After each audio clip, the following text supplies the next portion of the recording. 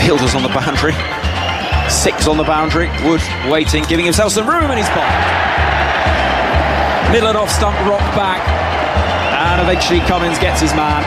Wood goes for 16. England all out for 188. A deficit in the first innings of 115. England fail to get close to Australia's efforts with the bat. Well, it's a beautiful afternoon in Hobart. The sun's shining, there's got some blue skies, some white horses on the Derwent, and a really interesting first session, certainly, in store here, with Australia resuming on 37 for 3, so they lead by 152. That green pitch, again, just a little bit more faded than it was since the match began 3 days ago. The heavy rollers trundling up and down, the players getting ready and so on, but of course they do lead by that 152, which seems a lot of runs, and England have got a big day ahead of them here. They've got to get wickets early, and then they've got to bat well, but they're going to be up against it for sure, because of course there's the night time to come, the floodlights and so on. So it's going to be a very interesting day indeed. Can England salvage anything from this tour? That's the question. I think overwhelmingly the feeling is that they missed that chance on the first day. But it's a long old thing as a test match, and anything can happen basically, so we shall see. But Stephen Finn's alongside me. And what do you think about today? Yeah, good afternoon, Aggers. How many times have we said that the first hour is so crucial for the outcome of the game? But if England can make those early inroads into the Australian batting lineup, get rid of Scott Boland, who fought gallantly last night in protecting his batsmen back in the hutch. If England can make inroads, then it's going to leave them something potentially manageable when it comes to chasing it in the last innings. But if Australia have a good hour, a good session here, it puts the game almost completely out of reach for England. So the game is almost decided this morning, I would say. I think it probably is. I mean, 250 seems a lot, doesn't it? Jeff's nodding sagely over there in a very bright shirt. Good afternoon to you, Jeffrey. Good afternoon, and it's an absolutely perfect day. It's gorgeous, isn't it? I think beyond what happens in the cricket, we can all enjoy what is, it could be the last day of the Ashes, could be the second last day, but it's perfect down here in Hobart, and I'm feeling very cheerful about whatever we're going to see. We've had a great exhibition for the first 2 days of everything. The match has been full of action, and so hopefully that continues in whatever way it pans out. Yeah, and thank goodness that tsunami alert yesterday didn't come to anything, and we the first test match possibly tsunamied off, but it was never really going to come to much, don't think down here with the Derwent, but obviously elsewhere it's been rather more serious. But yes, there was an alert around here for yesterday, but happily nothing's happened. The heavy roller's done its bit. That's chugging off solemnly to the far side of the ground, and the Australians going through their warm-ups and so on. And I wonder how England do feel about this. Steve, I mean, they came out, all the right things were said again yesterday. Sam Billings came out, as you know, he's a great optimist, isn't he? He's always cheerful about things, but it's the end of a long tour, this, and the end is in sight. And I'll be honest, there have been a few tours in this situation I've seen where the players have kind of run out of steam, really. They just everything's gone, they're running on empty, and it would be disappointing if that happened here today. Yeah, it certainly would. I think the changes of personnel, I suppose, make it retain some degree of freshness, I think, and guys that haven't played every game of this series. Sam Billings comes in, the energy, the wicket-keeper, to keep the energy levels up for the team, and I think that they've copped a lot of stick over the course of the last 6 weeks or so, rightly so in some cases, and I think quite a little bit unfairly when criticising them early in the series, given the lack of preparation and stuff that we've spoke about so often over the course of the last 6 weeks. But it does feel like that's a pertinent point. So I think they'll be so determined to show and to prove that they are very capable cricketers, and that they can compete with a team such as Australia. And if there's been any stage in the series or time in the series with which they have an opportunity to be able to win a test match, this has to be it. With a lead of 152, if they do get to 250, it does feel like too many. But this afternoon here for this day-night test match does feel like their opportunity to win a test match in this series, and that should galvanise them. It's the paradox of this English team, again, that at the moment when this session starts, we'll say it's all on the bowling. You need a Stuart Broad special, you need Ollie Robinson to come good with his back complaint, you need the bowlers to do something special, but then that still relies on the batting side of the equation to actually deliver. And the bowlers, look, they maybe let Australia get too many in the first innings. They've had one bad day in the series, and it happened to be on that first day here. But 303 wasn't a giant first innings score, and they were in the match with an opportunity, batting on day 2 in sunshine to do something special and to try to match it with Australia. And once again, it was the batting that didn't deliver when the bowling had delivered at least a par score. It certainly wasn't above par. They hadn't blown it.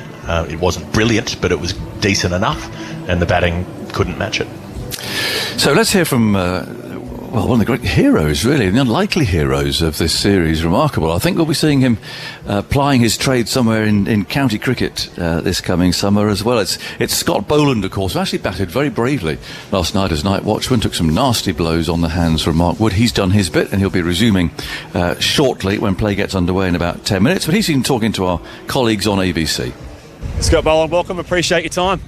Thank you. We'll talk about your bowling shortly. You are currently batting. You did the job as night watchman. How did you find navigating that last 20 minutes or so? It was pretty tough work. Obviously Robinson had the ball really moving around off the seam from one end, which was pretty hard work, and then Wood was bowling with nice pace at the other end. So, it made it very hard work, but I was happy to try and take most of the strike there. What sort of experience have you had as night watchman previously in Sheffield Shield cricket? I've done it quite a few times.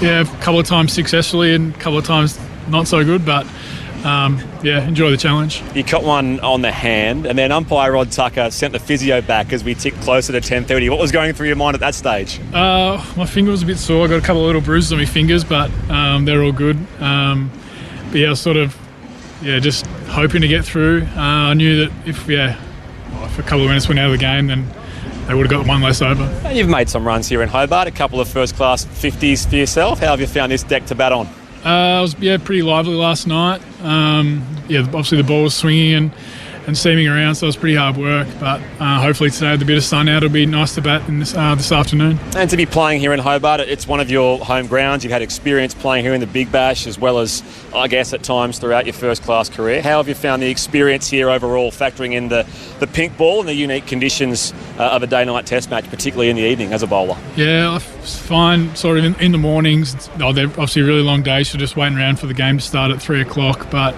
the experience has been great. The crowd's been really supportive of me again, which has been really nice. And then we had the pink ball. We pretty much shifted our whole innings yesterday, which was really good. We kept the ball in really good nick and sort of worked out really well. Last time I spoke to you was back at the MCG test, and it was a pretty overwhelming experience. Give us a bit of an understanding of how your life has changed since this most recent, this test experience has started for you. It's probably hard to answer now at the moment. Obviously playing 3 tests now, didn't really, probably at the start of the summer, I was hoping to maybe be in the test squad if I was going really well, but it's sort of been a bit of a whirlwind. I've had so much support from family and friends, like after that first test in Melbourne, like I would have had 500-600 messages to go through, and I've tried to reply to everyone, but it's taken its time. With playing 3 tests, you get your contract upgrade, so financially things change. How is your next 6 to 12 months? Have you fielded many calls from county sides? I think my manager has, but I'm not sure. Obviously I'm not sure how that will play out. I think it'll sort of be, I definitely might be going over there for 6 months. I like to have a big pre-season and have myself sort of really fit and strong going into the next year. I guess more broadly, and we were pondering this amongst ourselves last night, in your own mind, how much of your success is attributed to the fact that you are a mature age debutant who's had 10 years of first-class experience before coming up to test level? Yeah, it's probably the main factor, I reckon. Obviously playing 80 games for Victoria that we've, for the last 5 years and probably until this year, we've played on MCG wickets which have been really flat, and trying to work out ways to get wickets on that wicket probably sets me up that I can go to any other ground, and if there's a bit in the wicket, I always feel like I'm in the game as a fast bowler. Had a couple of catches go down yesterday. Did you get a little apology from Davey Warner or Osman Khawaja? Yeah, they both apologised straight away. Obviously no one means to drop a catch, and they've both taken great catches this summer, so hopefully next innings I can give them a couple more. What's the plan for today? Hopefully probably just bat as long as we can. We haven't really had a chat yet. We'll have a chat pre-game today, and then work out sort of where we see the game going. Scott, appreciate your time. Go well. Thank you. Scott Boland, hero with the ball, and certainly did his job last night as night watchman, much rightly made, of course, of his Indigenous heritage. Jeff, I just wonder what the record might be of Indigenous night watchman for Australia. Well, I think the last time we had one, Jason Gillespie went on to make 201 not out. Just the 200, yeah. Yeah. So, look, I'm not necessarily saying that will happen, but I will say that Scott Boland's made 2 first-class 50s, and they were both here at the Reeve Oval. Well, he did play really well last night. It was a horrible job to come in, wasn't it? Wood was steaming in, under the lights. It was a horrible time to bat, and he came in pretty early, too. I know he came in, it was that on the cusp, so when you're night watchman, I've done it a number of times, you get told that you are night watchman at a certain time or with overs to go. So yesterday there were so many overs not to be bowled, so yesterday is a situation where you're told a time. So it's 10, it would have been 10 past. We finished the day at 10:30, so 10 past 10 would have been the time that the night watchman is then officially on duty. But there's always that awkward period around that time where if a wicket falls in the over in the build up to you going out there, the batter will sort of nervously turn around and look at you and go, you fancy it? You can go now. You just make the walk out there last an extra minute. So Scott Boland actually came out with 21 minutes to bat yesterday, and given how difficult the main batters had made it look yesterday, that we were questioning whether a night watchman would be capable or competent enough to be able to come out there and deal with, as he said in his interview then, extravagant seam movement from Robinson and the pace of Wood. But he ended up playing it expertly, as if he was batting with a tail ender, taking a single off the 5th ball of the over every single time. I think Steve Smith in those last 20 minutes only faced 4 balls, something like that. So he masterfully navigated his way through the situation. And I must add one more thing. One of his first-class 50s here was scored off 230 balls or something. So, I mean, for our sake and for everyone listening at home's sake, I hope that doesn't happen today. Well, the Yorker from Wood, the last ball of the day as well, that tailed in at the stumps. He got bat down on it, and then it was deflected to short leg, who picked it up and threw the stumps down. And Boland had managed to keep his back foot grounded as well. So he was alert, he was aware, and he was very brave. Yeah, absolutely. And he's on his way out. I can see him. Thanks, Jeff. We'll catch up with you later on. It is an absolutely beautiful afternoon in Hobart. It's been a bit of a mixture, as I'm sure we've been telling you over the last 3 days. Not a lot of rain, but not a lot of sunshine either during our week here. But the last couple of days, the weather really has been turned on by Tasmania, and it's absolutely wonderful. Blue skies and just that white cloud around. As I said before, it's not like those piercing, flawless blue skies that you see in other parts of Australia. It's more like an English summer's day here, really. Quite humid. When the sun comes out, it's got some force in it, and it's a definite hat and sun cream weather, even though the temperature's only about 21, 22, but really very pleasant. And certainly good conditions on fields in which to bat, although I suspect the ball will still be moving around a little bit. There's 19 overs old, this ball now. And we did see Robinson move it around yesterday. I was looking to see, is he on the field? We're sort of doing our checks with him. And Stokes, there he is at mid-on, isn't he? And Mark Wood I can see coming down here to long leg. So presumably he's going to bowl from our end, because Stuart Broad is loosening up to bowl from the other, and he hasn't bowled much on that end actually. He's tended to bowl from this end. I think it's the first time I've seen him running towards us, unless the wind's changed for his in-swingers that he's been bowling predominantly this series, or sorry, this game, particularly yesterday, some extravagant in-swing, so maybe the wind's changed and he fancies to go from the other end. And still that leg slip, which almost produced a wicket yesterday, but both teams have favoured that and have gone with it almost throughout. So it's not a position that you see very often, but Stuart Broad there's moving Ollie Pope about a foot to his left. And Pope saying, quite sure that where you want me? Now he's scratching a mark on the grass. And here comes the first ball of what is only the 3rd day of this match. And Stuart Broad then runs in from the far end. He's bowling to Steve Smith. He's wearing a sleeveless sweater, and he allows the ball to pass by to Sam Billings, who immediately walks up a mark or two, scratches at the ground, and Broad wanders back into the distance again. Smallish crowd today, but they're sitting out on the hill to the left there, and beyond that I wonder if the wind has changed a bit, because you can see the waves more on the Derwent today, a little choppier. So whether that does indicate that the breeze has changed around a bit, that's why Broad is bowling from there, I'm not entirely sure, but definitely more wave activity as Broad moves in, bowls wide of the off stump, and Smith lets that go by. And he was at his frenetic best last night, jerking and tugging and you name it, just doing everything really. And he seems to be at it again this morning, actually, wandering around, twiddling his bat and pulling at his pads and protective gear and so on. It's exhausting business watching Smith bat. Broad pauses for a moment. There wasn't a single over of spin bowl by either side yesterday, so while there were 11 unbowled overs by the end. Broad comes in, bowls outside the off stump, a little bit of movement away from Smith. He allows that to go through. Not a single over. Now those 11 overs, of course, are lost. They're lost to the match. Not that I suspect it'll really matter very much the speed with which this game is going, but under normal circumstances, Test match, it's 45 minutes of play gone, as written out of a match. Yeah, they certainly didn't rush through their overs yesterday, did they? No. Neither team. Well, the game was hurtling at such a pace that those overs will be insignificant when it comes to the end of the game. Those England supporters there finish their own particular rendition of Jerusalem as Broad comes in from that end and bowls to Smith, still looking for the first run of the day. They won't find it there as it's played out to cover. That's fielded by David Malan. Still people coming in. Two youngsters there heading for the hill, I can see, with their parents. I see that the Teletubbies are alive and well in Tasmania. Not really good at identifying each particular one, but there were 3 or 4 wandering into the hill a little bit earlier on. Broad. Derwent behind him moves in, bowls, and Smith drives firmly in that direction and finds Robinson fielding at mid-on. 37 for 3. Fueled up by oysters again. What a treat. I've still not had one. I've not on. brought myself to have one yet. It's Well, I think word's got out because actually they all disappeared rather quickly this morning, which is unfortunate. Shame. I saw Lemon loading 4 up. It was a bit excessive. They're so creamy.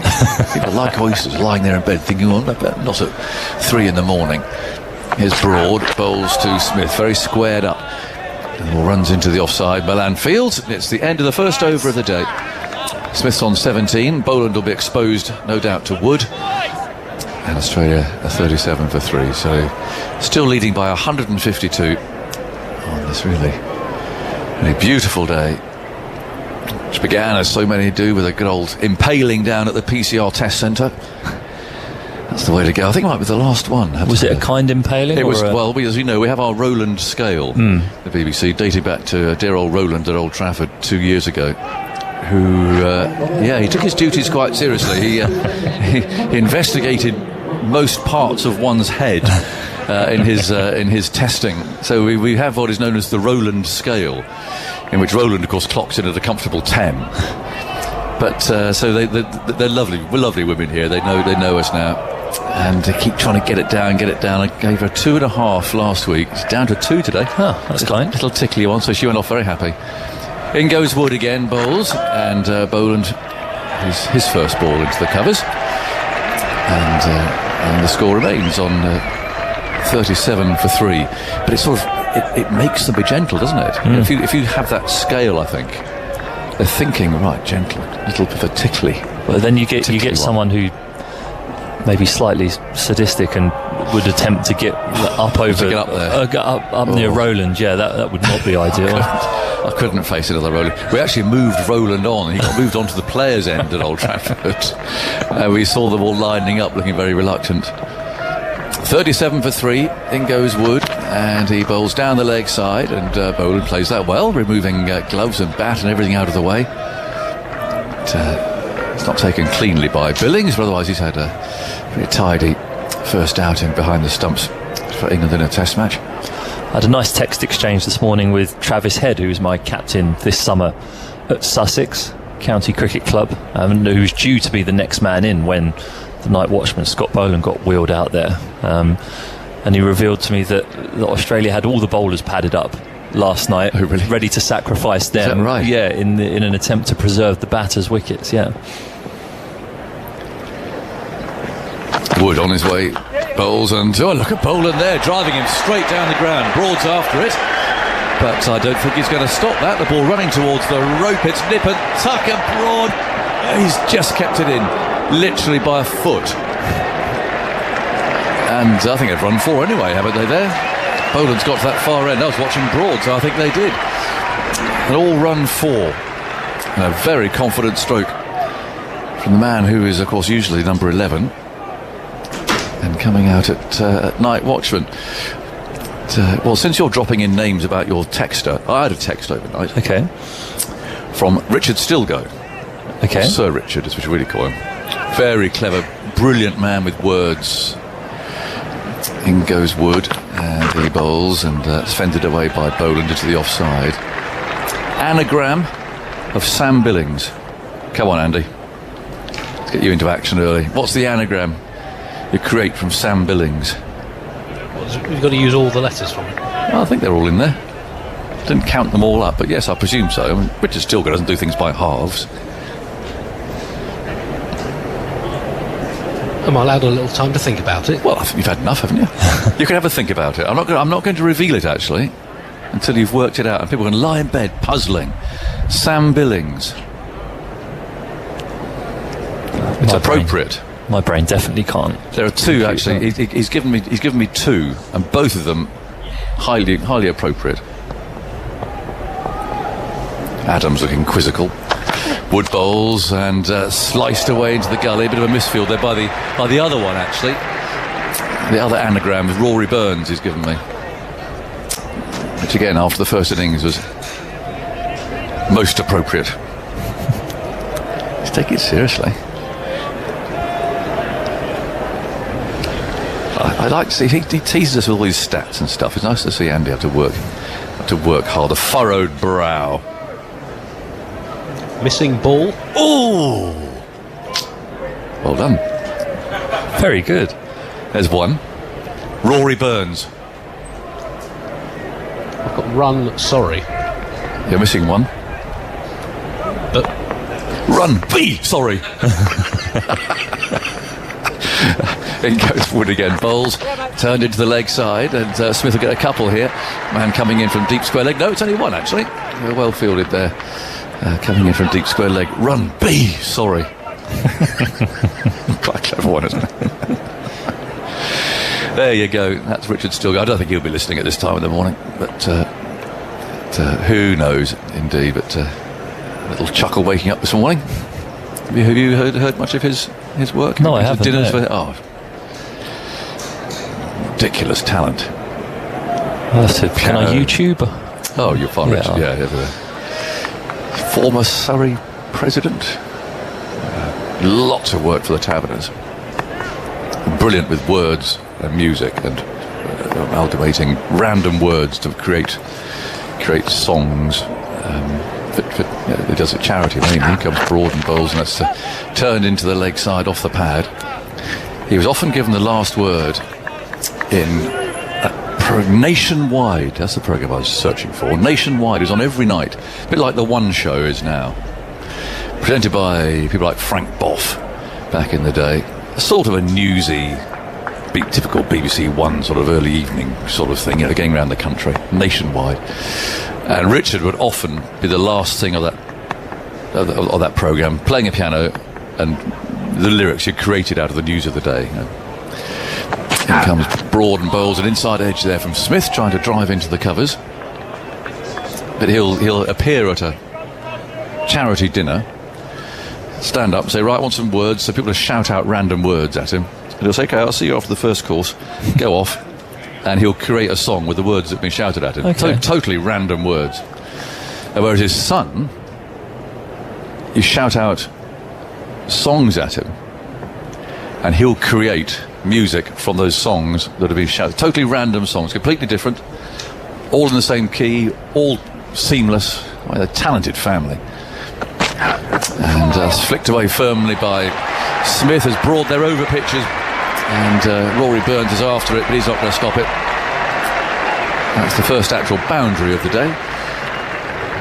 After the all-run 4 for Boland. So he's on 8, Smith 22, the lead 162. So already it's moving on at sort of brisk rate that Australia would want. I mean, ideally they want to get England batting, of course. When it's dark and the lights are coming on in that nasty twilight period, it could well be set up for that. If they score quickly enough to get there, that's, I'm sure, what Australia will have in their minds. England really got to bowl them out as quickly as they possibly can. In comes Broad again, bowls to Smith, a step across in front of his stumps, appeal for leg before wicket. Broad likes it, but nothing from umpire Wilson. Grey-bearded. Broad's having a conversation with Joe Root, hands on hips. Broad's looking around everywhere, really. He wants anyone. Root's turned his back on him, said forget it, but Broad's still carrying on. He's chuntering away. He had a go at the robot camera yesterday. He was just searching for anybody there to say, Stuart, I think you're right. But he was interested, I think, by the fact that he got so far across in front of his stumps. But it was quite amusing there that Root just completely turned his back on him. It's pretty straight. So it's not a terrible shout. No, it's not. It has hit the gap in between thigh pad and top of the pad. And yes, going over the top, but not by a lot. But a good decision by Root. He just turned his back as Broad was still carrying on. Anyway, 47 for 3. Smith waits. Broad's on his way with his bandana on. He bowls outside the off stumps, not too far away, just angling back into the right-handed batsman. Goes for a stroll, pulling at his pads. Did your that pizza that we waited some hours for last night ever arrive? No, no, it didn't. Me and Alex Hartley were trying to order a late-night pizza. You did. With a couple of chicken nuggets in there as well, and there was the promise. That's why I hung around. Yeah, it wasn't our company; it was the pizza you're after. Yeah, it was. That's fair enough. I've had problems with that particular delivery people before. In comes Broad, bowls and hits on the pad again. Broad really likes that, and umpire Wilson again says no. And again, we're going to go through this process. And immediately there, Milan's saying it's high. Broad's saying, of course it's not. Root's turned his back and he's talking to Sam Billings. Broad's wandering around. He's absolutely determined that this should be out. Root's got his hands on his hips. He's been given not out. Stokes has come in for the final adjudication, and it's ticked down to naught. And Broad can't believe it. He's still look at him. He's searching. He's just looking around for anybody to say, "Yep, Stuart, you're right. Let's review it." He's like a child stood in the playground looking for people to play with, and everyone's turned their back on him. He's still lurking around. It looks high again up on that screen, but he's glaring at the screen. Tell you what, if that's showing it's hitting, it's going to be trouble. But again, just going over the top, Stuart, I'm afraid. So 2 very good decisions from umpire Wilson, and by Joe Root. Actually, he's shaking his head. He'll do a Virat Kohli in a minute. Shout down the pitch microphone. He's double teapotting now, isn't he? He's not a happy bunny. No, he's stomping about at mid-on. He'd have one of those dark thunderclouds over him. It's a cartoon picture. Boland's on strike. Wood's on the way. He's there and he bowls to him. He defends very solidly. Wokes is the fielder jogging in from point. It's funny enough, my failed delivery was also a pizza. Is it? Yeah, it was. From a disappointing large chain of pizza. Yes. Yeah. There was a bit of a fallout because the customer services rang up afterwards and said, "How did you enjoy it?" As though it never arrived. So late night pizzas, they don't seem to work very well down here. No, the timings of this game are bizarre, aren't they? You just find yourself getting hungry in the middle of the night, attacking the minibar. Here's Wood again bowling a lively bouncer. Boland plays it well, ducking well underneath it. Flies through to Sam Billings, a long way back there. It's actually a period of play now where Scott Boland has the potential to really frustrate England, because they come into this wanting to remove Australia's middle order, and you've got a guy who usually bats number 11 there, wasting deliveries. Broad's even now resorted to asking Steve Smith if he thinks he should review it. Dear me, he does look cross. Wood, a bit wide of the crease. Oh, that's caught behind. It's the end of Boland. A little nick outside the off stump. One of those sort of regulation dismissals, really. Billings just threw the ball in the air. Wood ran through. No wild celebrations, but one or two smiles on the faces. At least they've got rid of the night watchman. Short, bounced a bit. In fact, bounced quite a lot. But then actually rather died on its way through to the keeper. So there's still no particular great pace in this pitch, but just enough to interest you if you land the ball on the seam. But a brave effort there by Boland. 8 from 33 balls. He more than did his job. And it means that Travis Head will now come out at number 6 rather than number 5. Yeah, just an extra bit of bounce there from Mark Wood. The deliveries predominantly this morning angled in towards Scott Boland, and he's played them relatively comfortably out in front of his body. Driven one beautifully down the ground for an all-run 4. Stuart Broad had to chase, but this ball just slightly leaves him, and the pace and bounce of Mark Wood, meaning it left Scott Boland fending away from his body slightly. Just manages to take a tiny little nick through to Sam Billings, who no extravagant celebrations, but the first speed bump or obstacle that England have had to navigate their way through this morning has been removed, and now they can start trying to get into this Australian middle order. The lead's 162. Exposing Travis Head at this time of day will be exactly what England would have wanted, and now they're going to hope to keep navigating their way through this middle order. Yeah, nothing worse than night watchman hanging around. Oh, it's horrible. Wasting energy and everything else. So he's gone. They've got the new man. The lead 162. So 11 added so far this morning. It's 47 for 4. His wicket's tumbling against 17 yesterday. And there's an early one to get us underway this morning. Or this afternoon, rather. It's an interesting field that England have set here. Leg gully, fine leg. Square leg in front of square on the boundary. A square leg in the ring. A one-day ring. Wood's on the way. Bowls the left-handed head. Plays that off his hip. Is in the air. Might have interested a short leg field, and especially when they set them fairly deep these days. But Burns field at mid-wicket. Robertson's going through some loosening up routines there at mid-on, trying to keep his back mobile. He wouldn't have been far away, that, from a short leg. I mean, perhaps you could say perhaps he wouldn't have played it like that, but it's an unusual field. Long leg, deep square leg. That man will be on the edge of a one-day circle. That fine leg. No third man. As Wood bowls against turned away off his hip, out towards the deep man. That square leg coming in at Stokes. And it's 48 for 4. England can just get these two out. I mean, 250 to win a big, great game of cricket, wouldn't it? Fantastic, yeah, because it's been such a quick scoring, not high scoring. It's been the opposite of high scoring, but it's been such a quick scoring game and ground that whenever the ball does make it through the infield, it tends to make it to the boundary. So there are opportunities to score. There's not the extravagant seam movement that we saw on the first day, so there will be opportunities to score, but the quality of the bowling has been high. The pitch has been a little bit sporting to the bowlers as the game's worn on. So yeah, it would be a fantastic game of cricket. Slip in a gully as Wood bowls, and Smith gets right across in front of his stumps again and plays the ball that would have missed off out to mid-wicket, and Stokes finds himself there. Now it's the end of the over, so a successful one for Wood, who's taken 2 wickets now. He's taken 2 for 16. I'm going to move out of here. Henry Moran's coming in.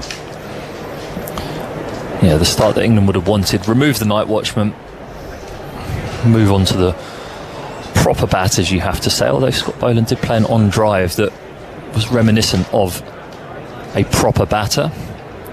But now Stuart Broad gets a left-hander that he's consistently eaten for breakfast over the last few years. Travis Head, the form man, the leading run scorer in the series, and he's only played 4 test matches out of 5. Missed the last one for COVID. Turned the tide for Australia on day 1, and he'll be looking to put Australia in an even more commanding position than they already are if he can remain there for the next couple of hours. Afternoon, Finny. Hello, Henry. How are you? I'm okay. I'm enthused by England's early wicket. I'd like them to get rid of one of these two more recognised batsmen, but it's always nice to get rid of the night watchman because they can be a real pain in the backside. As you say, using up energy. Yeah, it's just that freshness, especially when you've been in the field for what it feels like the entire game. You've only had 50 overs off. If you're wasting your energy on a night watchman. Broad from the river end, running in. And this is driven away nicely into the offside from the bat of Travis Head out towards deep point where Rory Burns in front of that grass bank will field Andy Saltzman. 47 for 4 is Australia's worst score at the fall of the fourth wicket against England in this country. Since the 2010-11 series, they were 36 for 4 at Perth, their second worst since 1995, and fourth worst since 1979. So an unusually poor start, albeit they're still ahead in the game. Is that the first innings at Perth we had them 36 for 4? Yep. Oh, he must have really stuffed that up. Here comes Broad, bowling to Smith, who defends. That was the game you lost. Yeah, and I got dropped after it, yeah. Saltz is about to read my figures. I don't know if I want to be here for this. So Australia recovered from that. They were 36 for 4 when Shane Watson was LBW to Finn. Yeah, accidental Yorker. What does it say about it? I bet it says rasping Yorker or something. What a terrific Yorker. It was a complete accident. I missed my length by about 6 metres. Cricinfo text commentary there. Broad at the far end. 2 slips of weight as Smith on strike, clipping the ball in front of the pads as he's done so many times over the years, works it down towards Wood. Long leg, and a single is taken. 50 up for Australia, 50 for 4. The lead stands at 165. Australia recovered from 36 for 4 to 268 all out, with a 61 from Hussey, half centuries from Brad Haddon and Mitchell Johnson, and runs from Siddle at the end. England bowled out for 187, Mitchell Johnson 6 for 38, Australia 309, and England then skittled for 123. Steve Finn disappointingly out for 2 to conclude the game. Yeah, that's happened to me a few times, that.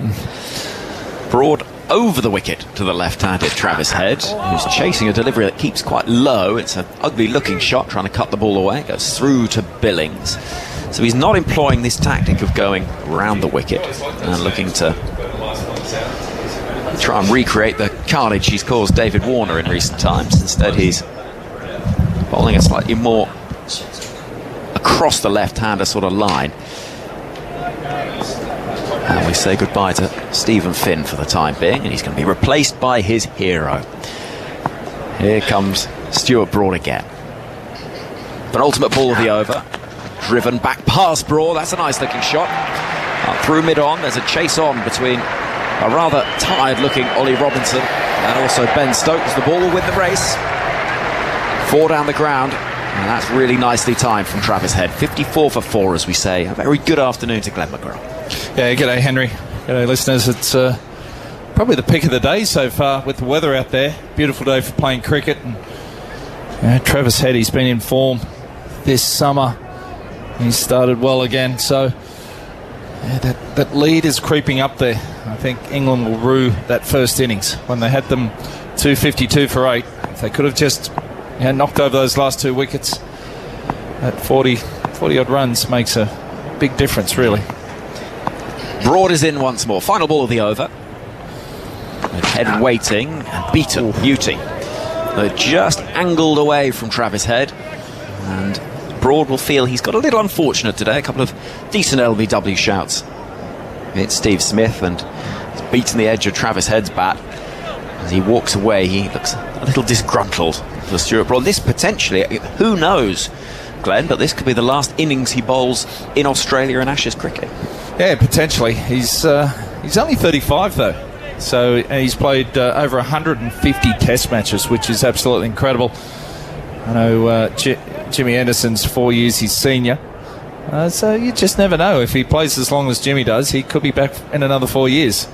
We've got the Ashes coming up in the UK between now and then, and he's got what's he knocked over Dave Warner 14 times, I think.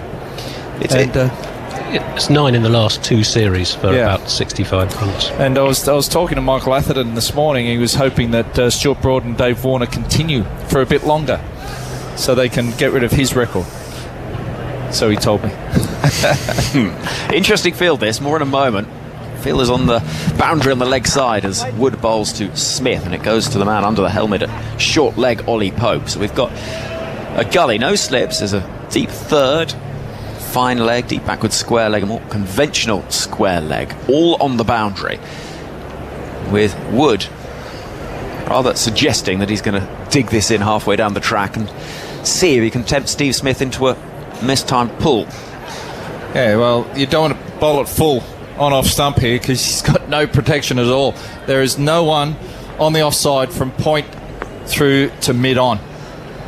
Wood is in to bowl to Smith. It is short and it's paddled away with plenty of control from the bat of Smith, who moves to 24, and Australia extend that lead ever further, 170 runs. Do you think, a bit like when Brazil won the World Cup in 1970, that Stuart Broad gets to keep David Warner now that he's got him out so much? Well, we've had the same argument with the Ashes as well, haven't we? That we won it plenty of times, and we could look at it through the glass case at Lord's, and that was about it. But quite right too. In that case, I have no issues with passing over David Warner to Stuart Broad. He can take him home. Here comes Wood then. A slip and a gully wait as a short, hostile ball from Mark Wood that is ducked out of the way of by Travis Head.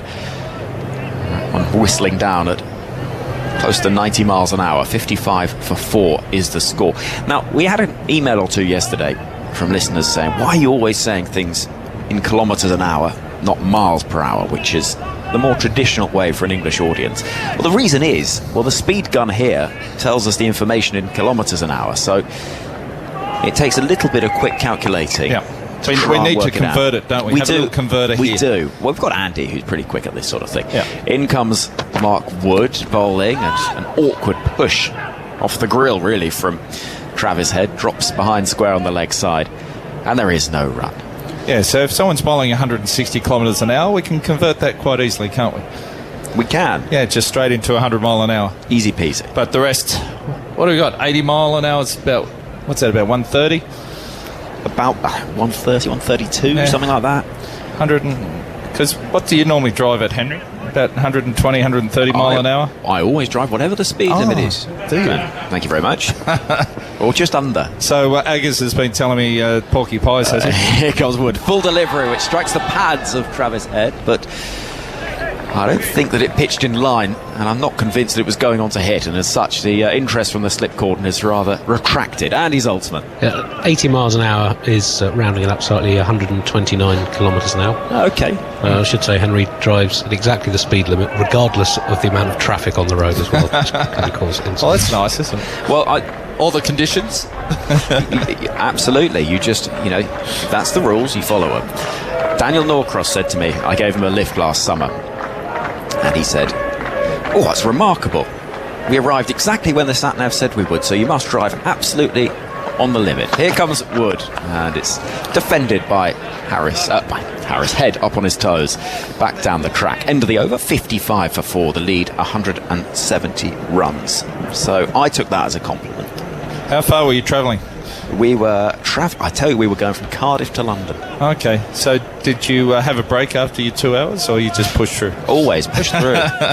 When you're in a car with Daniel, yeah, you tend to want the experience to end as rapidly as is possible. Fair enough. Now, I was chatting to Sam Billings earlier, and he was saying that when he got the news that he was in the team, he had to drive from the Gold Coast down to Sydney, which is a fair drive. It's around about probably a 9.5 hour drive, 9 hour drive. And he stopped at Coffs Harbour because it was a long drive. And I drove from the Noosa on the Sunshine Coast down, and it's about 11 hour drive and pushed through in the day. So here comes Broad, left alone by Steve Smith outside the off stump. But here in Australia, we pop down the road 4 or 5 hours for to catch it with friends. Whereas in the UK, if you travel a few hours, not only you're in a different county or several different counties, you're potentially in a different country, aren't you? Oh yeah, you tend to not be driving that far without packing an overnight bag. You're not going to do that in a day. Yeah, I always love the UK where you can travel half an hour and you get a totally different accent. Yeah. Here comes Broad in from the far end. 2 slips. Wait, there's a leg slip as well, and it's striking the pads. Again, I say pads because it sort of clatters between 2 noises. I think probably a bit of bat and pad, and that's why England lose their interest in the appeal. 56 for 4. A run is signalled, so they do extend that lead ever further. 171 runs now. And you just listen to someone like Alex, who is from Blackburn, to the north of Manchester, and the accent 5-6 miles down the road will be different. There'll be subtle changes to it. Exactly. Here you've got to travel a fair way. You hear a slight difference between a New South Welshman and a Queenslander.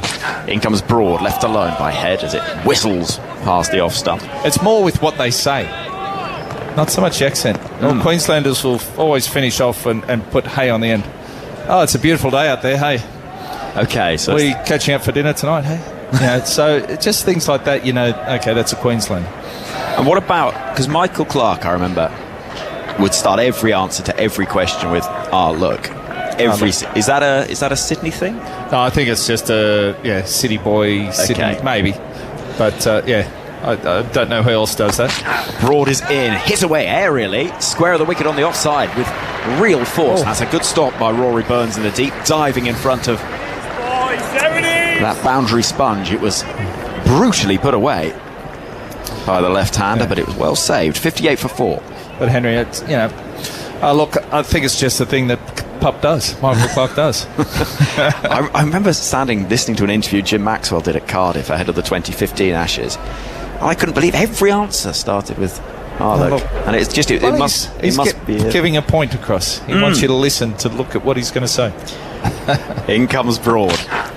A swing and a miss. That's not quite as convincing a stroke from Head. It goes through to the gloves of Sam Billings. But it's those little nuances, parts of language that make it so interesting, and you'd be able to spot those from listening. As somebody from New South Wales, you'll be able to hear someone from Western Australia and spot those just little things like that, and getting better with accents from the UK.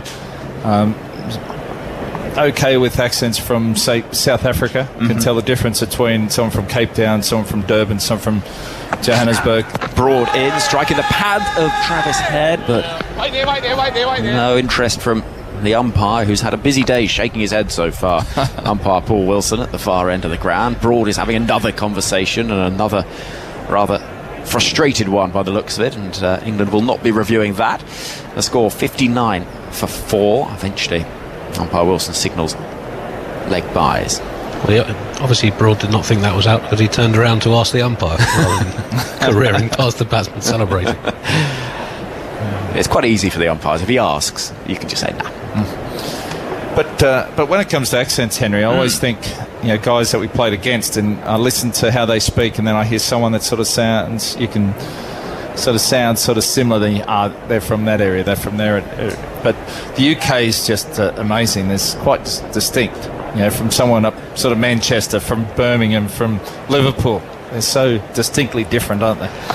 Mark Wood is in, up on his toes and defending cautiously as Travis Head into the offside. We've got a slip and a gully fielder, and mid-on, mid-off, good point, and protection on the leg side. 3 fielders on the leg side in the deep to stop any opportunities for Travis Head there. Andy? I found in my stand-up comedy career they even boo in a slightly different accent down to the next as well. So I can tell, Henry, that you're not from the north. No, I'm from Oxford. Oxford? Yeah. In the Midlands? No, more the south, really. Here comes Wood, and that's down the leg side. Is there something on that? Yes, there is. Travis Head stands there briefly, looks up at the umpire, hoping against hope that the decision will not go against him. But once England knew that there was a little tickle on it, it was either going to be the umpire's decision or the technology that would see Travis Head on his way, and he is gone. England get the breakthrough. Head gone for 8. It's 59 for 5. Oh, there you go. And Mark Wood, I think he's relishing being the enforcer. And he's picked up quite a few wickets from the short ball. Just flicks the glove on the way through. And Mark Wood, he knew straight away. Umpire Rod Tucker, no hesitation there. And Travis Head after the 100 in the first innings. Off he heads for only 8 next to his name. So we've got a game on our hands, but this pitch has shown that 174 runs is still a long way away. Well, it is. But we know that recent history at this venue has seen sides chasing big scores in the fourth inning. So, England, day-night, as we said the other day, day-night does alter things a little bit. But it could be interesting, this. England are right in this game. No question. Andy? Mark Wood's had a curious, interesting game. His first 10 overs was smashed all over the place, none for 74. Since when his last 8 overs in the first innings, and now 7.2 overs in this innings, combined 6 for 58. Okay, and how many of those off short balls? I think probably all 6. So why pitch it up? Good question. Took him, I guess, 10 overs to find that out.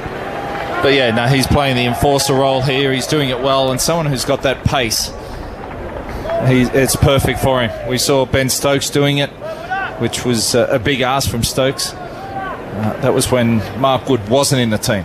So he's enjoying it. And someone like Mark Wood, he just runs in, gives everything, every delivery all day. He does spend a fair bit of time on the ground after he bowls it because of the energy he expends. Green, the new man in, is rather startled by a delivery just back of a length that rears up towards the top of his bat. 59 for 5. Cameron Green scored 74, the 22-year-old, in the first innings before Mark Wood got his wicket on that occasion. And these figures for Wood, 3 for 17, it feels rather like justification and reward for his endeavour across the series, because he hasn't necessarily got the wickets his efforts have deserved. No, and someone like him, like I said, just runs in hard all day. So it's nice to get the rewards every now and then. A slip and a gully wake, Green on strike, ducks out of the way of a very short delivery, so short and wide that it is signalled as such. And so one more onto the Australian total, 60 for 5. The lead stands at 175. Well, I was going to mention that Mark Wood, he might have to adjust his length because there's about a 1.5 foot difference between Travis Head and Cameron Green. So the short ball to Travis Head is just sort of a short of a length ball to Cameron Green. So not only is he right-handed compared to a left-hander, then you've got to think about the height. And that one there, we're just looking at it on the screen. What's it? They reckon it's about 2.5, 3 metres. He's a tall man, Cameron Green, but not that tall. Change of angle for Wood, round the wicket now to Green. There's a short leg in place, and it strikes the shoulder of the tall figure of Green. He rather ducked into a bouncer that caused him a little bit of discomfort, and that will encourage England, because if they can get Green early, then this really is on. 60 for 5. Yeah, you can. Mark Wood, he's holding that ball cross seam as well. I think Cameron Green was premeditating there a little bit. He thought it was going to be short. It wasn't quite as short as he thought. And when you hold the ball cross seam like that, if it hits the seam, you'll get a little bit more bounce. If it misses the seam, it can skid on a little bit. So just trying something a little different, but it does change the trajectory where it goes past the batsman or to the batsman. Coming up to 10 past 4 in the morning back in the UK. Good morning to you if you're with us. Here comes Mark Wood round the wicket again. Into bowl to Green, who ducks once more, and that just almost shaves his back as it goes over the top of him. I thought he was ducking before he'd let the ball go. He doesn't look comfortable. Well, he got out to the short ball in the first innings where he sort of pulled it, caught on the boundary, and but he looked good before that. And there's Mark Wood having a bit of a joke with Steve Smith. It's been a very friendly series sometimes, hasn't it? It does annoy me sort of watching that friendliness out there. Glenn, no. We want smiles and happiness. Here comes Mark Wood then. Final ball of the over.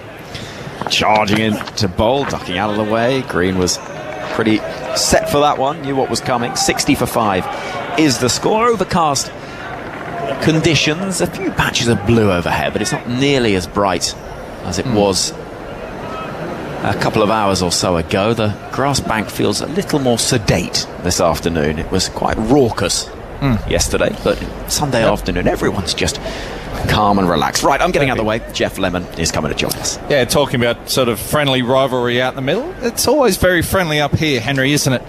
Between the odd random Aussie that comes in and the English, but I think that's the way modern cricket is with the IPL, with so many other competitions where players from all around the world coming in. Everyone knows each other so well, Jeff. Stuart Broad with the David Boone stand behind him. He's got Smith standing up tall and defending, and I think that's right. I think it's the same in the commentary ranks. We all work together, so we all have to get along, and we're all people at the end of the day. Nationality doesn't mean that much, or it shouldn't. The one thing I noticed my little stint in the IPL is it doesn't matter where you're from around the world playing cricket. You have a passion for cricket, same interest, very similar, and we're all the same, so it's good to see everyone getting on. Here comes Broad up to Smith, who's flicking away off his toes out to deep backward square leg. He'll get through for a single. 61 for 5, Smith to 26, and there aren't that many people in the world who love cricket. I know it's a big sport. It's a big sport in Asia, but it feels like in our countries, in the UK and in Australia, it's not everybody's cup of tea. And so if you're really into the game, you want to connect with other people who are really into the game. It shouldn't matter what team they support or what team they play for. Well, I think in Australia it's still the national sport, cricket. Yeah, it is. It in is the UK, biggest. it'd be football, wouldn't it? Yes. Or soccer, as we call here in Australia. Well, it's the game where they kick a ball with their feet more than all of the other footballs where they don't kick the ball with their feet so often or so consistently. So I'm happy to go with football. Andy, you've got something for us. Travis Head's final figures for the series. Come to after this next ball from Broad. Well, Broad's just taking a while to have a chat down there to Ben Stokes. Just building the pressure a little bit on Cameron Green, is he? Something like that. 3 slips in place. And Broad bowls to Green, who leaves alone outside the off stump. Happy to do so. Head finished with 357 runs from 6 innings, averaged fractionally under 60. Strike rate is the particularly interesting thing about his batting. He made those 2 blazing centuries in the first and final tests, and another quick half century in Adelaide. Strike rate 86 per 100 balls, so just over 5 and over. The next highest amongst top 7 batters in this series is 60 per 100 balls. That was Sam Billings from his 1 innings, and Zach Crawley just under 60 as well. So comfortably the most fluent player we've seen. Here comes Broad up to the towering Green, who's struck on the pad. Broad's up again, of course he is, but I think there was bat involved in that. Did it sound like a bit of an edge, Glenn? There could have been, and Cameron Green is a big man. He does get quite a fair way down the wicket too with that front foot, so it might have been just a little, and the fact that Stuart Broad's not overly concerned and trying to convince. No edge, but it hit him high on the back leg, and if it hits Green high on the back leg, then it's probably going over about 2 sets of stumps. So Australia's all-rounder survives. Broad tries again, and Green's getting it off the pad again, away behind square. They'll run through for what's probably a leg by. Just waiting for the umpire's signal. No, little edge on that one. So 62 for 5. Yeah, I thought I heard a little second noise, or is he just waiting out the clock? No, he's waiting out the time. It's a belated leg by, so the run doesn't go to Green. But the other thing, Andy, that we noticed with that strike rate of Travis Head was what we realised on the first day, that the only player who'd made as many runs in an Ashes series at a higher strike rate was Ian Botham in 81. There'd be a few in the era where strike rates weren't recorded that could have challenged that. Victor Trumper had a big series, Charlie McCartney had one, Jack Gregory had one where they scored more runs than Head, and it could have been faster. They did score quickly, those players. Broad bowls to Smith, who glances down to long leg, 63 for 5, Smith to 27, but he's up in the top few anyway of making runs quickly at that volume. Yes, and prior to this series, in I think 19 tests, his career strike rate was 49 per 100 balls. A huge jump up for him. End of the 28th over. He seems to have relaxed into this season, just looks more comfortable, enjoying his cricket a lot more, and when you do that, you can score a bit freer as well. I wonder, so Donald Bradman, was he a quick scorer? He was prolific, but he was quick on his day. He made 309 in a day at Leeds, didn't he, Andy? Which is pretty steady. Yeah. They bowled more overs in those days, I will say. Yeah, it was probably about 120, 130 overs in the day. Rather than the 82 that we get these days. What we lose yesterday, 11 overs? Something like that. That's unbelievable. Each day bleeding off 10% of the game with slow rates. Wood starts a new over and Smith steps across. The bat twists in his hand as he plays the ball to point. And we've seen out of the 5 wickets that have fallen, there's been 4 caught behind. So Sam Billings took a while to get off the mark with the first catch in that the first innings, but he's not mucking around here. He's had 4 fairly regulation catches, which is always nice playing in your first game. He must be breathing a sigh of relief because, as we mentioned yesterday, his first chance was that top edge from Nathan Lyon that required him to run almost all the way to the boundary and dive, and he couldn't quite get there. So at least he's got a few more straightforward ones. Wood to Smith, who hooks. He's going to be caught at fine leg. The catch taken down there. David Milan on the rope. And Stephen Smith falls to the short ball once again. He has had problems with the short ball in recent years, since Jofra Archer started bouncing him, since Neil Wagner started getting him out to that delivery, and Smith falls for 27. Australia 63 for 6. One of those the night watchman. Carey will be out next, but they're down to the last recognised pair for Australia. That's an interesting shot considering the field, but he probably felt that he could get under it. And it's not right on the boundary either where he's been caught, and just picks out David Milan there. So he'd be very disappointed with himself there, Steve Smith. Well, he does play that up and under pull shot quite a bit. He played it against Archer at Lord's that day before he got struck, where he gets under the ball and lifts it and tries to lift it over the rope. But, as you say, that one was caught a fair way in from the boundary. He didn't get a good piece on it. It went fine, whereas usually he'd hit those a bit squarer, or a bit closer to square, less far behind square, if you will. So 63 for 6. This is quite an extraordinary scoreline. Australia, after they were 12 for 3 in the first innings, recovered to 303, bowled out England for 188, and this match really is moving in fast forward. So, can England keep the foot down? And Mark Wood, he's been waiting all series for a run of wickets. He got 3 for 115 in the first innings. And now he's got 4 for 18 in the second.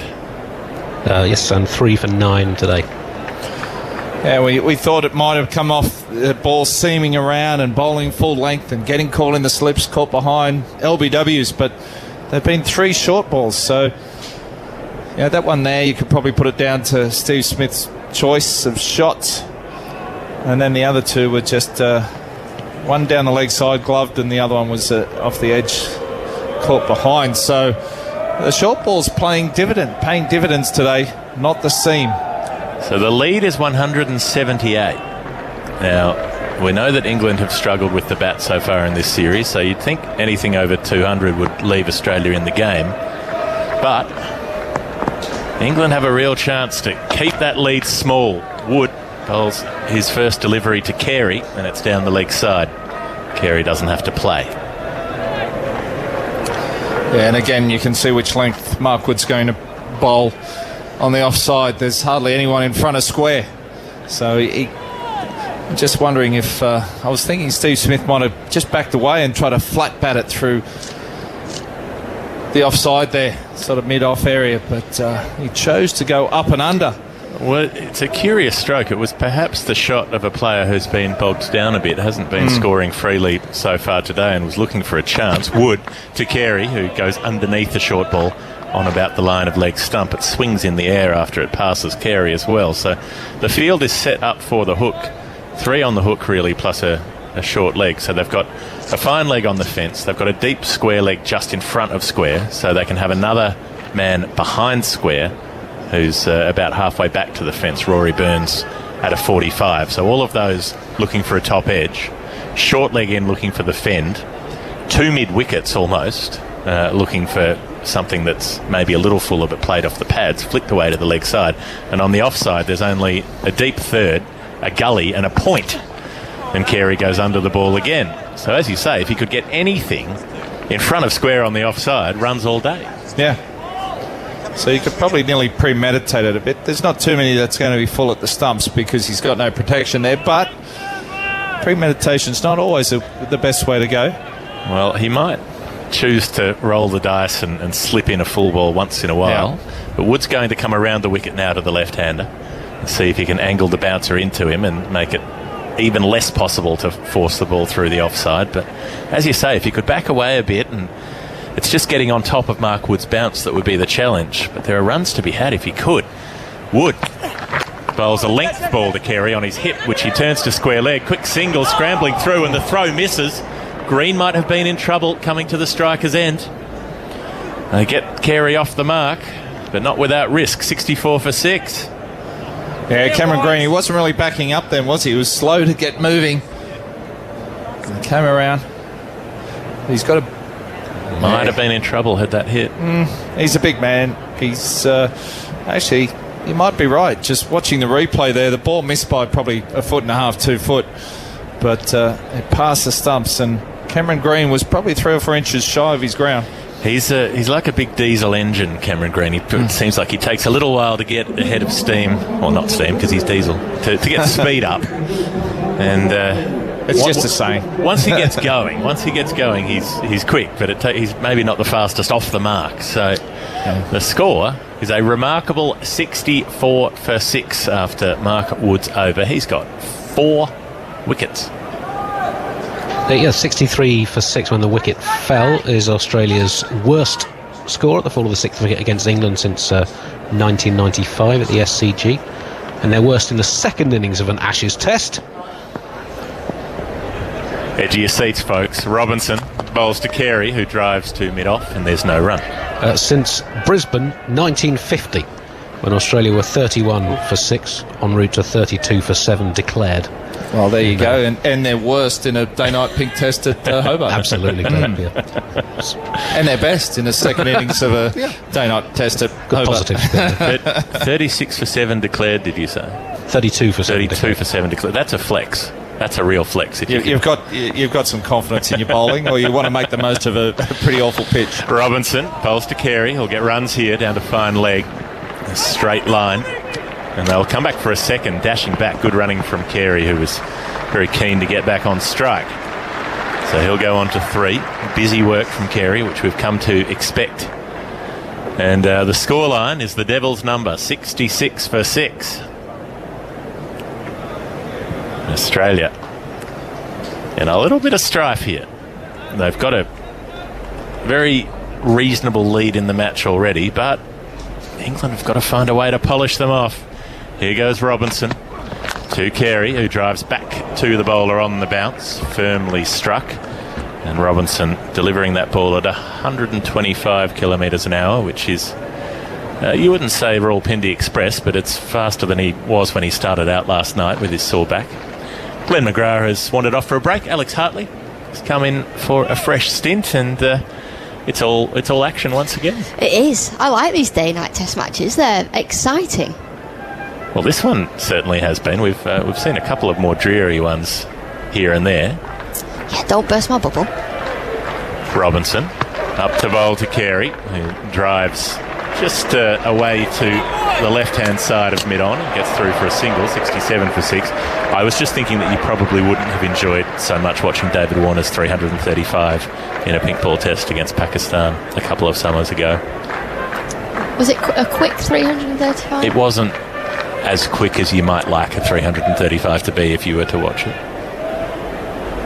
It was a very determined 335. It involved a lot of running, a lot of twos. Oh. He would have run a half marathon during that innings. It was an extraordinary display of fitness, really. It is always interesting to see how far fielders cover, batters cover on the Ks. Robinson bowling to Green, who leaves outside the off stump. And Robinson gets the encouragement to say that was lovely. He's up to 127.5. You often see them wearing, like, it looks like a bra underneath their white t-shirt, but it's got a GPS tracker in it, so it tracks every move that they make. It tracks your high speed running, your low speed running. So bowlers will do a lot more high speed running than the spinners. Robinson on the run in again to Green, who's driving on the bounce into the gap between cover and point. He'll get a couple more runs. Carey very keen to get the second again, as we've seen so far today. So it's the first runs for Cameron Green. He's got 2. Australia 69 for 6 as the 30th over comes to an end. So is that what you call the sting tracker? Every move you make, every step you take, every heart you break, every smile you fake, it will be recorded by the team's statistical analysis, and they'll go over it with you on a laptop at the end of a match. You're a very hard man to please, Jeff. That 335 not out by David Warner, 418 balls with a 6 and 39 fours at 80 per 100 balls. Young people today, they don't know how good they've got it. It's got something on Steve Smith's performance in this series. He's ended up with just 244 runs, average 30, 2 half-centuries. Here goes Mark Wood. Up to the left-handed Carey, who's dropping and running a single towards cover, 70 for 6. I wonder, Andy, if you could pull up Smith's numbers post the 2019 Ashes. I've already done that, Jeff. There we go. Thank you. Just by comparison, his previous 2 Ashes in Australia 4 years ago, 687 runs, average 137. In England, 774 runs in an otherwise low-scoring series, average 110. Handy. And yeah, even Bradman didn't average over 110 in 2 different Ashes series, so a massive drop-off since that 2019 series. 14 tests, just 100, an average of 36.8. Rejoining the mortals. Here's Mark Wood to Green, who's standing up and dropping the ball towards point. Won't take a run. Timed that nicely. Defensive push. In his sort of peak years, we've gone back to when he made his first Test 100 at the Oval and the final Test of the 2013 series up to the end of 2019, so essentially a 6-year period, 57 tests, over 6,000 runs at an average of 73 with 26 hundreds. So it's been a significant decline, and his average has dropped back below 60 for the first time in a long time. Wood turns at the top of his mark, runs up to Green and bowls on a length, and Green's defending. So Wood's not bowling short so far this over, but there's still nobody in front of square on the offside. Vast fields of opportunity to score if Green's willing to try to play a punch or a cover drive. I don't think Mark Wood will go for the old bluff with the full ball. I think in the first innings we saw him trying to pitch the ball up and just kept bowling half volley after half volley. Here he's gone back of a length short and it's working for him. He's picked up 4 wickets, already 3 to date.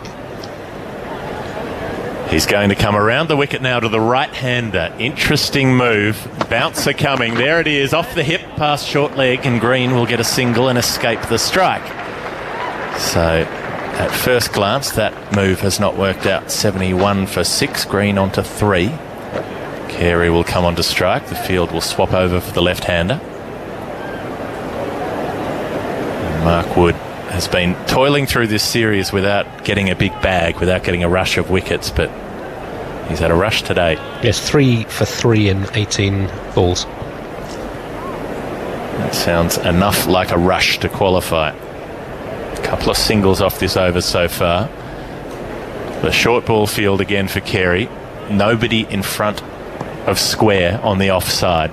6 on the leg side. Wood around the wicket, bowls full, the bluff nearly works. Nearly sneaks through Carey, but he just gets the bat down in time. So there was that full ball, but it wasn't a half volley, it was a proper Yorker. It's funny what taking a wicket can do to a bowler's confidence. So Wood burgled a wicket in that first innings with a short ball. He decided to go to that short ball plan and picked up a wicket. And you can just see he's a completely different bowler than he was in that first innings. You know, he's got confidence, he's striding back to the top of his mark. And he won't want Joe Root to take the ball away either. He'll want to push on for as long as he can in this spell. He's into his 10th over for the innings. Mark Wood coming around the wicket now to the left-hander. Bowling short, and Carey's going under it. That was too leg-side-ish, that ball, and too short. And he hasn't got his bumpers right to Carey in either innings, who's not as tall as some of the others. 31 overs gone, 71 for 6, and Australia's lead is 186 runs. Bowled incredibly well as Mark Wood. He's just waved to the dugout whether or not he wants a drink or not, but somebody's just gone off the field. I can't work out who it was. They ran off. I think Mark Wood might be going off actually. So Overton's coming on. Maybe he has had his spell. Maybe he needs to put his feet up. Get the ice collar on. It's hot out there. You can see he's got sweat dripping off the top of his head. There's a fly swatters back in the commentary box. I hate blowflies. Just can't deal with them. Robinson starting a new over, and Green's driving down to mid-off. There'll be no run. You know, they crawl across the window, they get in the way. Someone's got to take them out. They're distracting. It's like when the robot goes past when you're trying to bowl. Have you seen it's got a headband on today? Yeah, they put Stuart Broad's white headband on the buggy camera that's driving around the boundary. I think it's excellent. I think that officially qualifies under hashtag banter. So 71 for 6. England on the cusp of something special. They've got Green leaving Robinson. That ball seamed outside the off stump, decked away, but the length was a bit too short to make Green play.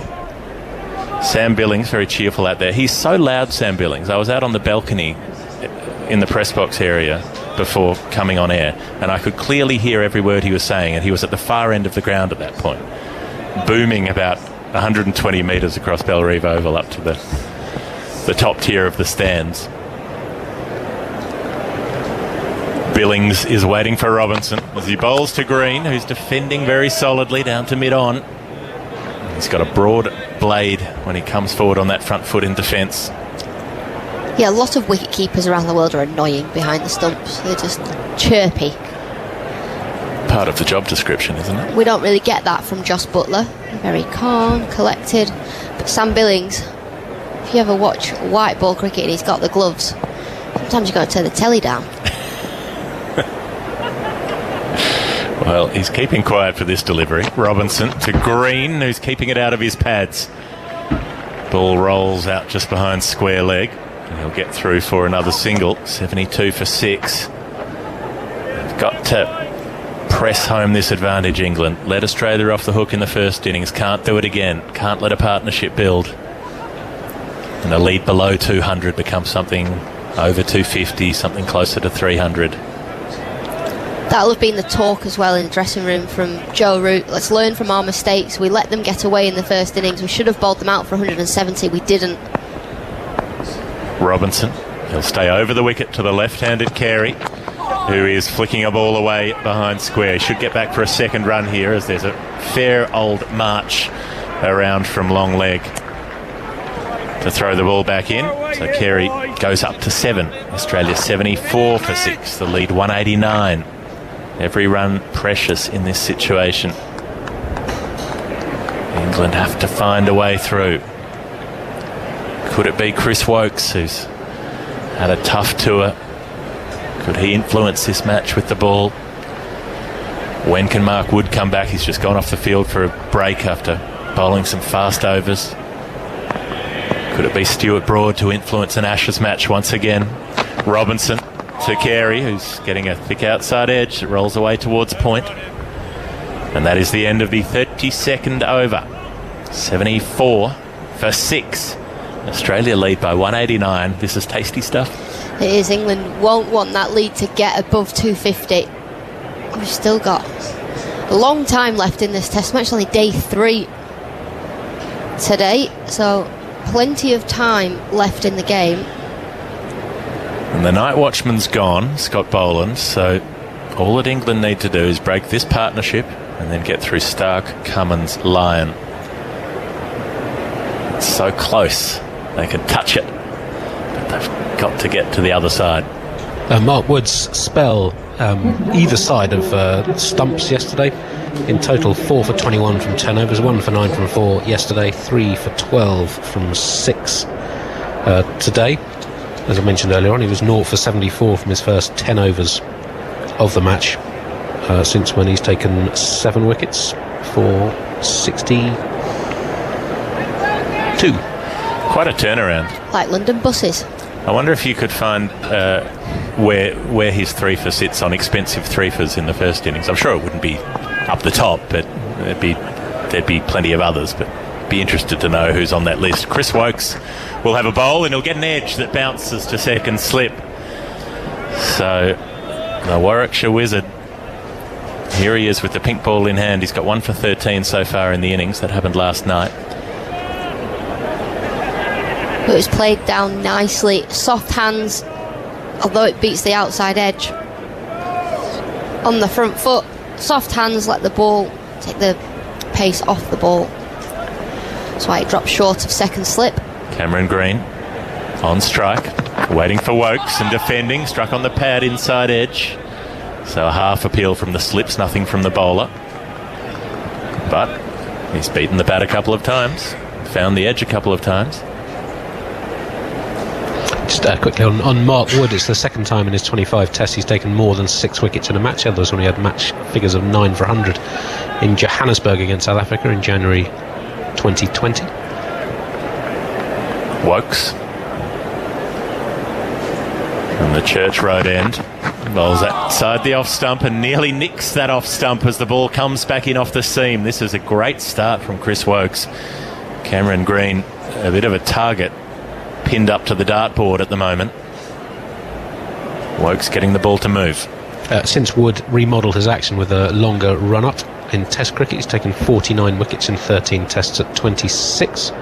Prior to that, he'd taken 30 and 12 at 41. Wokes to Green, who's defending. Bat and pad close together. And that was towards the inside portion of the bat again. So Green hasn't found the middle against Chris Wokes in 4 attempts. Chris Wokes bowling really well. A couple of bat pad, which has now brought a short leg into play.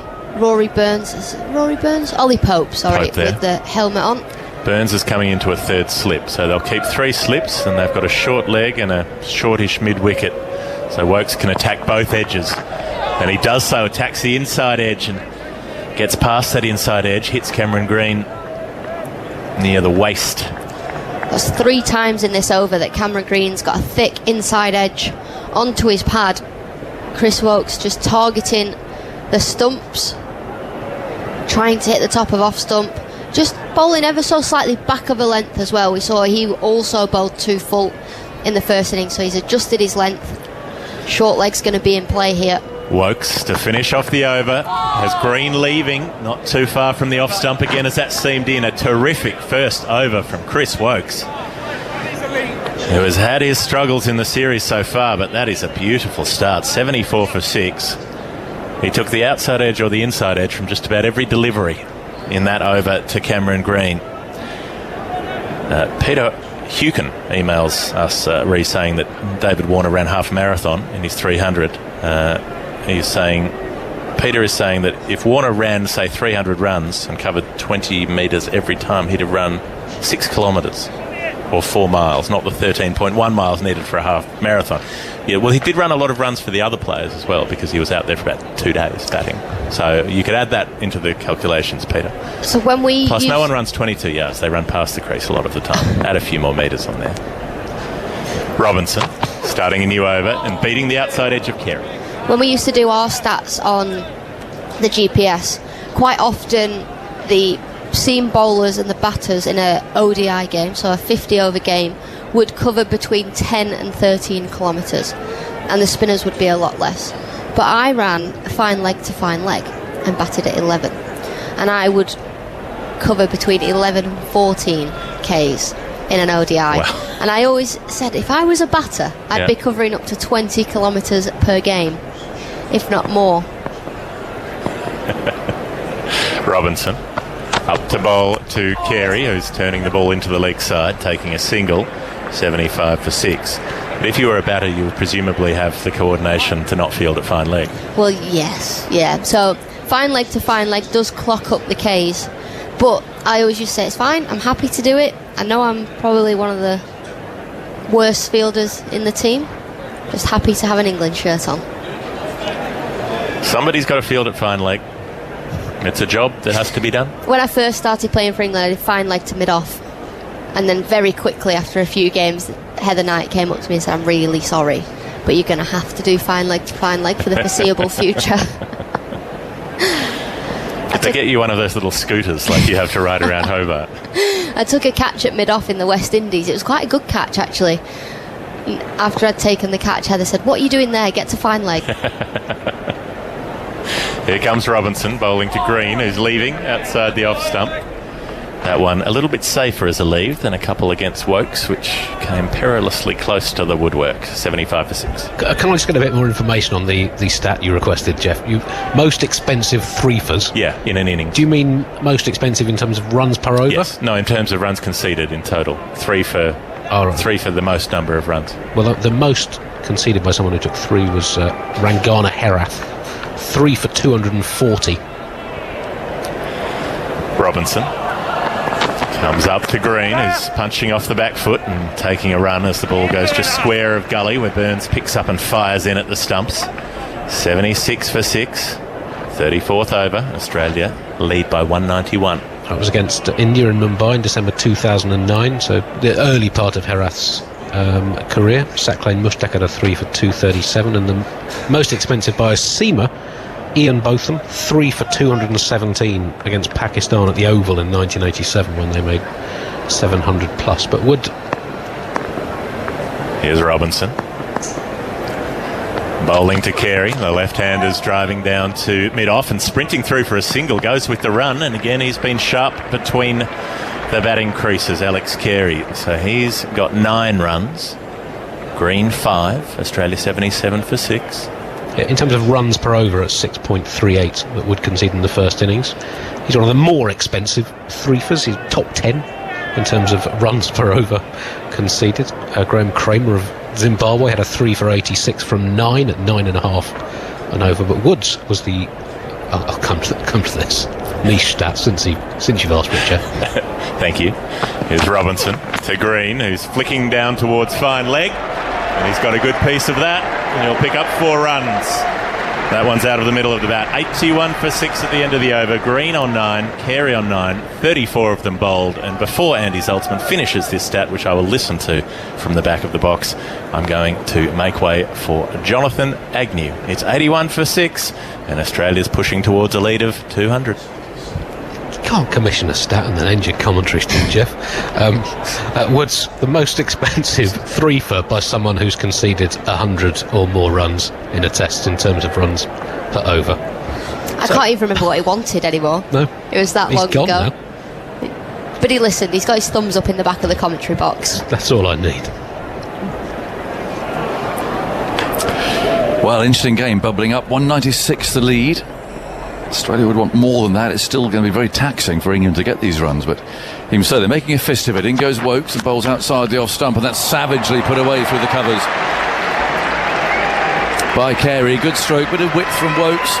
The lead goes to 200 as Carey moves on to 13. 85 for 6.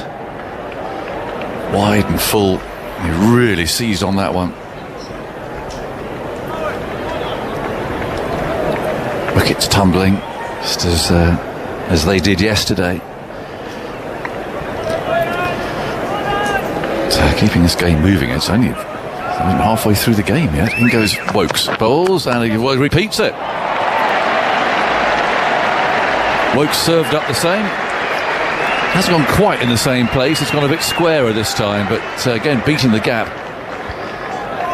And this is where Root is going to have a few things on his mind, because what's he got in his head? 250 perhaps? I mean, realistically, when England haven't scored 300 on the tour. And it's obviously getting into dangerous territory now. Got to finish his innings off as a man dropping back, so Root's obviously aware of the runs as Wokes bowls not quite so full this time, but it was certainly still quite wide, and Carey allowed that to go through. So there's the first sign of Root thinking, okay, runs now becoming an issue. Burns back on the deep point boundary. 89 for 6. Imagine if England bowled Australia out for 140, 150 on that first day. So what they'll be looking back at, I think. In goes Wokes again. There's a bit of width, but an inside edge this time as Carey looks to drive. Well, runs into the pad. Pope fields. The lead 204. Even if they'd bowled Australia out for 170, it would have been a completely different game. Yep. But Root will have had a word with his bowlers. They've got themselves into a brilliant position, and he will have said, we will not make the same mistake again. Once we've got our foot on the throat, keep it on the throat. We've got to get wickets. Let's not go home having lost another test match. In goes Wokes again over the wicket. Is there any bowls? And Carey covers up, plays a defensive stroke this time. Robinson trots up from mid-off to do the fielding, and it's 89 for 6. That's the Australia score, but they lead by 204 runs. Cooler today. The wind has changed direction. It's coming more towards us now. A bit of a southerly feel to it. So a lot more waves up there on the Derwent as Wokes bowls outside the off stump, and Carey again cracks him away, but it will go to Burns this time on the point boundary. So I can see Mark Wood actually returning to the field too from that direction as they're going to take drinks at 90 for 6. So again, an eventful first part of that session there with those 3 wickets falling. These two put on 27, and it's funny, isn't it, how quickly a game can change, and you're in it. You really think, right, come on. But he takes a few boundaries, and suddenly, okay, and Root putting the man back there. You know what he's thinking. What do you think? Could England score 250? I mean, they could score 250. I think so. It takes one batter to get a score to get in. If we can have one batter scoring 100, like we had Bairstow in the previous Test match, it gives everyone else a bit of confidence. Even if we have 2 or 3 people chip in with a 50, 60, 70, but we just haven't had that throughout this series, really. We've had a couple of people score 50s here and there, but it's been very much a bang, bang, bang. Yep. England are going to have to rebuild. They're in a poor position again. And yes, the bowling let England down in the first innings of this Test match, but equally the batting wasn't good enough again on day 2. It's interesting the way that Australia have gone about this innings, I think, because they've really tried to be positive too, haven't they? It's as if they still think, I don't think they still trust that pitch entirely. They're still there's a scoring opportunity, they're really trying to take it, aren't they? So perhaps when you're this distance away, it's quite hard to tell, but there still appears to be a feeling out there, at least, that the ball's still doing enough to be troublesome. I think the pitch has looked its best when batters have been aggressive, when they've played their shots. Australia on the counter-attack, yes, it was day 1, and we've seen Green play a few shots, Carey play a few shots through the covers off Wokes. Just looks like the pitch is easier to bat on when you're not just sitting in and letting the bowlers bowl at you. Broad's talking to the spider cam. Now, if you have this, it doesn't happen at home, where you can drop the spider cam down, you can ask for a player to come up and talk to the commentators, and so it's Broad's turn right at this moment. He's a bit grumpy earlier on. He wanted some decisions reviewed. I love the fact that robot cam has been dressed up with a bandana on it, just to wind him up, showing solidarity with Stuart Broad from Fox Television, it says. And there it is. But look, as they put it in shot, absolutely deliberately. It's parked up just behind Stuart now, who's talking oblivious to the spider cam, and parked up behind him is that robot camera that he lost his temper with yesterday with the bandana on. Isn't that great? If anyone wants to see it, I have tweeted a picture of it. It's brilliant. Is very funny. It's very good. But I love the fact that they've just parked it up there so we can all see it. It's in the corner of Stuart Broad's eye as well, isn't it? I'm sure they're going to ask him about it. They're going to have to, because Joe Root's coming around and nodding something, so they're having a bit of fun out there at the moment, and it's nice to see. But whatever Stuart said there, Joe Root ran round and nodded very opposite. Now they've seen it. He's seen it. They've shown him the robo camera there with his bandana on. He's having a chuckle. That's nice. That's nice television. It's been very much this series, hasn't it? It's all been very light-hearted. It's not been the Ashes that we used to have 15 years ago, where it's quite hostile out there. It's been very different. Fun. I love the way that it just shuffled into view while Stuart couldn't see it. Just parked up. So we could all. There we are. We're getting a good shot of it now as well. So that's a bit of fun. And well, if the series does end today, it could do. At least at the moment, anyway, it's going to end on the note, which is, you're right. It's had all the way through. It's been played in a really good spirit. 90 for 6 is the score, as Robinson continues from the river end and bowls short, and that's clipped away by Carey, but only as far as square leg, where Wokes can field. And there's no run. And your missing pizza never turned up either last night. Very disappointing, No, that. It didn't. I was only lingering, really, because I promised you some chicken nuggets as well, didn't I? You did, and they never arrived. Never arrived. I shall get the pizza in tonight. I'll redeem myself, yes, I promise. I had to order a bit. It was after midnight. I mean, it's such a late night. I think they'd all got to bed, hadn't they? Yeah, they must have The done. restaurants had closed. The kitchen had shut. Yes. 90 for 6. In comes Robinson, bowls, and that's played off the front foot by Carey in a defensive fashion. And fielded at cover by Milan. But yeah, I paid for it. Did you? So, yeah, I paid for the pizza, but it just never showed up. So I'll be complaining, is what I will be think doing. they will, yeah. So there's been no official word yet. No, they were contacting the restaurant and was going to get back to me. All right. I was saying to Steve, I had one of those earlier as well. Yeah, you lost your trust with the company, didn't you? I did for a while. I had a bit of a fallout with customer relations. They kept asking me how it was. In comes Robinson, bowls, and Carey squares up. Ball runs away out to cover. It's where this tour has been so strange. I mean, I don't think I've ever used these delivery people before. We don't have them in Melton Mowbray. But because it's been largely a hotel room-based tour, which is very unusual for Australia, let's be honest. So much to do in the evenings, but it's not been that sort of trip, has it? It's been sort of confined to barracks sort of trip and getting used to these various delivery companies. But you had a couple of one-starers, I reckon, did you? Just rate your experience out of 5, 1 star. I don't think I even rated it at all, to be honest. You can't get rated when it doesn't turn up. Oh, Carey drives and misses. That wasn't far away. A little bit of movement again from Robinson, and Carey's tapping away at the pitch. He's got a stage here where Australia won't mind it actually doing a bit. They'll be pleased to see it doing a bit. That went a lot. Look at that one go.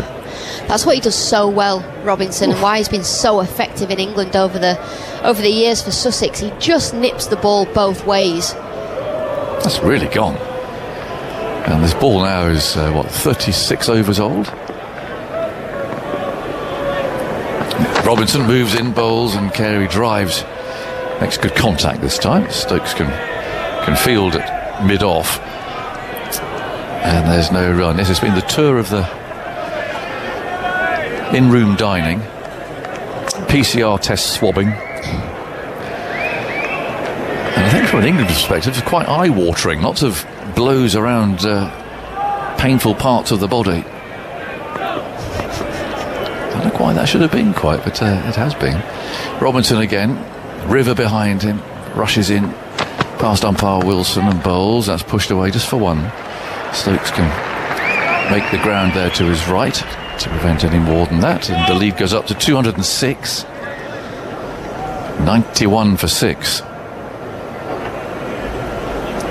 I think England have the maybe 10 or 15, 20 runs more freedom to try and be aggressive, try and take wickets. Can they bag another one, get Australia 7 down before they get 100 on the board? But they don't want that lead to get any more than 250, really. They don't. And they've got some dangerous batting still to come in. Stark and Cummins, they can throw the bat. Just quick 20s. Lyon as well, we saw yesterday. Oh, yeah. I hope they'll bowl differently to him this time. I think might give up that bouncer attack at him. Wokes kicks up his heels, bowls outside the off stump to Alex Carey is forward. Ball quite full around about the off stump to field it in the covers. But it only takes, just a quick half hour, a bit of a thrash.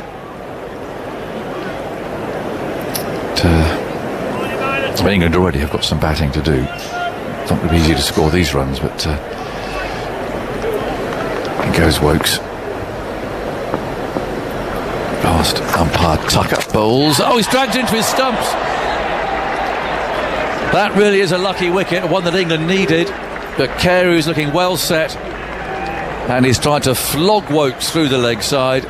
He's got a lot of bat on that, and drag the ball straight into his wickets, and that is a bonus. That is a bonus. It wasn't a great delivery, that from Wokes either.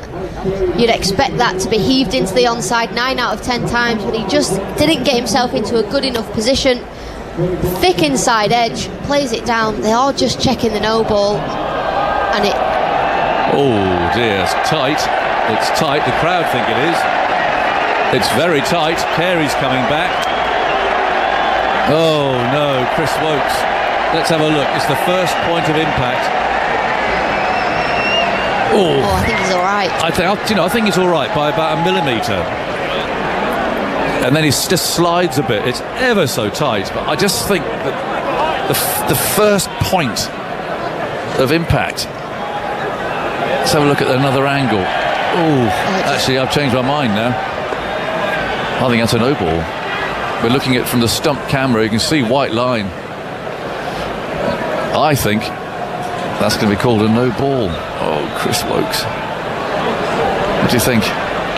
Do you know what? Two different angles are giving me two different opinions here. They have. The side-on opinion, I thought it was a millimetre behind the line. I think that angle's just all right. But then when we see it from the stump cam, like you said,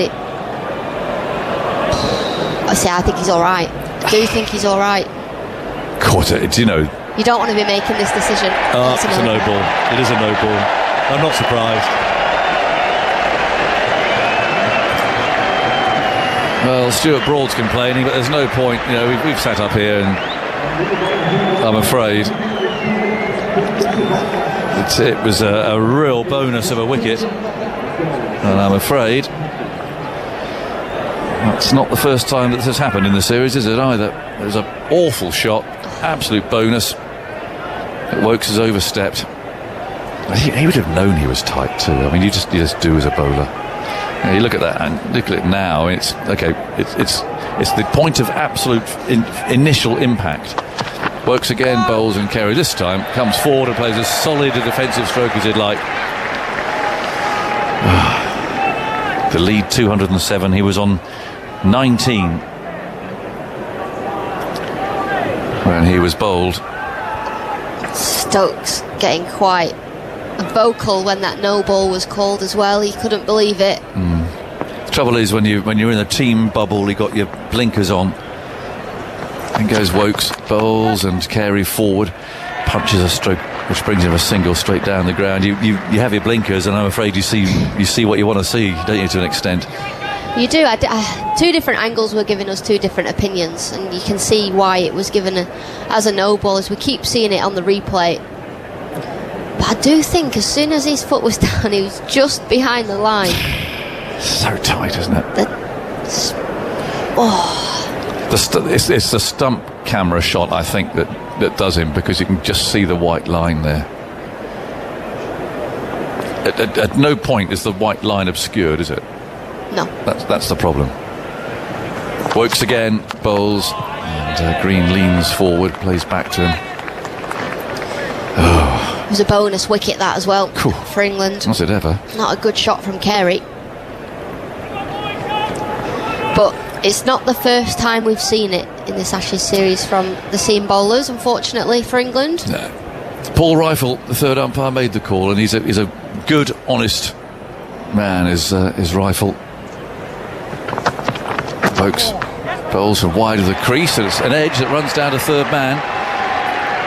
Burns is in pursuit. He'll get there first anyway, and back they come for the third. Good running. Carey urging his fellow West Australian through. 96 for 6. The crowd applauding every run now, and a lot have come in actually in the last hour or so. I think I've sensed here this game's moving on so quickly. There's a bit of movement there too. That was wide of the crease, and it still managed to square Green up. Out goes the deep point again. Poor old Burns actually has gone from third man at the far end out to deep point on the other side. Wokes runs in. There's two slips of gully. Carey's forward, and so Burns is going to do it again. I think he's trotting in because there was a run taken there, and it's the end of the over, in fact. So an eventful one, and one that will be discussed, I'm sure. 97 for 6. The lead's 212. Carey survives on 21. Green has 12 more from Alex, and then Henry Moran's coming. Well, the lead of 212, you almost sense England need to get a couple more wickets. They don't want to be chasing over 250. This pitch is still doing a bit, but what England will be thinking is Mitchell Starc under the lights, the world's best pink ball bowler, and we see that wicket on the replay, dragged on by Carey. Such a lucky wicket. Well, England may well live to rue that, as we've said so many times on this tour. Here comes Ollie Robinson, trundling in like an oil tanker from the distance. And it's defended by Carey, pushed back up the track. An oil tanker? Yeah, there is a certain sort of slow nature to his approach at this stage of proceedings. He's not looking quite as comfortable running in. We know he's had this lower back problem. He's not looking quite as comfortable as he was earlier on in the series, shall we say. Andy, how many times have England taken a wicket off a no ball in this series?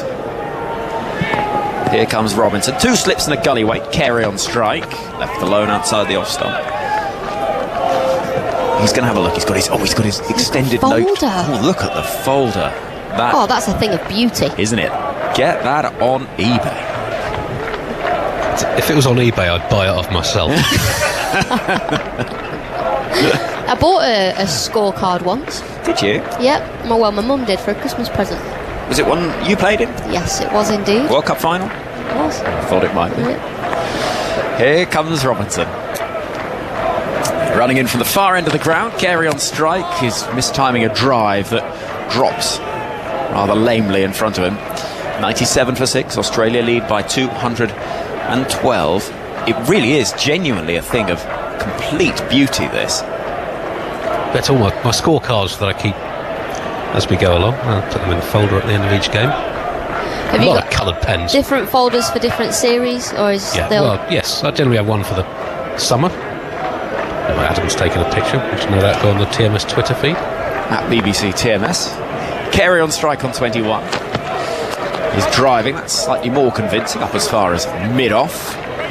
But there's still no run. I don't think that was for TMS Twitter. I think that was for Adam's own personal photo album. It's that beautiful. I'll tell you what, it really is. Coloured little marks to suggest who was bowling. And there was a moment of panic yesterday when his pen ran out of ink. Oh, yeah. Yeah. He's kept Australia's stationary businesses going over the last few weeks. Robinson in, 2 slips and a gully in place. And beating the outside edge. That's a good ball from Robinson. I think she might have beaten the inside edge. Looking at that again. 97 for 6. And the reason I ask this, not because anybody means to bowl a no ball, Alex, but it's kind of your job not to. Yeah, you feel quite strongly about it, yes. don't you? I can forgive a seam bowler for bowling a no ball. Certain bowlers have to have the umpire in a certain position to gauge where they take off. Robinson in. And defended cautiously to conclude a maiden. Bowled by Ollie Robinson. He's bowled 9 overs in the innings, conceding 21 runs. Pace a little higher than yesterday. 97 for 6 is the score as the floodlights just begin to twinkle on here at the Belrive Oval.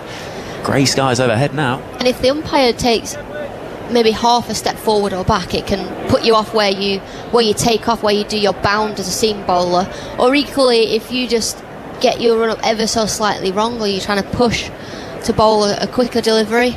I mean, it's frustrating when it does happen, especially when you get a wicket from it, but we do see no balls quite often from everyone around the world. And a lot from Bumrah when he's bowling at Jimmy Anderson. In comes Wokes bowling, played away into the leg side. Nicely by Cameron Green, off the hips down towards square leg, where there's work to do for David Malan, who will pick up with a couple of runs to take it. A few boos from the Ricky Ponting stand as they willed that ball towards the ropes. Make that the 3rd wicket England have taken with a no ball. One of them wasn't particularly costly. Marnus Labuschagne on 102 was out for 103 in Adelaide. But David Warner in the first test on 17, Ben Stokes had him. Wokes in, defended firmly with a very straight bat by Green to the offside. Bowled him out in the 13th over. Warner would have been out for 17. It would have been 30 for 2 in reply to England's pitiful 147, but they'd have had a foothold in the Australian innings at that point. Warner went on to make 94 when Australia passed 400. Thank you, Zots. Alex has departed. Stephen Finn, 3-time Ashes winner, is back alongside us. Here comes Wokes. Full delivery, which is driven back towards Chris Wokes, who shows a little modicum of frustration in threatening to throw at the stumps. 99 for 6, the lead 214. Finney, no point in me speculating. When it comes to no balls and why players overstep, it is, for supporters, the most frustrating thing in the world when they think, well, hold on a minute, your job is not to do that. That is part one of the bowling delivery. Get that right every time. Surely. Here comes Wokes. This is angling in towards green, clipped off the hip into the leg side for at least one. It will just be the single. 100 is up for Australia. 100 for 6, the lead 215. Tell me why it's not quite that straightforward. Because there are a number of things: stiffness, wind, individualities around the canter of the outfield towards the crease on certain grounds can carry you either further or not as far. There are various things that can contribute to you feeling or being in different places on the crease. Carey on strike. Wokes is in, defended solidly into the offside. And also, I mean, sometimes you just don't. You've got no real gauge of exactly where you are on the crease. I know that I struggled at times in my career to realise exactly where I was on the crease. Because also once you get there, you're solely focused on delivering the ball where you want to, as opposed to where your feet are landing. Wokes is in. 2 slips and a gully crouch. This is played off an inside edge into the leg side, square of the wicket from the bat of Carey. 1 run taken, 101 for 6. Australia lead by 216. Gordon gets in touch on the email tms@bbc.co.uk. End of the over, I should say. Says it doesn't matter if the popping crease is visible on the stump cam, as the foot can be in the air, provided some part of it is behind the line.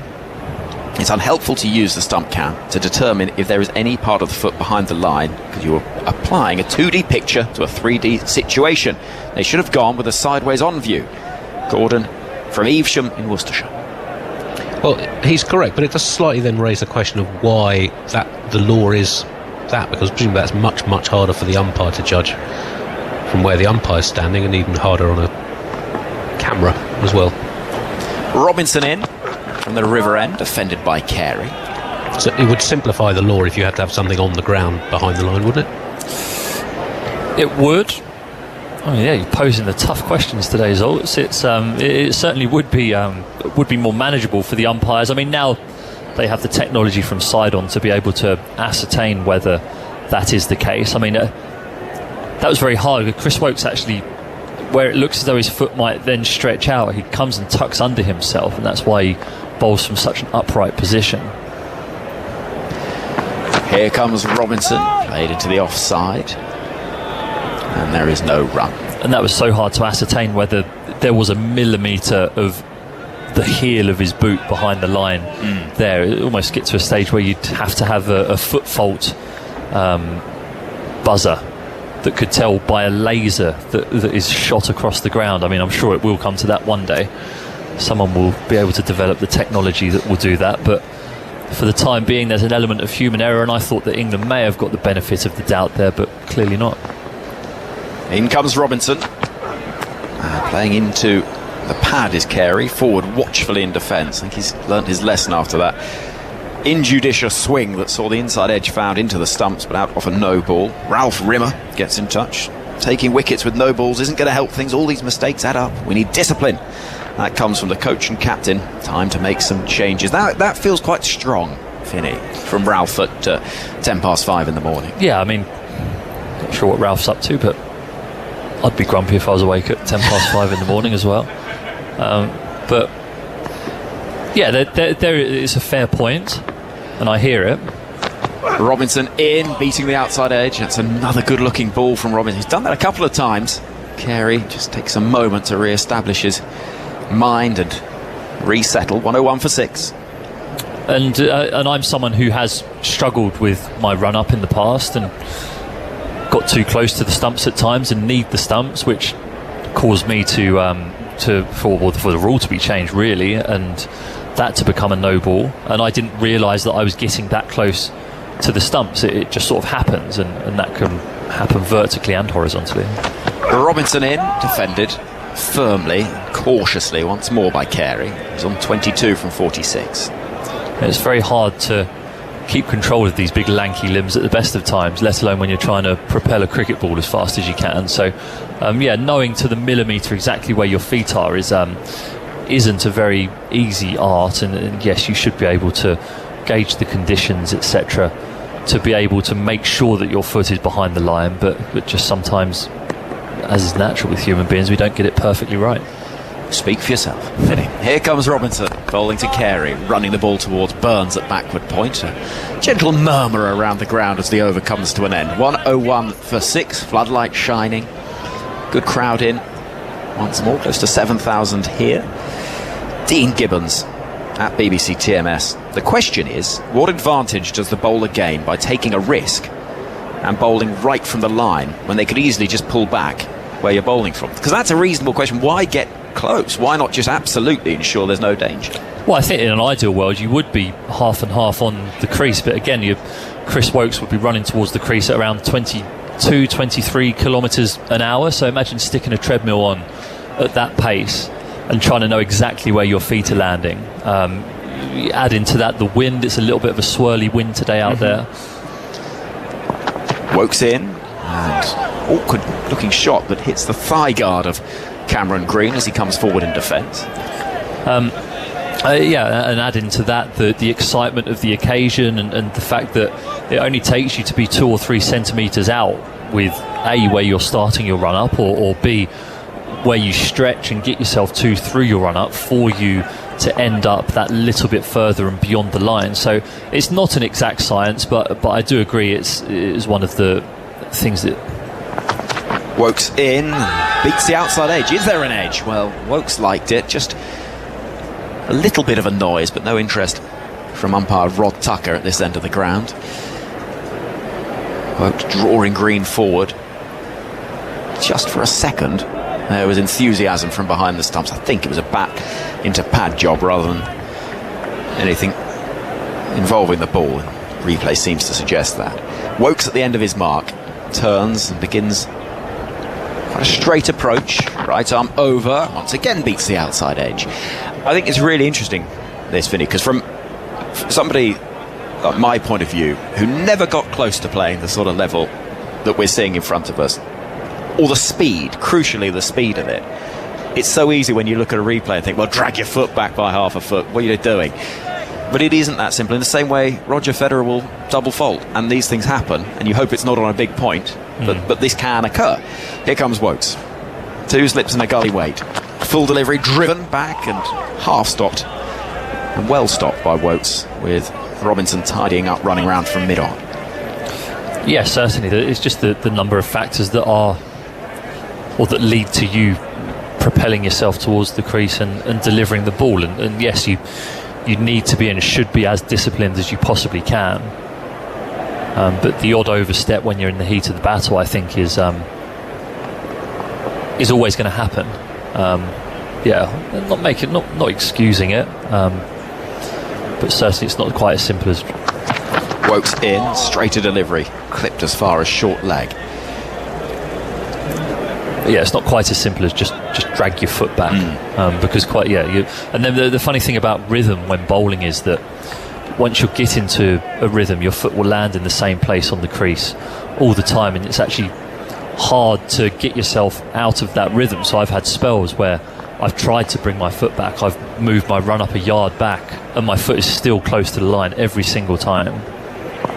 Woakes in, once more angling towards the right-handed Cameron Green, who's forward solidly in defence. End of the over, 101 for 6. Australia lead by 216. If you've just joined us this morning, well, England have had a decent session, but we are discussing the frustration of a wicket off a no ball for the 3rd time in this series. The wickets that have fallen, night watchman Scott Boland caught behind off the bowling of Mark Wood for 8. Travis Head, who scored that 100 in the first innings, exactly the same dismissal, caught behind off Wood for 8. And then the big wicket of Steve Smith, who was caught by David Milan in the deep, looking to hook the ball away again off Wood, who's now got 4 wickets in the innings. That left Australia at 63 for 6. They've now advanced forward to 101 for 6. Here comes Ollie Robinson from the far end of the ground. Carey on strike, playing the ball gently up towards mid-on. Andy.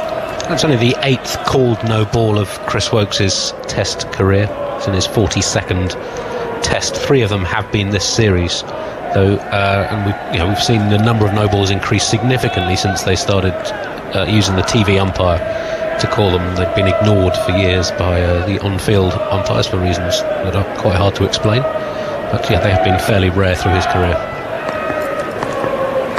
A rather tuneless version of the national anthem echoes around the ground as Robinson comes in. That's a forceful shot, but finds the hands of backward point and Rory Burns. The Barmy Army have sprouted up in clusters depending on where the games have been. It's not been the travelling party, but they've made great noise throughout this series, and in good voice. There's a gentleman in an Aston Villa shirt I can see over there alongside. Well, they've always found someone to play the trumpet at every venue. They have. It's been quite colourful as well during this series. A few how would you put it? He's put his individual twist on a couple of the classics. Robinson in, Carey waiting and defending into the offside. I suppose that's a musician's prerogative, isn't it, to make it their own? Like a little bit of freestyle in amongst there. I've been getting the ferry over, as we talked about yesterday, from Hobart to Belrive, and there's a little brass band where the ferry docks here in Belrive, playing the Channel 9, the old Channel 9 cricket theme as the boat comes in. Sousaphone, tuba, few trumpets, trombone. Sousaphones, that's the massive one, isn't it? The huge. You've got to climb inside, basically. In comes Robinson. To Carey, who's beaten for what feels like the umpteenth time. And Sam Billings looks to the heavens in frustration. That Derwent River that you travelled along earlier, Andy, it's looking slightly grey and choppy today. It's not quite as clear and crisp as things were earlier on this Sunday in Hobart. Now, I should say, that scorebook that we were speaking about has now been, the picture of that has now been put on social media at BBC TMS, and there is a lot of love for it out there, let me tell you. Andy's scorebook. Have a look at that. In comes Ollie Robinson. Right time over the wicket, beats the dive of Ollie Pope in the gully, and this will run away down towards the deep third boundary. In pursuit, Rory Burns will pick up a couple of runs added. 103 for 6 is the score. Australia lead by 218 runs. Robinson had bowled 16 consecutive dot balls to Carey before at 2. Some responses, results to your scorebook. Jack Rule says, "Be still, my geeky heart. A thing of pure and utter beauty." Ryan says, "Best thing to come from the Ashes. Thank you, Salts." Here comes Ollie Robinson from the far end of the ground, running in towards us, and Carey is forward defensively, out as far as Stokes at mid-off. End of the over, Australia 103 for 6. Robinson mops his brow and takes his cap from a teammate. Wokes quickly there to take off his woolly vest and get ready to bowl once again. 103 for 6. How much do you enjoy Mark Wood bowling this morning, Finney? Yes, yeah, it was steaming in, wasn't he? Absolutely charging in, making things happen. The Australian batsman obliging. Yeah, it's always nice to see Mark Wood in fine full flow. Certainly at times in this series he hasn't got the rub of the green, has beat the edge a lot, thick edges down to third man, so it's nice to see him get some reward finally in this series. Wokes at the start of a new over is in, bowling to Green, who pushes as far as mid-wicket. Mark Wood. Yeah, Mark Wood had 4 wickets in the spell. That encompasses the 4 overs at the end of yesterday and the 6 today, in which he took 3 of those wickets. He's the first England bowler to take 4 wickets in a single spell in Australia since the 2010-11 series, when 2 bowlers did it for England. James Anderson at the MCG had 4 for 25 in 9 overs in his second spell on that day when England skittled Australia for 98. Wokes in, edge, drops short of the fielder at second slip and runs down to the boundary. The edge is found, Green gets lucky, and Wokes looks as though everything is going against him. 107 for 6, 222 the lead. And the other bowler to take 4 in a spell for England that series, sitting right next to me now, Stephen Finn, 4 for 29 in 9.4 overs at the Gabba in your 7th spell of the innings. There we go. Yeah, that was I was a tired boy then. It was the wickets that kept me going through that spell. That's far more economical than I thought it might be as well. I'll take that. Wokes steaming in once again over the wicket, bowling to Green, who drives firmly. Much more convincing shot, but well stopped by a tumbling Stuart Broad at mid-off. Andrew gets in touch. Apologies to the England team. Things seemed to be going quite well until I woke up an hour ago and started listening. I'm torn. Shall I go back to sleep or continue listening? I mean, I'd love to, boost the listening numbers here, but I'd implore you to probably go back to sleep, if I'm being quite honest. Andrew, I would say there is an option where you can do the right thing all round. In comes Wokes, bowling, beating the outside edge. Slip Corden again thinks they've heard something, but it's an appeal that rather dies a death. 107 for 6. I would suggest, Andrew, drift off back to sleep with the radio playing.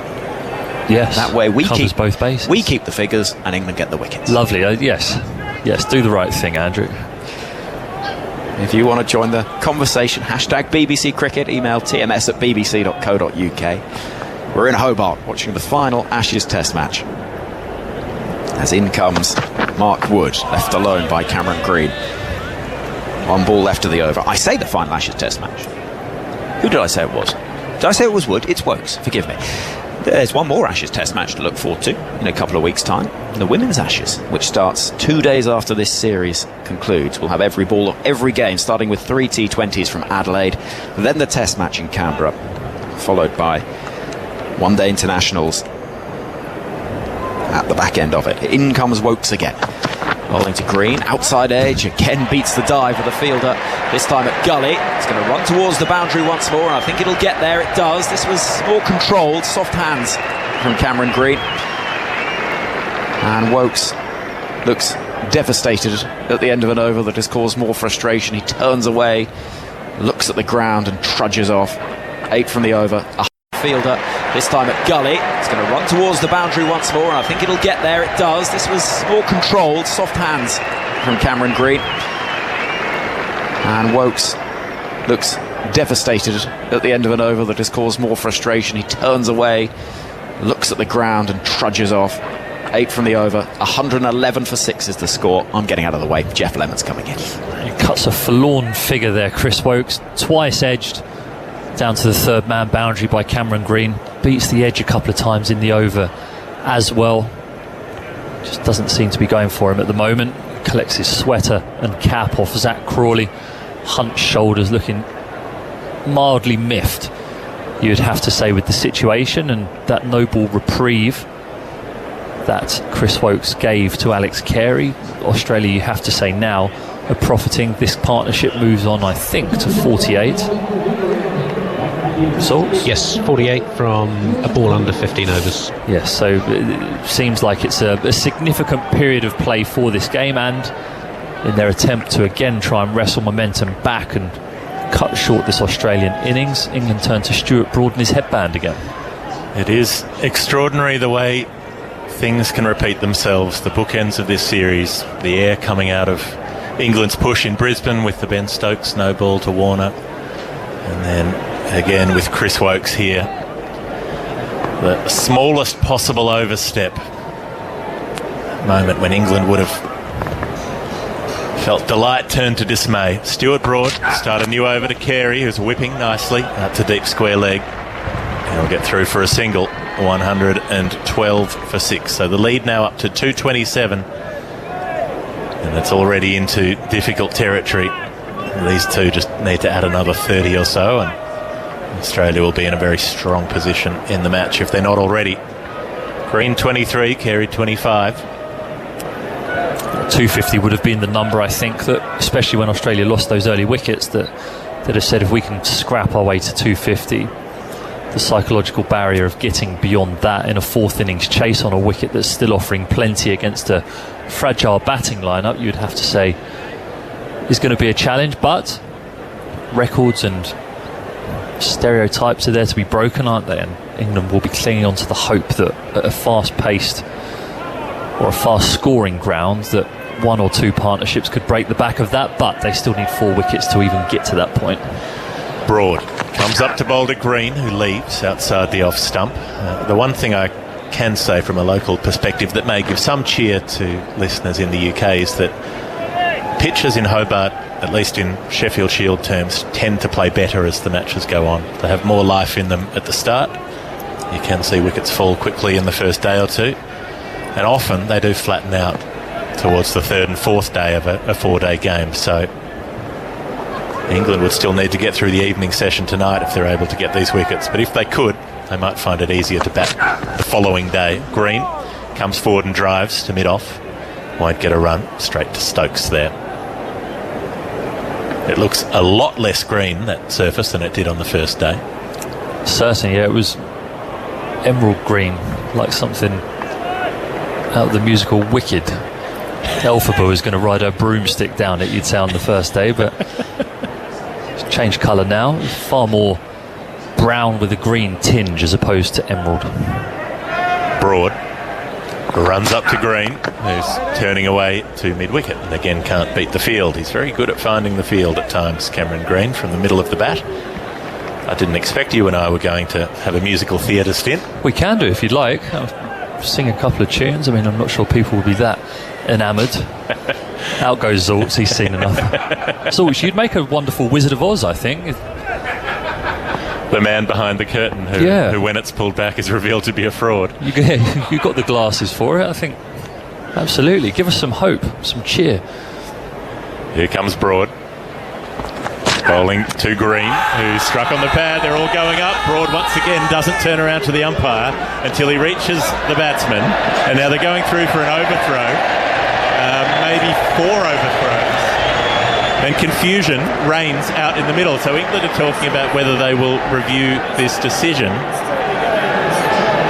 And they have gone upstairs. I think this looks close. Stuart Broad's given it the big aeroplane, the celeb appeal that he is so famous for. I think this is going to be close. But he's done that at least twice already today and hasn't taken it upstairs. This one looked like good length, though. And so the potential extras off the bat, we'll have to get Andy to tell us what the laws will say in that instance. Now, could be in a bit of trouble here, Green. That ball is hitting him on the back leg. Nothing on hot spot. It's on the top flap of the pad, but his back leg is straight and angled forward, so it's not as high as it would otherwise be. There's no inside edge from what we can tell. They're looking at hot spot now, but there seemed to be a gap between bat and pad on the initial front on replay. Thank you. Yep. Big gap between bat and ball. We can get a ball track. So it's missed the outside edge as Green's bat has come across the line of the ball like the hands of a clock in reverse. It's hit him in line. He's going to be out here, surely. There you go. There is the wicket. Stuart Broad's celeb appeal was actually accurate this time around. And the 7th wicket falls for Australia. 112 on the board. Cameron Green is LBW to Stuart Broad for 23. Groping forward at it, across the line of it, missing out. And Australia's lead is 227, with only Cummins, Stark and Lyon to come. Can England finish off Australia in a way that they haven't done so in this series so far? The tail has added valuable runs, and England have to make sure that doesn't happen this time around. It's just coming up to 4:30 in the afternoon. It's 112 for 7. A remarkable scoreline in and of itself. And cheers from the crowd as it looks like Mitchell Stark coming out to bat. Yeah, that looked good the second it hit. Cameron Green there from Stuart Broad, almost doing a Virat Kohli and shouting down the stump, Mike, how is that not out? As we saw the slow motion replays of it hitting Cameron Green on the back pad, you can only imagine that because Cameron Green's a big man and he was well forward, that umpire Wilson felt as though it could have potentially hit him on the front pad, therefore causing some indecision about the distance that the ball would have had to travel before it hits the stumps. But good review from England after a minor discussion. The captain Joe Root believing Stuart Broad's enamoured appeal that it was definitely out, as we see so frequently and so often from Stuart Broad, but it was on this occasion. And whereas before Steve Smith was caught half and half and the ball hit him high above the knee roll of the pad, this one certainly looked a better length and therefore hitting 3/4 of the way up the stumps. And England again 227 runs in deficit. Mitchell Stark at the crease then. 2 left-handers in the middle. Broad bowls to him, and Stark drives back to the bowler on the bounce. I think the best observation I saw of the Kohli image of him yelling into the stump mic was that it was like somebody at a drive-through trying to get a burger at 3 a.m. when the place is closed. Give me a chicken. What do you mean I can't get a milkshake? He's announced his retirement from the Test captaincy of India. He'll play on in the Test team as far as we know, but won't be captain anymore. Virat Kohli, it's been a very dramatic and entertaining era with him in charge from the moment that he took over from MS Dhoni here in Australia in the middle of the 2014-15 series. He's been in the job for 7-8 years since then. Very demanding job.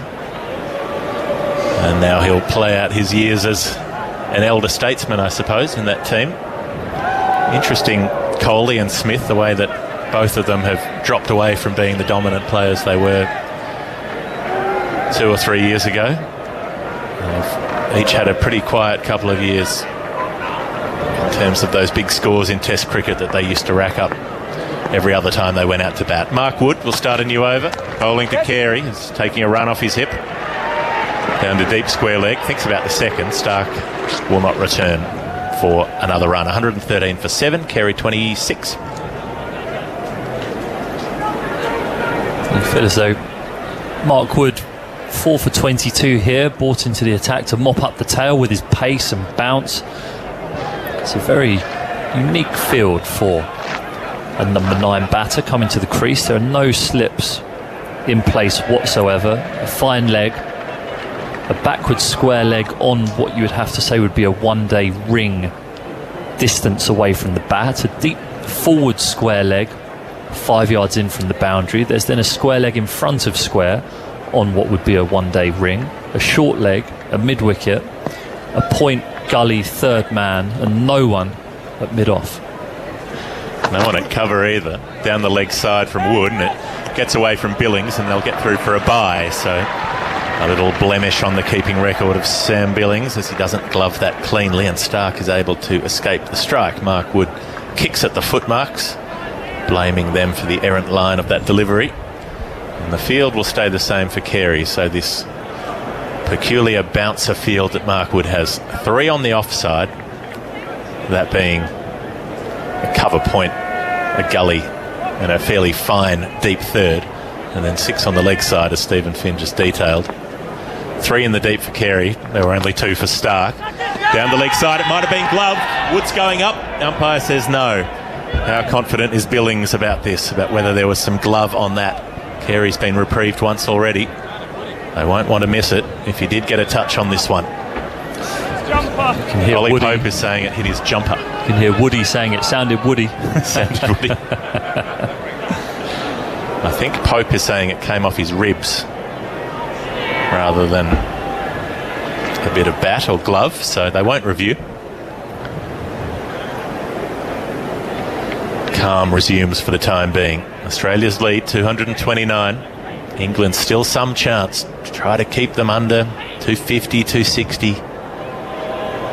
Give themselves an opportunity to take away a win. It does look on the replay like that flicked the woolen sweater of Carey, the vest that he's wearing out there.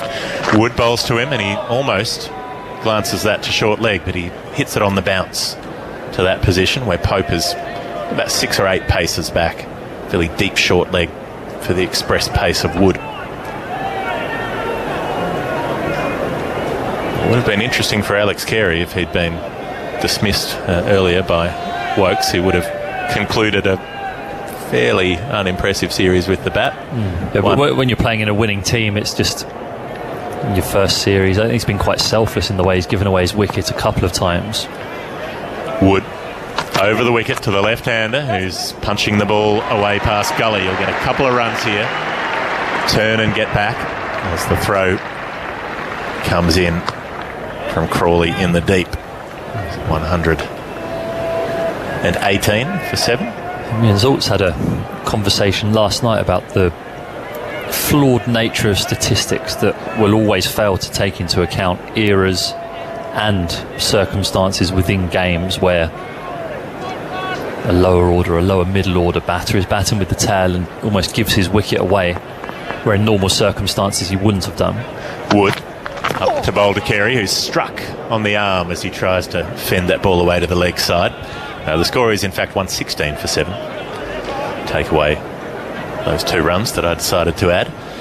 So Stark yet to score. Carey on 28 at the end of the over. Australia's lead 231. The match still poised. We might even call it tantalising if we wanted to go down the road of commentary cliches. That last one was nasty. It hit Carey on the wrist in the end, the top wrist, as he tried to get his gloves up and his bat over the ball to play it down. So Mark Wood still causing some problems out there. It's become quite gloomy. The light has dipped out there. The sunny day that we started with has become a much cloudier version of itself. Stephen Finn has gone off for a breather. Alex Hartley's back. Hello. Hello. And Stuart Broad is back as well. He's finally got an LBW appeal that went his way on review. He's bowling to Mitchell Stark, who's off the mark. Down towards fine leg with a little glance. And he's been in decent touch with the bat this series, Stark. 117 for 7. I don't think Stuart Broad's celeb appeal actually does him any favours anymore. So it used to, when he first started doing it, the umpires would be like, well, he thinks it's out. Yep, here we go. But he does it so much now, I almost feel like there's a sense of stubbornness from the umpires. I fully understand that sense of stubbornness. If that's what you're being faced with as an official. Broad bowls to Carey, who's edging past Gully along the ground. He'll pick up 2 more. He's got a lot of runs off that outside edge so far today, but he's managed to get them down pretty safely. So he's gone on to 30.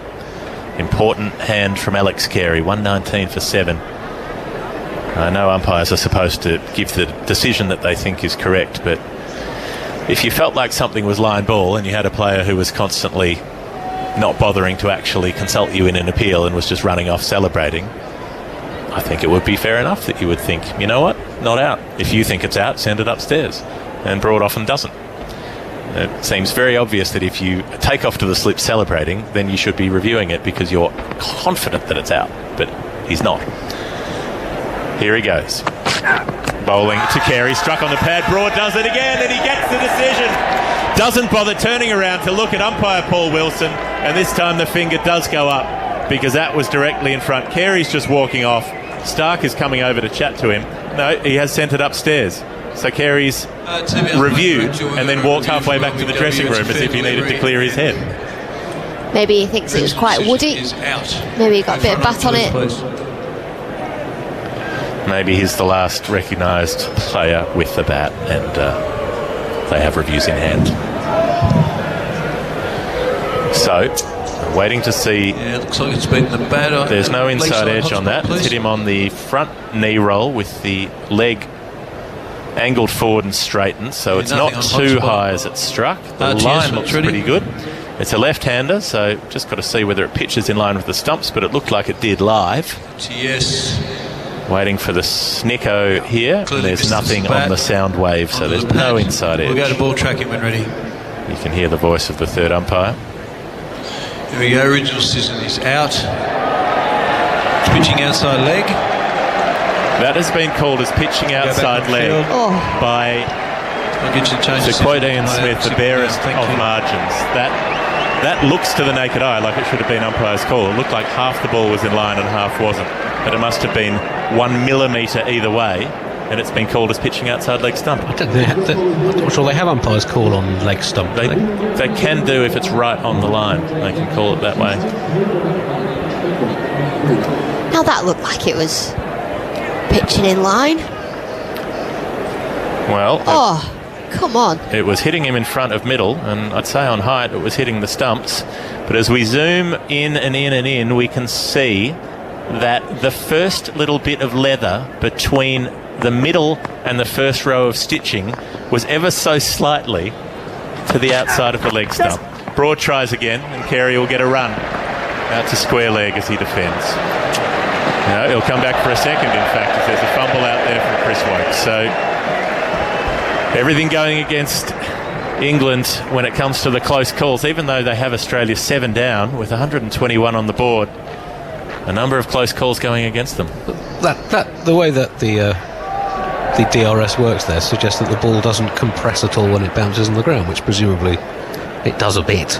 I'm not having that the technology is that accurate you can call that as pitching outside leg. Here comes Broad.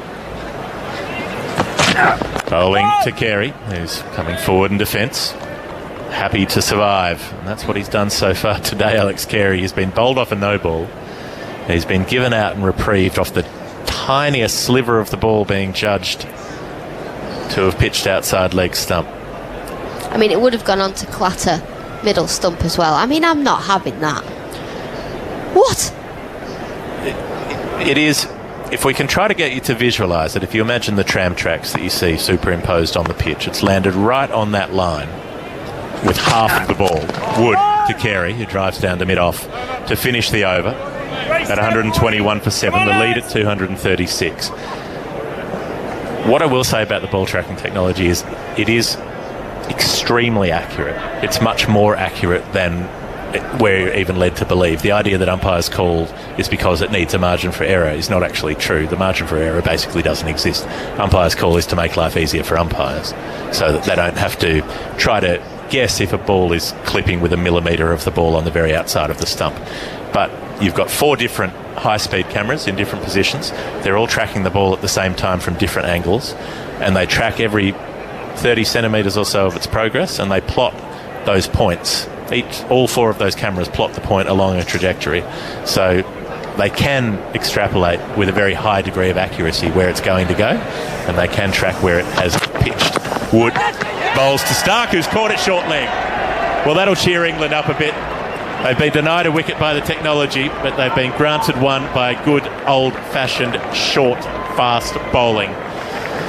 The right armour from over the wicket bangs it into the rib cage, and Stark can do nothing but fend it off straight to Pope, who's in under the helmet a few paces back from the bat. So a wicket's down, and that is 5 wickets for Mark Wood. He has toiled in this series looking for that big run of wickets, and this is where they've arrived. 5 for 24 in the third innings of this Test match. Australia 121 for 8, 236 in front.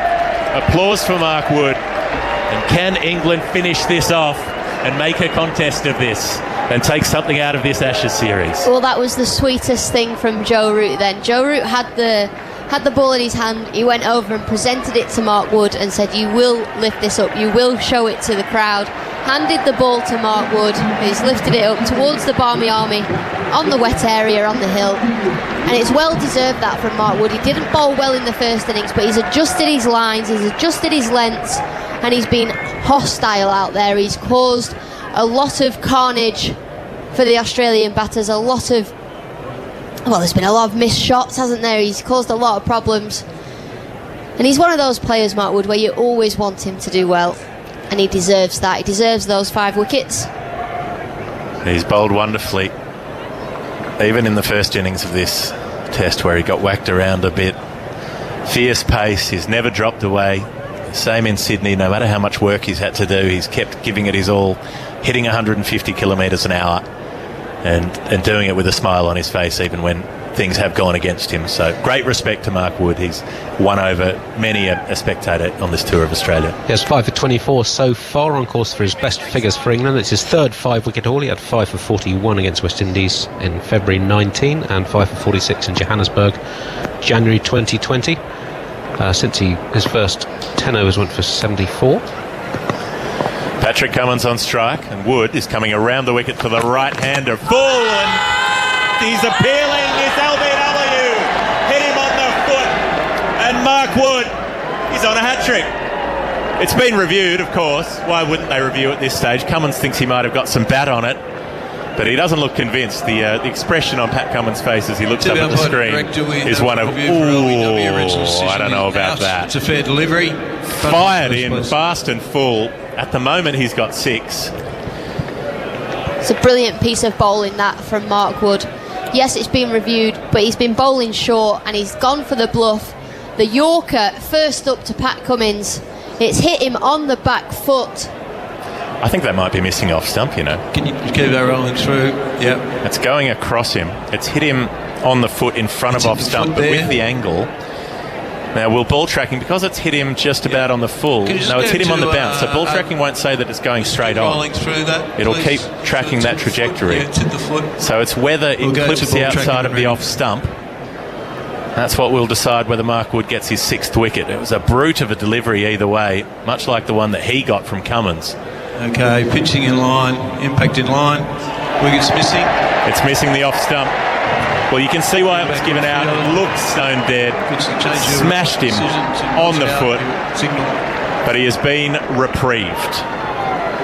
So, Australia remain 121 for 8. I'm going to leave you with Alex Hartley, and then it will be Henry Moran. Just to finish that, since Wood's first 10 overs went for 74, he's now taken 8 for 65 in his 20th over since then. His second best match figures. I want shoes made of whatever Pat Cummins are, because he doesn't even look like it's bothered him at all. That was lightning quick. And right into that big toe. Here comes Wood then. Cummins gets a reprieve. It's all short from Wood, and Cummins looks like a tail ender, not the reasonably competent batsman that he is. He takes a step into the offside, just trying to get out the way of it.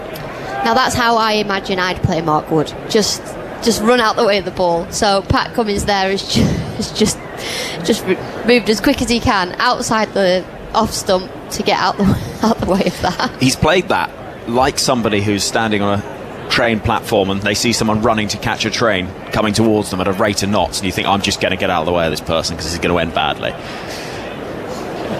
Just dodging as much as possible. Right, Wood then has 5 for 24.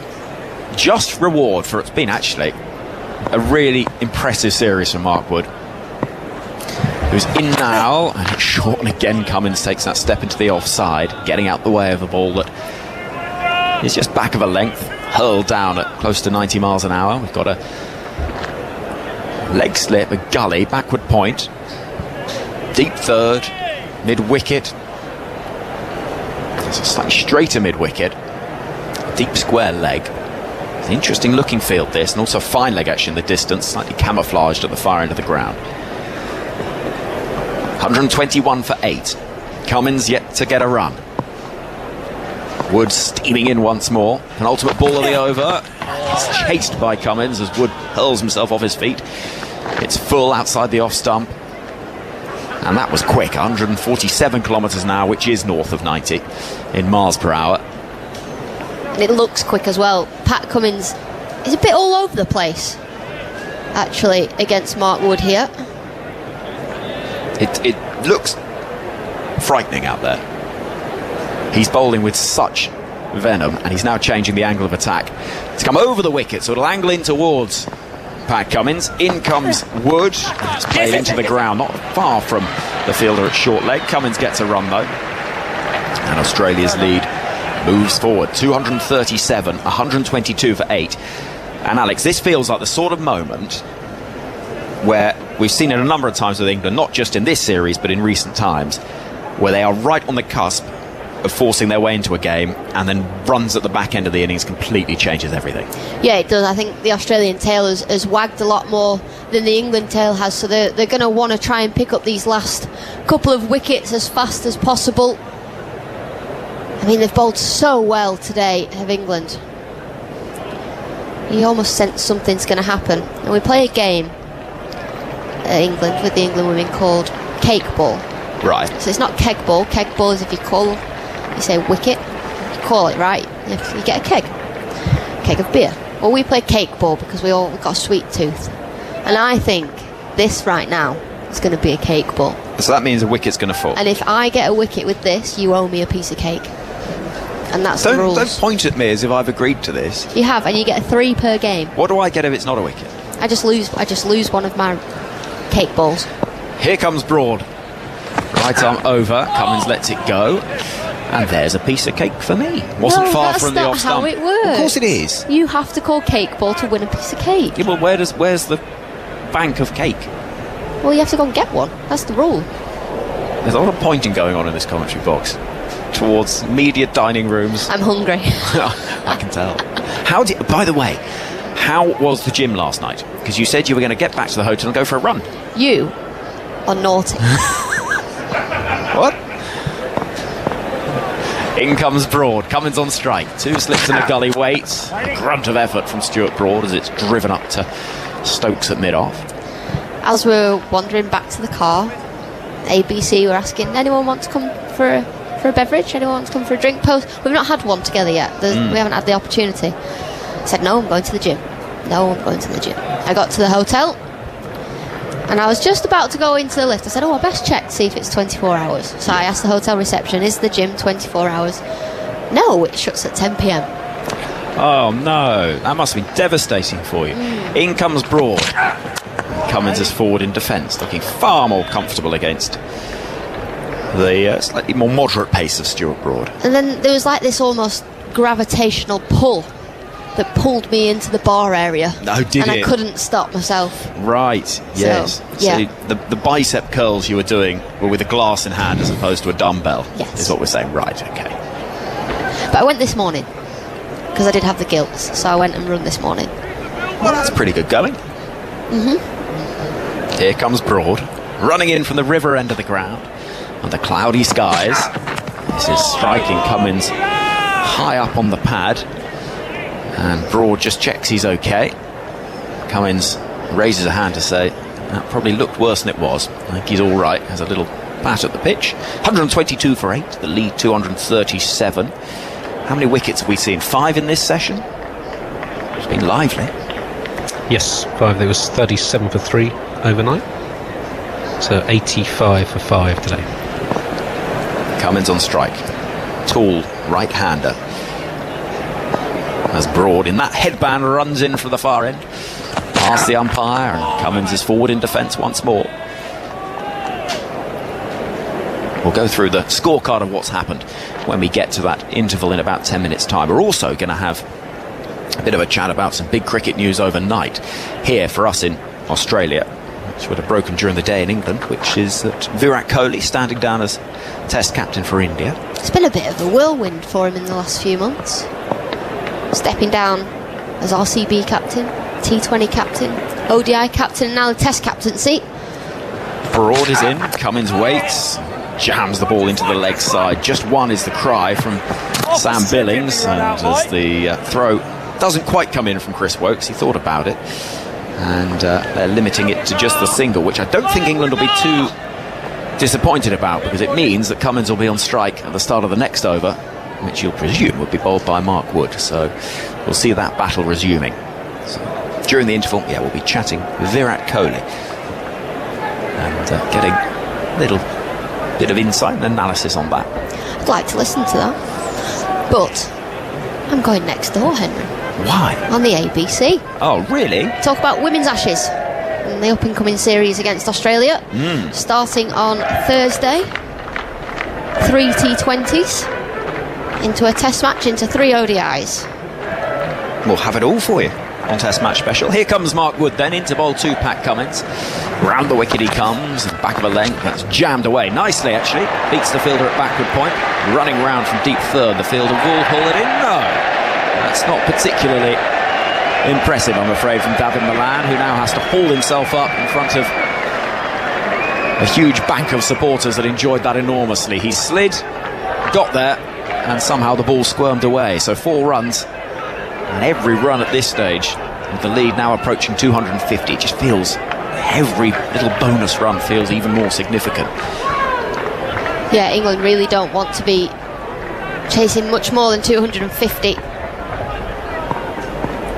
Wood in, bowling a short ball which is hitting Cummins on the body and dropping into the leg side. They'll run through for a leg bye. I don't think that came off glove. We'll wait and see what the signal is from umpire Tucker at this end. Either way, it discomforted Pat Cummins. It is off the glove actually, so a run is signalled. Good ball that from Mark Wood. Fired in at Cummins' body. He's bowling cross seam, short deliveries. And it comes off the glove of the Australian captain. He didn't really have much to do with that. Didn't know how to play it. Lucky that it ballooned behind square. Wood into bowl to Alex Carey, left-hander, gives himself some room, opening that front door with the stumps exposed. That would excite Mark Wood.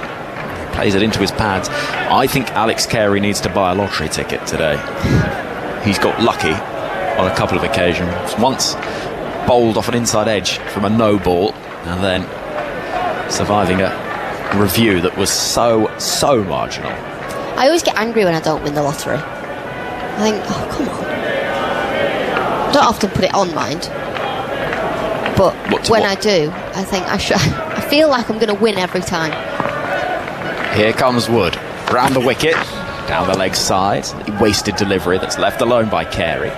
Got a field that has men on the boundary on the leg side. A square leg, a fine leg, and then almost actually directly between the square leg and the fielder in the deep and the short leg. Stuart Broad is also standing, so almost got three fielders in a line square of the wicket on the leg side, just hoping that the ball balloons in the air from Carey. There's a mid-wicket as well. Another fielder on the leg side behind square. Wood is in. It's played in the air towards that fine leg fielder, landing safely, and Milan has the joy of supporters just testing him. A run is taken, 129 for 8. Do you know the odds of winning the lottery? The national lottery, that is. No, I don't know them. What would you guess? 1 in 5 million. I think it's about 1 in 13 million. Right, so the chances of me winning are very slim. But somebody wins it every time, so... Yeah. I mean, it'd be about the equivalent of if you had a quarter of the population of the country and you just happened to pick the right person if you were guessing. In comes Mark Wood, and it's almost into the hands of the short leg fielder, diving to his right. Ollie Pope stretched out a hand. Pat Cummins was forcing the ball off the body in a real get away from me sort of motion. End of the over, 130 for 8. The lead 245 runs. It's getting to that stage where Australia, I think they'll have a sigh of relief when they have a lead. When they have a lead of 250, they'll want to get up to as close to 300 as possible. England haven't had a score above 300 in this Ashes series, so that's quite a big mountain for England to climb. And speaking of mountains, you see on the TV screen that a young lad has made a mountain of bucket hats. Yes, a little pyramid has been erected over to our right. Stuart Broad at the far end of the ground has the ball in hand. He's worked hard, picked up 2 wickets so far. Looking for a third, into bowl to Pat Cummins, who's forward in defence. And there is no run. We've got a square leg fielder, a couple of slips, a gully, backward point, mid-off, mid-on, cover. And a fine leg as well in the form of Mark Wood, who's chatting to some supporters down there in front of that stand that looks a little bit like a driving range. Sort of just a little short, single-tiered stand with a roof on it. Broad at the far end. Sprints towards us, arms pumping. Into bowl to Cummins, who swings mightily at that. It goes flying out towards mid-wicket. Work for the fielder to do, and she's pretty well stopped by Chris Wokes, tumbling to his left. A couple of runs will be taken. 247 is the lead now, 132 for 8. The difference between Stuart Broad's field and Mark Wood's field is actually quite interesting. So Stuart Broad has slips in play, has a gap through the covers and a mid-on, mid-off. So he's looking to beat the edge of the bat with the batters driving down the ground to bring the 2 slips and gully into play, whereas Mark Wood, he hasn't got any slips. He's got catches on the leg side, catches deep on the boundary.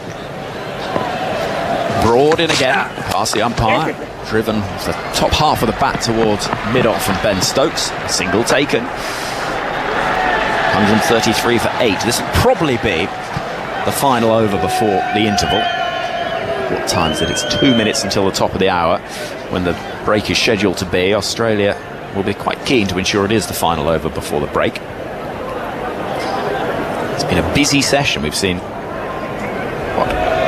close to 100 runs in it now, and 5 wickets falling. 96 runs for 5. Broad into bowl to Alex Carey on 33. He runs it over the wicket. It's run away off the face of the bat, down towards deep third. There's no protection there, so there's a long chase for Ollie Pope, who sprints and now slides and just about gets there. And in a relay with Chris Wokes, 3 runs are taken, and that takes the Australia lead past the 250 mark, Alex. 251 they now lead by. Stuart Broad as well, really frustrated with himself there. As soon as that ball went past the gully, he shouted no at himself. He's trudging back to the top of his mark. Stuart Broad likes to get in the fight, likes to fire himself up. He did it by shouting at the robot yesterday. Stop moving the robot. Well, the robot today has a headband on it. There was something a bit Alan Partridge about it. Stop getting Bond wrong. In comes Stuart Broad then. 2 slips weight, the gully's been dispensed with, and it's an awkward delivery for Cummins. Had the short leg been there, it would have been fended right into his hands. As it is, it drops safely, and a single is taken. 137 for 8. We've got a minute until the top of the hour, so I think that will probably render the opportunity of another over gone. Cummins, who hasn't looked that comfortable against the short ball again, sees his gloves rattled.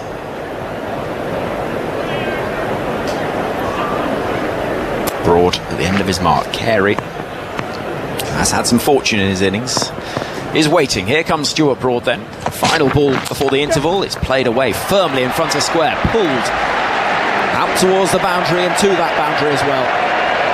Well, a very good way to finish the session for Australia. It's not gone all their own way, but 4 runs well in front of square from the bat of Alex Carey. He's on 40. Australia 1-4-1 for 8, and they lead by 256. And 18 runs in the final 2 overs of the session. Gets Australia past that 250 as well. We saw that in the previous couple of balls, with that one that went down for 3 to third man. And you just think that target getting bigger and bigger for England. But they've had a brilliant session, England. I think on reflection, one of the best sessions they've had. Mark Wood's bowled brilliantly.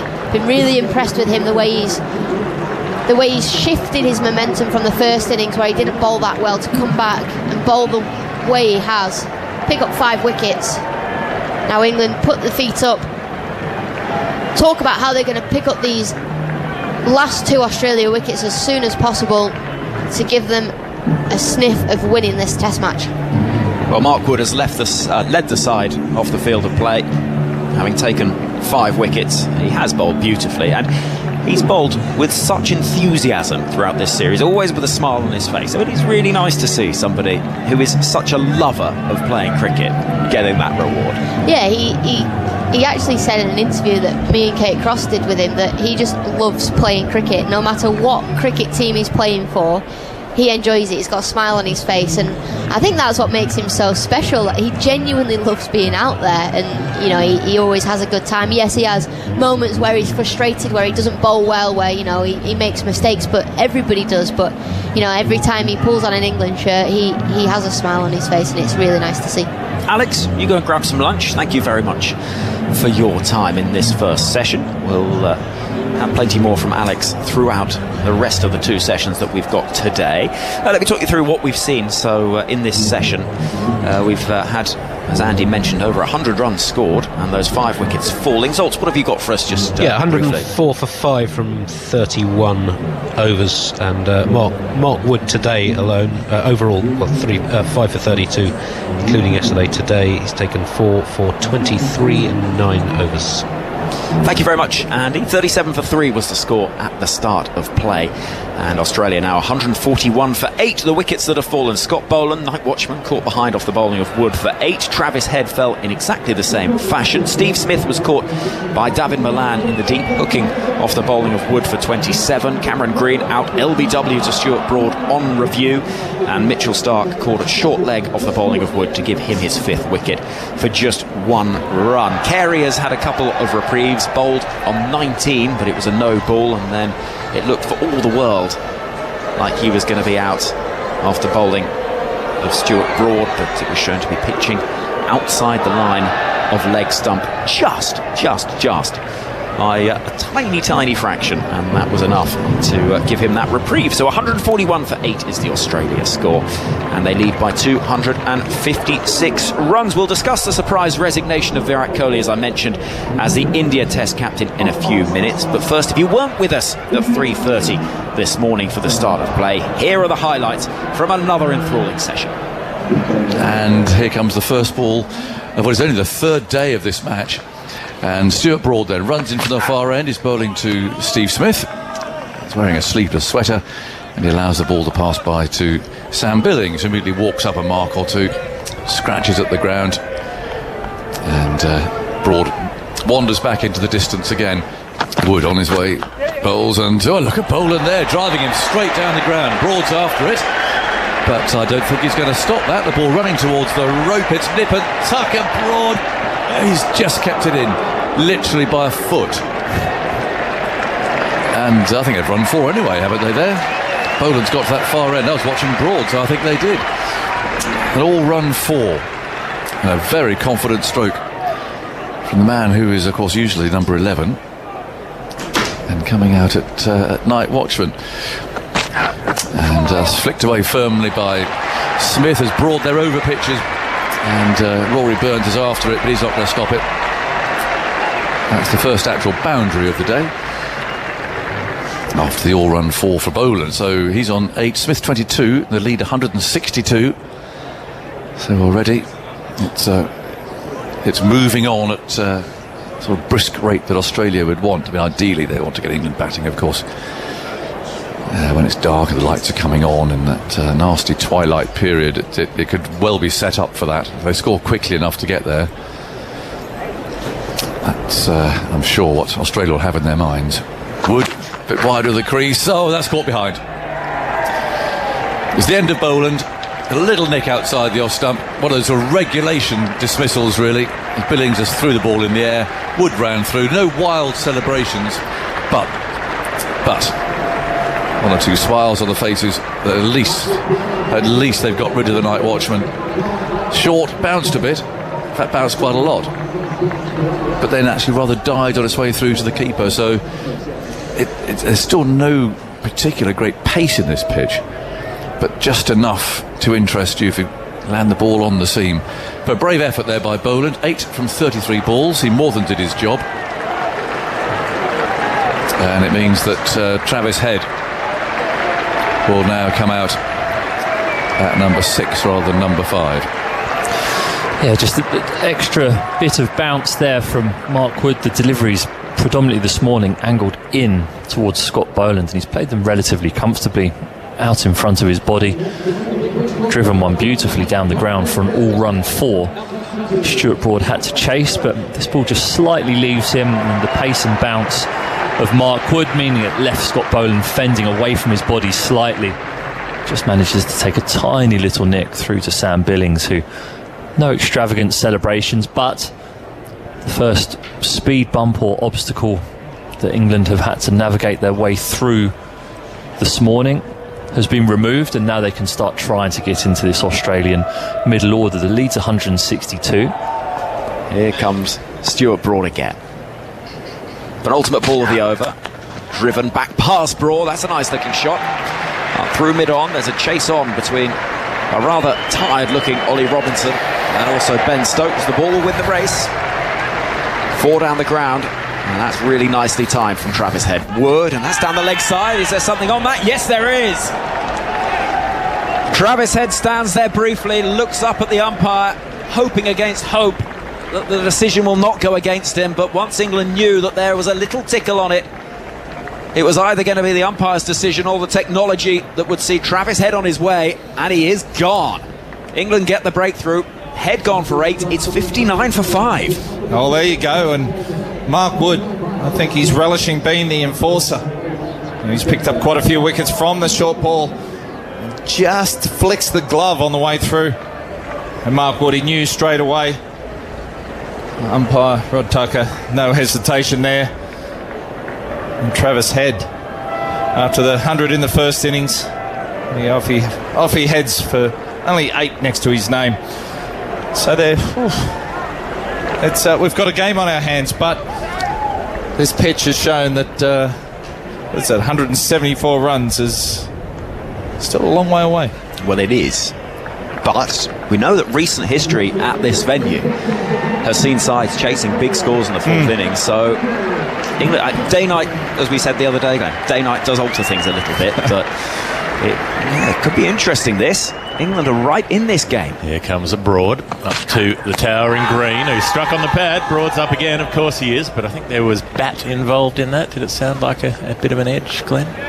There could have been, and Cameron Green is a big man. He does get quite a fair way down the wicket too with that front foot, so it might have been just a little, and the fact that Stuart Broad's not overly concerned and trying to convince. No edge, but it hit him high on the back leg, and if it hits Green high on the back leg, then it's probably going over about 2 sets of stumps. It's Wood to Smith, who hooks. He's going to be caught at fine leg. The catch taken down there. David Milan on the rope, and Stephen Smith falls to the short ball once again. He has had problems with the short ball in recent years, since Jofra Archer started bouncing him, since Neil Wagner started getting him out to that delivery, and Smith falls for 27. Australia 63 for 6. One of those the night watchman. Carey will be out next, but they're down to the last recognised pair for Australia. That's an interesting shot considering the field, but he probably felt that he could get under it. And it's not right on the boundary either where he's been caught, and just picks out David Milan there. So he'd be very disappointed with himself there, Steve Smith. Well, he does play that up and under pull shot quite a bit. He played it against Archer at Lord's that day before he got struck, where he gets under the ball and lifts it and tries to lift it over the rope. But, as you say, that one was caught a fair way in from the boundary. He didn't get a good piece on it. It went fine, whereas usually he'd hit those a bit squarer, or a bit closer to square, less far behind square, if you will. So 63 for 6. This is quite an extraordinary scoreline. Australia, after they were 12 for 3 in the first innings, recovered to 303, bowled out England for 188, and this match really is moving in fast forward. So, can England keep the foot down? There's a fly swatters back in the commentary box. I hate blowflies. Just can't deal with them. Robinson starting a new over, and Green's driving down to mid-off. There'll be no run. You know, they crawl across the window, they get in the way. Someone's got to take them out. They're distracting. It's like when the robot goes past when you're trying to bowl. Have you seen it's got a headband on today? Yeah, they put Stuart Broad's white headband on the buggy camera that's driving around the boundary. I think it's excellent. I think that officially qualifies under hashtag banter. Chris Wokes will have a bowl, and he'll get an edge that bounces to second slip. So the Warwickshire Wizard, here he is with the pink ball in hand. He's got 1 for 13 so far in the innings. That happened last night. It was played down nicely. Soft hands, although it beats the outside edge. On the front foot, soft hands, let the ball take the pace off the ball. That's why it drops short of second slip. Here's Robinson to Green, who's flicking down towards fine leg, and he's got a good piece of that, and he'll pick up 4 runs. That one's out of the middle of the bat. 81 for 6 at the end of the over. Green on 9, Carey on 9. Well, interesting game bubbling up. 196 the lead. Australia would want more than that. It's still going to be very taxing for England to get these runs, but even so, they're making a fist of it. In goes Wokes and bowls outside the off stump, and that's savagely put away through the covers by Carey. Good stroke, bit of width from Wokes. The lead goes to 200 as Carey moves on to 13. 85 for 6. Wide and full. He really seized on that one. Wicket's tumbling just as they did yesterday. So keeping this game moving. It's only halfway through the game yet. In goes Wokes, bowls, and he repeats it. Wokes served up the same. Hasn't gone quite in the same place. It's gone a bit squarer this time, but again beating the gap. And this is where Root is going to have a few things on his mind, because What's he got in his head? 250 perhaps? I mean, realistically, I mean, England haven't scored 300 on the tour. And it's obviously getting into dangerous territory now. Trying to finish his innings off as a man dropping back, so Root's obviously aware of the runs as Woakes bowls not quite so full this time, but it was certainly still quite wide, and Carey allowed that to go through. So there's the first sign of Root thinking, okay, runs now becoming an issue. In goes Woakes. Past umpire Tucker bowls. Oh, he's dragged into his stumps. That really is a lucky wicket, one that England needed. But Carey is looking well set, and he's trying to flog Woakes through the leg side. He's got a lot of bat on that, and drag the ball straight into his wickets, and that is a bonus. That is a bonus. It wasn't a great delivery, that, from Woakes either. You'd expect that to be heaved into the onside 9 out of 10 times, but he just didn't get himself into a good enough position. Thick inside edge, plays it down. They are just checking the no ball, and it... Oh dear, it's tight. It's tight. The crowd think it is. It's very tight. Carey's coming back. Oh no, Chris Woakes. Let's have a look. It's the first point of impact. Oh, I think he's all right. I think he's all right by about a millimetre. And then he just slides a bit. It's ever so tight. But I just think that the first point of impact. Let's have a look at another angle. Oh, actually, I've changed my mind now. I think that's a no ball. We're looking at it from the stump camera. You can see white line. I think that's going to be called a no ball. Oh, Chris Woakes. What do you think? Do you know what? Two different angles are giving me two different opinions here. They have. The side-on opinion, I thought it was a millimetre behind the line. I think that angle's all right. Just all right. But then when we see it from the stump cam, like you said, I think he's all right. I do think he's all right. You don't want to be making this decision. It's a no ball. It is a no ball. I'm not surprised. Well, Stuart Broad's complaining, but there's no point. We've sat up here, and I'm afraid it was a real bonus of a wicket, and I'm afraid that's not the first time that this has happened in the series, is it either? It was an awful shot, absolute bonus. Woakes has overstepped.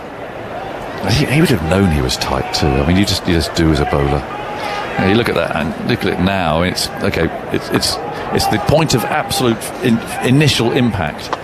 Woakes again, bowls, and Carey this time comes forward and plays as solid a defensive stroke as he'd like. The lead 207. He was on 19 when he was bowled. Stokes getting quite vocal when that no ball was called as well. He couldn't believe it. The trouble is when you're in a team bubble, you got your blinkers on. And goes Woakes, bowls, and Carey forward, punches a stroke which brings him a single straight down the ground. You have your blinkers, and I'm afraid you see what you want to see, don't you, to an extent? You do. Two different angles were giving us two different opinions, and you can see why it was given as a no ball, as we keep seeing it on the replay. But I do think as soon as his foot was down, he was just behind the line. So tight, isn't it? It's the stump camera shot, I think, that does him, because you can just see the white line there. At no point is the white line obscured, is it? No. That's the problem. Woakes again, bowls, and Green leans forward, plays back to him. It was a bonus wicket, that as well, for England. Was it ever? Not a good shot from Carey. But it's not the first time we've seen it in this Ashes series from the seam bowlers, unfortunately, for England. No. Woakes in edge, drops short of the fielder at second slip and runs down to the boundary. The edge is found, Green gets lucky, and Woakes looks as though everything is going against him. 107 for 6, 222 the lead. In comes Woakes again. Bowling to Green, outside edge, again beats the dive of the fielder, this time at gully. It's going to run towards the boundary once more, and I think it'll get there. It does. This was more controlled, soft hands from Cameron Green. And Wokes looks devastated at the end of an over that has caused more frustration. He turns away, looks at the ground and trudges off. 8 from the over, 111 for 6 is the score. Green comes forward and drives to mid-off. Won't get a run, straight to Stokes there. It looks a lot less green, that surface, than it did on the first day. Certainly, yeah, it was emerald green, like something out of the musical Wicket. Elphaba was going to ride her broomstick down it, you'd say, on the first day, but it's changed colour now. It's far more brown with a green tinge as opposed to emerald. Broad runs up to Green, who's turning away to mid-wicket and again can't beat the field. He's very good at finding the field at times, Cameron Green, from the middle of the bat. I didn't expect you and I were going to have a musical theatre stint. We can do if you'd like. I'll sing a couple of tunes. I mean, I'm not sure people will be that enamoured. Out goes Zoltz, he's seen enough. Zoltz, you'd make a wonderful Wizard of Oz, I think. The man behind the curtain who, when it's pulled back, is revealed to be a fraud. You've got the glasses for it, I think. Absolutely. Give us some hope, some cheer. Here comes Broad. Bowling to Green, who struck on the pad. They're all going up. Broad once again doesn't turn around to the umpire until he reaches the batsman. And now they're going through for an overthrow. Maybe 4 overthrows. And confusion reigns out in the middle. So England are talking about whether they will review this decision. And they have gone upstairs. I think this looks close. Stuart Broad's given it the big aeroplane, the celeb appeal that he is so famous for. I think this is going to be close. But he's done that at least twice already today and hasn't taken it upstairs. This one looked like good length, though. And so the potential extras off the bat, we'll have to get Andy to tell us what the laws will say in that instance. Now, could be in a bit of trouble here, Green. That ball is hitting him on the back leg. Nothing on hot spot. It's on the top flap of the pad, but his back leg is straight and angled forward, so it's not as high as it would otherwise be. There's no inside edge from what we can tell. They're looking at hot spot now, but there seemed to be a gap between bat and pad on the initial front on replay. Thank you. Yep. Big gap between bat and ball. We can get a ball track. So it's missed the outside edge as Green's bat has come across the line of the ball like the hands of a clock in reverse. It's hit him in line. He's going to be out here, surely. There you go. There is the wicket. Stuart Broad's celeb appeal was actually accurate this time around. And the 7th wicket falls for Australia. 112 on the board. Cameron Green is LBW to Stuart Broad for 23. Groping forward at it, across the line of it, missing out. And Australia's lead is 227, with only Cummins, Stark and Lyon to come. Can England finish off Australia in a way that they haven't done so in this series so far? The tail has added valuable runs, and England have to make sure that doesn't happen this time around. It's just coming up to 4:30 in the afternoon. It's 112 for 7. A remarkable scoreline in and of itself. Here he goes. Bowling to Carey, struck on the pad. Broad does it again, and he gets the decision. Doesn't bother turning around to look at umpire Paul Wilson, and this time the finger does go up because that was directly in front. Carey's just walking off. Stark is coming over to chat to him. No, he has sent it upstairs.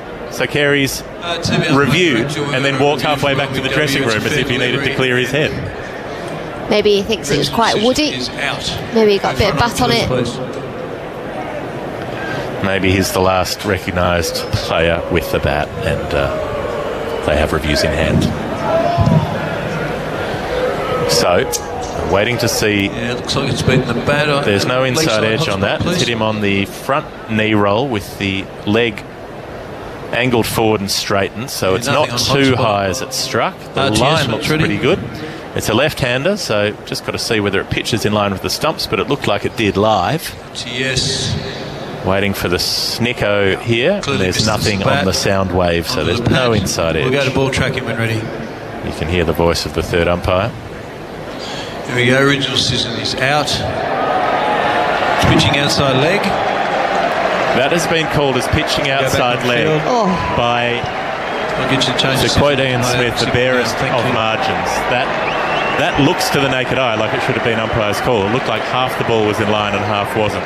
But it must have been 1 millimetre either way, and it's been called as pitching outside leg stump. I'm not sure they have umpires call on leg stump. They can do if it's right on the line. They can call it that way.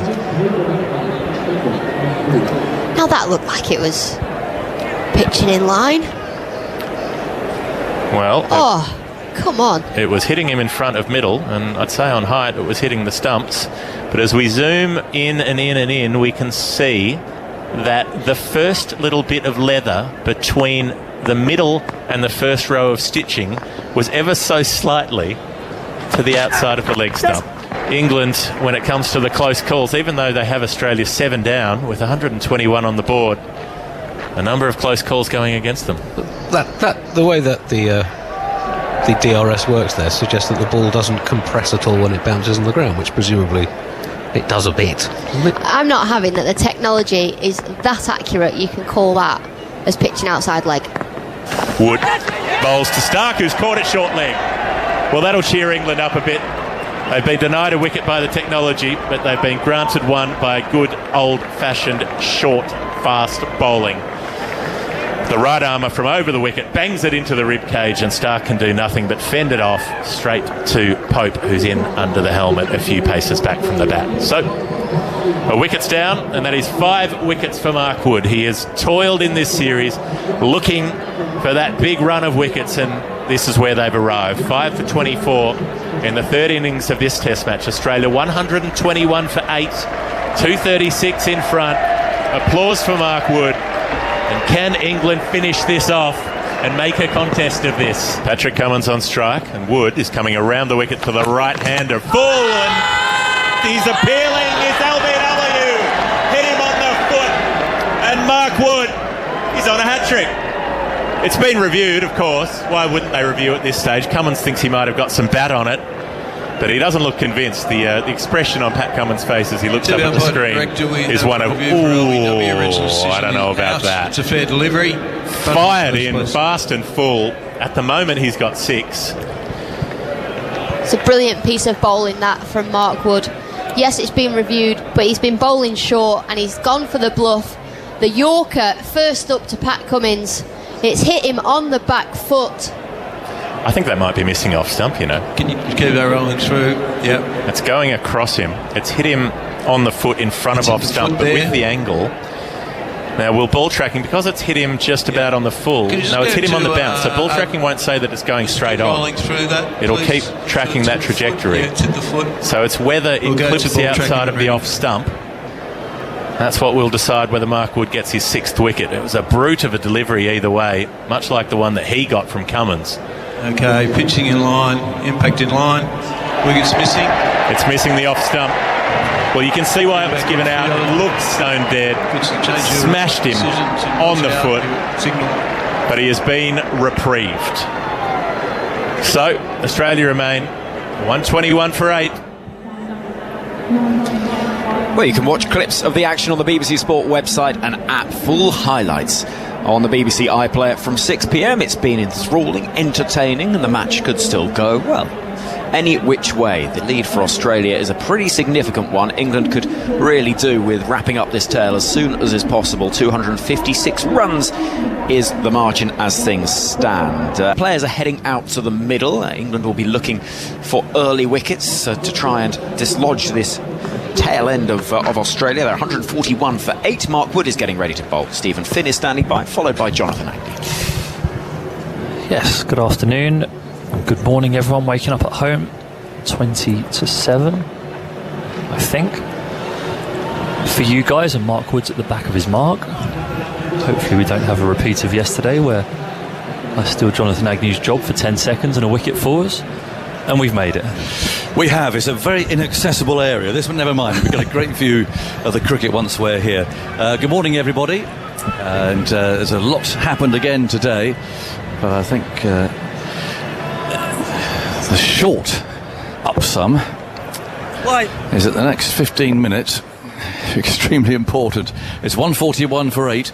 Wood's tearing in round the wicket and bowls a short ball. Is fended away just short of the Pope coming in at short leg and couldn't quite take the catch. So the lead is already 256, and that's the main point here.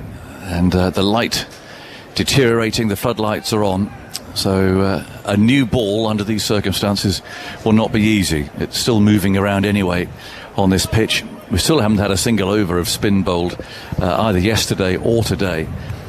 And Wood, who's taken 5 wickets so far, goes tearing in round the wicket, and he bowls another short ball, and Cummins isn't enjoying this at all. Another one that he fended away. He doesn't want to hook. He got out that way in the first innings. And there's a short leg fieldsman, a man at leg slip. So what does he do? Well, the answer really is to try and duck if he possibly can, rather than fend it off. He got in a very awkward position there. It got him a nasty blow, actually, up on underneath the left arm, up near the bicep. That'll be stinging. 141 for 8. The lead is 256. And we're not halfway through the match yet. As Wood tears in again round the wicket and bowls to Pat Cummins, who plays and misses at that. He goes whistling past the outside edge. He's bowled a very wholehearted couple of spells, Wood, and he sort of dispensed with line and length, really. He's just gone completely into bowling bouncers mode, and with fields set that make it awkward for batsmen. One or two have given those wickets away, of course, by hooking the ball into the deep, one of which was Steve Smith, which seemed incomprehensible, really, that he should fall for that trap. Wood again runs in, bowls to Cummins, and he allows that to hit him, thump into his thigh pad. Burns fields it. Leg slip or backward short leg. But yeah, Smith hit one way down. It's such a long boundary too on that right hand side as we look at it. But there was only really one winner. So it's extraordinary that he took it on, and Milan had been placed down there. Smith is out for 27. Green made 23. And Carey, an extraordinary 40 up at the non-striker's end. Bowled off a no ball. That'll be debated as well. In goes Wood round the wicket, bowls another bouncer, and Cummins can get underneath that one. And it's collected by Billings. It really was the faintest, finest decision that could be made.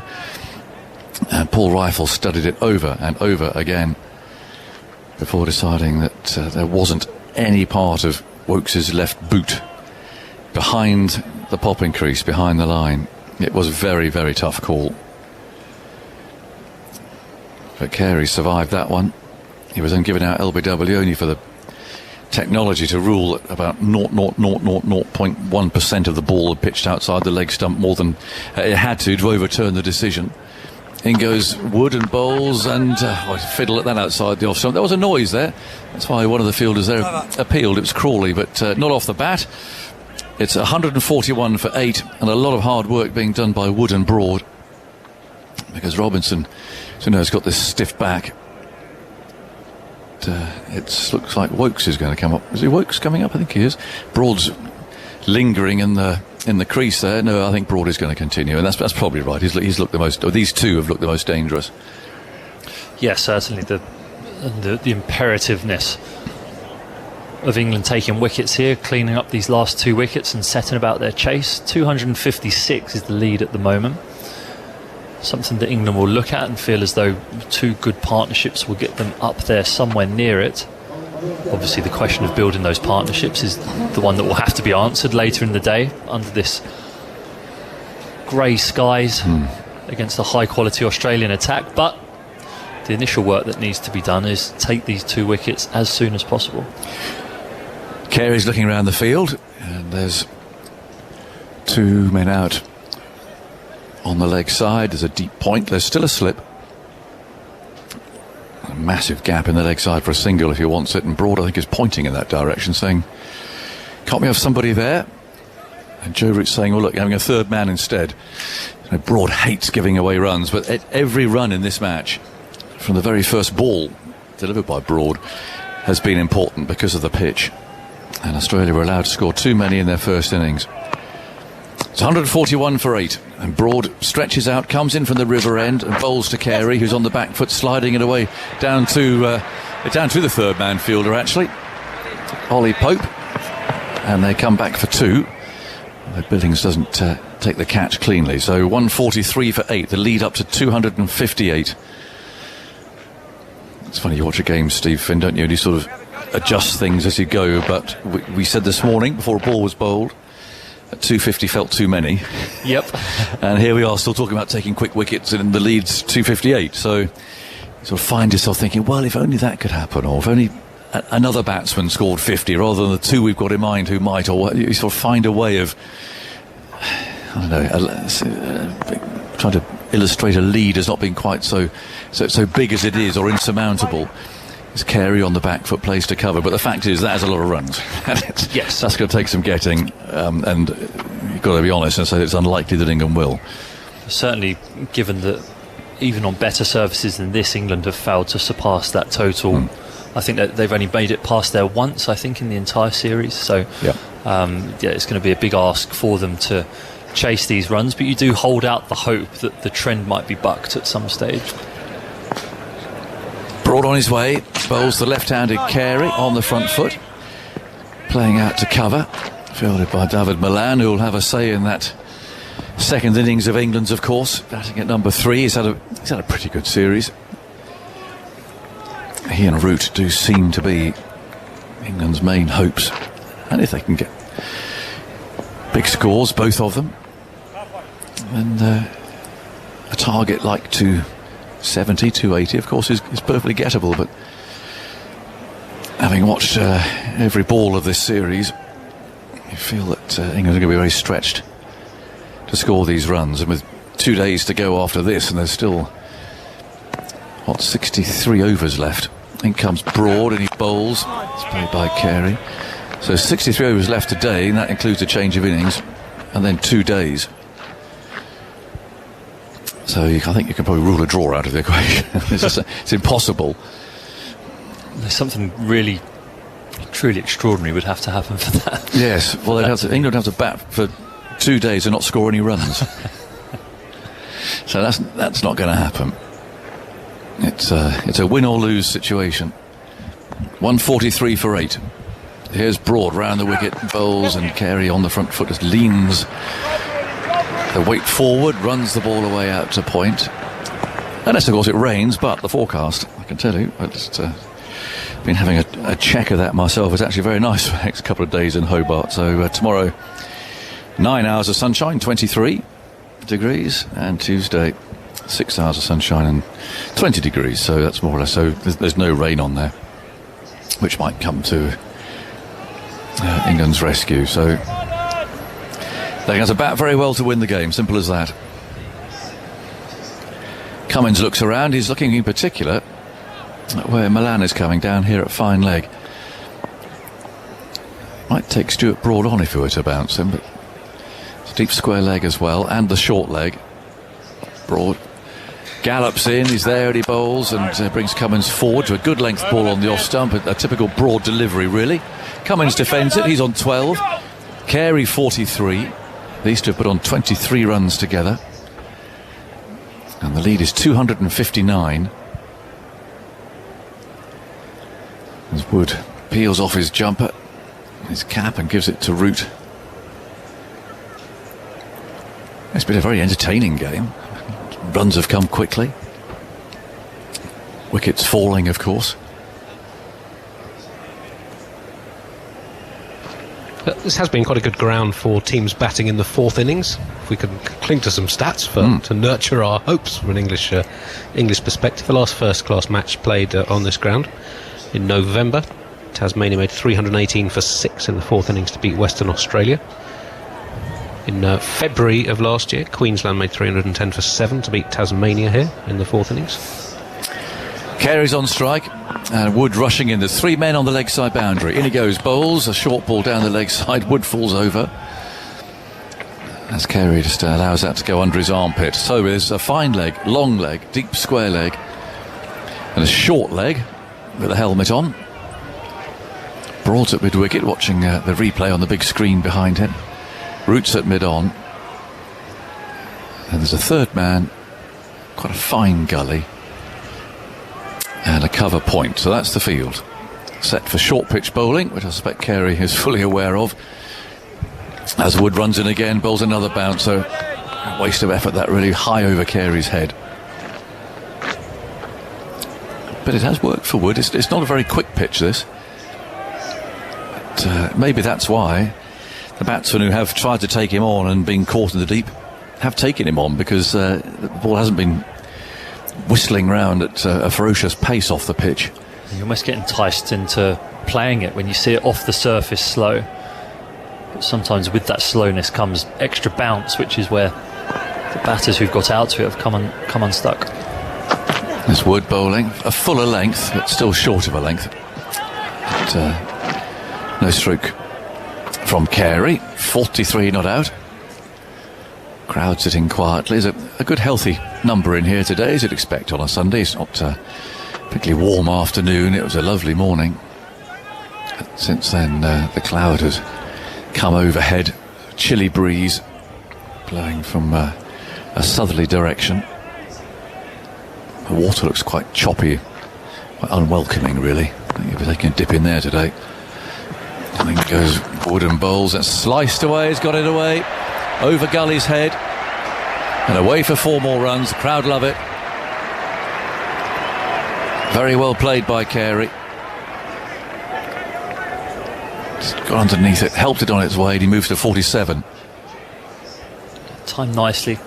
Not that much width from Mark Wood, but the fact he's come over the wicket and bowling it across Alex Carey, asking him to play against the line of the ball and pull it. Carey just sways inside the line and helps it up over that point fielder for a well-timed boundary. Yeah, really good shot, that. Wood again bowls to him, this time it's far down the leg side. Carey steps inside the line, allows it to pass harmlessly by.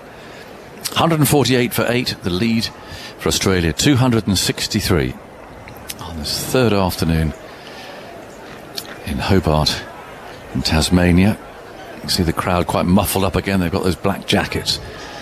There's very much the trend in this part of the world of black anoraks. Certainly most people seem to have tucked away in a rucksack or something. They pull them out when the wind comes in. Wood bowls short, and Carey might have repeated the previous shot actually, but this time he decided not to. He's swayed out of the way, and it's taken by Billings to end another over. 148 for 8, so Australia's lead 263. Just a little more on the fourth innings chases here. There's also been successful chases of 276 for 4, 235 for 5, and in December 2018 Queensland 414 for 6 to beat Tasmania on this ground. And over the course of the last 4 Australian seasons, Bellerive Oval here has the highest collective fourth innings batting average of any ground in Australia. So we can cling to that, Haggis. Well, we can. What we don't know is if the ball's spinning or not, because we haven't seen any spinners. I thought Root might have a bowl this morning, actually, just to see when Green and Carey were going. They might have hit one in the air, or the ball might have started turning, but we haven't seen a single over of spin again. Instead it's Broad with 2 slips and the short leg bowling to Cummins, who gets inside the line, turns the ball away to mid-wicket. It's pursued by Pope, wearing a helmet. Lovely byplay earlier today when the robot camera that Broad got very cross with yesterday was dressed in its own bandana today to match Broad's.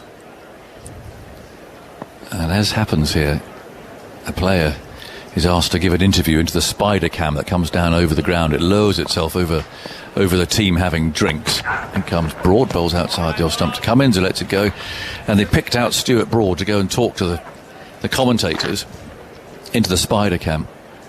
And it was a perfectly framed shot, all deliberate of course, because there's quite a big gap as you look at the screen to the left hand side. And while Broad was talking away about tactics or whatever it was, the robot camera slowly cruised into view behind him with its bandana on. Broad of course couldn't see it. Very funny, and of course they drew his attention to it at the end. All the players were laughing. Broad bowls to Cummins to get a single, prodding forward, runs away to a big gap in the offside. Stokes fields at point, and that brings Carey down on strike on 47. And Australia's lead now 264. Feeling if they were to bat for another hour, 5 to 6 now, 5 to 7. Well, it really is starting to be at twilight time. Yeah, I mean, you'd almost certainly say the game's gone if they bat for an hour here, and even scoring at 3 runs and over would take them to a lead of 300 plus, which England haven't made all series. No. Broad round the wicket, bowls to Carey, drives him hard along the ground to point. The man's on the boundary with the hill behind him, and they take one more. 150 comes up for Australia. They've lost 8 wickets, so a low scoring game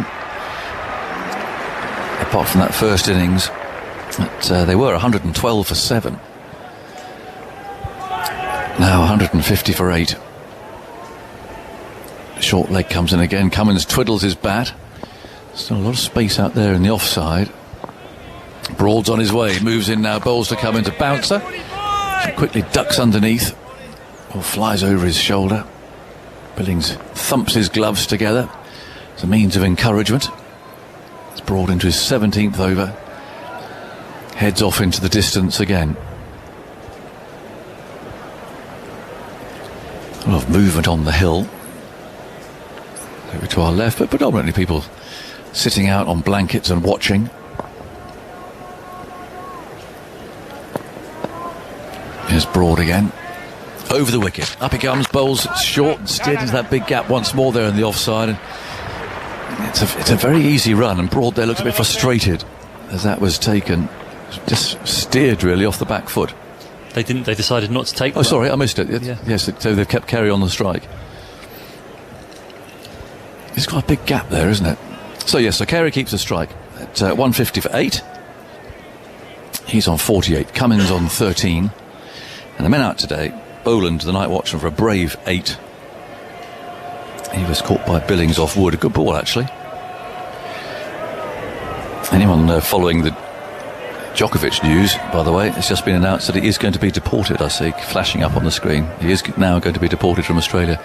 That's just been announced in Melbourne. Head caught down the leg side off wood for 8.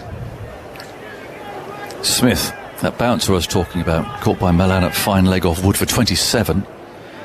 And Green out for 23. In goes Wood.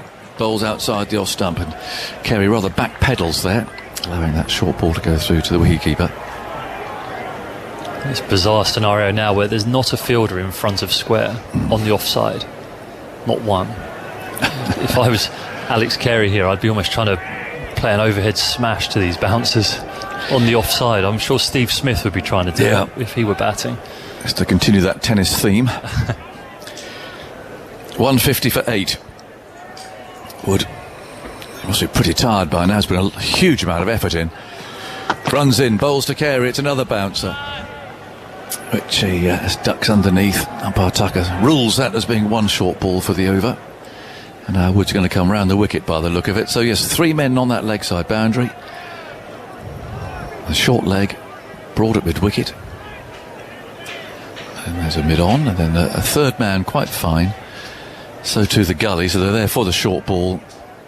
And a man out on the deep point boundary. Very strange, very unorthodox field. Remember those old MCC coaching books you used to get as a kid? They set a orthodox field for the right arm off spinner or something. They'd all be there, all mapped out. Well, you wouldn't have this for the for a right arm fast bowler, that's for sure. Well, there's one now. Wood runs in round the wicket, bowls to Carey, who watches that go through, and again no real pace there. It bounced a second time as it's collected by Billings. So not a quick pitch, but still just offering some movement, and this ball now 55 overs old.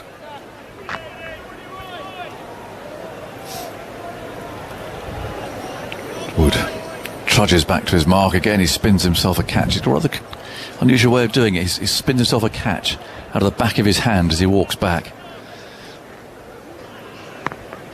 Scurries in again, taking his shadows with him. There now, bowls to Carey. He's got it away into the offside, and again they don't take the run. And that's a strange one, because there's 2 to go, So it can only be that you'd imagine that Cummins isn't too keen to face the fireworks from Wood. You'd think that's the case. I mean, Pat Cummins is a more than capable batter. We saw him in trouble, though, to be fair, in the previous over against Mark Wood. The last thing Australia would want when trying to bowl England out would be for Pat Cummins to break a finger by ducking into one from Mark Wood. So maybe they've taken the executive decision to protect him from that barrage.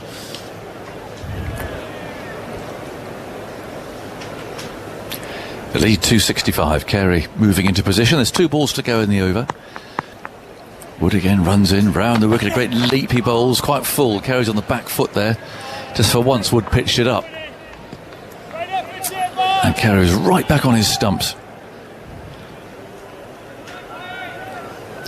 Ball fielded at short leg. It might be too breezy even for the sailors today, perhaps a bit late as well.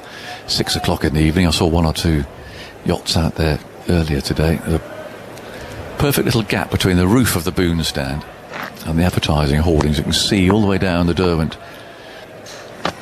Wood bowls short again. Carey steals a single, pushing into the offside. That'll frustrate England. He keeps the strike. Cummins heads to the far end. 55 overs gone. It's 151 for 8. So Australia lead by 266 runs. More from Stephen Finn, and then Jeff Lemon will come in here.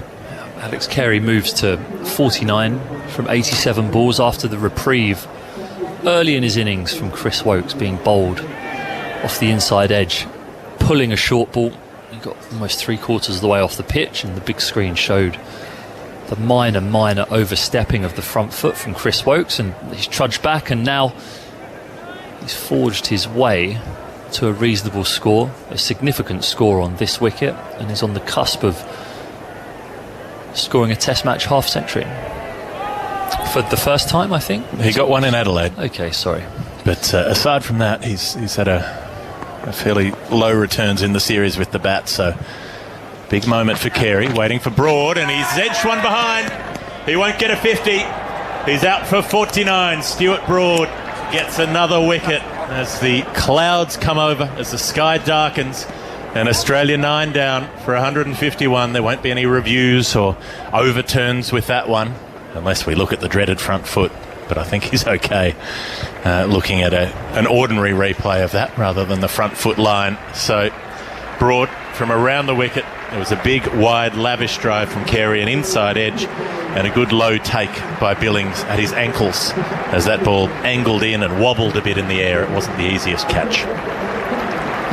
Yeah, the first ball of your spell, Jeff. Wicket, well bowled. Thank you. Well played. Well played, Alex Carey, to be fair, after the reprieve. Marshalled his way with the lower order up to this point and has put his team in a commanding position, but now the cheers that you can hear are for the hero of the first innings, the 6-hitter. He's now doing a swashbuckling warm-up here, swinging his arms in windmill fashion, almost as if he's saying, I'll come out to do some more damage again. It's Nathan Lyon. Nathan Lyon, who crashed 3 sixes in the first innings. He also hit one to finish off the innings in Sydney. So on a personal note, in the space of 10 balls, he hit 4 sixes in this series, which I'm pretty sure he's never done before. Oh, we mentioned he'd never hit 2 in an innings before, and he hit 3 and a few balls in the first innings. Carey's innings, 49 from 88 balls with 4 fours. He was on 19 when he was bowled by Woakes off a no ball. The score, had that been a legitimate delivery, then would have been 91 for 7, so an extra 60 runs added before he was out. Good morning to the UK. You're listening to Test Match Special on 5 Live Sports Extra, Radio 4 Longwave and BBC Sounds. Jeff Lemon with you, Andy Zoltzman on the stats and facts, and Glenn McGrath is hopping in beside us on special comments. Stuart Broad is bowling to Lyon, who's driving and missing. Nearly nicked that one behind. A reminder that if you want to catch up on the day's play, you can watch video clips on the BBC Sport website and app. The full highlights show will be on the BBC iPlayer from 6 p.m. later today. And over on 5 Live at the moment, Eleanor Oldroyd is presenting the breakfast show with news from here at Bellerive Oval in Hobart. Plus the reaction to the Novak Djokovic decision. He's lost it wasn't technically an appeal, but his court case to have the decision reviewed So he will be deported from Australia. Nathan Lyon is remaining out in the middle as he clips the ball away to deep square leg for a couple of runs. He'll remain on strike and get off the mark. Australia 153 for 9, so they lead by 268, and England now hunting for that last wicket to try to keep this to a plausible run chase. And Glenn McGrath jumping in to join me. It's been a very entertaining 2.5 days that we've had so far. It has, and especially today there's been wickets on what was adjudged a no ball.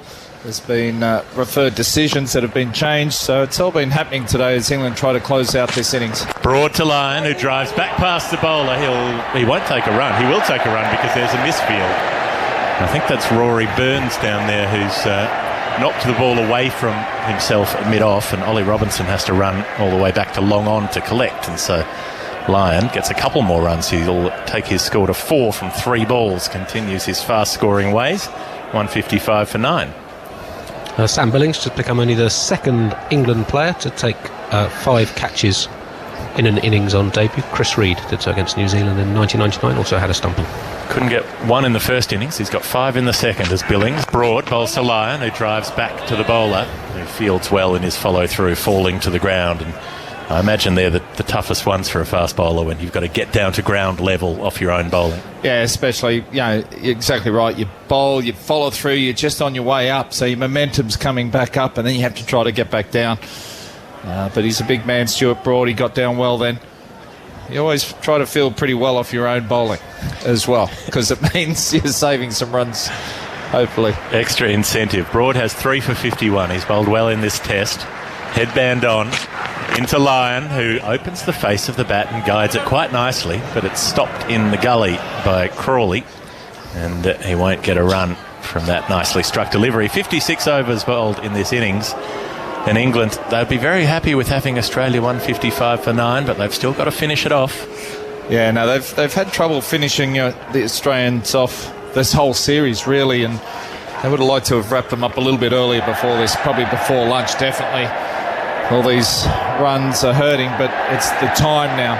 Australia's trying to drag it out as long as possible so that ball's newer through that night period today, and it's a bit gloomy out there. Start of the day was beautiful, blue sky, pleasant day to be playing cricket, perfect day to be playing cricket. It's just overcast, but not really any rain.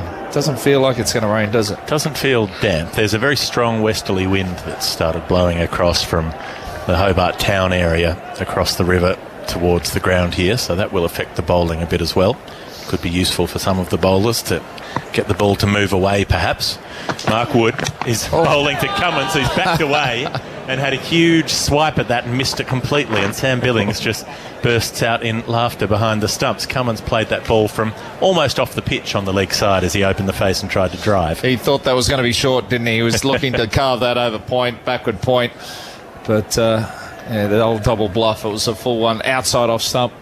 And Pat Cummins and Sam Billings, they've got a good relationship. They actually both played for Penrith, and Pat Cummins sent Sam Billings a nice text message the other day where Sam got a duck off 5 balls and Pat got 100 of 145 deliveries. Wood bowls the short ball. Cummins pulls. Billings appeals for a catch, but there was nothing on that.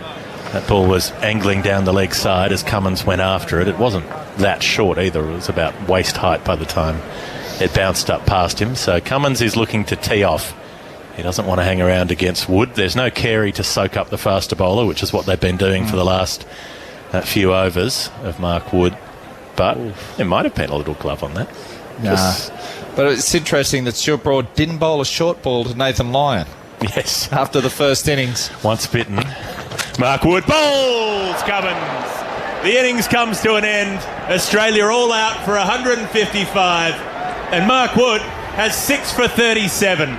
Well, I think we said at the start of the day we'd been waiting for a day when he might get 6 for not many and run through a team, and he has done it today. Full, straight, cannoned into the stumps. The zings lit up, the red lights flashed to all corners of the ground on this cloudy day, and Mark Wood finishes off Australia for 155. So that means England will need 271 to win. That's pretty much the chase that they were set against New Zealand in England in the last English summer, which they decided not to go after. They batted out a draw. But there's no chance of batting out a draw here. We've got 2.5 days left, so they'll either get the runs or they'll be bowled out. And there's no rain on the forecast either. So, there's going to be a result here. And you've got Mark Wood leading the team off, getting applause from the crowd here, raising the ball to the crowd. Very well deserved. He'd run in hard in each game he's played this series and probably not got the rewards and returns that he probably deserves or he'd like, but here today, this test match, he's been the enforcer, been the aggressor and bowled short and unsettled the Australian batsman. And he walks off with 6 wickets against his name and carries that ball. He'll get his name up on the honour board system here at Blundstone Arena down in Belrive. So, well-deserved Mark Wood. It must have been something that you would have enjoyed, Glenn, as a fast bowler, watching Mark Wood come in, watching the way that he's, even when times have been tough, he's bowled at 150 Ks consistently. He's given his all. He's missed one test match on the rotation system, but he's constantly put in every time that he's been thrown the ball, no matter how difficult the situation of the match was. And here he is in his last outing of the series, getting his rewards. No, exactly right. And, I love his attitude and his energy. He just keeps running in all day. It's a shame he didn't play more test matches. I think they haven't quite got the selections right in this series, the England powers to be, but always good aggressive fast bowling. He bowled a little bit quicker than me, but I can appreciate that express pace, and sort of just wish that it had the express pace fairy had sort of helped me out a little bit more, but no, it was good to see. And the fast bowler raising the ball to the crowd when he picked up his fifer. There's well, that's something you pioneered, isn't it? The idea that if batters can raise the bat to the crowd with 100, why shouldn't a bowler raise the ball with a 5-wicket? Well, they raise the bat for 50, for 100, 150, 250. When they walk off, they're always raising the bat. So we thought, as a group, the FBC, Fast Bowling Cartel, so it wasn't my idea, it was Damien Fleming, myself, Brett Lee, all the boys, Jason Gillespie. So we decided, if you get fifer, we're going to raise the ball, and I was lucky enough to be the first one to do it at Lords in 2001. I picked up the 5th wicket. I got the ball off the umpire, raised it to the crowd. My fast bowling teammates are standing around applauding. The batsmen, well, they didn't know what was happening, did they? So it was nice to be able to be the first one to do that. But what I really enjoy is that it started a bit of a tradition, and to see all bowlers nowadays, when they get 5, they raise the ball to the crowd and get a little bit of a applause and appreciation. And Mark Wood did it here today, and continuing that tradition, which is nice to see. So the update on the timings as the wicket brings Australia's second innings to an end. That means there's a 10-minute innings break, which means we'll be back with England's chase in about 7 minutes from now.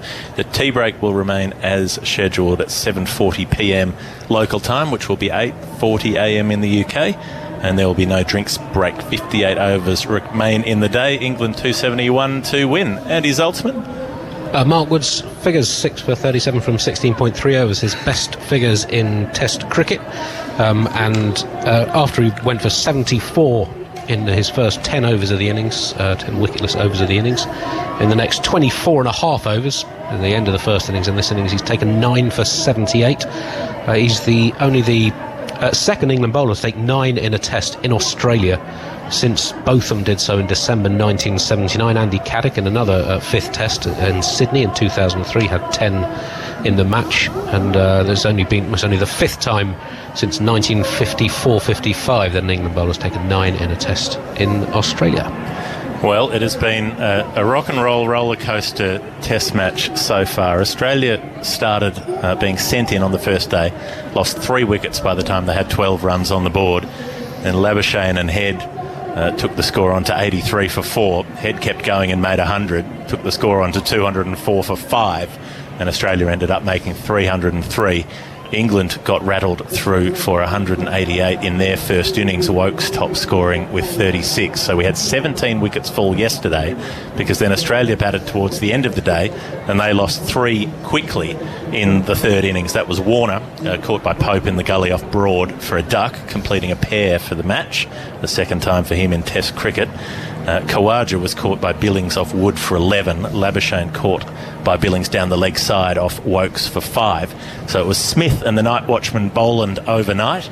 They resumed in the morning. Boland was caught behind off Wood, poking at a shorter ball outside the off stump for 8.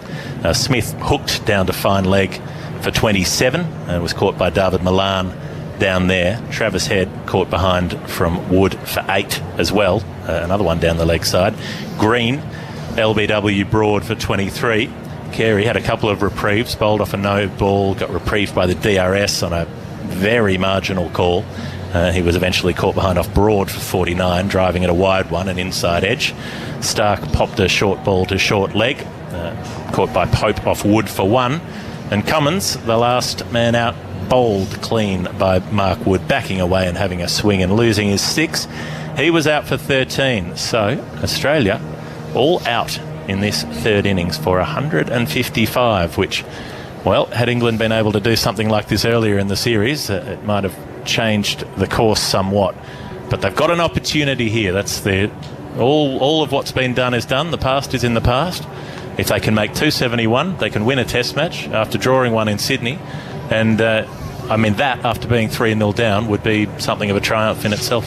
Oh, without a doubt. And, it's going to be a big ask. There's no doubt about that. They need a few of the batsmen, if not all of them, to really put their hand up. That pitch is still offering a fair bit to the bowlers, and especially the new balls. So, but they have to back themselves, don't they? Come out and play their shots, and you just never know. And that's the attitude England have to go in with. They've got to believe they can still win this match. They've got to have a bit of luck. There's no doubt about that, because of the way the ball's moving around. They've got to back themselves and play with good intent. If they can do that, you just never know. Well, Rory Burns might be due a bit of luck. He's certainly had plenty of bad luck in the series so far. Out to the first ball of the series, run out in the first innings here. He might be thinking that he's owed a little bit by fortune.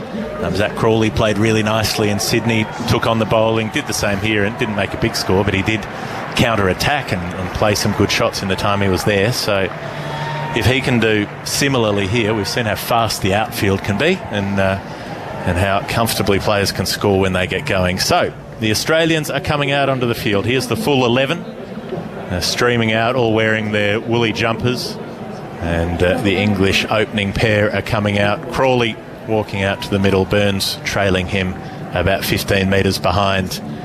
The shadows lengthening, the floodlights are bright, the chase is on. 271 to win for England. Glenn McGrath and then Henry Moran.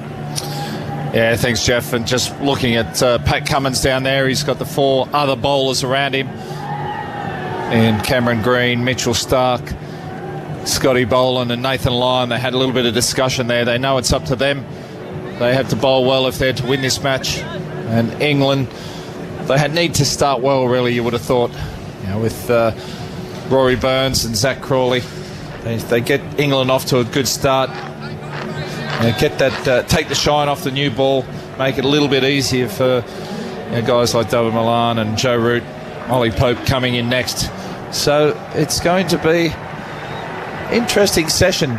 It's looking forward to it. This is what Test cricket's all about, and it's definitely a test of character, skill, and everything about to be on show. Just briefly, Zolt, some Mark Wood figures for us? 6 for 37, so 6.16 runs per wicket. In terms of England's best averaging fifers in Australia, for an England bowler with a fifer at fewer runs per wicket in this country, you've got to go back to John Snow in 1970-71, and we took 7 for 40 at Sydney. He was instrumental in England's series victory then. We're ready to go, and Rory Burns waits. He's let his hair flow down his back. A slight change in look. Will it be a change in fortune? Mitchell Stark started this series with a wicket from the very first ball. He's bowling at Rory Burns once again. Left arm over, down the leg side it goes, and flying through to the keeper. There is no run. Before Snow, you've got to go back to Frank Tyson, 7 for 27 in Melbourne in 1954-5, another iconic England fast bowling performance in a victorious Ashes series. And then you've got to go back to Harold Larwood in Bodyline, 5 for 28. So 3 of the most iconic England fast bowling performances in Australia, and Woods added himself to that list. Larwood also had another good innings, 6 for 32 in the 1928-9 series, and then you got to go back to the 1880s. So Woods' figures stand up pretty well. Thank you, Zoltz. 3 slips and a gully weight as Rory Burns on strike. This open stance for the left-hander. It's in the air, just flying past that slip and down towards the boundary for 4. So Rory Burns gets off the dreaded pair, and it wasn't far from the left-hander third slip. It was a little bit fortuitous from Burns, but he won't mind one bit. England 4 without loss in pursuit of 271. Well, there's that luck you were talking about already.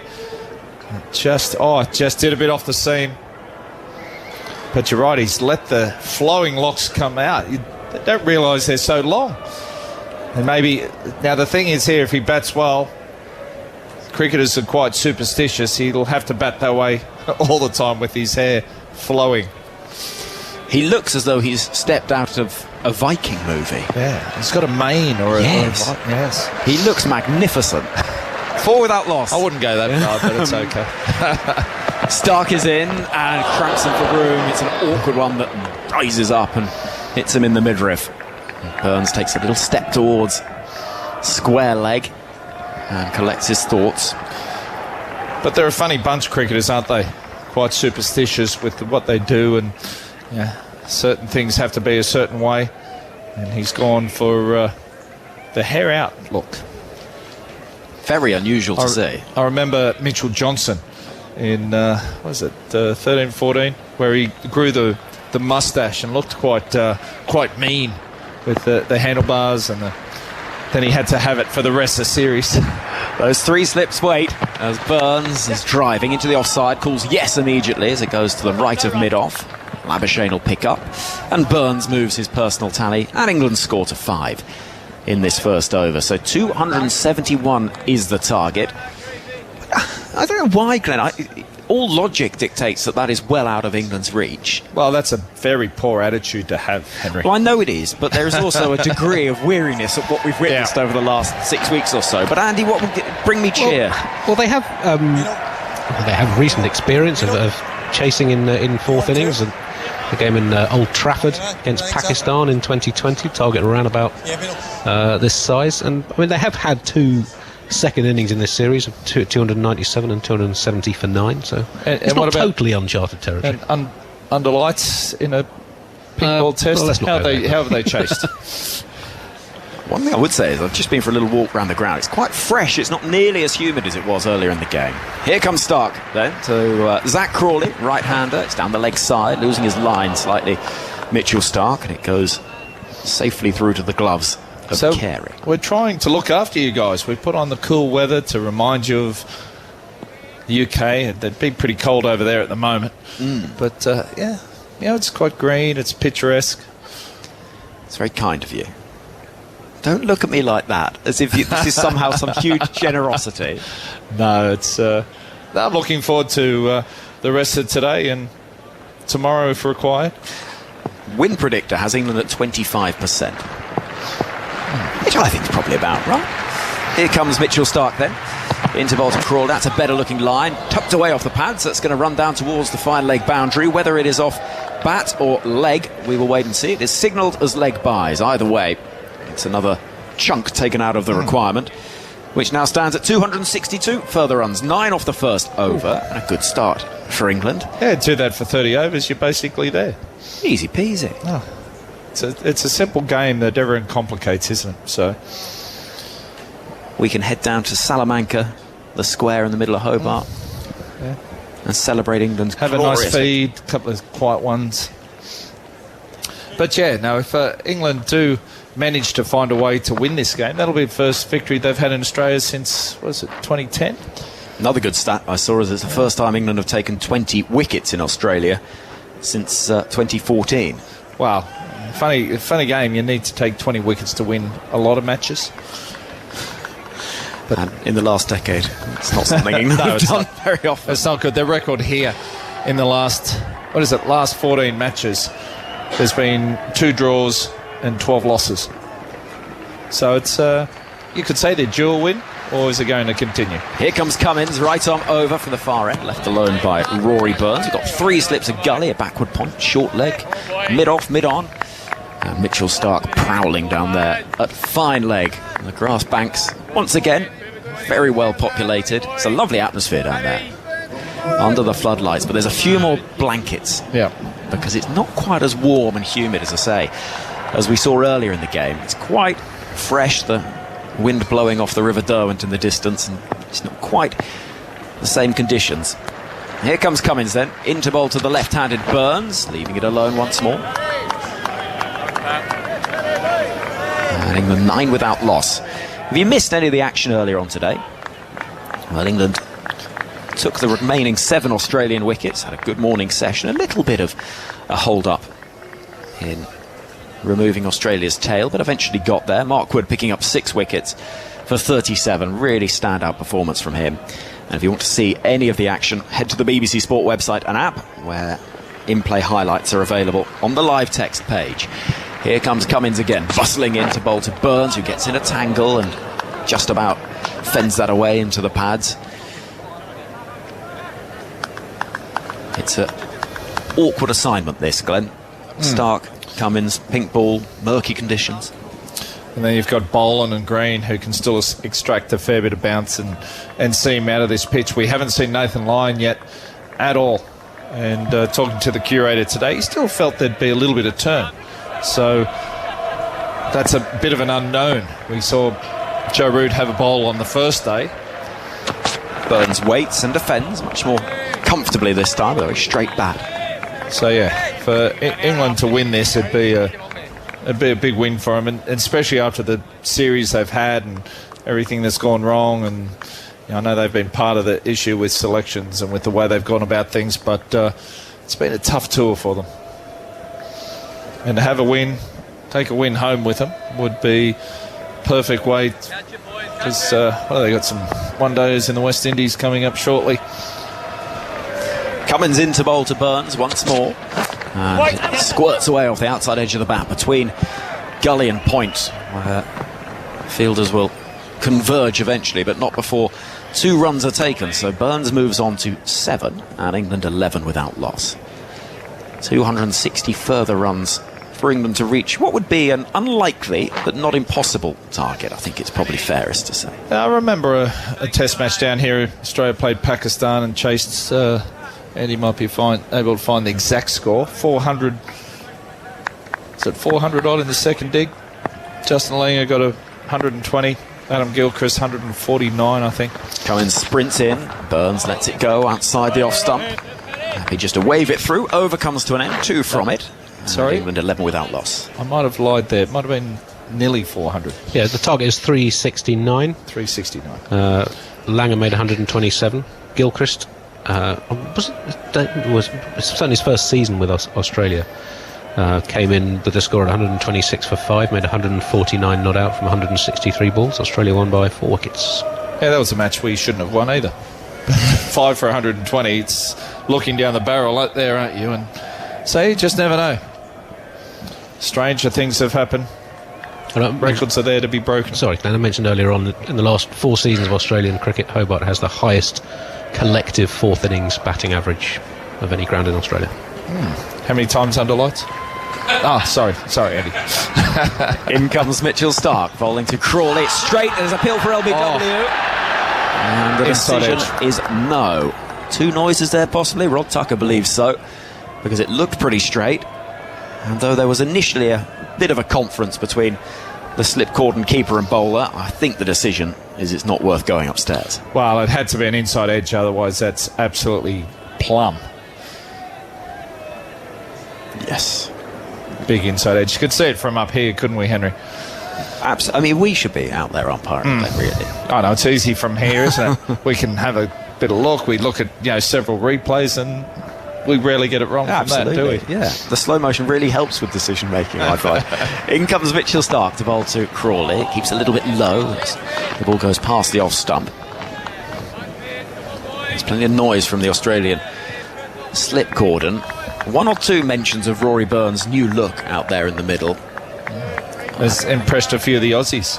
Possibly. But then Australian male haircuts in the last couple of years, Glenn, have taken an extraordinary turn. The moulet, as they call it, the mullet, is back apparently. Back in a big way. Jason Gillespie is very happy with that. I remember he had the big mullet. I think back to Damien Fleming in his early career had the mullet. I wouldn't say I had a mullet back when I was younger, but it was a lot longer than what it is now. But yeah, Rory Burns, it's not a mullet, that one. Left alone outside the off stump by Zach Crawley once again. It's not the mullet, it's just free-flowing locks for Rory Burns. What we mean is he's normally, during this series, had his hair tied up underneath that helmet, but he now cuts a remarkable figure with hair right down his back. So and as he runs for a single, it's sort of flowing in the wind. You think he should be carrying a big sword or something? Yeah. Like Vikings used to, or an axe or there is or something of like that. Yeah. Stark at the end of his mark. And waiting to approach once again. This rather menacing, creeping approach. Into bowl to the right-handed Crawley, who works the ball off the hips, down towards fine leg for his first run. It'll just be that single. A huge cheer for the cult hero Scott Boland, who's had a remarkable few weeks. 12 without loss is the England score. I should say, as we say goodbye to Glenn McGrath, if you missed his chat with Stephen Finn, Glenn is Finney's absolute hero, and he was so excited about meeting him during this series. They had a catch-up the other day, now available as a podcast on BBC Sounds. It's a lovely hour or so talking about their memories of yesteryear and experiences of crossing paths in years gone by, and how Finney was too shy to ask for his autograph. Alex Hartley is back alongside us. Hello. Lost my voice there. Stark has the ball in hand. And he's running it over the wicket to bowl to Rory Burns. 2 balls left in the over. And another appeal for LBW. Again, really from behind the stumps, more than it was from Stark, who got that ball swinging late once more. And I think probably it was a double noise once again. Yeah, it was. It was. Remarkable locks from Rory Burns. I just hear you talking about it with Glenn McGrath. Looks like he needs a good leave-in conditioner. Yes, the words that were often uttered by Henry Blofeld on commentary. He needs a good leave-in conditioner. Here comes Mitchell Stark once more. Burns on strike, final ball of the over. And it is once more swinging in towards that middle and leg stump line. And it's played safely into the leg side. 3 overs gone, England 12 without loss. Andy, what's England's highest opening stand in this series, just so we can keep a little bit of an eye on that, because it's not been a vintage collection of opening partnerships for England during this tour. I think it's fair to say.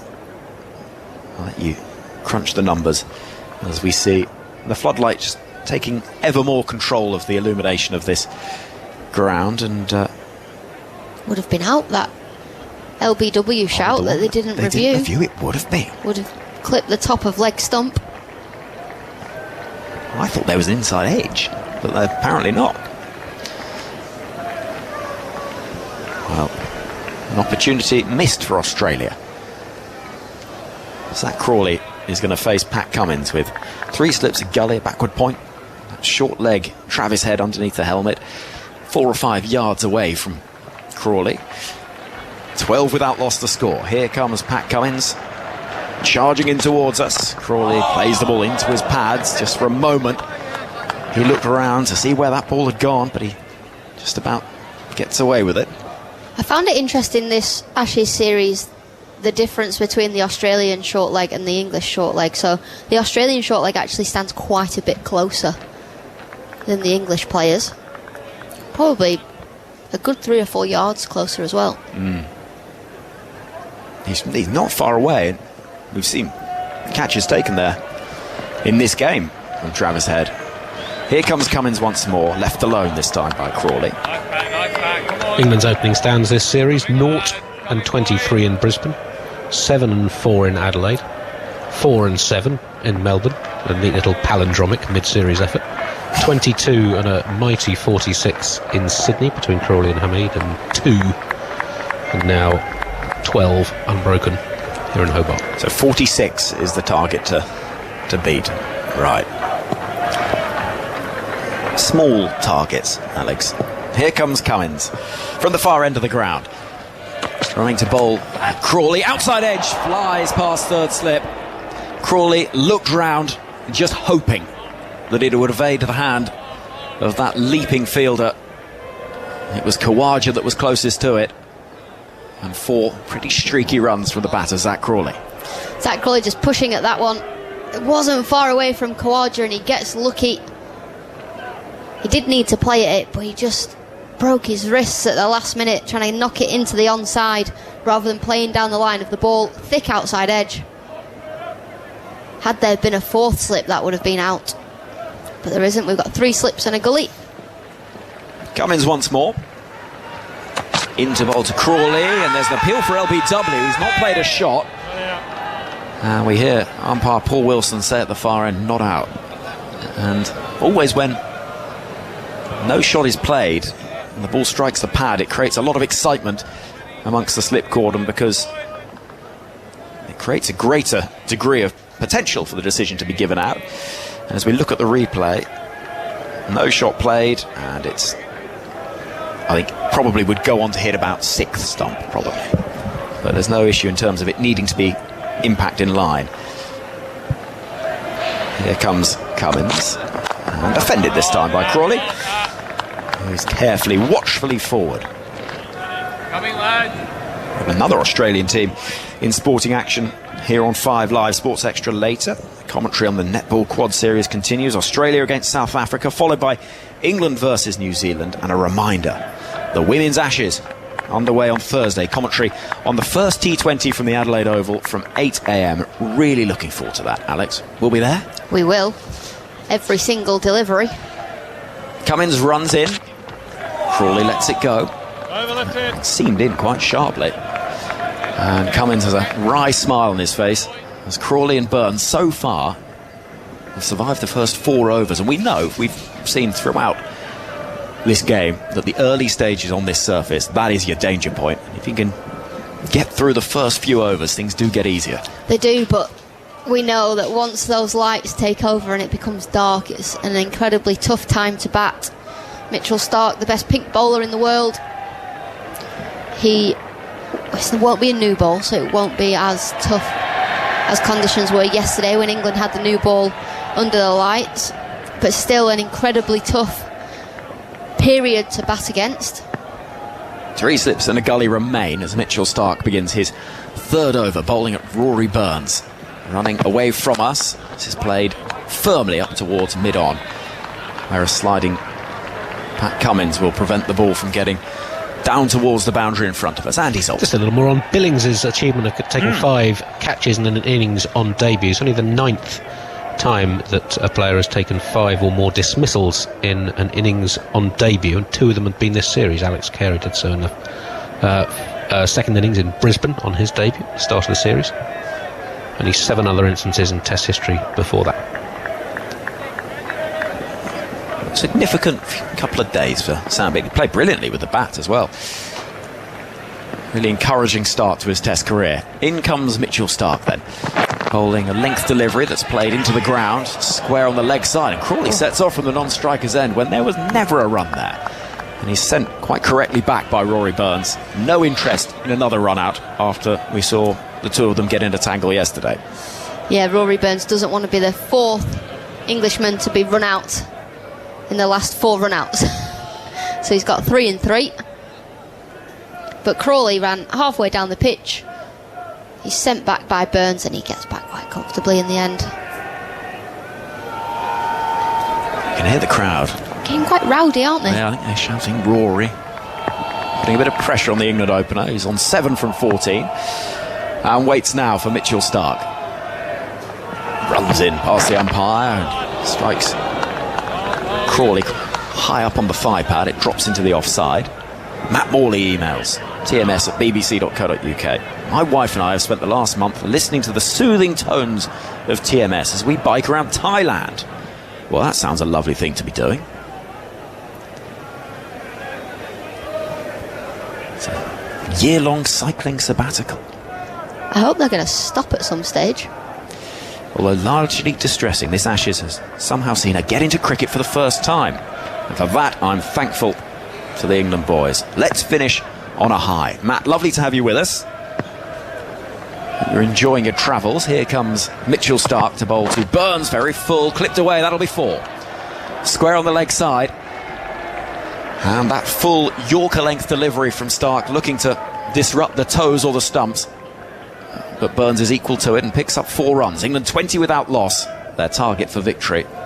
251 runs away from here. Cycling for a year. I envy their fitness. They must be so fit.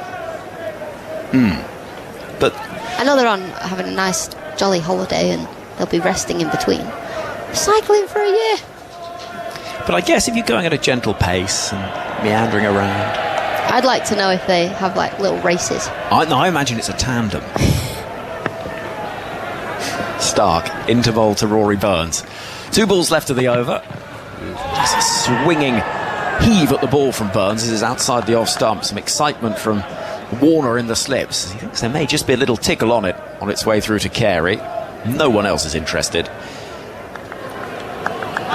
I don't think they're going to go upstairs. There has been one incident in this innings where Burns would have been out had they reviewed the LBW shout. If you're listening from some far-flung spot, you can get in touch. tms@bbc.co.uk. I asked yesterday, we had an email from Athens. I said, I wonder if that's the only TMS listener in Athens. And we had a stream of people tuning in from not just Athens, but all around Greece. I think we should find the most peculiar listener from the most peculiar place. Stats on that, Andy? Here comes Mitchell Starc bowling to Burns, who lets that go flying through. The over comes to an end, and I'm going to get out the way and make room for Jonathan Agnew. Stats on how peculiar our listeners are. I'm not sure I've got that, to be honest. Or their locations. I've got something on Mark Wood's innings and the length that he bowled. Very short. In short, the CricViz database has over 5,000 innings by seam bowlers in tests going back. Quite sure how far it goes, but it goes back over 10 years. And Wood is in the 10 shortest pitched innings by a fast bowler, taking the average bounce point in that time. Now Cummins continues his bowling to Crawley, batting well across in front of the off stump there. He turns that first ball away and he turned it straight ahead, who for a moment there made to throw the stumps down as Crawley left his ground. Good aggressive feeling there by Sussex's new captain. Smile on his face. Crawley taps away there at the pitch, settling some nerves. They've done well so far. There's 1 or 2 loose shots, but I think that's understandable in the circumstances. Light's not great, the floodlights are beating down. Very cloudy overhead. And Cummins swings around in the distance, comes in again. 3 slips and a gully. He's there and bowls to Crawley, who plays him neatly through mid-on. That should go for 4. Just over pitching. And the fielder at mid-on really had no chance in picking that up. So nice stroke. Does like to get onto the front foot when he can. 24 for no wicket. So England need 247 more to win. Seems a very unlikely target, but you just never know what might happen. A couple of batsmen get in. It's not a big target, so an experienced captain, Pat Cummins, can have that in his mind if England can make a bit of a start here. Get a bit defensive, take a slip or 2 out. Short leg goes back, that sort of thing. Cummins again, runs towards us, bowls, goes straight through Crawley, and kept very low. Bounced a second time before Carey, the wicket-keeper. There isn't a lot of pace in this, which is why I think you have to really admire Wood's stamina.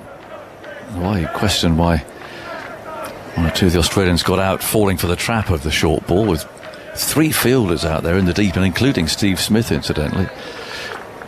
He really has worked very hard indeed to get something out of a surface that doesn't really suit him at all. Crawley's on 9. Cummins runs in again, a straight run, and that's flicked away out to mid-on. Once again, Boland's the fielder. I expect we'll see him coming into bowl fairly shortly. While there's still some shine on the ball, which is now 6 overs old. Cummins sweeps back his dark hair. Fairly quiet on the hill at the moment. People are just enjoying the cricket, I think, in these early salvos of England's innings. Can they get away to a start? Crawley twiddles his bat. The slips are ready. Short leg crouches. Cummings, arms pumping, comes in past umpire Wilson and bowls, and again it's worked hard into the onside. This time Boland slips to his knees. There's a big green mark there over his right knee as a result of that, and there's no run. The target 271, so 247 runs away.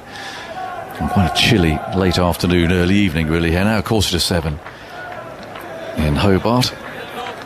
Change of the wind today is quite a nip in the air. Maybe that's why Burns has let his hair down. Extraordinary sight. In comes Cummins, bowls, and that's turned away. Oh, almost offering a catch there to head at short leg. It was flicked firmly, bounced away. They couldn't take the rebound. So it's 24 for no wicket, 6 overs gone. Burns sort of releasing his inner Samson here, I think. I think he's thought, I've had it. Really, I've had so much bad luck with the bun. I might as well let it all hang out. Let it all out. See if it brings a change of look for him. I think so. I think he's thought the bun hasn't worked. It's as simple as that. I saw him pushing his pram through, not his pram, but his child's pram through Hobart the other day, and I failed to notice if it was dangling then or whether he had it up. Well, cricketers are very superstitious as well, so if he does get runs with his hair down, we will see it more and more. There's a lot of it. I mean, it's not quite Chris Gale, but it's not far off. I think it might get in the way a bit. Stark starts another over. Left arm over the wicket, bowls, and Burns plays him nicely into the offside. Timed that pretty well. Lyons giving chase.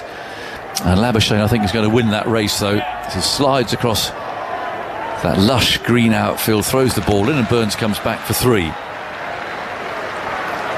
What do you do with all of yours? I always tie mine up. So just put it up.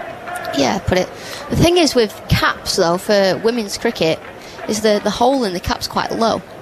And right. If you have a baggy blue, like you have a test cap, they don't have holes in for your hair. So you have to go for a low ponytail, and then when you come onto bowl, you have to redo it and put it a bit higher. Yeah. It's not an issue I've ever had, if I'm honest, myself. I mean, I'd love to be in that position. I had a bit of a mullet in my younger days. It looked pretty dreadful. But nothing like Rory Burns is sporting today. In goes Stark, left arm over the wicket, is there, and he bowls to Crawley, who pushes into the offside. Burns responds in time this time. It was rather a replay of the first innings run out, actually. Pushed into that same place. Burns just hesitated for a moment again there, but Crawley this time got him through. Burns 14, Crawley 10. England 28 for no wicket. This is a good start. It's a good start. It's been a solid start. They look like Rory Burns has something different about him today. I feel like he's punching his hair. punching Crawley's gloves. He means business. He actually looks quite confident at the crease, which we haven't seen for a while. I think he's just come out and thought, to hell with it. I've had absolutely no luck. Everything's gone horrible. Let's try something different. Hanging down his back, it's over his name on the back of his shirt. It's that long. Stark on the way, bowls tremendous. There was a noise, and I heard a noise. The slip fielder's heard a noise. Stark hasn't heard anything. Burns is wandering away into the leg side. Now, where's Cummins? Cummins at mid-on. I'm hearing someone say there was a noise, and I heard a noise in my headphones from the pitch microphones that are there. The timer's ticking away, and Cummins is very judicious with his reviews. Very judicious, and in fact perhaps over cautious, because there are a couple in England's first innings that he might have taken, and they might have had some results. There was definitely a noise here, but I'm not sure whether he's nicked that or not. I had to wait for Snicko, but certainly they heard something behind the stumps, but looking there's nothing on the hot spot. Sometimes these microphones just pick something up. A bit of noise. There was actually an LBW that they didn't review as well against Rory Burns that was clipping the top of leg stump, so they don't go for their reviews very often, No. but they've missed out there. I wonder if Cummins learned his lesson from the Headingley match. That review he burned off there. In goes Stark, bowls, and now Burns there has played the ball back into his stumps. Has it just brushed the wickets? We'll see. I think his hair's working, you know. Had he been wearing his bun, that would have gone straight into his stumps and the bails would have fallen off. It's as simple as that. Because it bounced over the stumps there. He's got really Straight lucky. over. Oh. No, that's... no, a bunned Burns, that would have landed on the bails. But as he is today, free-flowing, that's gone straight over. Well, that's a massive change of fortune. It's working. It is, that's it. The hair is staying, and it's staying down forever. Yeah. Well, there you go. It's worked. It's 14 not out. Stark's on the way. Left arm with the wicket, and he bowls. He flicks that away down towards the leg side boundary. It's 4 runs to Burns. 32 for no wicket. 239 more to win. And he's smiling. He's punching Crawley's gloves. He's got the strap of his helmet dangling down as well, so there's a lot going on when you look at Burns close up. That was a nice stroke. Good position. He almost doesn't have, like, when Burns isn't batting well, he's quite twitchy, and he moves quite a lot, and Danny White does a really good impression of Rory Burns at the crease, but he's not quite as movie. Stark on the way, bowls to him down the leg side, 4 more. What's that hit? Bat? Pad? Well, it's leg buys. 4 more to the score. Very dainty leg by signal there from Rod Tucker. 36 for no wicket. 235 more required by England to win. I think we have to see Scott Boland in the attack from Australia's perspective.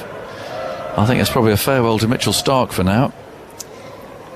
Let's get big Boland on and see what he can get out of this surface. Yeah, so Rory Burns crouches and he looks quite aggressively, almost looks like he's trying to look around the corner, but it's because he is dominant in one eye, so he has to get his head around to let that eye look forward. Here comes Boland. He's actually coming on from the other end. The crowd have just spotted him now, peeling off his sweater. He really is a crowd favourite. Certainly is. Here is a big basher in these parts. He's a Victorian in Sheffield Shield cricket. That comes and plays his big bash here in Tasmania, so very much a local favourite. And this incredible start to Test cricket. In his 3rd game, he's taken 15 wickets at an average of 10. But also the economy, 2 runs and over. I mean, he just nails it, and he's going to be a handful on here in these conditions. And Crawley just waiting for somebody to sit down, I think, behind the arm up there. We've got our television colleagues down that other end of the ground. Maybe someone's moving around. See all the red lights of the cameras on up there. As Boland comes in for his first ball, Crawley waits for him. He allows that to go by outside the off stump, and immediately it's a lovely, easy, rhythmical release. And the ball's on a length. Just nip back a little bit. And Crawley's doing some gardening. The first 7 overs, 5 boundaries and 2 lots of 4 leg buys. And the Winvis, which had England at 25% at the start of the innings, they've gone up to 39% now. Well, they're off to a bit of a flyer, really. All things considered, still lots of cricket left today. It's supposed to be 50 overs, I don't think we'll get those in. Boland moves in, bowls, and Crawley works him into the leg side out to mid-wicket for a single.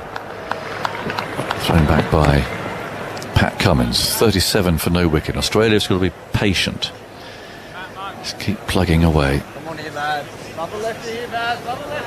think they get 1 wicket, and difficult for new batsmen coming in. Oh, surely we'll see Lyon bowling at some stage. I mean, it might be turning square for all we know. We don't know, do we? I have no idea. Well, they do say if it seems, it spins. Yeah. It has been. Do you agree with that? That's Shane Warne's big theory, isn't it? Yeah, I think I do, because the ball nips off the seam. I think you give it every chance when you actually put some revs on the ball. Well, Lyon's at backward point at the moment, so it's quite a quiet time. 4 slips are waiting. Boland moves in, bowls to Burns, who carefully plays that back up the pitch for the bowler to gather. Gives him a bit of a glare. Burns walks away, watches the big screen there. It'll show a replay of that particular delivery. So he's admiring that, chewing a piece of gum, undoing his gloves and doing them back up again. All these things that pass a little bit of time. While Boland is a bit of a trudger back to his mark, turns in the distance. Runs in easily again, over the wicket, bowls, and Burns repeats the defensive stroke, and this time it's picked up by the short leg fieldsman. Water looks a bit grey today on the Derwent. It's not really a day, I don't think, for taking the yacht out. Be if a you bit had one. windy out there. I think it'd be windy and chilly. But then these people who sail, they actually like it like that, don't they? I saw one out there earlier, and it was almost its size of 45 degrees, but they seem to like it. It's not for me, if I'm honest.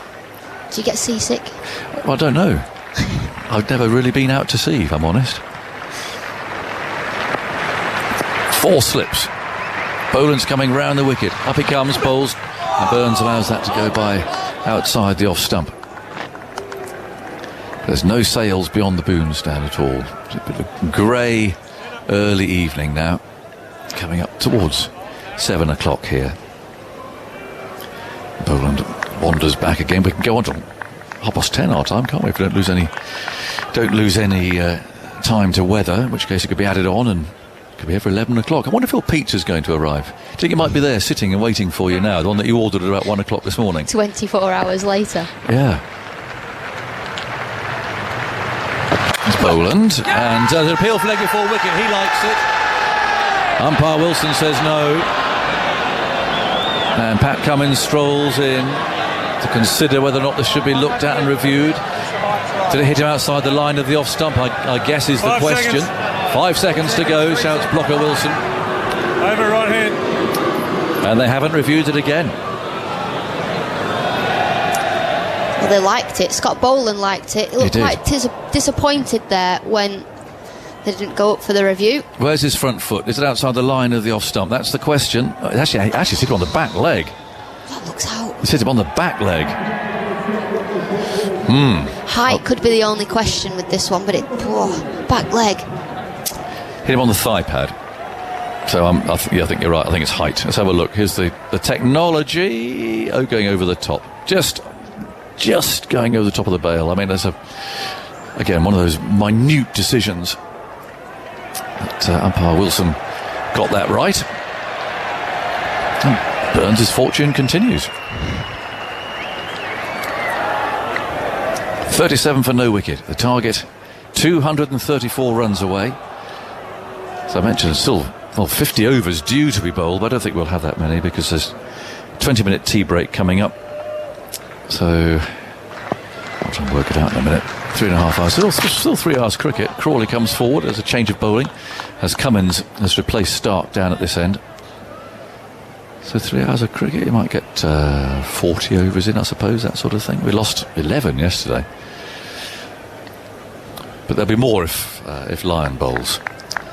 So actually England can make, if they keep going, they can take a sizable chunk out of their target. How do the rules work with fines for the over it? They lose Test Championship points, don't they? If they're slow. And fines. England got thrashed for free in Brisbane. In goes Cummins over the wicket and bowls a good ball, which beats the bat. Again, just drawing the right-handed batsman into the shot. What he does so cleverly. Pushing forward down the line, a little bit of movement away. And Crawley defeated by the ball that went outside the off stump. Talking of boats, I've got a couple of listeners there. Alan and Wendy Banks are on their boat in Turkey. They're managing to, very clever Hale listening to us, on a year circumnavigating the world, having set off from Wales last year. Whew. Puts things into perspective, doesn't it? In goes Crawley. Bowls, there's a lovely shot. Crawley there hits Cummins through mid-wicket for 4. He just pitched up a little. And that's dispatched through mid-wicket to the boundary. 4 more. So 41 for no wicket. 230 more to win. And Crawley is on 15. In the Caribbean for Christmas via Greece, Malta, Tunisia, Algeria, Morocco, the Canary Islands and Cape Verde. What a great effort. Well, good luck to you. Stay safe, as they say. Look after yourselves. So what a lovely trip. Goes Cummins. bowls, and inside edge found there from Crawley as he pushes forward. Familiar sight there of Boland's rocking run around the boundary edge. Nice return from him, finds Carey. And it's another one to England. It's the run rate in this game has been remarkably high, actually, given the fact that it is quite a bowler-friendly pitch. It has. It's been an entertaining test match to watch. You know, there's something always happening. I mean, Australia's counter-attack on day one was remarkable to watch. They really put the England first change bowlers under the pump. Crawley waits, then goes Cummins again, bowls to him. Oh, it's beaten him again. Beautiful ball. And there's that extra zip and nip that Cummins gets. Crawley's doing some gardening, but it's a sort of prodding of the pitch he knows won't do any good at all. He wasn't really looking at where he was prodding there. He just sort of came down and vaguely prodded while watching the replay on the screen. Come on, boy. 43 for no wicket with a ball to go in the 9th over of England's reply. Crawley's on 17, gives his bat a final twiddle. The slips are ready. Most of wearing long sleeve sweaters now. As Cummins on his way again, bowls to Crawley, who he's hit another 4 through the leg side. Cummins over pitching, has flicked him away firmly through mid-on, and that's another very good stroke indeed. And England are making, certainly at the moment, they're making a fist of this. 47 for no wicket. They need 224 more to win. Burns 18, Crawley has 21. More from Alex, and then Jeff Lemon's coming here. Well, it's not an impossible task for England, this. We know England have had a lot of batting collapses. 224 needed, 10 wickets in hand, and they're ticking them off ever so slowly, over by over. I hate to say it, and I know it's going to bite me in the backside, but these two look great. They look good at the crease. I wouldn't say ever so slowly. They're going ever so quickly. They've faced 54 balls and they've made 47 runs. Is that their best opening stand of the series, Andy? Start of a new over. Burns defending Boland back down the wicket. And England, 47 for none. Good morning to the United Kingdom. It's 8 a.m. where you are. You're listening to Test Match Special, the 5th Ashes Test from Bellerive Oval in Hobart. We're on 5 Live Sports Extra, Radio 4 Longwave and BBC Sounds. Jeff Lemon and Alex Hartley with you. And England making a good fist of a run chase so far. 47 without loss. Only in the 10th over. They need 224 more runs to win. Boland to Burns. He'll get more runs here, clipping it down to fine leg. Mitchell Stark in off the rope. They'll take a single. 48 for no loss. Burns on 19. Crawley on 21. So if you want to know what's happened through the day, you can watch video clips on the BBC Sport website and app. There's the full highlights show on BBC iPlayer from 6 p.m. and on 5 Live. Right now, Eleanor Oldroyd is presenting the breakfast show live from Hobart with all the news from here and also the reaction to the Novak Djokovic decision. He has been struck out of the Australian Open. He will be sent home with a slap on the wrist and presumably won't be allowed to come back to Australia for 3 years. So ramifications beyond this Australian Open. Scott Boland is bowling to Crawley, who's punching off the back foot. Out to point. Won't take a run. They've been much more clear with their calling on the runs, Burns and Crawley, in this innings so far, Alex. They have indeed. We often see run-outs in cricket, not often in test match cricket. And you just give your partner a dagger and then you go, right, well, that's not happening again. There's been a couple of runs turned down by Burns, but you don't blame him, especially after what happened in the first innings, being run out. Crawley's call. Here's Boland again to Crawley outside the off stump and left alone. Crawley happy to be watchful on this occasion. So if you're just tuning in, England bowled out Australia earlier today for 155. Just the lazy 6 wickets for Mark Wood. He steamed through them, bowled short, 6 for 37 he took. And now, England, they're chasing 271 to win and they're 48 for none. Going well. It's been a good test match so far. This, for both sides, been entertaining. Boland up to Crawley, who punches to point. Lyon Fields, no run, very loudly and firmly called once again. And I like what this pair have done, that they've got the run scoring going. You feel like the longer this innings lasts, the more chance Australia will have to take the wickets. So the fact that they've got the scoring moving, they're not just sitting there trying to survive and risking getting a good delivery. They're putting it to the Australians, making them think about what to do, making them start to worry a little bit. Boland, in his second over, to finish it off. He bowls to Crawley in on the hip, and it's skewed away in an awkward defensive sort of shot. It takes the ball behind square leg, takes the score on to 49 for none after 10 overs. So they're cruising along at 5 and over. Test cricket's easy. If only. If we weren't 3-0 down, I might believe you. Well, you're not 3-0 down in the tour of Hobart at the moment. Could go 1-0 up in the tour of Hobart. Who knows?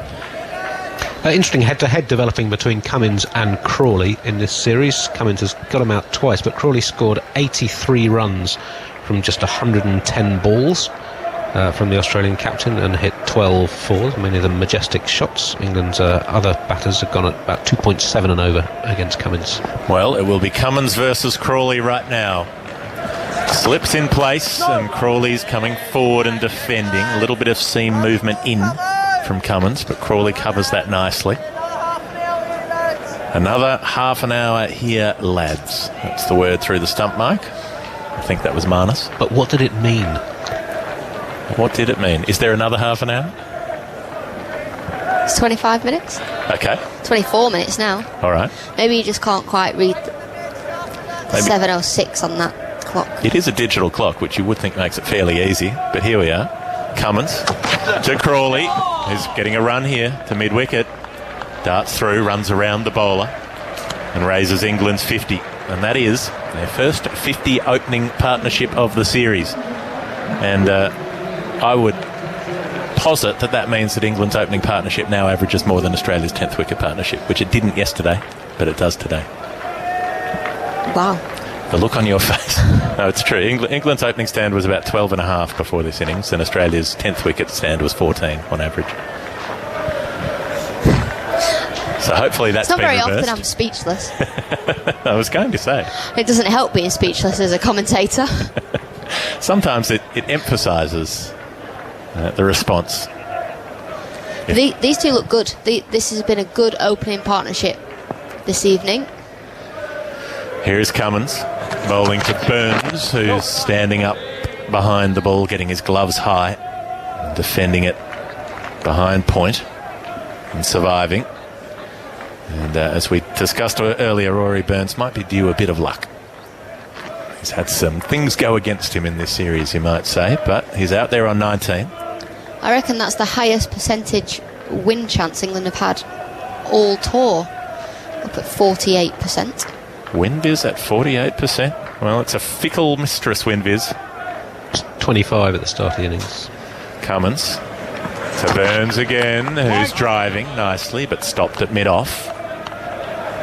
So this battle will continue through the evening. It's not dark here in Hobart yet, although it is dusk. The light is not great with a lot of thick cloud cover overhead. The floodlights are burning brightly. The players have their foreshadows spanning out on the pitch from the floodlights around the ground. So it'll be hard conditions for anyone else to come in. Puts even more of a premium on these wickets, and this pair staying put. Burns gets beaten by a beauty from Cummins that lifts and moves away off the seam, away from the left-hander's outside edge, and that really took off from the surface into Carey's gloves. He went to play it, did Burns, and decided at the last minute to leave it. I think had he had carried on trying to play that ball, he might have nicked it. So good decision in the end from Rory Burns. A beauty from Cummins.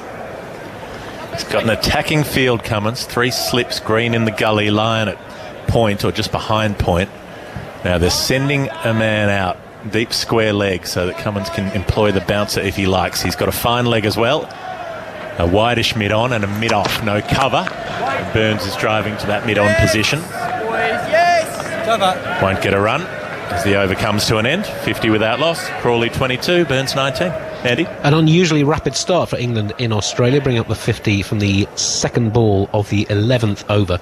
Now, most innings in England's Test history in Australia are recorded in the database in terms of the data for when they've reached 50, and out of 312 innings in the database, which is about 90% of the innings England have played in Australia, there's only been 4 where they've reached 50 quicker than they have today. There was one in 2011, one in 1991, one in the 46-47 series, and one in 1936-37, quickest 7.1 overs back in January 1991. So 2011 must have been in Sydney, presumably, in that 10-11 series when they would have already have retained the trophy in Melbourne. Went on to win in Sydney, their 3rd innings victory in that standout series. Boland will be the one to continue from the river end, with the David Boone stand behind him, waiting for his field to get in place. He's got 3 slips, and he's up to bowl to Crawley now, who's struck on the pad. Big appeal. Boland's all right up for it, and the umpire is not. Paul Wilson says not out, shakes his head. That looked high on a first glance, although we're behind Zach Crawley here. It's not high. Yes? Yes? Well, Pat Cummins has gone for the review. You could hear the chat through the stump mics. It's not high, they were saying. Yes, no, yes. Waiting. And eventually they've gone for yes. We have a review for LBW. Original decision is not out. So the third umpire, come out front on first, please. Earning his pay today. There have been a lot of referrals sent upstairs. Boland liked this. The umpire, Paul Wilson, shook his head straight away. He's not had a great match though, Paul Wilson. And let's have a look at this. It's beaten the bat. Confirm that with hot spot, leg side, please. It has beaten the bat, but it's hit the knee roll, and Zach Crawley's pretty tall, so I feel like that's at best trimming the bails and probably going over the top. Nothing on the bat there. Confirm with RTS. No inside edge on the hot spot. RTS is not available. RTS is not available. So we'll go straight to ball tracking when ready. RTS screening its calls. Original decision's not out. Impact in line. It's a bail trimmer. We get umpire's call. And it's a leg stump trimmer. It's just clipping the outside of the leg stump. Signal now. And that is umpire's call. And Paul Wilson has probably got that one right. I thought there was enough doubt on that live to say not out on the height. And in the end, ball tracking suggests it's also skewing down the leg side and maybe just clipping the leg stump. So Boland doesn't get a wicket in his 3rd over. But Australia don't lose that review. No. So they've still got 3 reviews. England 3, Australia 3. Yes. Not the series scoreline, but it is the DRS. So 1 goes England's way. They had a few tough calls on the video technology earlier today while bowling. And Crawley's coming forward, defending solidly as Boland delivers. Well, the other thing Scott Boland does, as well as take wickets, is choke the scoring rate. He's very good at slowing things down. Doesn't give a driving length. Doesn't give a cutting length. Doesn't bowl width. Hits the top of off stump religiously. And so if he can do that, that can also be a method of forcing a wicket out of nowhere. Crawley waits for Boland, who's struck on the pad again. Gets through for a leg bye. England move on to 51 without loss. So a few hearts in mouths when that Crawley appeal was sent upstairs, but he's still there. Still there. The hair down for Rory Burns is bringing a bit of luck for these two. He's actually got some nice highlights through his hair, which he's been sun-kissed with. I'm guessing throughout his time in Australia. Really? Do you think there was a bit of artificial intervention there? No, it looks very natural. Hasn't run a bit of bleach through, a bit of that. Lemon's good for that. Okay. That's new for me. Boland around the wicket and Burns is defending. That bat coming down very straight, even though it starts at that skewed angle. And he's looked solid in defence so far today, Rory Burns. 51 without loss. More Marnus thought bubbles coming through the stump microphone. It's a remarkable start to Scott Boland's Test career.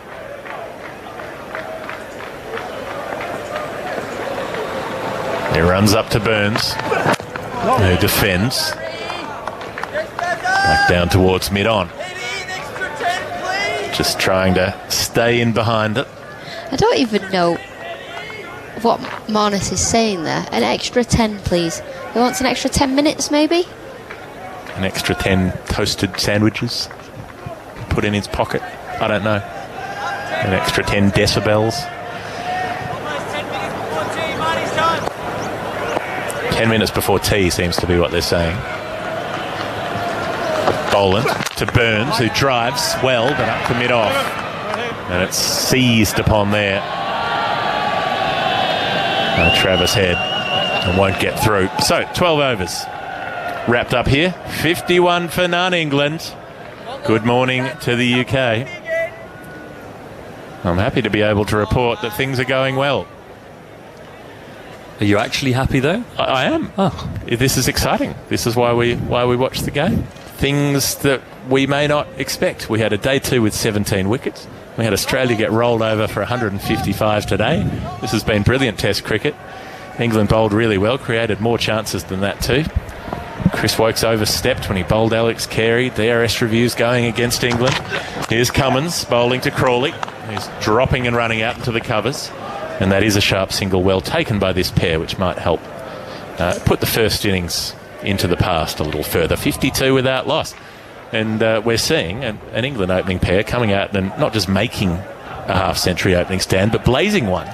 It's been great fun. It certainly has, and the amount of times we've sat here during this series and we've said that you need to be brave in order to score runs against this Australian attack, and by brave I mean positive in your intent to both defend and attack the ball. And when they've had an opportunity to attack the ball, whether it be a drive or a clip, we haven't seen too many short pitch balls from this Australian attack so far, trying to make the most of the movement that's on offer with this brand new pink ball under dusk skies here and bright floodlights that are providing foreshadows for every player and official on the pitch. But they've been resolute in defence, good in attack, creative, and they've run really well between the wickets, actually, contrast to the first innings.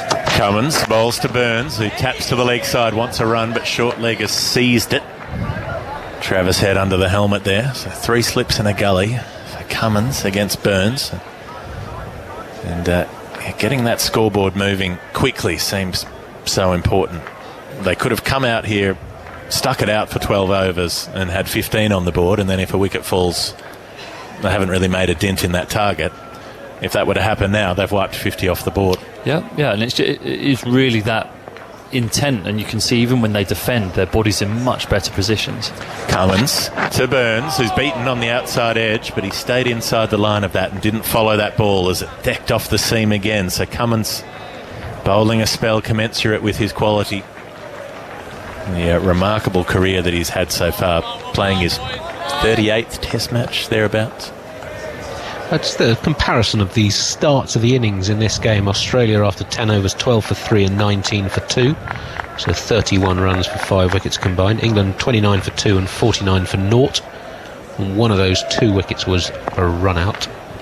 Cummins runs up to Rory Burns, who's driving, and he'll get a run here at least. He'll get a couple more. There's a long chase out to long on. And it's Mitchell Stark who had to come all the way around from deep square leg to field that ball. So in the end, Burns will get down to the non-striker's end for 3. Take the score up to 55 without loss. And his own score is 22. Crawley on strike has 23. Yeah, so the combined tallies for the bowlers, England 5 wickets for 31, Australia 1 for 78 in those first 10 overs of the innings. That is an interesting disparity. England on top in that statistical department. Well, perhaps that result in Sydney has given them a lift,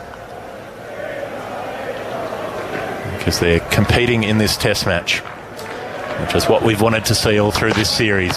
Cummins bowls, he hits Crawley in the stomach. He's winded Crawley a bit. He has to walk away.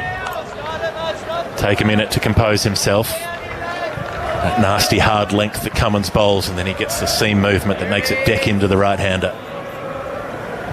Straight into the... I mean, it might be slightly unfair on Zach Crawley to say that he's got a gut, but you would have to say that's hit him in the gut region. Doesn't strike me as a man who possesses one of those.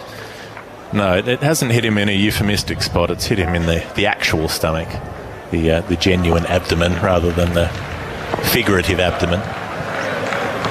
Cummins to Crawley again, who gets forward and defends despite being hit the last delivery. Still happy to get on the front foot to that one, and he gets a single to mid-wicket as the over comes to an end. 56 without loss. Crawley 24, Burns at 22. Quick mention that if you missed what we had yesterday, I think it was, maybe it was day one in the rain delay when Stephen Finn was chatting to his bowling hero Glenn McGrath. It's available as a podcast on BBC Sounds. It's very wholesome, very heartening. It was very sweet to listen to. You'll also find the daily TMS at the Ashes podcast there, and the No Balls podcast with Alex Hartley and our England bowling colleague Kate Cross, who is in Australia at the moment preparing for the start of the Women's Ashes on Thursday. They'll start with 3 T20 matches, then a Test match and 3 ODIs. Commentary on that begins on Sports Extra from 8 a.m. Scott Boland to Crawley, who's defending into the offside, and just happy to stay behind Boland's line and keep it out. Andy. This is now at 56 runs, the highest England opening stand against Australia since Alistair Cook and Michael Carberry added 65 in the MCG Test of 2013, and this is the 21st Ashes Test since then. Boland coming in from the river end to Crawley, who's flicking off his pads to mid-wicket. There won't be a run. There will be a mid-over changeover with Henry Moran coming in to join Stephen Finn. Yes, and it's a lovely stat actually for us England fans, taking heart in the solace of this potential first victory of the Ashes series. As Henry gets his headphones on, switches his microphone on, is ready and prepared for the next ball. We almost had you commentating again, Phil. Yeah, you got a wicket last I know time. I did. I've done one ball this Ashes series, 1 wicket. What a return. Boland running in from the far end of the ground, the river end. This is played very fine down towards fine leg. Is there a fielder able to get round? I don't think so. It's going to be more runs to England, 4 of them.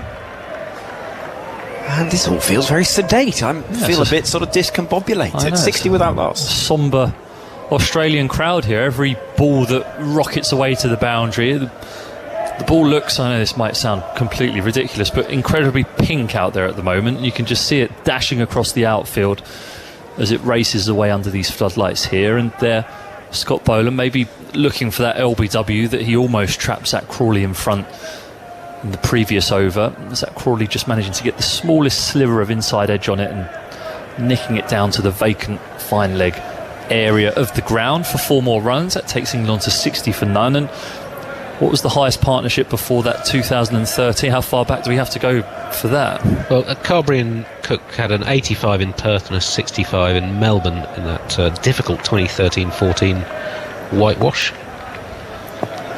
Fair enough, so not that far then. Shut up, Finn. Thank you. Boland comes in again. Past the umpire, Crawley waiting and defending. Yeah, but England failed to reach 50 at all in the 2015 home series, only once in 2017-18. That was Cook and Stoneman's 53 in Adelaide and 54 by Burns and Denley in the final test of the 2019 home season. So it's a remarkably low return. I mean, Australia's openers have also struggled to put stands together in the last 2 series.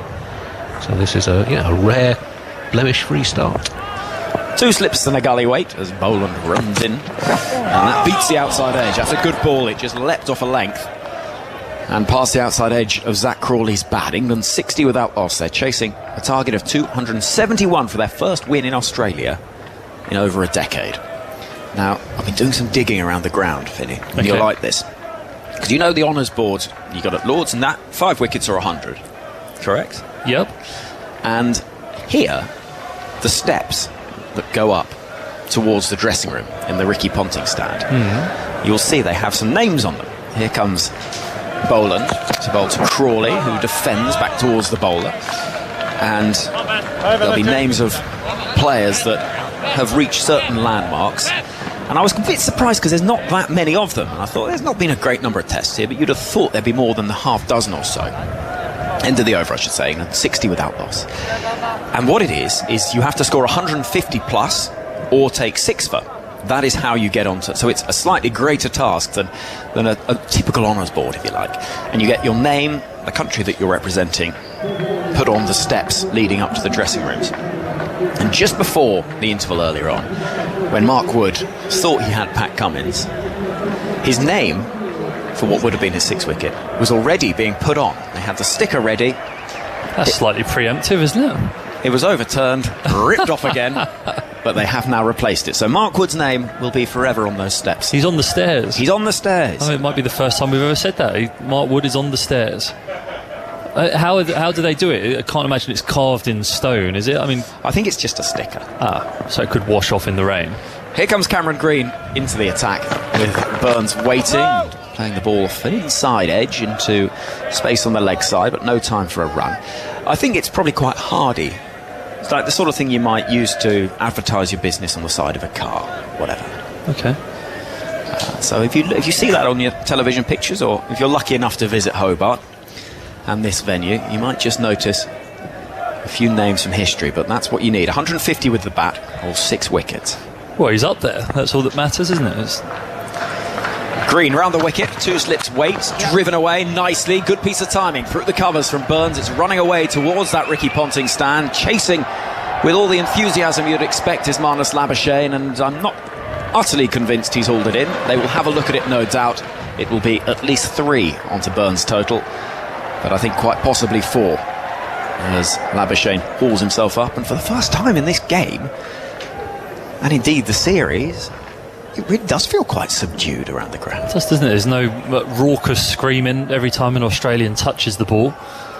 With every drive or every defensive shot out the middle of the bat, the crowd gets more sedate. The hill towards our left, which is densely populated at the moment, a place which could be potentially, or would normally be this time of day, rowdy, is not. It feels quite nice and pleasant here for an Englishman for a change, and something that we've not experienced that much over the course of the last 6 weeks or so. And it's going to be very interesting to see how Australia respond to this relative pressure. I think keeping your head and keeping your calmness in a situation like this, realising that 211 runs for England to overhaul, 211 further runs for England to overhaul, is as that is given a boundary. Marnus Labuschagne diving into the rope and just touching it, adjudicated by the 3rd umpire. So the deficit's now reduced to 207, and England marching on their merry way towards this total at the moment. 64 without loss. Green in, Burns defending, and it all does feel quite sedate and relaxed. And I suppose you look back to the last England win in Australia and that side you were a part of in 2010-11. Did you notice the crowd getting subdued as England got their way towards winning the Ashes? Yeah, well, I mean, I noticed them leaving the ground at about tea on day 1 of the MCG Boxing Day Test match. That was pleasant to see. Green in, enormous figure running away from us. Has that found the edge? Well, there's celebrations beginning, but the umpire says no. Bowler, keeper, slips all up. I heard a noise.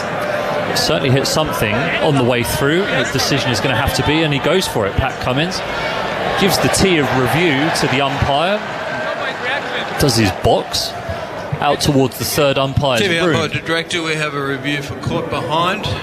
It's a fair delivery. Interesting little snippet of conversation. Yeah, the question's going to be, is it back, hip or bat? It sounded good, it looked good, but from our angle, anything that deviates behind the bat does look it. Rory Burns didn't look that guilty as he walked away, but sometimes when you're trying or acting not guilty, you sometimes are. The Australians behind the stumps were convinced, as the DRS takes a while to load up. Here's our first replay of it, and Burns' bat comes down. I think there's a gap. Looks like a bit of a gap there. There is a gap. Offside hotspot.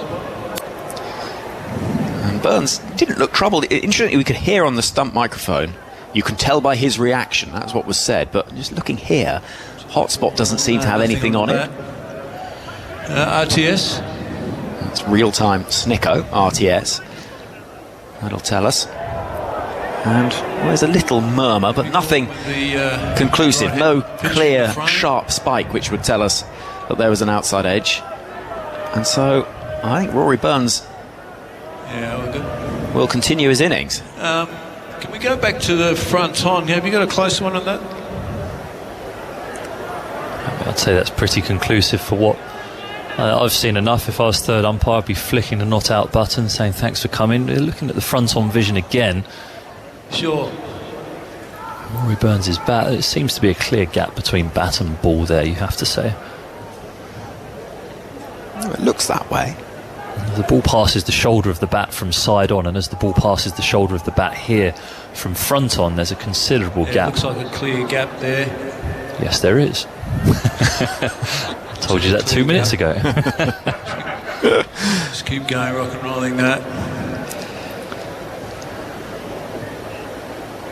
And yeah, sure. We're only convinced. We're only hearing one half of the conversation here. There's a lot of rocking and rolling. And then looking again at real-time Snicko. There. I'll go back on field. What we should say is it's a Rod, there's nothing conclusive. It's a really good decision. It is. It was a convincing appeal. There was certainly a deviation of the ball once it had passed the bat, but sometimes in these conditions where the cloud is thick, the floodlights are on and the ball is relatively new and shiny, you can, if the seam is canted in the right direction, see it moving significantly after the bat. So Alex Carey has caught that ball way clear of his left hip, giving the impression that it was edged towards David Warner at first slip, and that's why, with a little bit of noise as it passed the bat, why they would have been convinced to go for the review. But good decision from Rod Tucker. Rory Burns carries on, takes his guard. In comes Green again, then round the wicket, driven into the ground and out towards extra cover. The crowd think that it might be a catch, but it isn't. 64 without loss is the score. You fulfilled a boyhood dream of mine this afternoon, Henry. Go on. It wasn't nothing saucy. It was you took a photo of me and Glenn McGrath. I did. For the first time in my life.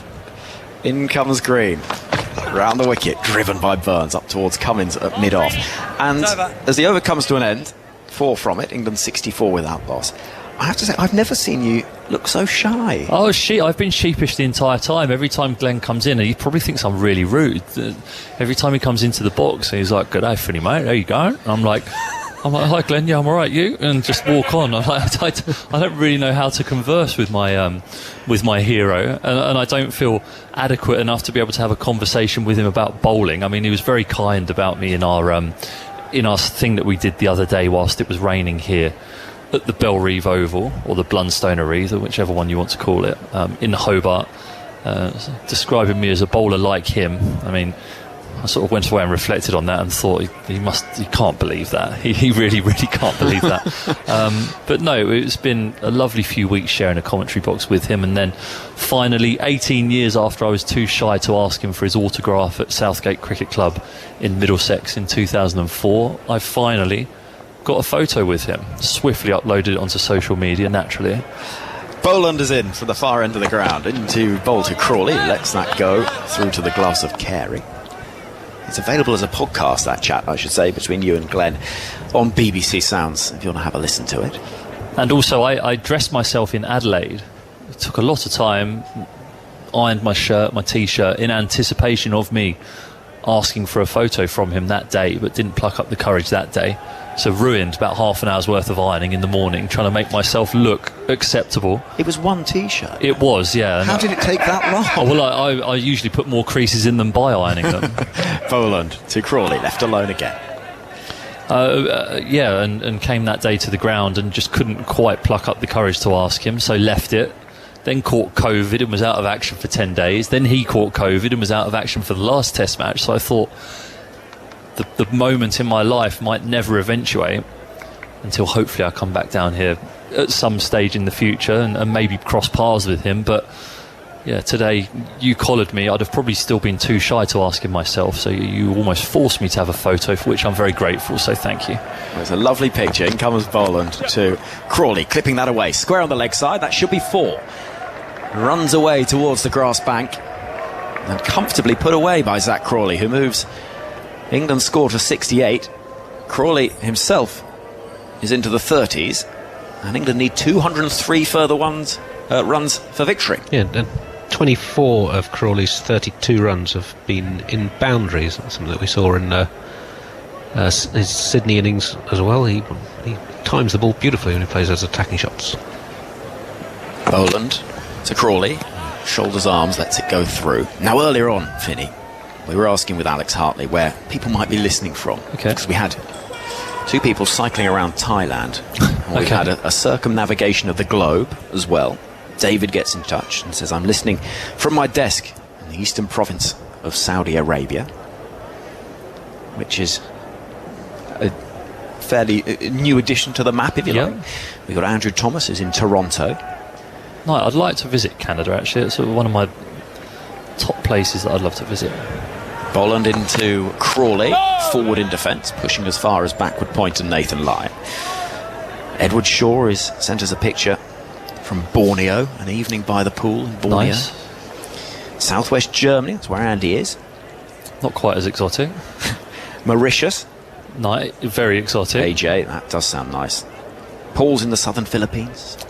Anyone in Antarctica? Well, we have had that before. And on the research station in Antarctica. That has been one of the outposts for Test Match Special. Final ball of the over then. 68 without loss. Crawley again comes forward. This time plays a little straighter into the offside. End of the over. And the score 68 without loss. Burns on 26. Crawley on 32. England need 203 further runs for victory. Myanmar is Adam. Has anyone emailed in saying they're in Scunthorpe in England by any chance? Or Well, we asked for far flung. So. Okay, fine. And we've got Hong Kong, says Chris. Nice. Anyone in space? Now that is a good question. Have we ever ventured to infinity and beyond? That I don't know. Well, it'd be fascinating if we had. Buzz Aldrin was called Buzz because of his love of overthrows with buzzers. Andy Zoltzman. Honestly, Mark Wood's been put on the step. You should be put on the step for that. Here comes Green. To bowl to Rory Burns. 2 slips. Wait. And Burns is bowled. Inside edge, into middle stump. And Rory Burns departs. England lose the first wicket. He looks frustrated. Immediately up at the big screen as he tried to leave it. It just kissed the inside edge of the bat and clattered into that middle stump. England 68 for 1. Burns goes for 26. And that is the interval, the evening interval, I think you'd call it. But Rory Burns, the extra bounce of Cameron Green, he was a late introduction into the attack. He's only bowled a couple of overs so far. Looks fired up there, but the big man with a very tall action from around the wicket, angling the ball into Rory Burns, and in his attempt to withdraw the bat from the line of the ball, can only under-edge it onto his stumps. And at times today he's ridden his luck, and he deserves that given some of the dismissals he's received in this series, but there no such luck. In the withdrawing of the bat, it takes a very thick under-edge and cannons into the bottom of middle stump. Cameron Green's fired up. Australia can go off with the knowledge that they've made their first inroad into the England batting lineup. 41.5 overs remain today. England 68 for 1 at the break, and Australia will be galvanised by that as they go into applause that we haven't heard too many times this evening. 11th wicket in the series for Green, and to update the stat that we've been giving about it, it's the 9th of those 11 wickets. It's been a top 7 batsman with a score of 25 or more. The Burns' innings, a high value 26 from 46 balls. The partnership 68 in 16.1 overs. England's joint second highest opening stand against Australia since the final test of the 2010-11 series. Only Carberry and Cook's 85 in Perth in 2013 has been higher. We speak about momentum a lot, Finney, and the impact of a wicket at the end of a session. We've seen it a couple of times in this series where England have lost wickets just before the players have gone in. This feels like it could be another significant one because it was all going so well.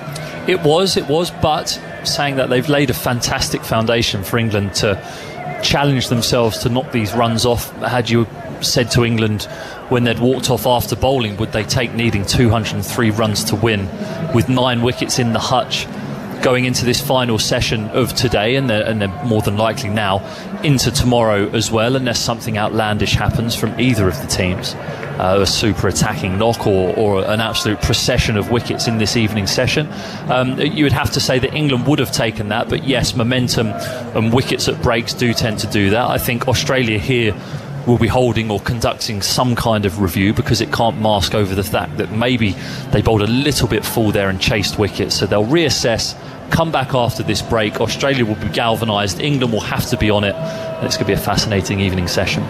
68 for 1, they need 203 more to win. It's still not entirely dark. It's really partially dark, really. It's just sort of end of day light at the moment, but with the floodlights on. It's approaching 8 o'clock in the evening here, and Green is going to continue, and he's bowling to the new batsman, David Malan.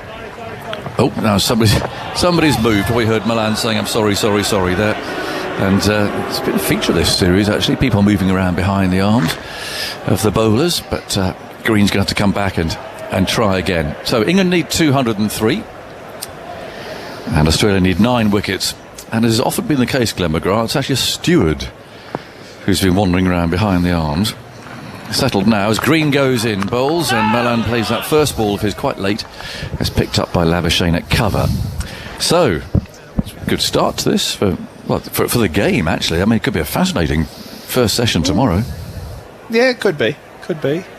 Now, the thing about cricket is it always takes a long time to score runs. But it doesn't take that long to get a couple of wickets. And England got off to a brilliant start. You always want to see how far you can get before you lose that first wicket. 68 runs on the board. Here's Green, and Malan drives the first ball that's been pitched up at him, really out to mid-off. And so no run. 203 more to win. But yeah, it was a really positive start. Yeah, it was. And it was good to see.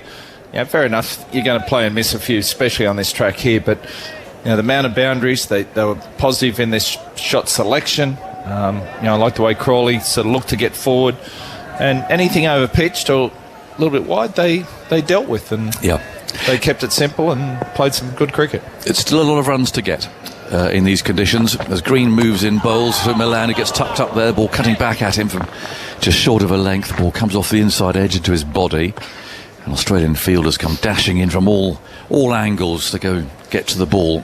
It is a lot of runs to get, and the ball is still moving around. And it will get dark at about an hour from now. It's official sunset in Hobart. And then there's still, we go through the 10:30 here, so 8 o'clock, there's 2.5 hours of play left. A lot of cricket to be played in the dark under the lights. In goes Green, bowls outside the off stump. Malan sways out of the way. Just manages to keep his glove and bat out of the way. There's a howl from Warner there at first slip. Optimistic sort of a howl, as if there might have been a little flick of glove or something, but nothing is done. The crowd quite quiet at the moment. They're settling back after their tea break, maybe. It's thinned out a bit on the hill there. I think a jury's still out about live crowds and day-night matches. It's obviously just an event for a television audience. He goes Green, bowls very full, and Malan, well, he's got it way off an edge. Down through the slips, down through third man, and a rather streaky boundary. He's off the mark, and it brings the requirement down below 200, so it's 199 more to win. But I think people do still tend to go home for the tea or whatever it may be. You reckon? Well, I think they do. I mean, there's not as many now as there were a couple of hours ago. No, in Adelaide they always get good crowds. Yeah. Here, day one's pretty good, day two just drops off a bit, day three it's unfortunately that's why it's always sort of been here, but they could be missing a good game. And to watch England the way they started, it was a different feeling, wasn't it? There was a little bit more intent, there was a little bit more positivity, the way they went about it, and it's just a shame that this isn't the first test of the series. Yeah, absolutely. But or with everything riding on it, can you imagine it being 2-2 or 1-1 or something? Every run being crucial, but it'd still be a good effort if England If you get these runs, it'd be the highest, think about it, and saying the highest run chase batting last in a day-night test match, I think. Yep, especially in Hobart. No, I think the last one was in Adelaide. Yep. In comes Boland, and he bowls, and that's played off the front foot by Crawley. There was to cover. There was one in Brisbane, a day-night match, and Pakistan nearly chased it down. They got over 300, I think. It was a very good effort. They got 450. and lost. It wasn't lost. Wow. But that they didn't get the grass right there, and it was a very good batting track right under lights. So, but that was a fair effort. They were chasing 490 in Brisbane. Boland runs in towards us, and that's punched straight into the stumps up at the far end. Now there's an appeal from Smith at slip. I don't know how he could possibly have seen that Boland might have got a hand to that, or that Milan was out of his ground, but no one else was excited. It was hit firmly back at him. But I think Crawley was still in his ground at the vital moment there. And did Boland get anything? No, he didn't get it. If he did, it would have been out. It would, actually. That's a stiff way to get it, though, isn't it? Horrible. He was out of his ground, but Boland didn't get a little flick of finger to it. However you might think. In comes Boland again, bowls. And that's played away out to mid-on this time, very carefully, by Crawley, who's on 32 from 54 balls. Some gardening going on there. But there's that third slip's gone. There's now a deep square leg. So it's an indication that Cummins... I think we've got a few too many here to start with. Let's rein it back with a couple of wickets, but they're not going to pick up easy fours either. It's Boland again. On his way in now, and he bowls, and Crawley comes forward to a good length ball on the off stump. Again, played in a very measured way down to mid-off. 72 for 1, 199 more needed. Chilly evening in Hobart. The last test match in this Ashes series, which overall has been a colossal disappointment for England and for people who wanted a tight, hard-fought, entertaining series too. But there might be something maybe to take home after this if England can win this match. Oh, now what's going on here? Crawley's seen someone else moving. No, there was a beach ball. It's a beach ball. Like, seriously. Yes. And it's actually unfortunately landed on the area that's been screened off. It's not coming back. They're not getting that one back. I don't think they will get that one back. That's an annoying one.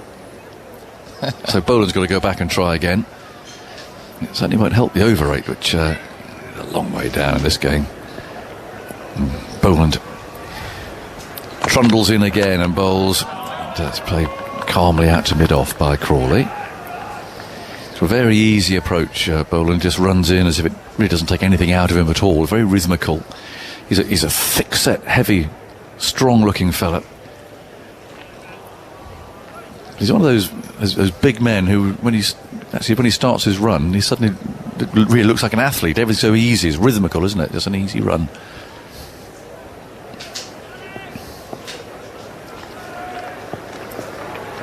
And again, past the umpire. He's bowling outside the off stump, and Crawley allows that to go through to wicketkeeper Carey. And it's the end of the over. 72 for 1. The target 199 runs away. As the light just continues to fade. Derwent there was quite angry today. The wind had changed, so you could see the waves and white horses, and not many yachts out there today enjoying the strengthening breeze. Pretty rough, actually. So things have quietened down a little now. Trees are no longer swaying in that wind. We're right in the middle of a residential area here, right in the middle of a suburb, basically. It's all around us. People's houses, gardens, and we call them backyards here, don't you, really? Rather than gardens. Yeah. Green, shadows at his feet, sets off to bowl to Milan. There's two slips in the gully. Green bowls, and that's driven away by Milan. A slice shot for 4, beating the diving fielder at backward point. Just enough width there offered by Green, and again England has been the way throughout this game. For the scoring chance, it hasn't been missed. Australia absolutely set that pattern in the first innings. It's as if they still think there's a lot bit of danger out there. If you just hang around, you're going to get out. Yeah, but that's where Malone likes it, doesn't he? He likes a little bit of width there. He doesn't miss very often out there, and fine shot. Nicely, and just Nathan Lyon couldn't get to it. Green again bowls. A short ball has hit him on the head. You'll have heard that. He's okay. Made a nasty sound. He's still upright. He's taken his helmet off and he's having a look at it. But this will require a concussion test. It was a nasty bouncer, and Milan couldn't get out of the way of that. We've got Johnny Bairstow rushing on. I don't think he'll do the concussion test. He's coming out with a drink, I think, and it'll be the physio who comes out as a nasty blow. Nasty. I mean, that did him for pace, really, didn't it? He was in no position. Clattered into the side of his head. Always makes a horrible noise when it hits that hard, whatever it is that helmets are made of, but it's a real sharp crack sound. Physio's arrived, and this is where they'll make sure that he's okay. He's checking the helmet. Milan's fine. I mean, he looks absolutely fine. He's taking his gloves off. But it'll be for the physio to decide whether he's fit to carry on or not. So they have a standard set of questions and things that they ask. What happens if you actually do better in the set of questions you get asked? Well, is that a concern? I'm not sure what the questions are. Do you? No. Are they sort of secret questions? Must be, but no. He looks in good nick, David Milan. Yeah. That ball sort of just angled into him, followed him. You could see him getting out of the way, and at the last minute he realised it was going to hit him. He just turned his head. So signs there that he was watching the ball well right up to the last second. He's absolutely fine, and he's smiling and joking. And Hamid has brought him out, I think, a spare helmet to have a look at. I think they need a new helmet, doesn't it? Yeah. So when you get hit, it compromises the integrity of the helmet. It's even still got the... it's got the price tag on it. It's got the price tags on this helmet he's trying to pull on. I'm not sure the price tag, the tags. And yes, they've got to come off. And so they're being ripped out, as it were, out of the new helmet. So that'll have to be sorted out. I don't think they can be questions specific to each individual, because Craig there, the physio, wasn't sort of reading off a list of these are Milan's questions. Where were you born, or sort of secret questions. What's the number? What's your telephone number, or that sort of thing. So I don't know what they do ask, but it's a nasty blow, that, and the umpires are checking that everything's all right. And that's waiting, I think, for a helmet that's going to be suitable here as a replacement. More time being taken as Milan makes sure that everything's in order. Some more padding going in. You can obviously make it more of a snug fit, or take some padding out to make it fit your head that little bit more easily. And also they're putting on those clips on the back, which was as a result of that awful accident with Philip Hughes, of course. So most helmets now have those attachments to protect the back of the neck. It's quite a comical sight there as he tries to pull that helmet on with all the tags still on it. He goes, no, this one doesn't fit. I don't want to get that one. So just, but sort of absorbing a lot of time here. So I think your extra half hour to win the match tonight might be starting to struggle. Well, I don't think that they're allowed to take it here. We talked about this morning because it's a residential area and the lights have to be switched off. The lights have got to go off. They might start taking the lights out. Yeah. So I don't think that's a goer. But it might. When you think I keep going at this speed, there's a chance of something like 100 to win tomorrow with however many wickets, 5 wickets left or 6 wickets left or something. Well, it's been the fact that they've been getting boundaries. They got 7 boundaries in the first 9 overs. Yeah. Andy, what are they up to now? They're now up to 12, as well as those 7 boundaries. They're 2 4 sort of leg byes, the one for 4 as well. So Milan is still trying out these helmets and he's still not happy. He's taken that one off again. He's down on one knee. Hamid's talking to him. The umpires are pacing around, looking a little bit frustrated about this. It's taken a long time. He's obviously absolutely fine. But it's a question of the replacement helmet that doesn't seem quite to fit him properly. And anyway, the physio and Hamid are leaving the field. And Milan's got another helmet on. And play can continue. 76 for 1. 195 more needed by England. Yeah, it's an interesting sport, cricket, isn't it? You can bowl a ball, hit the batsman, hit them in the head. That's accepted. Trying to explain that to Americans who love baseball, they think, well, if you hit the batsman, it should be on for young and old. You're in big trouble, aren't you, if you hit the batsman? Yeah, it's like the batsman wants to go and start a bit of biffo with the pitcher. Well, Green continues. His first ball's outside the off stump, and Boland raises his bat. Yeah, he's only young, Cameron Green. More experienced, might have followed it up with another bouncer. Another one, just to see how he'd handle it. Yes, I think. Well, let's make him wait. There's a man out on the hook, a deep square leg, and there's a long leg. Still 2 slips in the gully. It's quite a lively ball, that 141 kilometres per hour. Green doesn't run very far. It's a very easy, again, sort of a lope to the crease, really. Very tall. And there's the short ball, but it wasn't well directed. It was too wide. And Boland could as easily sway away from it. 195 to win. Got 9 wickets left. And there's 2 hours and 20 minutes left tonight. It was unbelievable. Yesterday we lost 11 overs and played the full time and the extra half an hour before and after. So hasn't been the quickest. No. Getting through all the overs this series. Well, there's no spin at all, is there? Here's Green, and he's got inside edge. And very lucky not to drag the ball into his stumps. Rather as Rory Burns did when he was dismissed. Just ran past those 3 pieces of wood and down to fine leg for Boland to throw it back. So Boland picks up another run. He goes to 9. That's 194 now needed by England to win the match. For all we know, the ball, if Lyon did get the ball in his hand, he might spin a mile. I know, that's the thing. Comes on and turns it square. Yeah. And you think, well, where's he been? Yeah, I mentioned that to David Gower, and he said if Lyon picks up 5, he's going to put his hat in the microwave and heat it up and have a feed on it. Is he? So this is pitched up and driven for 4. It's a lovely stroke by Crawley. A half volley wide of the off stump, and he really just leant into that and drove the ball away out to extra cover. Johnny Bairstow's rushing out again with something a bit more padding, I think, for Boland's helmet. So still a work in progress, this replacement. And that's 9 runs off that over, and again over pitched, and I don't think they've missed out on any of those this innings, and that's been the sort of the positive side of it, the intent that they're prepared to back themselves. And I like the way Crawley goes about it. He looks like quite an accomplished, quite an aggressive opening batsman. Cameron Green's been quite expensive in this game. He'd gone at just 2.1 and over in the first 4 tests, but 45 from 10 overs in the first innings, 17 from 3 so far in this one, and that's now 11 fours and a 6 he's conceded in the 13 overs he's bowled. 81 for 1. The target 190 runs away. Boland's on his way round the wicket and bowls to Boland, who creeps forward.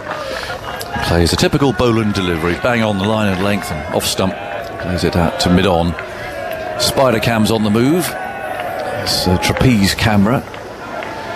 See, it's as we say, it's strings. It won't be strings. It'll be cords of some sort. They're glinting in the wires glinting in the floodlights. But yeah, a little bit of the crowd starting to show a little bit of noise and a little. But Boland on his way again, bowls, and Boland takes a pace down the pitch at him. Drives to mid-off. Win Viz, which we mention every now and then because it pops up on the screen, so it catches your eye. Still has Australia at 52%. England 48% now. No mention of a draw, obviously, but that's completely out of the equation. But so England 48%, but Australia still, according to that, at least with the data and everything else they feed into this computer, still has Australia in the lead as such at 52%. Boland on his way, bowls, and Boland plays that quite late, dabbing the ball off the front foot into the covers. Though it is better than 75% to 25%. Yeah, and when it started off, I think England were lower than that, weren't they? Long way down. Yeah, I think it was 25 at the start of the innings. Oh, they had gone up to about 56, 57% before that wicket of Burns. 81 for 1. Boland's on 9. Waits for Boland to walk very slowly. There's another infiltrator. Oh, what's he doing? Well, he's strolling across in front of the sight screen. Looks as if he's on his phone or he's texting or something. Yeah, he's just seeing if he's on the TV, maybe. Well, what's the trouble now is that he's hiding behind the actual sight screen. Yeah, he's copying a bit of abuse from the cameraman down there. Yeah, but no one knows when he's going to pop out again. So at the moment, he's just hiding there behind the sight screen. Oh, someone's going to get him. Yeah, someone else will go up. So you can't do that. I want to see him just pop his head around at the last minute and come back. Well, that's the trouble. It could happen, couldn't it? Where's he gone? I don't know where he's gone. Someone's gone to go and find him, and he's in some sort of box. No, he's lying down on the ground, hiding. Oh. Well, Milan's satisfied that he's not going to suddenly pop out. Boland bowls outside the off stump. Full length again, just a little bit of movement away.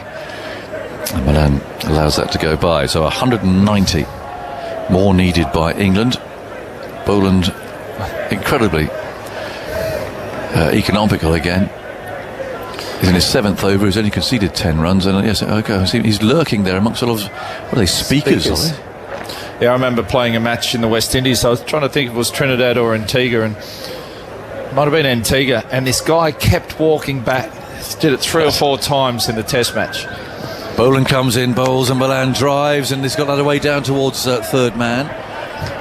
Just the one as that's thrown back from the deep. 189 needed. And so this guy kept doing it. He did it like 3, 4, maybe 5 times. And every time he'd look, we go over. And it was Curtly Ambrose. Was he'd it? come across, sorry, bud. And he'd run off. Next time he'd do it again. But it was quite funny. Yeah. Amby. He's pretty laid back, Curtly. Very laid back, but he'd be quite obvious walking around behind the sight shore. Yeah, you don't miss him. He would distract you. There's someone else moving down there. The umpire's had enough of all this. It's ridiculous. No one seems to be moving, but they're aware that somebody's skulking away behind the sight screen there. Boland's on his way, bowls, and Crawley on the front foot plays the ball back to the bowler, and that ends the over at 82 for 1. So England need 189 more to win this last Test match. Be a very, very good effort indeed to score 271 here, and Australia's got to keep reminding themselves of that. Let's be patient. Root, Stokes, Pope, Billings to come, and then Wokes, Wood, Robinson and Broad. So that's how England line up. Yeah, what England have done well, they haven't let the score stagnate, have they? No. They've just kept it ticking over. They're going along at over 4 runs and over, and that's what you need to do. Just keep showing that positive intent. Australia's only bowled 2 maiden overs, and that's from Scotty Boland, and that's where the Australians need to get back to and just start building some pressure, cutting off the scoring. In goes Green, round the wicket, and bowls outside the off stump to Milan. Oh, he looked guilty there for a moment as he flashed, and then immediately looked back towards the wicketkeeper and the slips as if he'd edged that, but there was no sound. And Green walks back to try again. Smith waves his arms around at slip, swinging them from side to side. He's got a long sleeve sweater on. I don't think there's any Australians out there without some sort of sweater on, apart from the 2 who are bowling.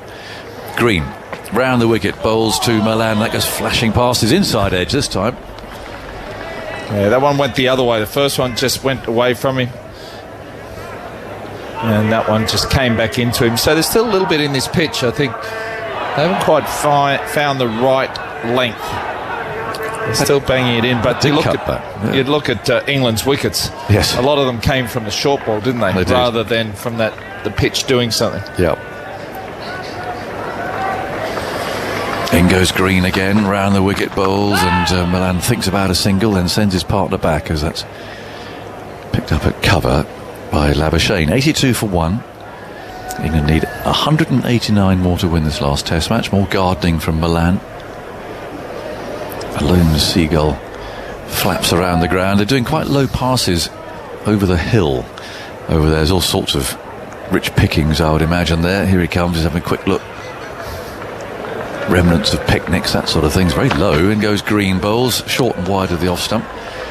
And Milan has nothing to do with it. I was having breakfast yesterday, and the table next to me abandoned and left quite a bit of stuff, and a flock of seagulls came down. It was carnage, just tore everything apart.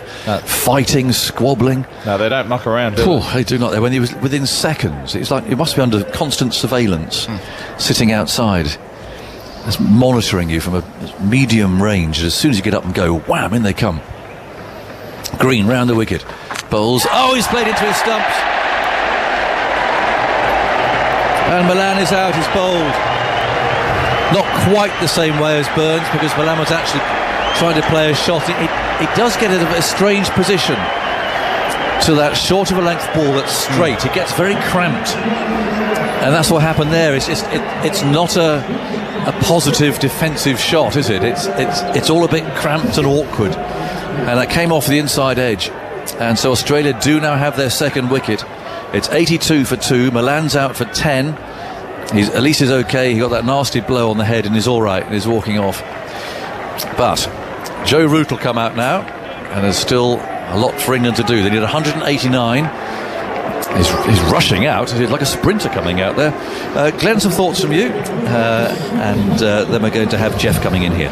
Yeah, and that ball again from Cameron Green, it pitched and just seemed back in. It just cut into David Milan. It was a lot fuller than the previous two. That one went away, one came back in, and he got himself into a bad position, and all he could do was just chop it back onto the stumps. But there is a little bit of seed movement, whether it's now starting to get a little bit darker out there, the dew's coming up, the moisture's coming up through the ground, it's going to move around, but that one just got the inside edge straight back onto the top of leg stump and removed the bail.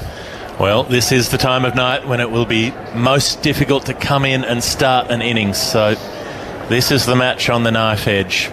Joe Root, absolutely central to England's hopes. He has to get in. He has to find a way to stick around.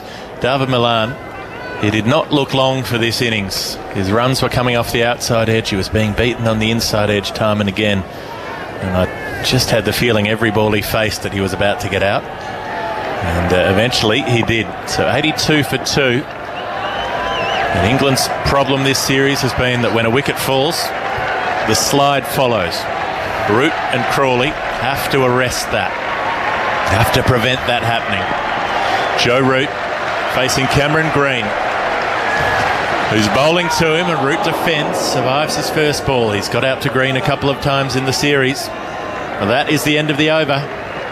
82 for 2. England need 271. Yeah, wicket maiden from Cameron Green. He's picked up the 2 wickets in similar fashion. Just came back in, didn't it? Off the pitch. Last night we saw a lot of movement. So as it got darker, and probably too much movement to really do too much damage. You couldn't even lay bat on ball on half of them, but that one there just came in and just cramped David Milan, and all he could do was help it onto the pitch, onto the stumps. Just playing with a slightly angled bat, Milan, and that helped Green find the inside edge, but it's that bounce that Green gets that we've been talking about all series. It makes it harder for players to predict where the ball's going to go. So, 8 wickets in hand, 189 more required to win. Australia working out what they're going to do next. Pat Cummins is having a chat with umpire Wilson about the ball. Yeah, I think they're just having a look at maybe trimming something off it. But I wouldn't be changing that ball. It still looks like it's doing a bit off the pitch. You saw England change the ball in the first innings on day one, and the ball just seemed to run out of, lose its air, lose its bounce seam. So while the ball is still moving around, you want to hang on to it. Well, it's gone through the hoops correctly. The umpire says play on. Scott Boland has that same ball in hand, and he's coming in to bowl to Crawley, who's defending. A length delivery. Consistency of Boland, who's operating with 2 slips, a gully, point, cover, mid-off, mid-on, a deep square leg and a long leg. So I don't think Scott Boland's going to be going the bumper barrage anytime soon, but he does have 2 out for the hook. And the crowd's starting to... it woke the crowd up too, didn't it? They're doing the Mexican wave at the moment. Just got to get the timing right so it doesn't go behind the bowler's run up. Here comes Boland to Crawley, who's defending out to cover. Won't take a run. Would you think, Glenn, that deep square leg position is because we've seen Crawley pull length balls more than other players will? He's played a good strong pull shot to balls that aren't really short, and maybe Boland on that hard length, they think that Crawley might go after one and get a top edge out there. Yeah, I'm not sure. Australia's got plenty of runs to play with, and it's about taking wickets for them. It's about building pressure, so just to have in the back of his mind, maybe. Crawley played well so far. He's on 36 and he's leaving, reading the line of that well outside the off stump. And a lot rests on Crawley, who played so well in Sydney. If he can take some of the heat in the next few overs and let Joe Root watch from the non-striker's end, get used to the light, watch the action from that end, try to read the pace of the pitch, see what the ball's doing, and help Root ease into the innings a little bit. At least Root has come to the wicket with 82 on the board, so not those early starts that he's so often had. Boland to Crawley, who defends into the ground, and just for a minute it looked like it might squeeze back onto his stumps. Instead it squeezes out to point. No run. Yeah, it still looks quite warm and muggy. You see Scott Boland there, he's sweat on the brow, he's just wiping it off, but still reasonably cool out there. Yeah, I wouldn't say it's warm. Having just been out on the camera gantry, there's a pretty sizable wind blowing across the ground, and it's cooling off pretty drastically, but I suppose once you start your work it gets sweaty. Down the wicket comes Crawley. He's hit on the pad and the ball squirts away through the slit cordon, gets past Gully. He goes down to the non-striker's end. Umpire Wilson says leg by, and England go to 83 for 2. He was just on the Matthew Hayden wander down the pitch there. Yeah, no, he reminds me a little bit of Matthew Hayden. He's tall, he's happy to be quite aggressive and take the bowlers on. I have had that same thought. The way he looks when he stands up tall and plays that pull shot or drives down the ground, he's not as broad as Hayden was, but there's something of that imperiousness. Yeah, it's about having presence at the crease, isn't it? And I like the way he's gone about it. He's looking to be positive. Root on strike now to Boland, and he's walking outside his off stump and then leaving. Raising the gloves out of the way. Should have tried the leg stomp Yorker first ball. Yes, that could have made things very interesting, a bit Marnus Labuschagne style. So 22 overs gone. England 83 for 2. They need another 188 to win. Andy Zaltzman? Cameron Green in the series, 12 wickets, averaged 16.7 a wicket every 39 balls. Against India last year, didn't take a wicket in 44 overs. And as he'd struggled with injuries, his previous 25 first-class matches, going back to November 2019, before this series, he'd taken 12 wickets at an average of 62 and a wicket every 118 balls. So a huge performance from the young man. No, he's done well, hasn't he? He seems to more relax into his bowling now. He seems a lot more confident. Runs in, bowls good areas. He's bowling now, and he's almost getting the outside edge of the bat from Crawley as the bat came across the front pad, and that ball squirts away to cover. So, I mean, Glenn, you played with all-rounders who were more useful bowlers rather than proper frontline bowlers, Andrew Simons and Shane Watson and so on. What does it mean to have someone who can be a proper number 6 with the bat, as we've seen Green's batting grow, but who can also come on and bowl 145 and take wickets as he bowls to Crawley, who's edging behind. There's another wicket for Green. He's got all 3 to fall. Cameron Green proving his worth to this Australian team. He's got England 83 for 3. Crawley caught behind for 36. Cameron Green's done it again. Well, hasn't he, White? He got the length right this time. Fuller just did enough to find the edge of Crawley's bat. Next, Carey's done the rest. And Cameron Green, we've just been talking about him. He's really relaxed into his bowling. He's had quite helpful wickets to bowl on this series, but that's a big wicket there. Zach Crawley looked good, but yeah, that pitch as it gets dark, it just does a little bit, and unfortunately just did enough to find the edge of the bat. Well, that looked to me like there was a little bit of swing on that one as well. Look, it wasn't just seam off the pitch. It was pitched up a bit. It drew Crawley into the drive and then moved away from the edge, and it's taken that edge, and suddenly England have gone from living in hope to being in trouble. Ben Stokes is walking to the wicket, the firefighter on so many occasions, and it will, as so often before, be Stokes and Root trying to put something together for England after Crawley falls. 83 for 3.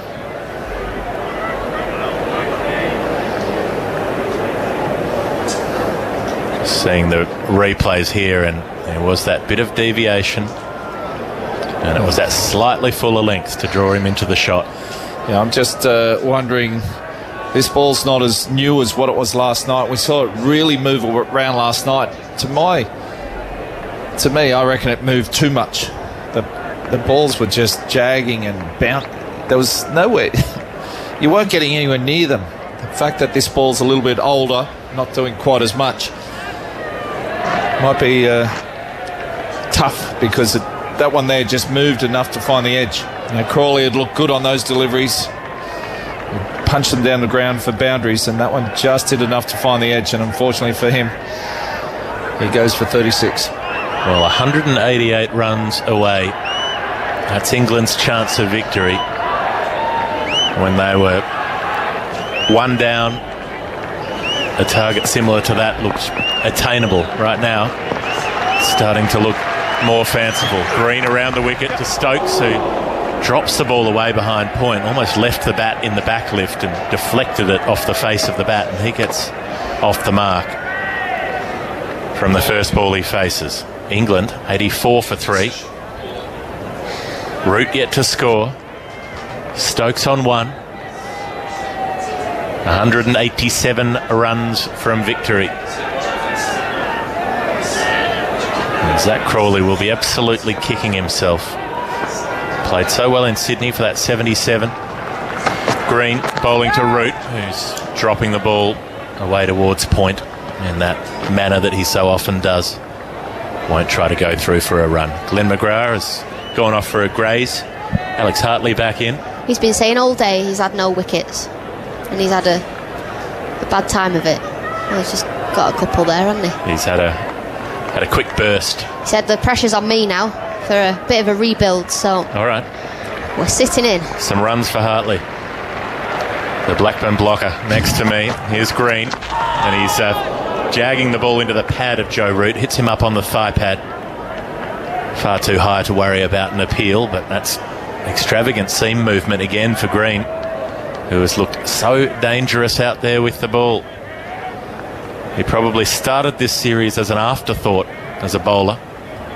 Now he's very much in the front line. Ball's returned to Green. He's got one delivery to come in his over. Bowls to Root, who's hopping and dropping it out towards mid-wicket.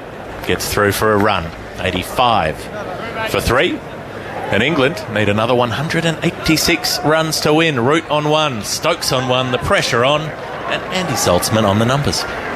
Green has got both of these batsmen out twice in this series. Root twice out for 47 runs. He's got Stokes twice for 32. And you mentioned that we talked a bit about the lack of all-rounders for Australia. Green's scored over 200 runs in the series, 228, average 32.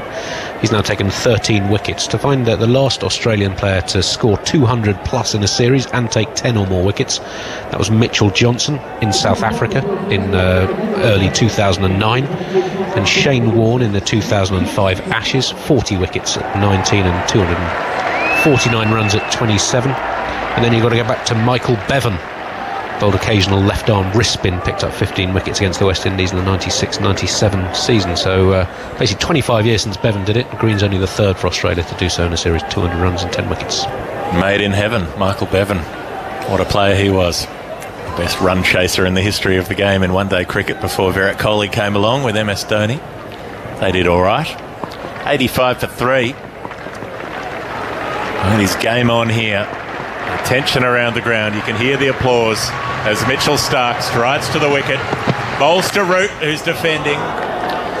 And every delivery that Joe Root copes with and survives is a minor win. He's just got to find a way to stay in England's captain. This is the last appointment of what it must have been an exhausting series. He looked tired in the first innings batting.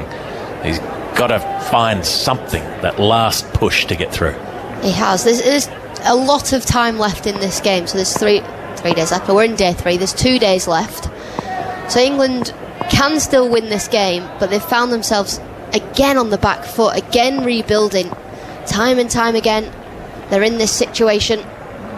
Here's Stark to Root, who's up tall and defending out to cover once again. They are in this position, but at least they've got a start behind them. They're not doing this at 19 for 3. They had a decent opening partnership, and what a difference that can make to an innings. So they're into the innings at least. If these two can hang in there for a bit, get the score into triple figures, and that runs to win total might start to look manageable if they can bring it down to 150 or so. Well, if there's anybody that can do it, it's these two out there, Stokes and Root. So experienced. Stark, a long approach to the bowling crease from the river end. Bowls to Root, who's flicking off his pads. He'll get a run here. Won't come back for a second as Scott Boland makes good ground down there on the rope, picks up and throws in a good return. They're at 86 for 3. Root onto 2. When will we see Nathan Lyon? That's the question. Well, the last spin we saw was on Friday night, wasn't it? Yeah, Joe Root.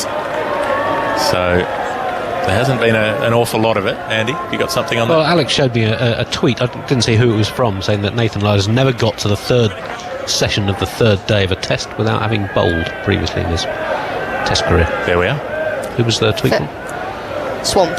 Sir Swamp. Oh, yes. Well, no, Swamp is one of the great statisticians, the great informal statisticians Not as good of as the you, world. those results, don't worry.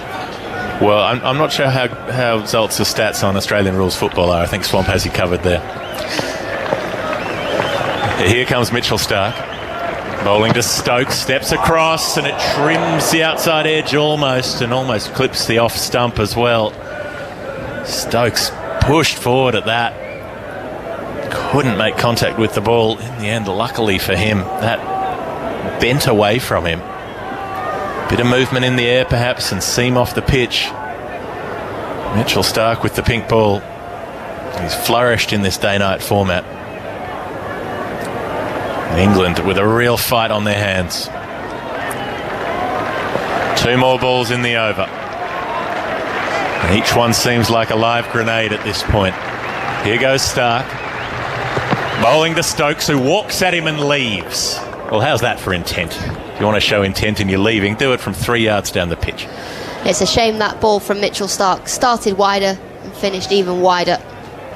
Bit of movement through the air, nip off the pitch, but Stokes just coming down the wicket to meet the ball, because the previous delivery nipped away from him. So he's trying to navigate that, trying to put pressure back on Stark. 1 ball to come for Mitchell Stark. 2 slips gully, deep backward point in case Stokes slashes off the top edge. Cover and mid-off. Stark to Stokes, who clips to mid-on. Won't get a run. A little bit of frustration there that couldn't find a way to score. 24 overs gone. England 86 for 3. Stokes on 1. Root on 2. They need 185 more runs to win. More immediately than that. They need to survive. They need to stay in. They do, as Jeff's going to leave us for Henry Moran, but we just see Stokes charging Stark there and taking a step down the pitch, and quite often we see batters back out of their crease to counteract the swing of a swing bowler or go deep in their crease when the ball's nipping around. So Stokes is trying to do something different. In comes Cameron Green then. 3 wickets so far, and a vicious delivery first up that sees Root swaying out of the way. Sizzled past the grill. 86 for 3. Cameron Green has 3 for 90. Now here's the thing, Alex. I just spotted on social media. And that is that David Milan's wife, Claire, has just put on Instagram Summer Sky Milan, our baby girl, gave us a huge shock, arriving 6 weeks early yesterday. Oh, gosh. Here comes Cameron Green into bowl to Root, pushed into the offside, and there is no run. So he's missed the birth of his first child. And it is sometimes worth remembering in these moments that, yes, they are international athletes with all of the privileges and joys that come with that, but there are sacrifices that are made, and first and foremost, huge congratulations to them both. They're all human, is what they are. All make mistakes, all go through ups and downs. Here comes Green, bowling to Root, who immediately calls yes as the ball is pushed towards backward point. And another run is taken. England require a further 184 to win. 3 wickets down, the score 87 for 3. But missing the birth of your firstborn to play an Ashes series or an Ashes game, we see quite a lot of players fly home when their partners are due, so obviously she said it was a bit of a shock. He'll have been gutted he missed that, I'm sure. He's got a little baby. 87 for 3 the score here in Hobart. Oh, congratulations again to David and Claire Milan. Here comes Green round the wicket to bowl to Ben Stokes, who thinks about something expansive and in the end just checks it and drops the ball in front of him. Floodlights beaming down. The sun has dipped behind the hills, and with grey skies overhead, the Derwent River's looking quite menacing and murky in the distance. Beyond those trees on the far side of the ground, they've actually, I didn't realise this, they've taken the boat that whizzes you to the Modern Art Museum, and they're using it to transport people to the game during this match from the centre of Hobart. Is that what Zoltz has been getting on, the ferry over? Yes, I don't think I've been on any of the art gallery ferries. Right. Yeah, which are quite striking. They are, they've got... They're camouflage, can't see them. Maybe he doesn't know if he was on it. In comes Green. And, Stokes has been hit in the midriff and let out a bit of yelp of pain as he tried to pull that ball away. I think he's okay.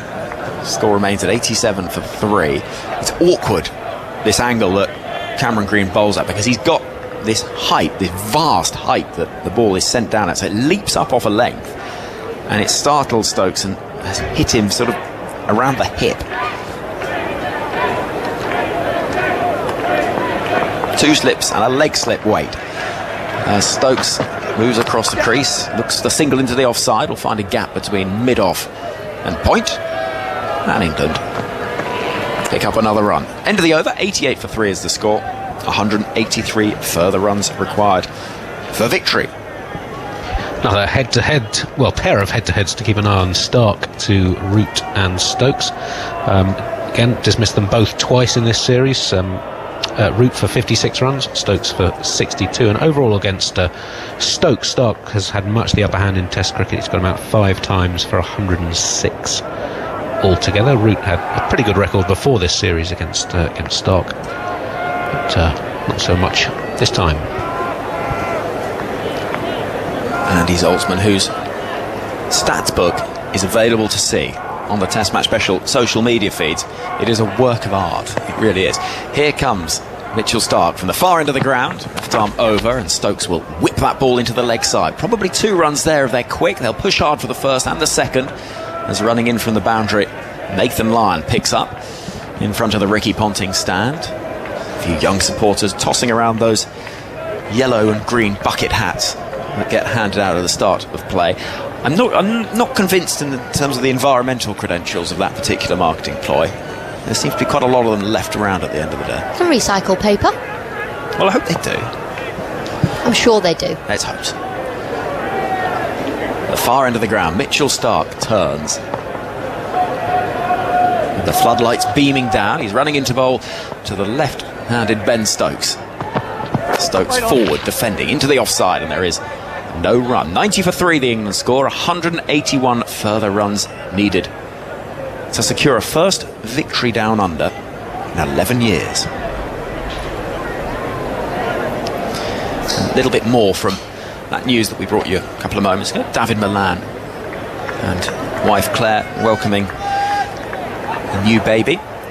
We just got word that mum and baby doing okay. England may look to get David home early. We'll know more in the next 24 hours or so.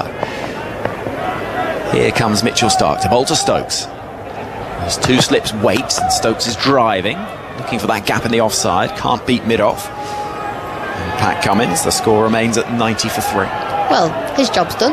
Might as well get on the next flight.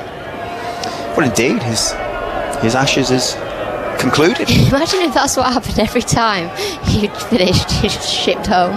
What, that was it? Like, Crawley's not needed, off you go. Rory's not needed, off you go. Immediately. Just taxis waiting outside the ground. What, like the end of The Apprentice? Do you like the end of The Apprentice, where they're in the cab and they're like, you will see me again, and you never see them again? Never happens. Here comes Mitchell Stark into bowl to Stokes, who is driving once again, looking for that gap in the offside. Can't find it. 90 for 3. It's a funny one, isn't it? Because with that Rory Burns innings, and we say it in jest, but those players that will be thinking about their Ashes future and their England future, that innings for Burns, mid-20s, it was almost enough, wasn't it? But it wasn't quite the convincing, this is my place. He looked good today, though. Like, he looked good at the crease. And I know if you're looking at his score, you say, well, he's failed again. He's not. But he wasn't as twitchy as normally. He looked solid at the crease. Like, he looked confident. And it's just a shame he got out when he did, really, because the question on his career is going to be... Stark bowls to Stokes, who defends. Have we given him too many opportunities? Do we look elsewhere?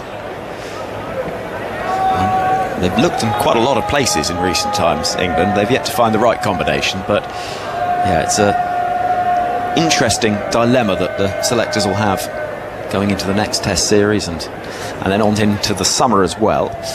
England's hopes of victory, well, they've taken a bit of a hit in the last few overs. They're 3 down now, and that win predictor that had England actually favourites marginally a short time ago now only has them at about 25% likely to win this game according to the stats.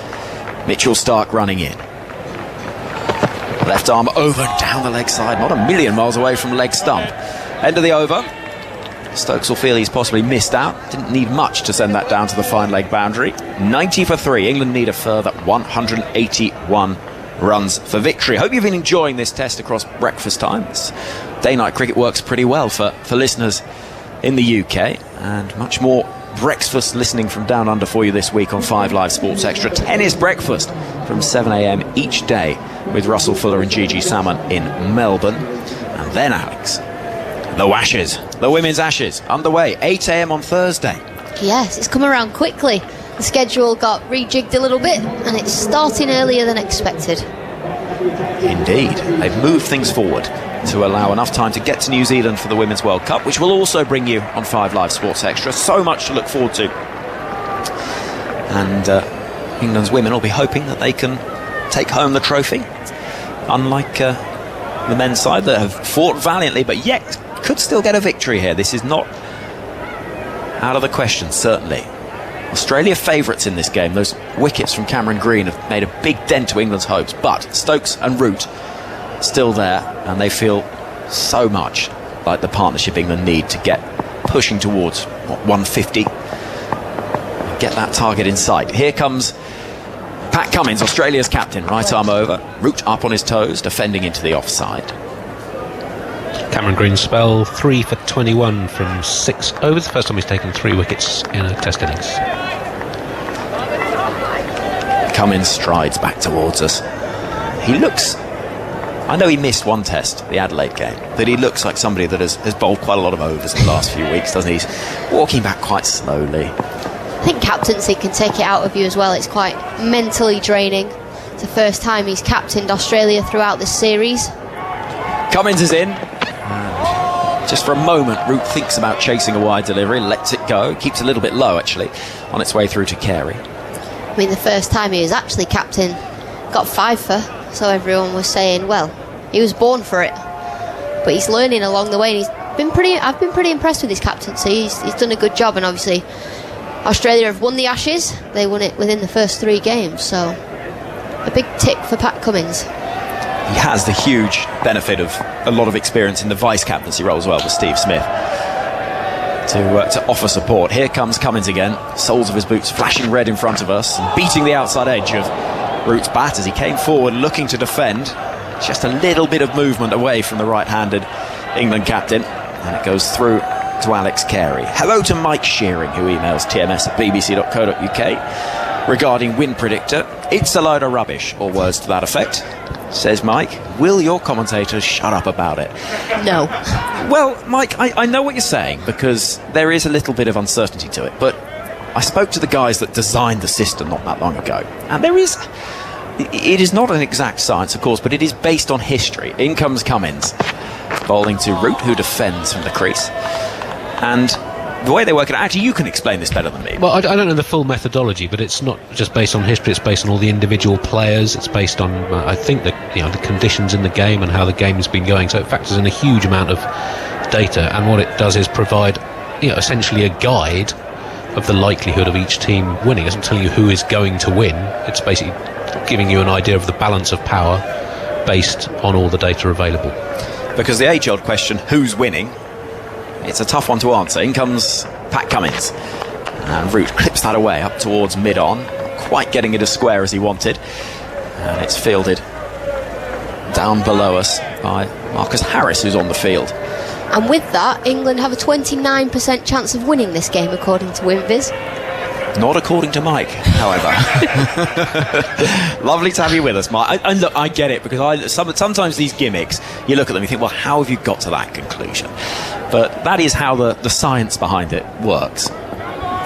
2 slips and a gully weight as Pat Cummins runs away under the floodlights. And Root rather chases one outside off stump and withdraws the bat quite some time after the ball's gone past it. End of the over, 90 for 3 is the score. England still need another 181 runs for victory. Root's on 3, Stokes is on 4. The white ball score predictor is one that blows my mind, because it's like my grandma's doing it. It'll predict a score after the first couple of balls, and it'll be so wrong. And then it'll change by about 80 runs. Why your grandma? Because she knows nothing about cricket. Okay. Yeah, sorry, Gran, if you're listening. Maybe she won't be. She won't know how to put the radio on.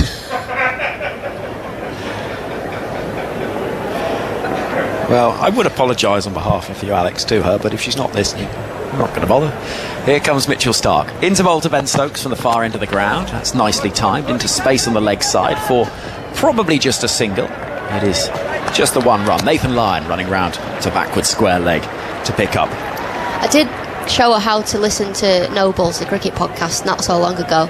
So I've downloaded a couple of episodes for her, put them on her phone. And I think she listened to that couple of episodes I downloaded on repeat. I was like, it's very similar. Gran, you've got to download the latest one on BBC Sounds. Very good, Alex. And we'll have that Shab episode throughout the Women's Ashes with you and Kate Cross, who's in the England side playing in Australia, so loads of insight from the camp.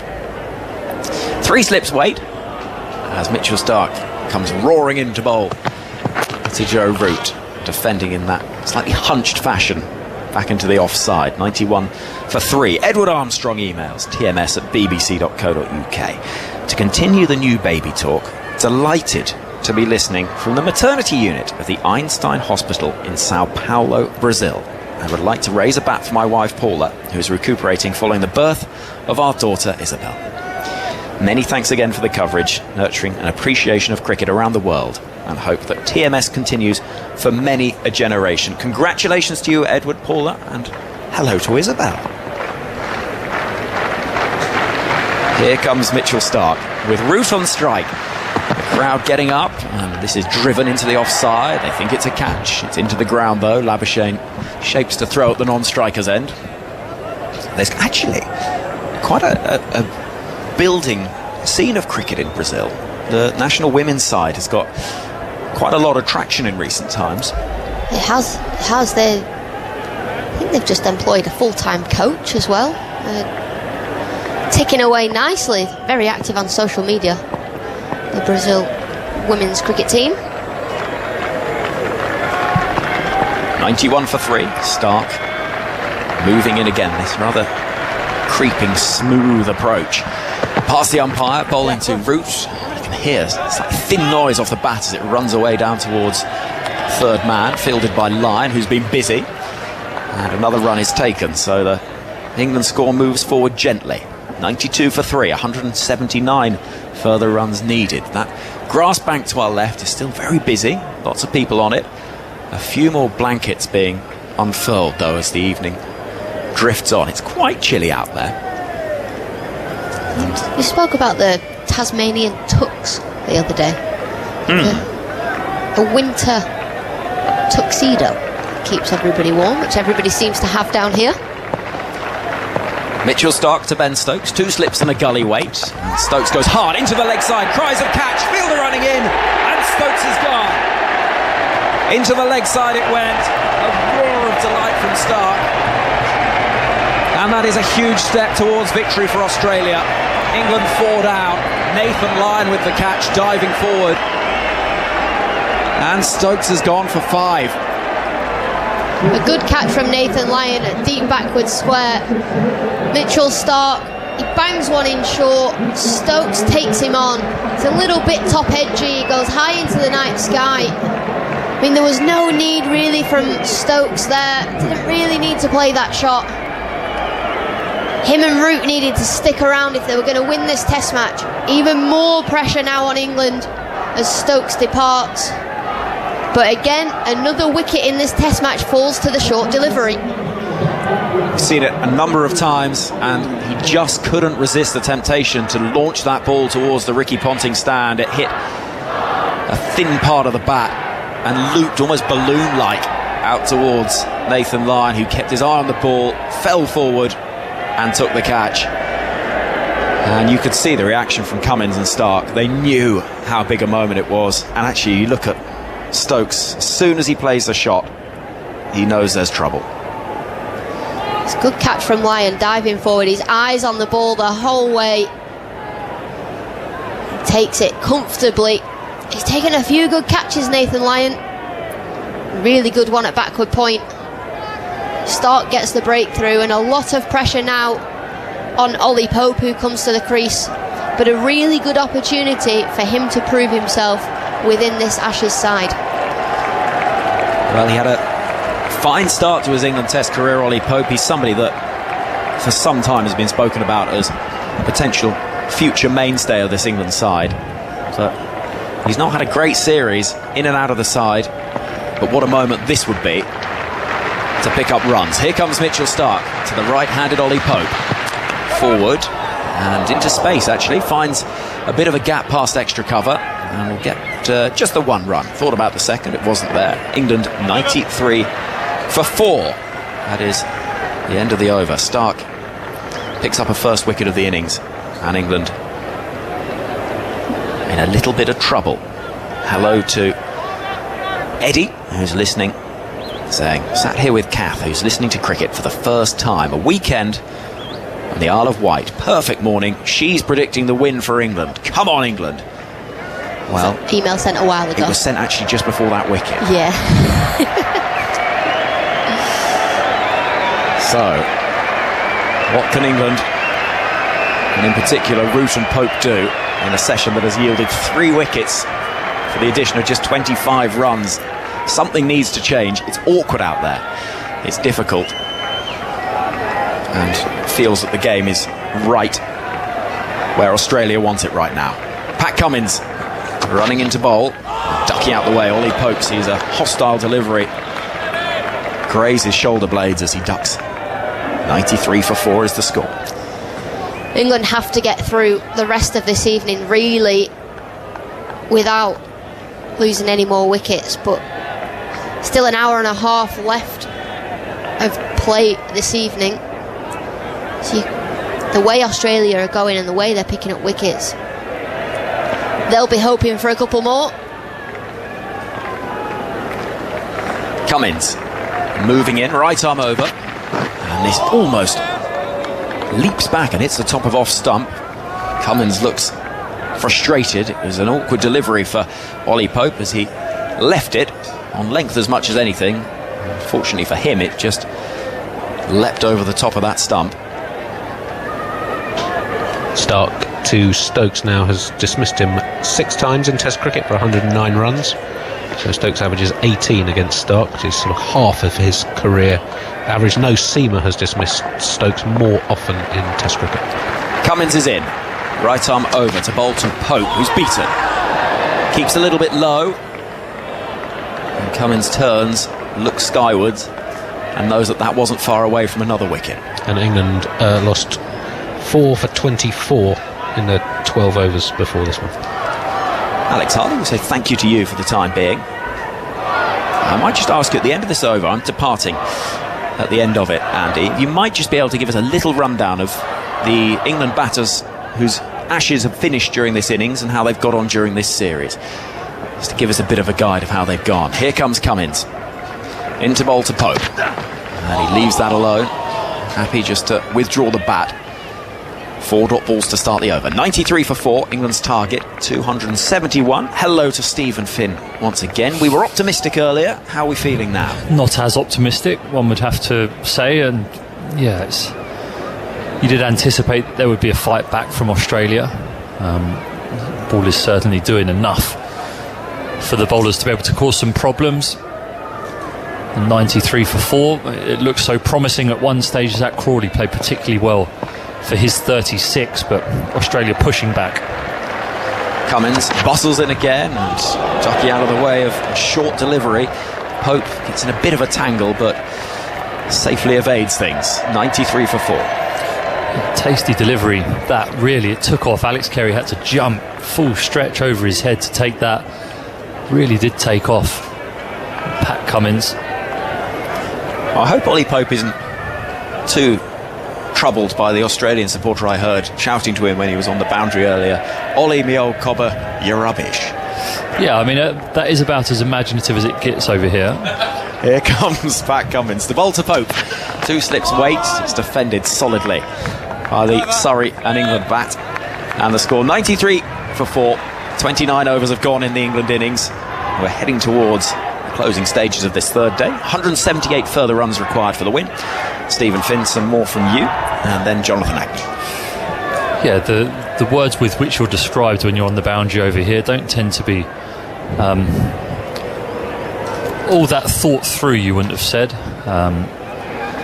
Consistently told that you're not good enough, but you expect that as part of being over here for an Ashes series and engaging with the crowd and trying to win them over. So it is water off a duck's back. But you won't be hearing him out there. The only people that you will be hearing will be the Australian fielders crowded around him. So 93 for 4 is a different picture now to when I was last sitting in this seat. And Stark's on his way, hungry for wickets. And that's driven pleasantly up to mid-off by Root. And now suddenly 178 runs seems a long way away. But it's a question of a partnership and particularly getting through these dark overs now. You can just make out the Derwent now. It's a little grey in the sky, but the light's starting to twinkle on the Tasmanian hills to our left. Street lights coming on onto cars moving up and down and so on. And Stark runs in again. Root stands up, waves his bat and then comes forward and punches that towards mid-off, and there's a misfield there. That should have been saved, really. And there's a long chase for that fielder to go all the way down to the boundary at long off, and the ball's going to beat him to it, suggesting, can't see it's so far away, they didn't get anything on it at all. It's Khawaja, who seemed to dive over that one. And so Root picks up a welcome boundary. He's 8 from 22 balls, and England need 174 more runs to win this match, but they've still got an hour and a half or thereabouts of batting to do under lights. Stark's ready again.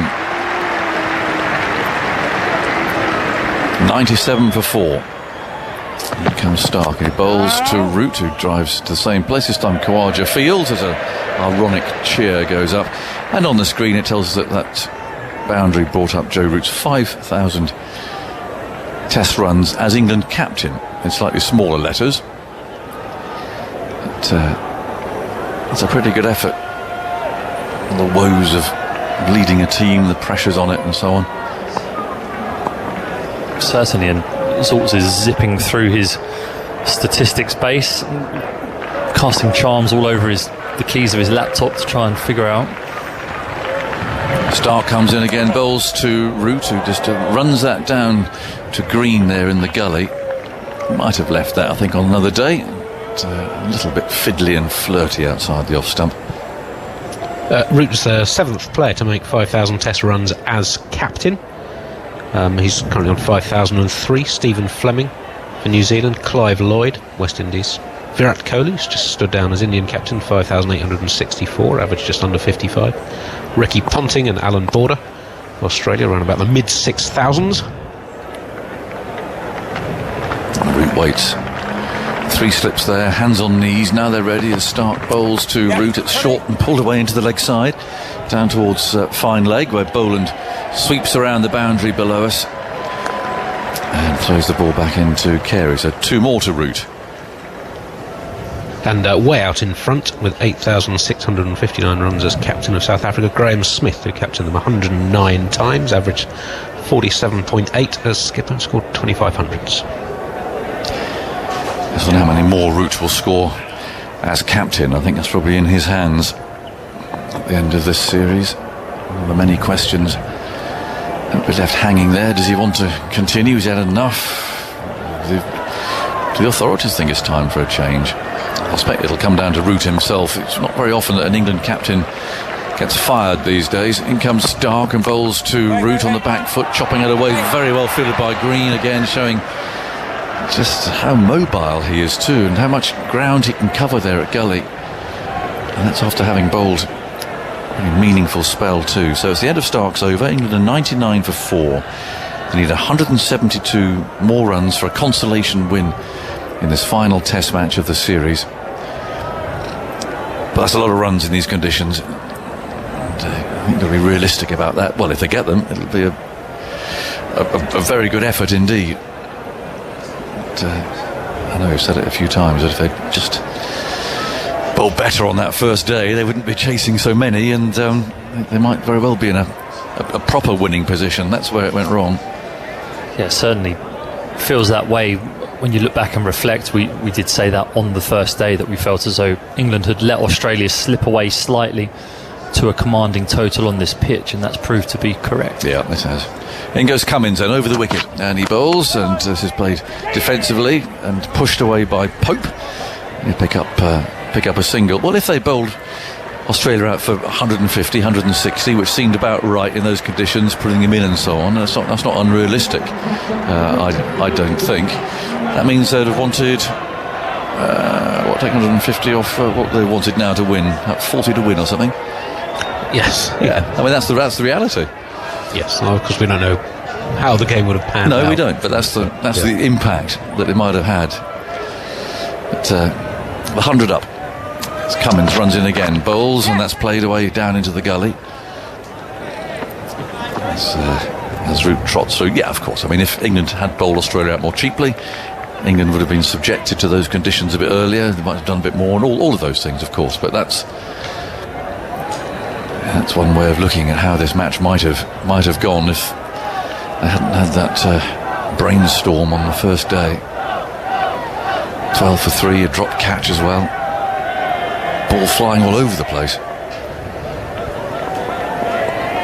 101 for 4, so 170 more needed.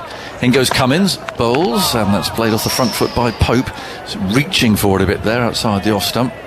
He might have let that go.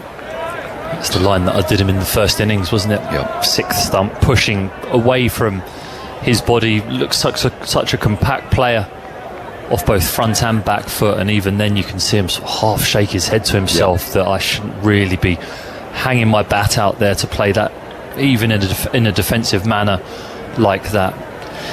And Crawley be disappointed with his shot too. I mean, he drives so well, doesn't he? And when he's tight and the feet move, he's a really good driver of the ball. There's Cummins bowling a bouncer that Pope gets underneath, but the one he nicked, there was just no foot movement at all. Just drove straight and nicking out, and it's that sort of thing that he's got to tighten up. He's definitely good enough. Definitely got good enough. He's got a nice attacking game as well as a pretty solid defensive game, but it's a lapse like that and bang, you're gone, aren't you? And that's it. Yeah, certainly. And a sign of his innings today and in the second innings at the SCG was the preciseness of his foot movement. When he went forward, he was fully forward. When he went back, fully back, commanding when he played his strokes. Cummins on his way again, bowls outside the off stump, a little bit of bounce there, and this time Pope does let that line go. England need 170 more to win. They were very well placed at 68 for no wicket when the long-haired Burns, bunless, actually seemed a bit of a change of luck. He played well, and then dragged the ball into his stumps. They lost 4 for 24 in 11 overs. Just what can happen in conditions like this. Pitch helping, but also the dark, floodlights, pink ball. Lyon comes in from the deep. Will this be a bluff? Is he going to bowl him a bouncer here? Cummins runs in and he bowls. Oh, he's beaten there, pushing forward. Just went past the outside edge again. It kept low. We've seen quite a bit of that. No real pace in the pitch at all. That's a good old-fashioned English seamer, really, this. 101 for 4. And drinks being brought out by Hamid. Umpires don't like it very much. Rod Tucker's got hands on his hips there. That's a bit of a drink and a change of gloves, I think, for Joe Root. So England need 170. Australia need 60. All tension next door in the press box. It's one of the great things that I shed some years ago. I didn't have to write a match report from Australia, which doesn't appear in newspapers back home until after the event, which they are sweating on next door. They have to write a piece today in which England need 100 to win with 5 wickets left. The results will be known in England before they've actually read the report of today. It's a horrible place to be. You've got to cover all bases, have you? Well, you just have to write about something completely different, which is impossible. You write about the Test match, but the result will be known before they've read the match report of today. So that's the reality of what it's like to write from here, especially about a day-night game, particularly. Boland's bowling, and Root comes down the pitch at him and plays that carefully into the offside. I mean, New Zealand's even worse. The time difference there. One of my colleagues once, we were doing a Test match, and he was a bit late night. He fell asleep. He'd written his report, but fell asleep. Woke up in the morning, like proper morning. Remembered he hadn't pressed send. Oh no! No, it's fine. Press send, and he got a message back. Thanks very much. Yeah, that's great.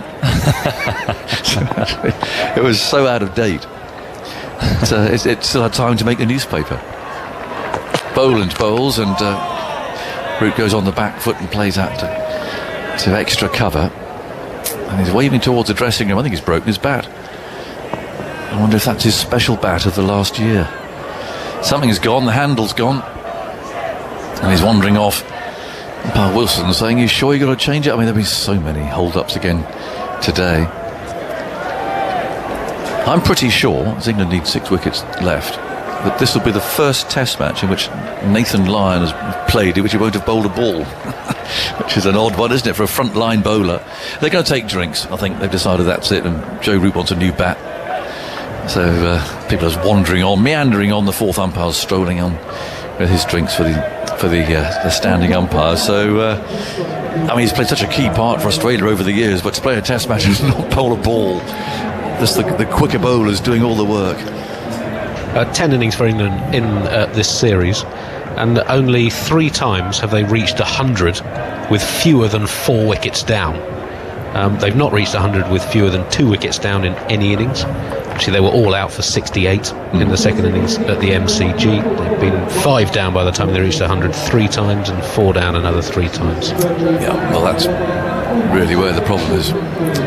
Has lain almost throughout, apart from this game, funnily enough, in conditions that you'd think that England's bowlers would excel in. But, anyway, the ground staff have appeared, sweeping up. The big plank of wood is going to mark out the popping creases and so on, make sure everything's ready. The players are having their drink. It's 9:14 here for what it's worth in Hobart. So all that means is another hour and a quarter of play to go. Better get your delivery order in earlier tonight, Stephen. Yeah, having another go at it? I think so, although I was pretty peckish just now, so I walked around under the stands, and the only food that was available was chicken nuggets and chips. You haven't had some, have you? I did, yeah. I don't think there was much chicken inside the nugget. And there was a considerable pile of chips that I sort of got halfway through, felt guilty, did a lap of the ground trying to burn it off, decided that was completely futile, and then came up here with my tail between my legs. Well, given that your new county captain Travis Head is out on the field, did you manage to kind of camouflage your chicken nuggets and chips from him? Yeah, he wouldn't think much of that. No, well, that's why I did it whilst he's fielding, behind the stand, so that no one could see, but now I've gone and admitted it on national radio, so more for me. It is funny trying to work out the eating arrangements of this, isn't it? But and particularly this game, it starts so late and ends late, so you tend to get up late. So your breakfast is more a brunch timing. Yep. You arrive here and there's a few nibbles about. And oysters for you. Oysters, definitely. Fully loaded with those. It's the one overriding reason why this match has to go into the fourth day. Henry asked me for some final series numbers for England's batsmen who've been out. Rory Burns finished with 77 runs from his 6 innings. Zach Crawley, 166 from his 6, average 27. Ben Stokes, very disappointing series all round, 236 runs, average 23. David Milan, 244, average 24 after a good start with 80s in the first 2 tests. And the margin by which the Australian all-rounder Cameron Green has outperformed Ben Stokes, an important factor in the series. Green ran about the same number of runs, but fewer times out, 228, average 32, has improved through the series. 13 wickets at 15, Stokes 4 at 71. Drinks completed. Billings due in next, and then Wokes, Wood, Robinson and Broad, and there's still an hour and 15 minutes to go. It's now pitch black. You can just see the lights twinkling in the hills, and we've lost the river for now. And Boland is coming in from that end and bowls. Root there plays a loose shot, the first ball with his new bat. Need to force it away into the offside, and just missing the edge. 101 for 4. You need 170. Boland's figures. It was his 9th over. He's gone for 11. He's just so meticulously metronomic, isn't he? Yep. His line is just immaculate all day. They've got to try and do something with it. He's going about batting out of the crease, just something to get him off this line. Well, he'll probably adjust because he's good enough, but he's like an absolute metronome. Here he comes again, and Bo's bowled him! He's bowled Joe Root. And Root saying that kept low. It's shot through and hit his off stump. And Root's not happy at all with that one. He's walking off, most dejected. He's muttering. Certainly the way he played it, and where behind him suggested that it virtually shot along the ground. He looks very disappointed indeed. We'll have to wait to see a replay. Watching now, Boland round about his normal. Oh my word, that's a stinker. Unplayable, shot along the ground. Yeah, no one in the history of the game. Joe Root would need to stick a bat on the bottom of his other bat in order to make contact with that. He walks off dejected, smiling now at just the ludicrousness of that ball. The first one that we've really seen from a straight line go underground. It's a metronomic length again from Scott Boland. That length where you can neither go forward nor back that he has hit so frequently. And this time Joe Root half pushing back to play it off the back foot at his feet. It just goes directly under the toe of his bat. He doesn't miss it by a small amount. He misses it by about a foot to show that he had no chance of slamming his bat down on that. Looks to the skies, dejected. That would have bowled anybody. That would have bowled Don Bradman on 200. I mean, it was an unplayable ball because it did cut back a little bit, but it shot along the ground. From the length that ball was bowled, that you'd expect to play that about, well, top of pad flap, that sort of area. And it's gone through, not to exaggerate, but it's gone through, well, just above his ankle. Yeah, it's hit the stump a third of the way up Scott Boland points at the stump. He needs to be pointing at the wicket, really, to say thank you very much for helping that skip along the floor. And the problem now is that delivery, and all it takes is one delivery, like we saw from Mark Wood at the SCG, the one that shot along the ground, and now there's trepidation in the batters' minds about what to do. Horrible ball, and in comes Boland, and bowls to Billings, who's forward. That one seemed to bounce a bit more, actually, and it runs down to Gully,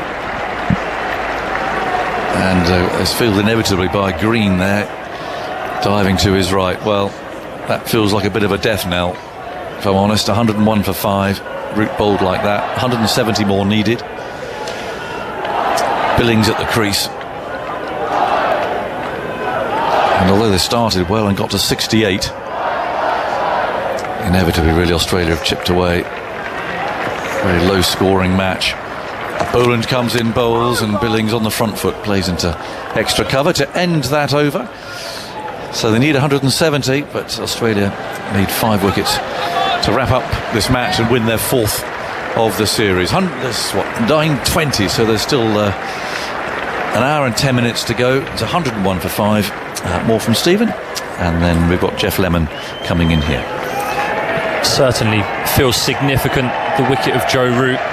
Looking at the batters in and the batters to come, you felt as though Joe Root would have to anchor the rest of this England innings, and after such a promising start now, Australia through initially Cameron Green and now all of their bowlers hooking onto his coattails now through this evening session, as it is now pitch black, as Agger's said, in front of us here at the Blundstone Arena, and Pat Cummins stands at the back of his mark ready to keep going. Here he comes, Pat Cummins, and he's bowling outside the off stump. It's driven away pretty nicely by Pope, but straight to cover, won't get a run for it. And we talked about Sam Billings in the first innings on a hiding to nothing, coming in 5 down for not many in the dark. Well, here he is doing the same thing in the second. It was 80 for 5 when he came in the first. 101 for 5 here, and a huge job for Billings to do. They need another 170 to win. And suddenly, that is a very distant proposition. Cummins bowling to Pope, and it's outside the off stump. You could say that it beat him, but I think he just kept his bat inside the line, and that ended up 6 or 8 inches away from the edge. It wasn't really a near miss. That Joe Root delivery. 35 runs ago, there was not quite such noise from behind the wicket, one would have to say. But there, as we see the graphic on the ball that got Joe Root out, it has almost P-rolled along the ground. It hit about halfway up the stump after pitching on a length that should have probably taken it over the top. So literally unplayable. You can't get stuck into the England captain for getting out to that ball. He played the line, couldn't predict the length. Cummins to Pope, who covers up on the off stump and again won't take a run. Australia swarming. David Warner rushing around out there. Lots of chat. Joe Root's finished with 322 runs from 10 innings, average 32.2. Still without that elusive 100 in Australia. His 3 Ashes series, 2013-14, he had 192 runs, average 27, 378, average 47 4 years ago, and average 32 this time. Will he be back for another turn in 4 years' time? Seems a long way off. Cummins bowls to Pope, who defends again. He's hanging in there for the moment, Ollie Pope, and perhaps he peels off a good score, but I would have loved to have seen this team with Johnny Bairstow still there. There might have been some entertainment. He would have whacked a few around. Yeah, certainly the way that it seems to have been on this wicket is that those mildly counter-attacking players who are willing to try and climb into anything with commitment that is there to score from, certainly in the vein that Johnny Bairstow did in Sydney and does across his career. Cummins to Ollie Pope, who's hit as he tries to get out of the way. It strikes him on the back shoulder, the right shoulder, as he pulled his head out of the line of that delivery. He evaded it well enough to keep his grill clear of the ball, but it's taken a glancing blow on the shoulder through to the cordon, and that will have stung a bit. Have a few stitch marks in the skin. Yes, I'd imagine that'll have some ice on it a bit later. The ball cuts back significantly from Pat Cummins. Not quite that short, but Ollie Pope, not a big man, and now immediately the deep square leg fielder gets put back, and almost as though saying you might get another one of those, Ollie. 3 slips, gully. Cummins to Pope, who's getting a little edge into the gully, and it's well stopped by Green, who can do no wrong in this test match, sprawling to his right and stopping any chance of a run. So that dot ball pressure is there, as well as the wicket pressure. 101 for 5. They need 271 to win, so that's still 170 runs away, and there is that need to keep the scoring moving. Joe Root was relatively quiet on that front, so when he did get the unplayable ball, he hadn't moved the scoreboard along by much from the point that he came in. If we are to be ultra critical of the England captain, Andy. It's been an innings of 2 halves so far. The first 16 overs, 68 runs, no wickets. In 17 overs since then, 33 runs for 5. Goodness me. It is quite the collapse. Billings and Pope with the job in hand to stop it here. Just over an hour left to play tonight. Here's Boland, and he's striking Billings on the pad, back thigh pad, as that ball got a good bit of bounce off the pitch. So the one that crawls along the ground and then the one that jumps up. Yeah, not all that pleasant to face, to be honest, and it's not necessarily, I mean, that ball did dispose of Joe Root, but when a bowler like Boland is hitting that consistent length just outside off stump, as we are sat directly behind the stumps here, and you can just see the perfection of his line as he bowls it, it does mean, though, as Boland delivers to Billings, who's just getting a defensive stroke back down the pitch, and the bowler picks up, rolls it back to the wicket keeper as he sets off towards the top of his mark, Scott Boland. But when you see the ball land on that length, where there is that mild variable bounce, and I wouldn't say it's extreme, although the Joe Root one does look extreme, but we've not seen extreme instances of it consistently through this test match. But you see 1 or 2 do that from that length, and immediately it just makes you a little bit more cautious about diving or climbing into that length. Billings awaits Boland, and he's trying to flick off the pads. It strikes the pad. He'll get through for a leg bye. 102 for 5 as umpire Wilson makes the signal. Another one added to the extras tally. The runs required come down to 169. England just need another partnership. They had the opening stand. They haven't had one since. They need these two to get that required run tally down into double figures, and once it gets there, anything can happen. As the game tightens up, Boland to Pope, who leaves, holding the bat high. Scott Boland with 1 for 11. So currently those figures would force his career bowling average up rather than down. Yeah, it's a scary thought, that.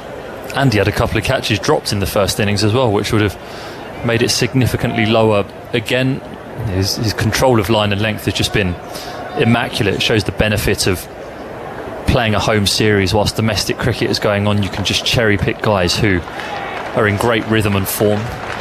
Boland to Pope, who's defending out towards point, won't take a run. And that is exactly what Boland's been able to do. He's a very solid bowler. It's like having a rainwater tank coming into bowl at you, I imagine. Extremely popular. I was listening to the crowd down on the boundary while he was at fine leg. Any routine stop down there, huge cheers. There are declarations of love for him coming over the fence. They're singing songs. Doesn't surprise me. I mean, if there was an Englishman who averaged 9 in tests with the ball, he'd probably be doing the same, to be honest.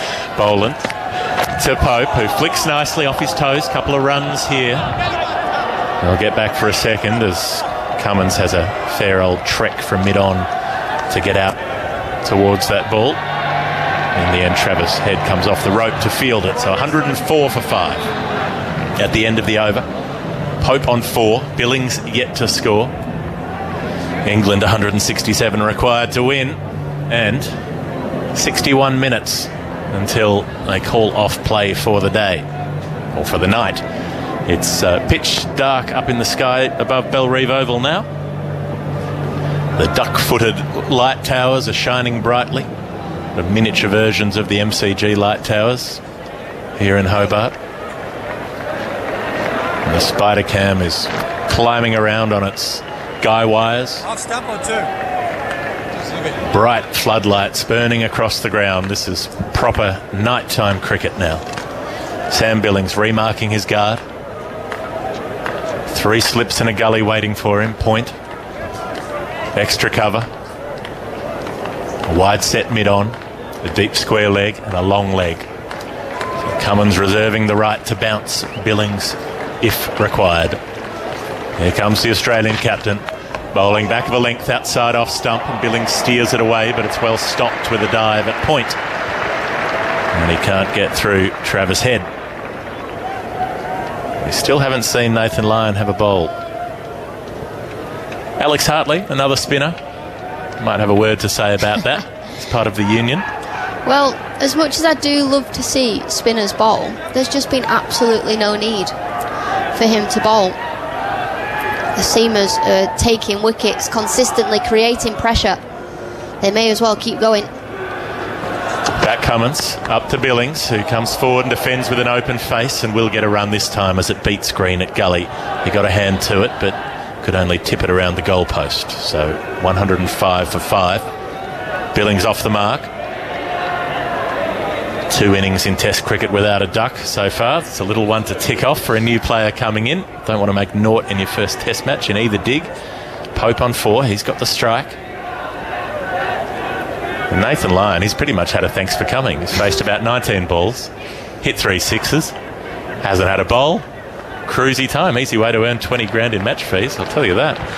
Here's Pat Cummins. He's bowling to Pope, who's playing with an open face to gully. He doesn't beat Cameron Green. So it just feels like they're poking and prodding a bit here, and looking to score with a bit more intent might help. Still 166 runs needed to win. Surely you've got to... I mean, there's good bowling that you have to respect, but you also have to knock the bowlers off their rhythm a little. Just tilt that balance slightly. Easier said than done when you're 5 down, and one mistake could bring a wicket. Pope plays a pull shot. He'll only get a single for it out to deep square leg, where Nathan Lyon finally has to do a little bit of work. He has to run 5 metres to his right, pick up a ball and throw it back. That's worth about $500. It's 106 for 5. Well, we saw the counter-attack from Australia, I've mentioned it a few times, work really well for them. In the first innings, they were 12 for 3. And they came out and Head was aggressive, played his shots and put the England bowlers under the pump. And equally, the way England's openers went at it earlier today helped to do the same. Cummins up to Billings, who's getting a ball off his hip. He'll go through for a single. Cummins just straying in line a bit towards the leg side, so that allowed Billings to pick it off. 107 for 5. I do understand the situations are totally different. England now are in a position where they're going to have to decide, do they try and win this Test match, or do they sit in for as long as possible? I think the only thing they can do is try to win it. There's 2 days left. There's no point hanging around. They can't bat for 2 days. If they did bat for 2 days, they would score the runs eventually. Yeah. But if they're too defensive, they'll be sitting ducks. Pope plays the ball away to point, where Travis Head is waiting for him. You've got to play yourself in as well. So Pope's done that. He's been there for 24 deliveries. Billings has only just come to the crease. He wasn't awarded a run for that previous one that they took. The umpire ruled it a leg by, so Billings still on 1. England 107 for 5. And they need 164 more. I think Cam Green's warming his arms up in the gully. The destroyer. He's an easy one to spot, is Cam Green out there. Tall figure. Well, Proper athlete. He looks about 15, like an overgrown teenager, and he always looks sort of sleepy, like he's just got out of bed. You know, like his parents have roused him and think, go on, you have to go and play Test cricket for Australia. Oh, I don't want to get up. But he's come down. And he's enjoying the day-night test. He gets a lie in. That's right. A nice sleep in, 17 wheat picks, and then away he goes. Scott Boland's got the ball at the moment, though. He's bowling to Billings, who's in the air, and he's caught it mid-on. Billings has holed out in the softest possible fashion.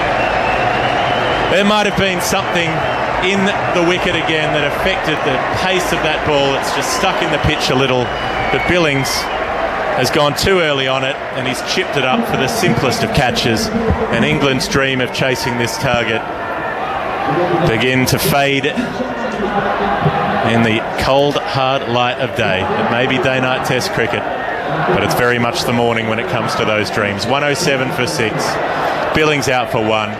Scott Boland gets the second wicket, and Australia are into the lower order. Not a great shot, that, from Sam Billings. He's shaking his head. He knows he just pushed at that one. Tried to knock it into the leg side, but was early on the shot and just pushed it airily to Cummins, who took a really simple catch. And that shot, that wicket, pretty much sums up England's tour, I reckon. Just soft. That was a soft dismissal. Disappointing. Now, there's word on the extra half an hour that can be taken. Yes. So, if England are 8 down, both teams can request the extra half an hour to get a result.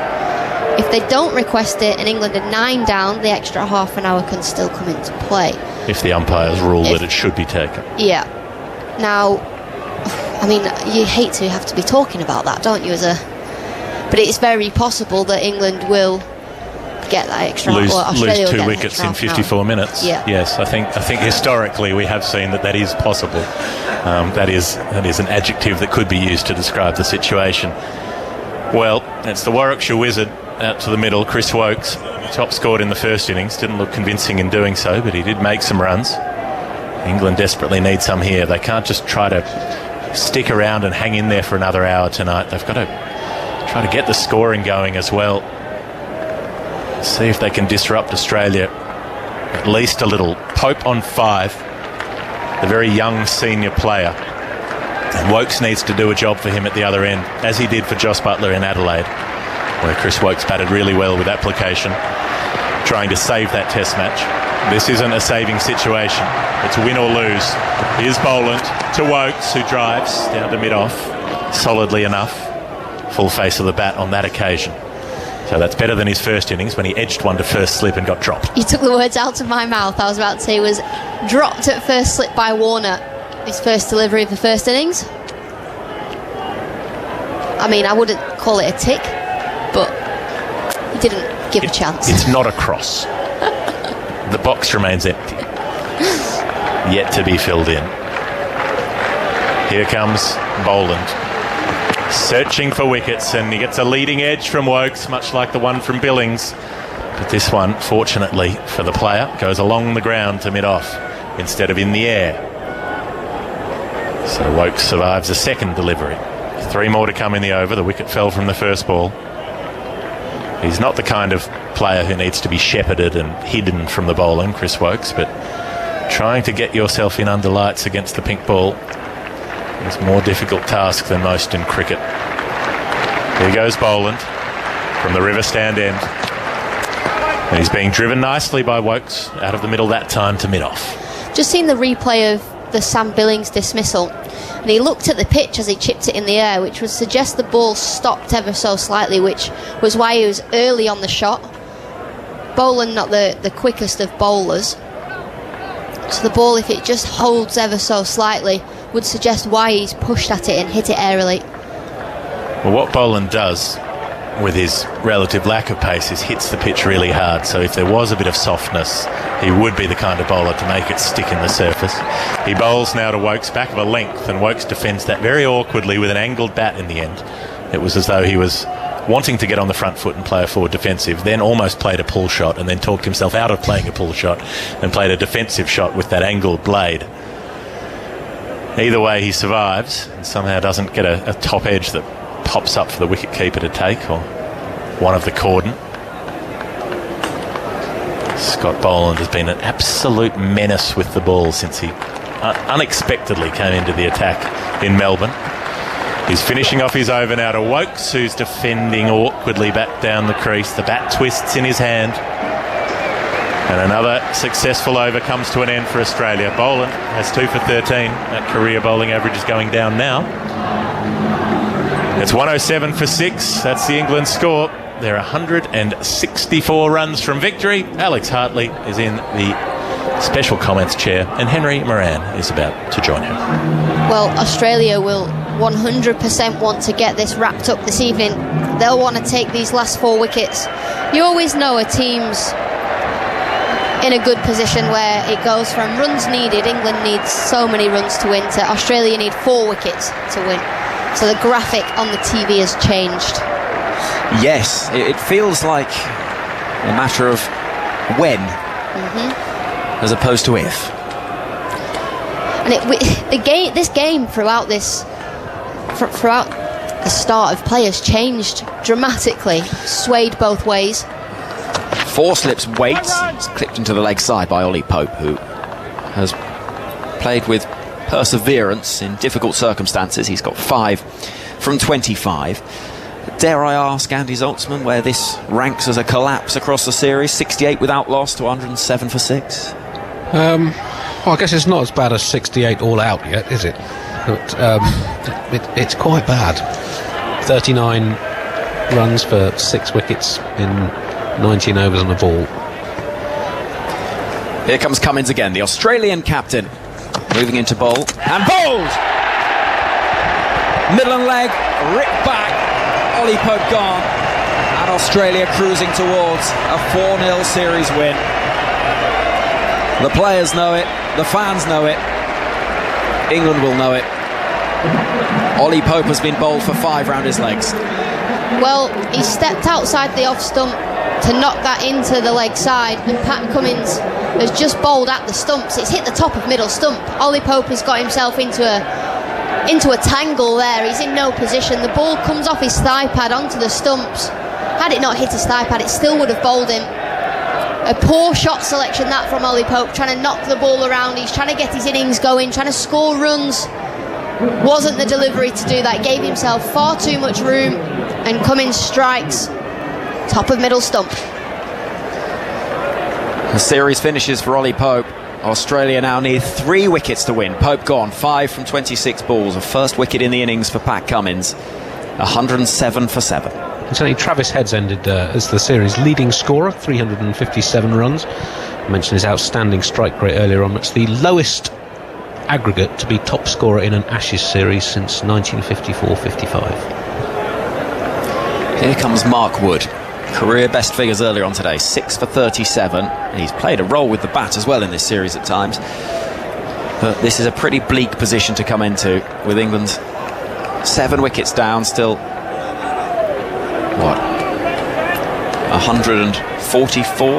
164 runs away from their target.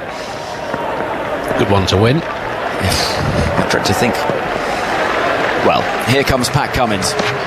Wood waits, plays the ball into the ground towards backward point, wants the single, throw comes in at the non-striker's end and misses. I think he would have been home, but Wood desperate to get off strike. And the score moves forward, 108 for 7. They're standing on the grass bank now. It's been a quiet old day over there, but those supporters that have braved the chilly-ish conditions with the wind coming across those trees and from the Derwent River, they now stand ready to acknowledge another Australia win in this series, Alex Hartley. They are indeed. Normally around now people are leaving, going home, getting ready for work, but not tonight. Cummins is in and fended away by Wokes, who did not like that at all. Into the hips of the England all-rounder and down towards fine leg. Scott Boland, who every move he makes is cheered to the rafters. Fields down there in the distance, 109 for 7. We wish we could be bringing you better news. It feels like a lot of the time in this series, Alex, the good news has come really in the middle of the night in the UK, and then as people have been switching on the radios, it's all just tumbled away a bit. 3 slips and a gully crouch as in comes Pat Cummins, really quick. Wood doesn't deal with particularly well, looking to hook that ball into the stand. He did that 3 times at the SCG, but didn't get close to that one. And as ever, despite The nature of the situation, Mark Wood has a smile on his face. Yeah, we had a really good start to this innings. Burns and Crawley having a partnership of 68 runs. And then there's been nothing above 16 from then. Milan and Crawley 14, Root and Crawley 1, Root and Stokes 9, Root and Pope 9. In comes Pat Cummins. And it's defended into the offside. Wood wants the single, should get it as well. Throw comes in at the non-striker's end and misses. And England moved to 110 for 7. End of a successful over for Pat Cummins. And Australia 3 wickets away from a victory. What have you got there, Alex? Billings and Pope 6, Wokes and Pope none, and we've got Wokes and Wood at the crease now. So there's been no partnerships. That, we've had that one at the top of the order. They look really good, playing aggressive shots as well. They were scoring at a decent rate, finding the boundary, and then England have struggled to build partnerships since. Not one partnership over 15 runs after that 68 partnership at the top of the order. Tells his own story, that. And Joe Root will look at the ball he got from Scott Boland, and yeah, there have been moments in this series where poor shots have been played, but that was just nothing you can do. I mean, Joe Root's reaction to him being bowled like that pretty much sums up everything. He couldn't do anything, he just laughed. Kept incredibly low. It just skipped low, hit the bottom third of the stump. Boland in, bowling, and driven away by Mark Wood, a rather Geordie wait we hear on the stump microphone. Wait.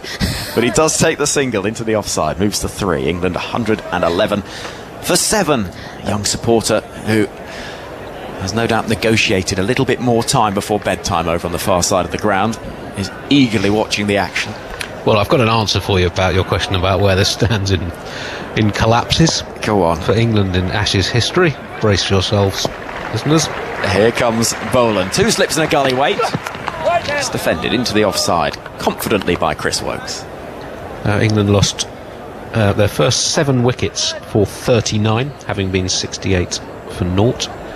And that is their joint worst collapse from wickets 1 to 7 in the Ashes since 1908. And the other was in a rain-affected game in Brisbane. They also lost 7 for 39 in December 1950, which was like, and we've talked about quite a bit on this tour. Boland is in to Chris Wokes, working the ball into the leg side. That's a nice looking shot through mid-wicket, and it'll bring 4 runs. The first boundary for Wokes, who clips it away off the pads. And England moved to 115 for 7. So what we're saying is this is the worst collapse for 70 years. Yes, joint worst for 114 in the Ashes only. I mean, in terms of collapses from wicket, from being none down to 7 down. Yeah. Obviously, there's different types of collapse that you can measure, but this is right up there. We do a reasonable line in most of them. In comes Boland, played into the ground and put down on the bounce by the normally so reliable Cameron Green. 115 for 7 is the score. 3 wickets for Australia to win.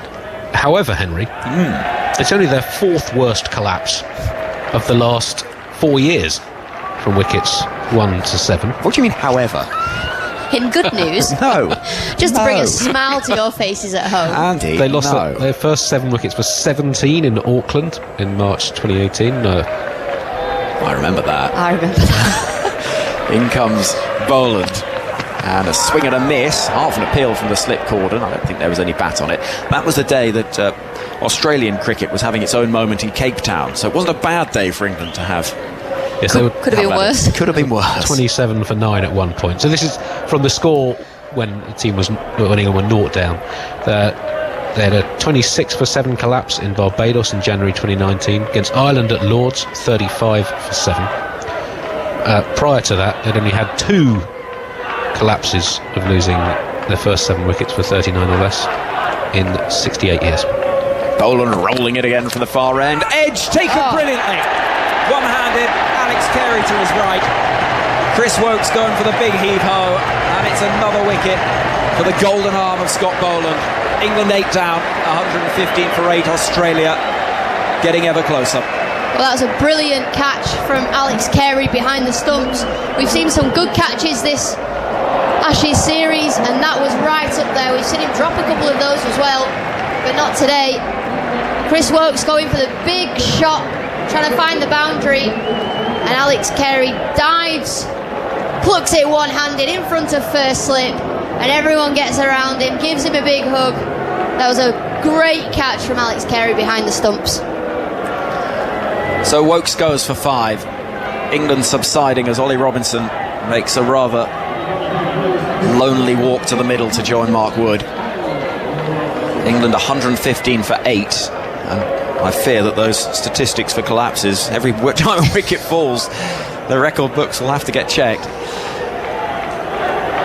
Oh well, on a fresh night in Hobart, we predicted many things for this Ashes series. We didn't predict we'd be here, Alex. It was meant to be in Perth, this, but we're in Hobart watching another hugely disappointing night for England.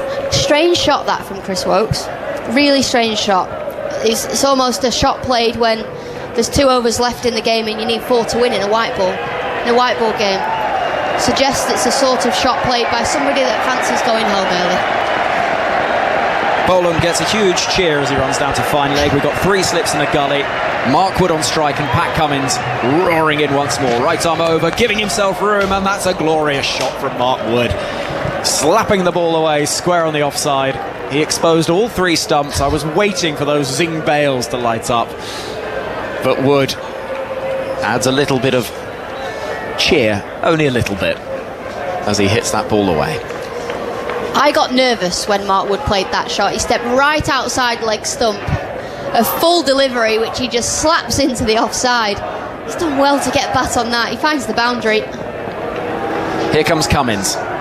England 8 down. Cummins bowls, it's in the air, and once again Wood gets a good piece of it, and once again we'll pick up 4 runs, this time out through long off, and sprinting to chase that ball, Marnus Labuschagne collects it from the edge of the field, where Mark Wood has now found back-to-back boundaries in the offside. It's not, I don't think it's necessarily a shot you'd look to play as a sort of technique necessarily. Well, he's got rid of a couple of slips, Mark Wood, with those 2 aggressive shots. He's chasing it down. He's finishing it this evening. 123 for 8. Australia need 2 wickets to win. England chasing 2-7-1. Plays on. There's another. Mark Wood going aggressively again, this time looking to find the leg side boundary, and Australia's captain picks up the wicket of Mark Wood. England 123 for 9. Middle stump lies back, almost comically. But there's nothing funny about the situation for England, who have collapsed dismally in this nighttime session. They're 123 for 9. Alex Hartley, some more from you, and then Jonathan Agnew. Well, it was 1 too many for Mark Wood. An awful shot that, really, in the end. He played 2 streaky shots to find 2 boundaries. I mean, we were laughing saying he wants to finish the game, but that was, I don't know what he was doing there. Stepped right outside off stump to hook the ball into the leg side. Pat Cummins had 2 catches on that deep boundary anyway, so had he got hold of it, he was giving him half a chance to get out. But he plays it onto his stumps, and you can add that to the poor dismissals to the England tally of this Ashes tour. So they've lost so far since tea then, Andy. Since tea, Aggers. 8 for 55, I think. Yeah. So 9 for 55, including the ball before tea. Yeah. Well, I mean, yeah. It's just been another shattering performance, hasn't it? It's bitterly disappointing. Ball's done a little bit. I mean, you can excuse Root, certainly for his dismissal, but the rest of it's been mighty disappointing. 123 for 9. Australia needs just 1 wicket to win the 4th match in this series, and Cummins is running in now to try and finish it off. He bowls to Broad, who's edging it away over Gully's head and down to 3rd man. So he's away and off the mark. Brings Robinson down on strike. 124 for 9. And Pat Cummins just wants to finish this off. Always talk about extra half hours and so on. Well, not even going to complete the day. I mean, that shot from Mark Wood, you've just seen it again. he's running to the offside to play a hook shot, and as he hits it, he's still moving. He's not in a good position at all. He was expecting retaliation from Cummins, I think, for the bounces that he bowled him earlier today. Just nominating that. Robinson's on strike. Cummins on his way, slips a waiting as Cummins bowls now, and he steps away, he's bowled. What a ghastly dismissal, which really sums it up. Nowhere near it, couldn't reach the ball. Stumps are shattered, and Australia have bowled England out. They've won by 146 runs. They bowled them out for 124. So 9 wickets, 10 wickets for 56 have fallen there. Well, that's a shambles. And fair enough, Australia, well played. So shaking hands and so on going on. But if anyone's in any doubt that there needs to be a lot of change around the England camp, then you only need to have been here and watch this match, really. Disappointing. Had a lot of things going in their favour to start with. Won the toss.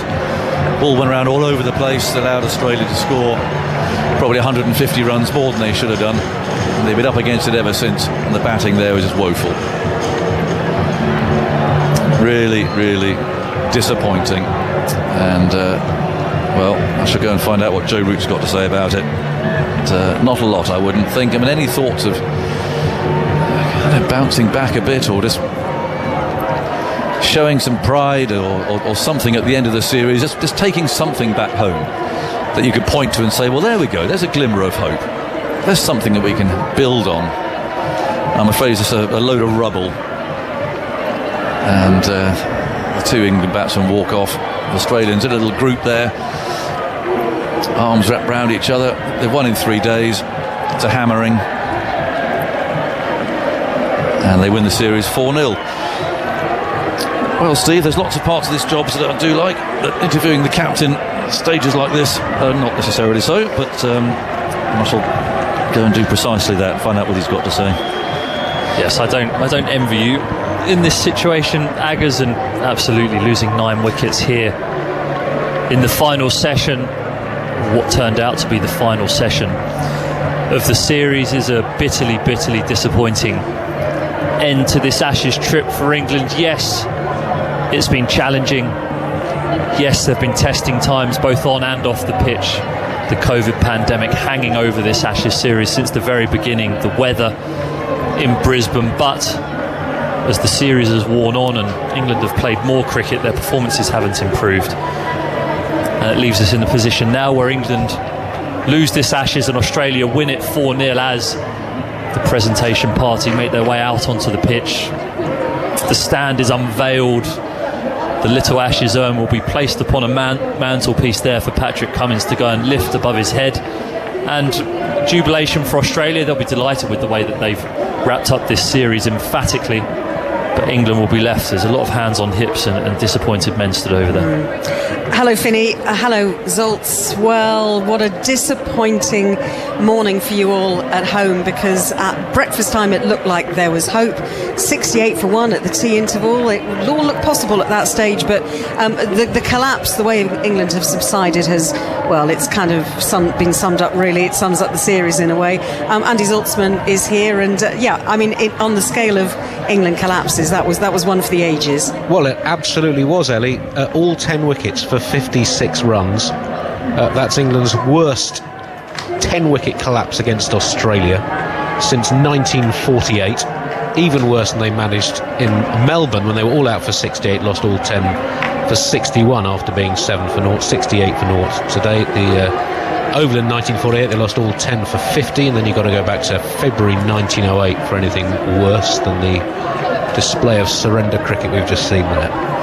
Just watching the Australian team shaking the hands of the coaching staff, hugs from Cameron Green in his very, very shiny and clean and brand new baggy green, or it looks very, very new compared to the one worn by Nathan Lyon. And I mean, he set the ball rolling, didn't he, really, Cameron Green? He started the domino effect, which has then swept through the whole of the England team. Yes, he did. He bowled with great skill. He's been someone who's been incredibly impressive through this series, all the way through with the ball. I think that he's shone like a light in this Australian team that's packed full of good bowlers and relentlessly good bowlers, led by their captain Pat Cummins. We saw him grow into himself as he became confident throughout the series with the bat, but certainly his spell after the second interval here this evening has certainly led Australia a good way towards claiming this Ashes 5th Test match in the final session. Well, we're waiting to get interviews. Jonathan has gone down to pitch side. I'm sure he'll be speaking to Joe Root.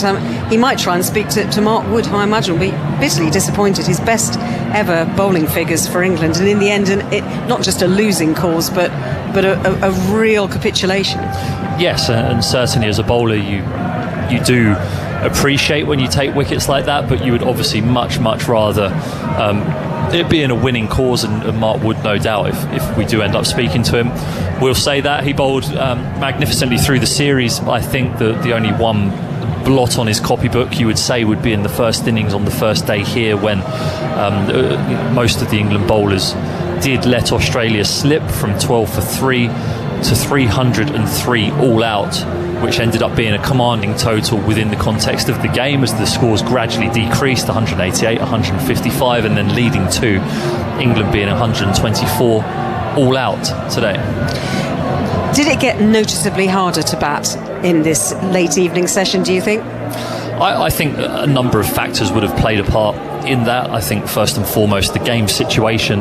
As soon as Australia got some momentum in this evening session, it was always going to be hard for England to stop, and that's not it's not a slight or saying that England weren't trying, but it's most definitely just part and parcel of being at the end of a series such as this, and the fatigue and the mental fatigue that has built up over the course of 5 test matches can accumulate into something. You would hope that it wouldn't be as drastic as what we've seen today, especially after such a promising start. And for me, sat here, that's the most disappointing thing. It was such a fantastic start from Burns and Crawley, both playing assured shots. They had Australia on the ropes. They were so quiet, the crowd was quiet, but then as soon as they got that first wicket just before the break, you felt as though that was coming at the perfect time for Australia to be able to regroup and come back together, reassess their plan, and then execute that through the evening session, which they did expertly. You have to hold your hands up. They did do that expertly. They were relentless, but that was feeble from England at the end.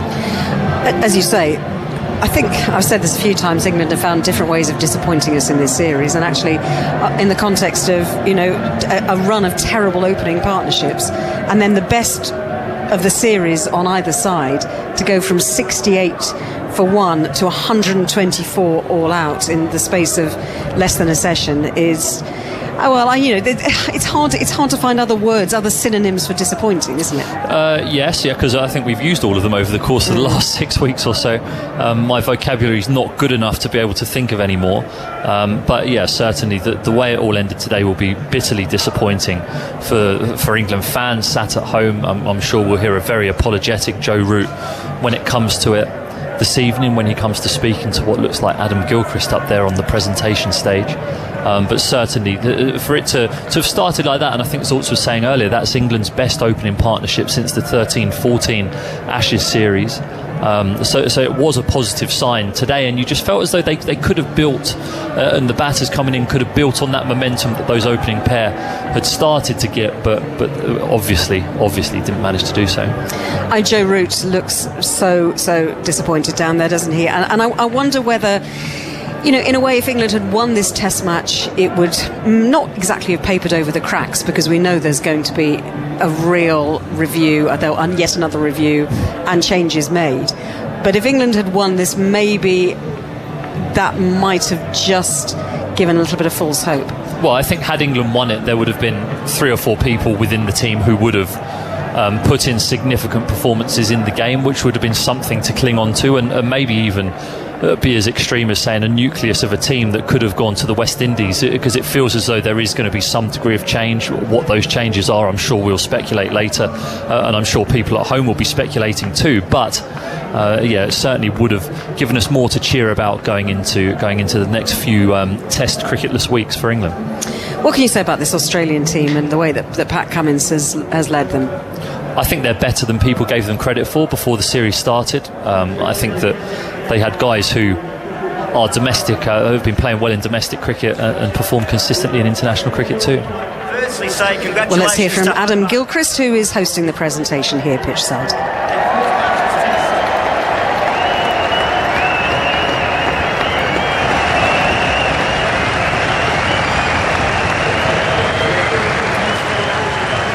Very, very proud of what you've achieved over the last 3 days. Can I also acknowledge the match officials, match referee David Boone, umpires Paul Wilson, Rod Tucker,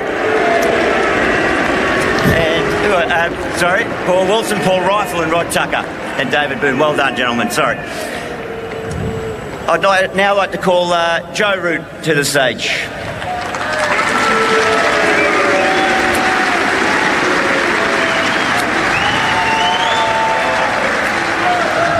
Joe, I will start by saying, and I'll ask the crowd to acknowledge, thank you to you and your team for coming down in really trying circumstances around the world. There was a lot at play and you took it on. Congratulations. Yes, thank you.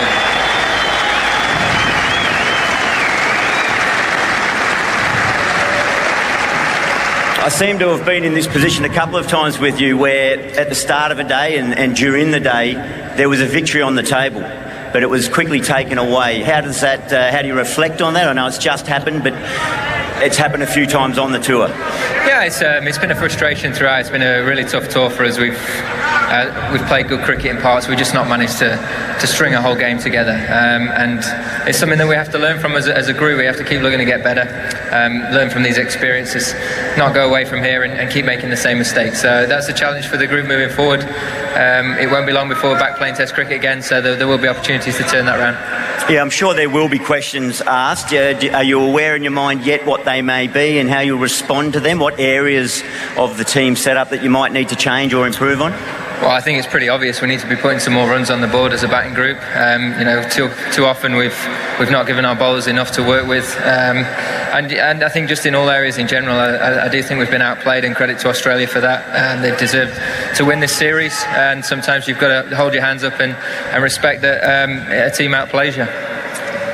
Pace on the ball seemed to be a big difference in the bowling units, but you saw Mark Wood today get due reward. I don't think anyone could begrudge him the 6 wickets that he picked up. You didn't have Jofra at your disposal. Do you think projecting 4 years forward that you really do need some velocity on the ball? Who knows where we'll be in 4 years' time. I think one thing I can say is that you mentioned Woody there, his efforts throughout the whole trip. It was really nice to see him get the rewards today in picking up 6 wickets. He's someone that throws everything into every performance, every ball, and he's very deserving of that.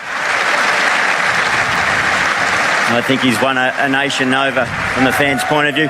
Joe, I invite you just to say a few words. I'm sure there's a few people you'd like to thank and acknowledge.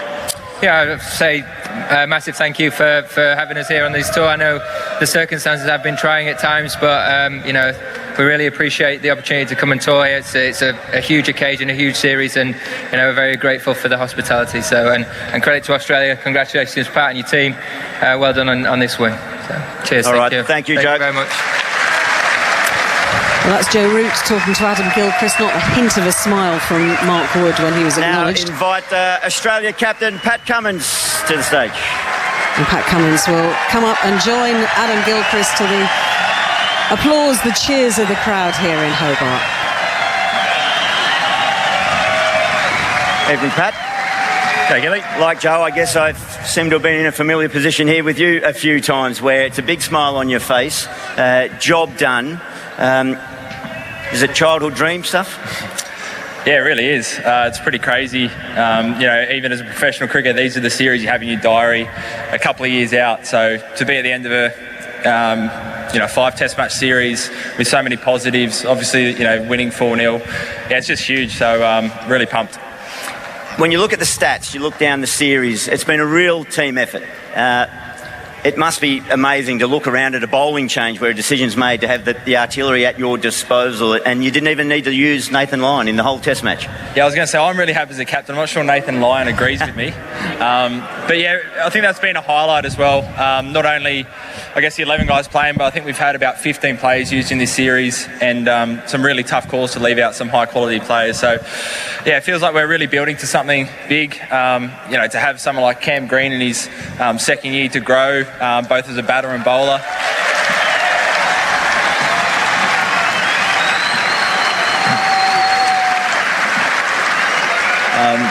As well as some of the younger players, Trav Head, Marcus Harris, Jai Richardson, and then obviously the old stalwarts like Scotty Boland and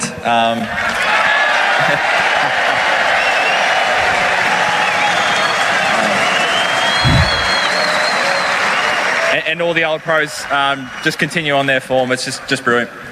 Yeah, I was going to ask you about the development of the younger players, but that squad effect, there's a big 12 months ahead. It's going to be different conditions to what we've experienced here with the green wickets all summer, 10 test matches on the subcontinent against some tough opposition. So that squad depth is going to become a key element.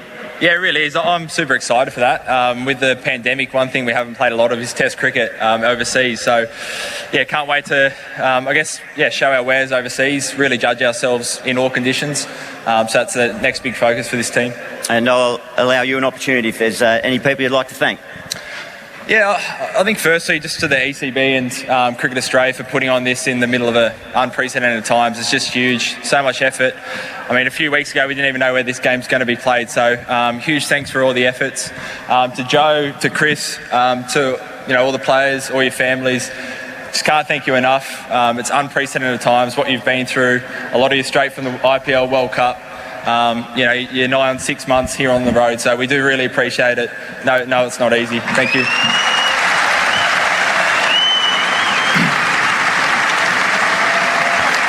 And they look very, very, very weary, that England team at the moment. And the last one, I think, the whole world's been in tough times, but especially certain states and, Australia-wide. So thanks for your support. Hope it put some smiles on your faces, and we had an absolute ball. So thank you. Cheers. Thanks, Pat. Well, that's the Australian captain, Pat Cummins. Australia captain Pat Cummins. It's now time for the Vodafone Player of the Match, who happens to be the player of the series as well.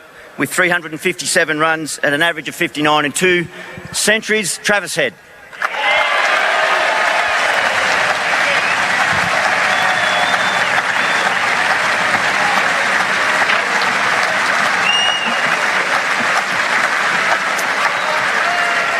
Congratulations, Trav. 2 centuries, one to kickstart the series and one to close it out. Of the two, do you have a favourite, and perhaps which one do you felt was more influential in the fixture? Great to have an impact. I think I'll probably look at this one being probably better. The conditions, the situation we're in to be able to play a role in the team and win a test match is pretty special. Did you change your approach? You've been in and out of the team a little bit. It looked like you came back with an attitude that you're going to trust your game that has seen you be so successful for South Australia, and you were prepared to risk that. It takes a bit of courage. Yeah, I've worked on a lot of things and over the last couple of years, and I didn't quite take the opportunities I did earlier in my career, and I think after I saw 19 test matches I had a reasonable idea on what the expectation was, and I was just so eager to get back and have another opportunity, and it helps batting behind a couple of blokes who average 60 as well. I think the batters above me have done a fantastic job, and there's been definitely some opportunities throughout the series where I've been able to take advantage of that. Well, I was going to ask about that batting unit.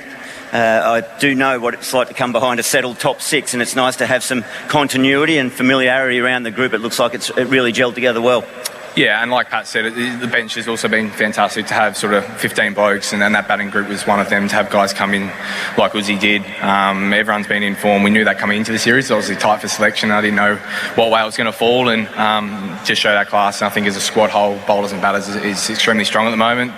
Positions are tough, and we've always got to be performing, so it's a nice Australian cricket team to be in. There's no doubt that the pressure was on for everyone to continue to perform. Feel free to say a few words and acknowledgement to anyone that you'd like to. No, I haven't got a lot. I think just echo Pat's words. Congratulations, England.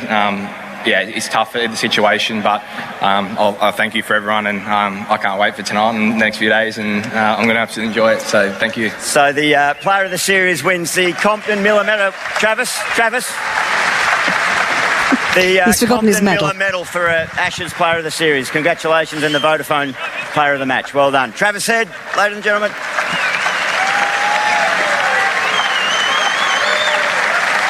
And he shows his player of the match and his player of the series. So there's just one thing left to do. I'll re-invite the captain, Pat Cummins, to come up.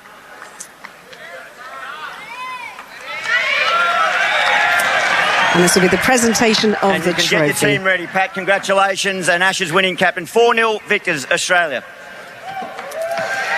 So Pat Cummins takes the crystal trophy. It's the replica, of course, of the famous Ashes urn, which rarely leaves the museum at Lord's. And he's standing here on the stage, and he'll be joined by his team. There's no four-finger sign. I think I should say that from 4 years ago. Just a player surrounded by his teammates, Pat Cummins, and the fireworks go off above the podium.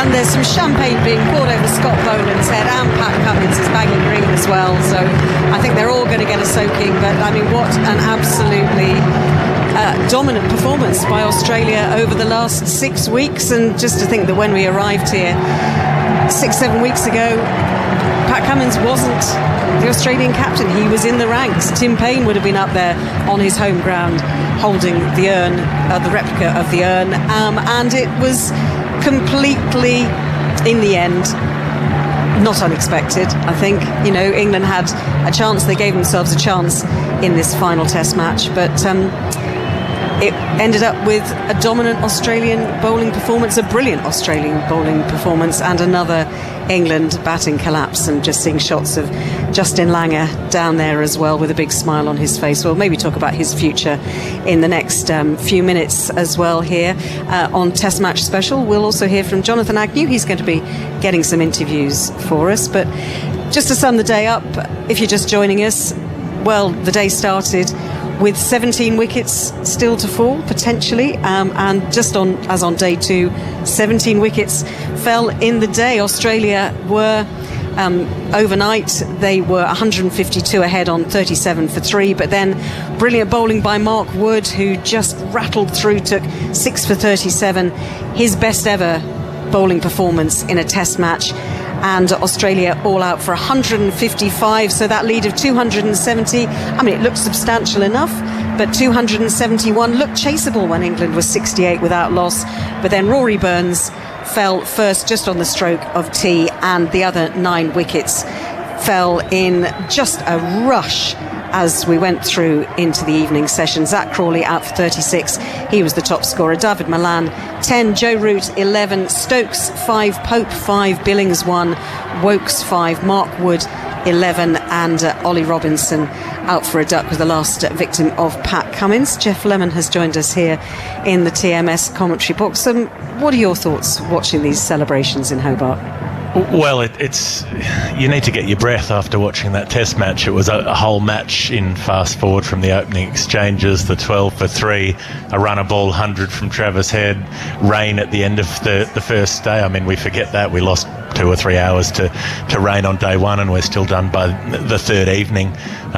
Australia's wickets crashing on the second day, then England following suit, and more of the same on day 3. 34 wickets in 2 days of play. It's an extraordinary thing, and we were talking about whether they'd need to take extra half hours and so on. They didn't need either of the extra half hours in the end. I think it's bitterly disappointing for England, this result in particular, because this was the first time in the series where it felt like they were really in a game. They'd rolled over Australia for 155. They had a 6 for 37 from Mark Wood. They had an opening stand that had gone past 50, and they were on. Crawley and Burns were counter-attacking. They seemed to have the momentum with them, and so for it to go so badly from that point, it's not unexpected. I think we all had it in the back of our minds that if one wicket fell, the rest could follow, but I didn't expect we'd see all 10 fall tonight.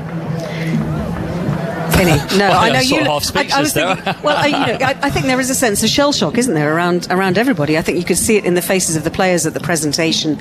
They didn't expect that to escalate the way it did. I don't think we did. I mean, Jeff did actually at one point. We were speaking earlier on, weren't we? And you said, could get the extra half hour because England could well be 8 down by the scheduled finish time. Yeah, I was an hour ahead. I had a full 60 minutes up my sleeve at that point. So we haven't even reached the scheduled finish time, have we? They've wrapped up lifting the urn up with 11 11 minutes to spare before the close of play. Yeah, that's... So yeah, no ability to waste time with a few shoelaces and things to try to push it into a fourth day. But look, it's an achievement that's probably hard to quantify for Australia.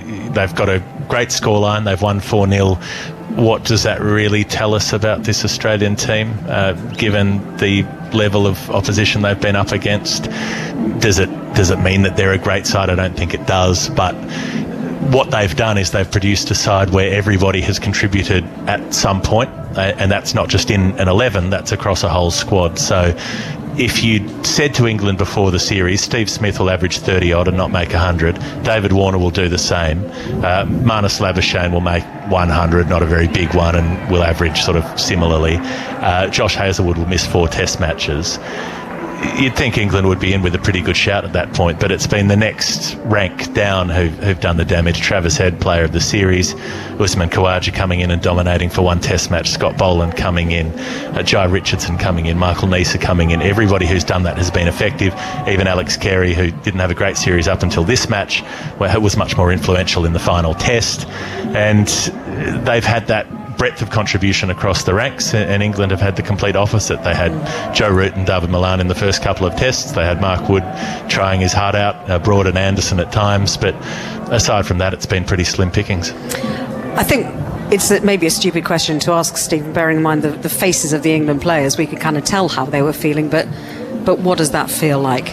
Yeah, you feel desolate. You probably feel embarrassed as well. I think that losing in this manner is something that hits you hard, because it really is an absolute hammering. And you sit there and you listen to the celebrations, and you're forced to stand there and watch the lifting of the urn. Some players wouldn't know what lifting the urn feels like, and that's something that you watch Australia do that. You see how happy they are. And you're desperate to achieve that yourself, and then you have to strip it back and say, okay, it's almost as though it's a watershed moment whilst you're stood there watching all of this unfold. You've got green and gold confetti all over the pitch. You've got Australia spraying champagne all over themselves as they go round and greet the people, the fans that they're not allowed to get too close to. But you look at that and you just feel like, I wish that was me. And this is another opportunity missed for England in an Ashes series.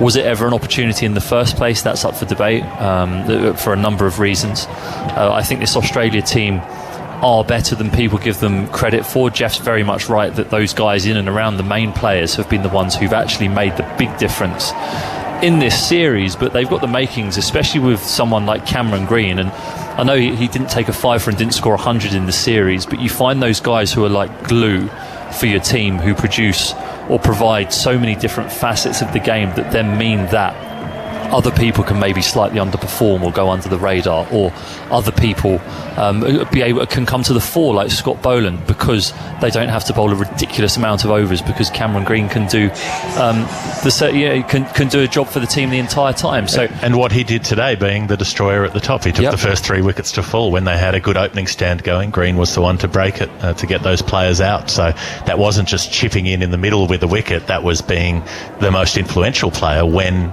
Cummins wasn't taking the wickets, when Stark wasn't. England was surviving those top tier bowlers, and there's the reserve to come in and have an influence.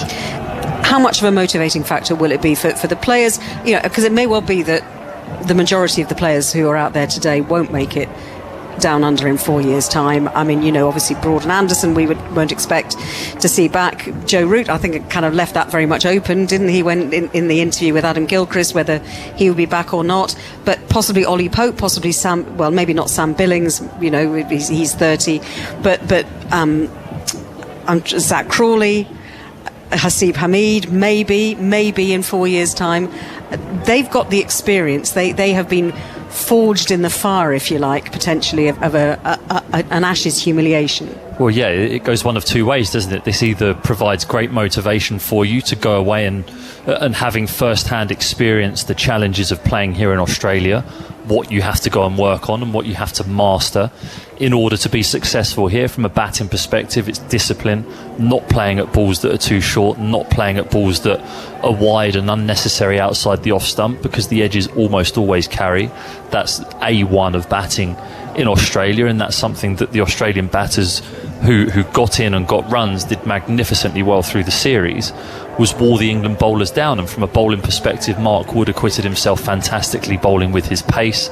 I think the bowlers in general all series, you can look at some of the totals, the Australian totals, and think they were too much, but quite often you're having 50 overs off the field as a bowler, and you're asked to just strap them back on and get back out there and perform at the same level. And you see the other team sat with their feet up for 100 overs, coming out fresh as a daisy the next day, having had 2 good nights sleep between bowls. And those things do make a huge, humongous difference when it comes to the course of a 6-week, 5-match series. It's been hard work, and the players who've played all the games will be physically and emotionally shot at the end of it. So no doubt that will provide motivation for the England players. Whether that personnel will be the same, there'll be a couple that you'd almost definitely earmark for the next tour. The rest is so up in the air. Well, I mean, a couple. Any more than a couple, Jeff, from what you've seen? Well, I think a lot of depends on perception of the people in charge rather than what's actually happened. So it would be easy to say, look at Zach Crawley, who's finished this series on an upward trajectory, having been left out but having been included and having a poor first test back in, played well in Sydney, played okay here in both innings, and say, okay, there's something about him, he's going to be part of the plans going forward. It would be easy to look at someone like Haseeb Hameed and say, well, you got 4 tests, you got dropped, you got worse as the series went on, your card's marked, you won't be back. And that wouldn't necessarily be fair. I think probably England shouldn't have brought Haseeb Hameed as an opener here because he'd only just come back into the national setup, and it wasn't part of the big 4-year plan. It was an accident that he happened to be opening for England at the point that they came here. That didn't mean he was ready to come here and play in Australia and prosper. So that doesn't mean he's a bad player who doesn't have a future. He does, and he should have a future, but it's about the perception of him from the people running the show. And will they say, oh well, he's had his go? There's almost always an opening batter who's a casualty of an England Ashes loss in Australia who gets marked off and never makes it back. Well, and right now, as anyone involved with English cricket, we'd be absolute fools to start thinking that we can think as far ahead as 4 years' time. You'd say you have to look so short term and start building foundations and find those players that can be the core of the team going into that series in 4 years' time. I also think it would be mildly disrespectful to the teams that we play in between to not think that they're a greater challenge. I was going to say, let's please not have Project Ashes 2, because Project Ashes 1 didn't work out terribly well, did it? Well, unless this Ashes was just planning for the next Ashes in 4 years' time. Although I will point out there is another Ashes in 18 months, so we'll barely get our breath back from this one, and we'll have to go to England and do that version. But that should make things slightly more competitive. In terms of who comes back, it's an interesting question. It's an open one. Ollie Robinson showed something through this series, but struggled towards the end of it with health and fitness. So he's a possibility to come back. Can England invest enough matches in Jack Leach to make him a more reliable and regular spinner instead of someone who's anxious about his spot and who isn't trusted by his captain? Who's going to lead the team? Is Joe Root too tired to do it anymore? There are many question marks about this side. I was going to ask you, Finney, what your sense was with Joe Root and how long he's going to hang around for. As captain or as player? Well, probably as both, actually.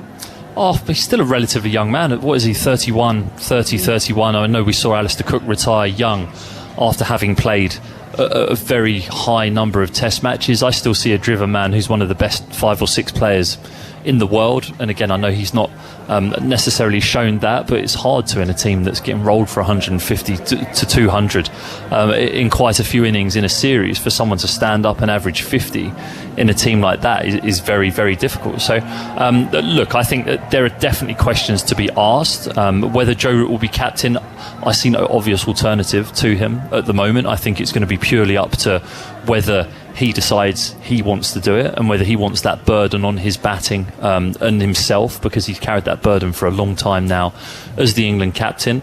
As a player, he's a magnificent player, and there's no doubt that we want Joe Root here the next time England come here and all of the test matches in between. Well, we're just reflecting on a 4-0 Ashes series defeat for England. Australia winning by 146 runs in an absolute landslide of wickets in the final session here in Hobart. They were 68 without loss, the final ball of the afternoon session or the early evening session. Rory Burns and Zach Crawley putting on 68 together, looking pretty well set. playing the ball nicely, not looking in any great trouble, but then suddenly Cameron Green in the session immediately after tea, so either side of tea, just demolishing the upper order, and then Scott Boland and Pat Cummins chipping in 3 wickets each for Boland and Cummins. And earlier on in the day, a brilliant bowling performance by Mark Wood, 6 for 37. And our cricket correspondent Jonathan Agnew has made his way back upstairs from downstairs. Have you got your breath back from climbing those stairs? Just about. There's a lot of people down there. It looked grim down there. Well, How did it feel? For someone who loves English cricket, cares for English cricket, and has been involved in English cricket for most of my life, to stand down there again and watch Australia celebrating an absolute thrashing is very bitter. It's horrible. And I interviewed Joe Root. I couldn't hear much of what he said because of all the shouting and celebrating of the Australian fans, and fair enough, good luck to them. They've completely slaughtered England, but it can't keep going on. It can't keep carrying on like this. And every time we come to Australia, bar once, since, however many years it's been since I've been doing this, we've put up with this. We come back with lots of, we're going to do this and we're going to do that, and nothing happens. If anybody seriously believes that you can still carry on like this, that they are utterly and completely mistaken. It's how you do it, and people can mutter about the ECB. That's controlled by the counties. All very well saying, we're going to do this and we're going to change that and we're going to introduce everything else. You can't unless the counties let you do it. And that is the most fundamental, one of the fundamental issues of all, that you cannot change things without the whole of the English game accepting that change needs to be made. And I wish the 18 county chairmen were down there watching that, and also 4 years ago and 4 years before that. And actually, just for once, they might actually think this isn't great, and we've got to do something about it. It's very interesting. You mentioned that. I was remembering an article that Paul Farbrace wrote a few weeks ago now, which we read out here, where he said that actually the counties should be proud to provide players for England, that they should be encouraging their players to play for England. But there is a bit of a tendency to say, oh, we're going to lose so-and-so to England for X number of weeks in the season. Well, do you think that's an attitude that exists? I don't know about that. I think counties are proud to provide players for England. It's good for the county to have that. It's the structure that's wrong. 4 years ago, Andrew Strauss wrote a report saying that the English first-class cricket has to be given better priority. It has to be the priority to protect Test cricket. If Test cricket goes, the interest in the rest of it will just disappear very quickly, because this is what cricket is actually all about, and the rest of it depends on this. And all that's happened in those 4 years is that ECB introduced yet another one-day tournament, a spurious thing that no one else in the world will play. They did so to raise money, and that's obviously, that is part of their responsibility. But when Andrew Strauss writes that, he will now sit down as chairman of the cricket committee at the ECB, and he'll receive the next report to come, and it'll just be a copy. It'll be exactly the same as what he wrote 4 years ago. And nothing has happened, and nothing happened the 4 years before that, or the 4 years before that, and it's just got to stop. We cannot keep just trundling along in our own old traditional way without changing. But you can't change.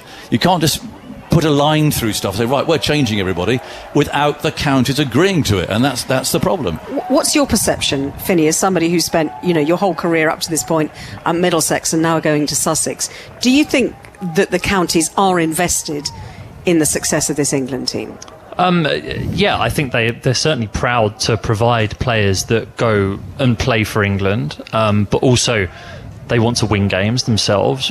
By trying to win games, you play on sporting wickets, and playing on sporting wickets doesn't prepare people to come over here and compete against guys who bowl 90 miles an hour, can bowl a short ball that's going to hurt you, and that can bat long periods of time. And none of the conditions that you see in county cricket lend themselves towards being able to play hard, successful Test match cricket. And I've no doubt that that is one of the major factors, the standard of wickets, and the players that end up playing in domestic cricket, I think. And that's no disrespect to the guys that do, because you have to play the conditions that are put in front of you. But you're not going to produce guys that can come out here and deal with people like Pat Cummins, Mitchell Stark, even Scott Boland. He 83, 84 miles an hour, bowling a nagging length on a hard wicket. Guys wouldn't have faced that before, and I think that lack of experience is something that would have definitely contributed towards England not being prepared for this series, in amongst other things, in these exceptional times now. Too much pressure on promotion, relegation. That's always been a bad thing. People say, oh, it's been really good for county cricket. Has it? What's that done? In all the years of our promotion and 2 divisions, all it's done is create pitches that you need to win on. And as Finney says, you don't get those flat, hard wickets that you have to work hard to win games. And there's so many things that, and everyone will have different ideas. Those are merely mine. But I say nothing will happen unless the structure changes and the counties finally accept that if they want a future of this game, they're going to have to change the way that we play the game at home. And until that happens, 4 years' time, well, I'll tell you when a bit of a watershed moment might well come. It might come in 18 months' time, when Australia come to England and they beat us at home for the first time in 20 years. That might wake a few people up, but we've got to wait 18 months for that. Why can't, they've got to do something now. Well, Jonathan mentioned that he'd been talking to the England captain, Joe Root, and we can hear now that interview. Well, Joe, let's start with the caveats. That's been a difficult tour that's come to an end, and it was good to see Australia recognise that. What are your thoughts on that? No, it was very nice of them to do just that. It obviously has been a challenging tour, both on and off the field, and credit to the guys for being able to put up with the restrictions and everything around the tour. It's obviously been frustrating the way we've played at times throughout the series. I think we're a better side than what we've performed, but it's quite evident and clear where we need to improve, and in some ways it's not long until we're back playing Test cricket again, and it's an opportunity to try and right some of those wrongs and become a better side quite quickly. Yeah, that collapse there, I just wonder how you felt about that. I mean, you obviously got a horrible ball yourself, but to get blown away like that. Yeah, as I say, it's disappointing. There's some soft dismissals in there. I think one thing it's quite evident throughout this game is how session dependent it is in these conditions. Clearly it's been the conditions have favoured the bowlers throughout this Test match, and especially when the lights have come on, and towards the back end when it's got a lot cooler, it seemed to nibble around significantly more, but there's no defending some of how we went about that chase. The start we got off to, it's sort of the hope that kills you sometimes. Brilliant opening stand against a side that were out for us, and then to lose the wickets we did in some of the fashion we did was disappointing. So we could spend all day dissecting this game and this tour, but it's clear as day what we need to improve on. We need to be better with the bat. You're never going to win Test matches consistently scoring less than 200. It's individually going away and looking at how you can make more significant contributions and quickly turning that round when we get next opportunity in the West Indies. Just one more on this match. Do you think it was lost on the first day?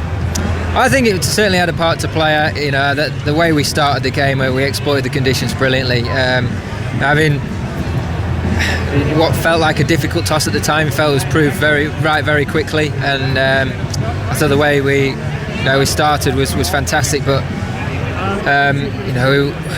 we were very loose. We didn't control an area. We gave them far too many opportunities to score both sides of the wicket, and by the time we did drag it back, it was probably too late. You thought 220 would have been, 250 maybe would have been a par score on that surface, and credit to Travis and to Australia, they took advantage of that situation, and that's why we find ourselves where we are. We could have quite easily, having bowled as well as we did in that second innings, found ourselves with a lot less to chase and a very different complexion to the game. You've been in this position before. You've sort of watched this and felt the pain of Australia there celebrating and so on. Do you want to carry on?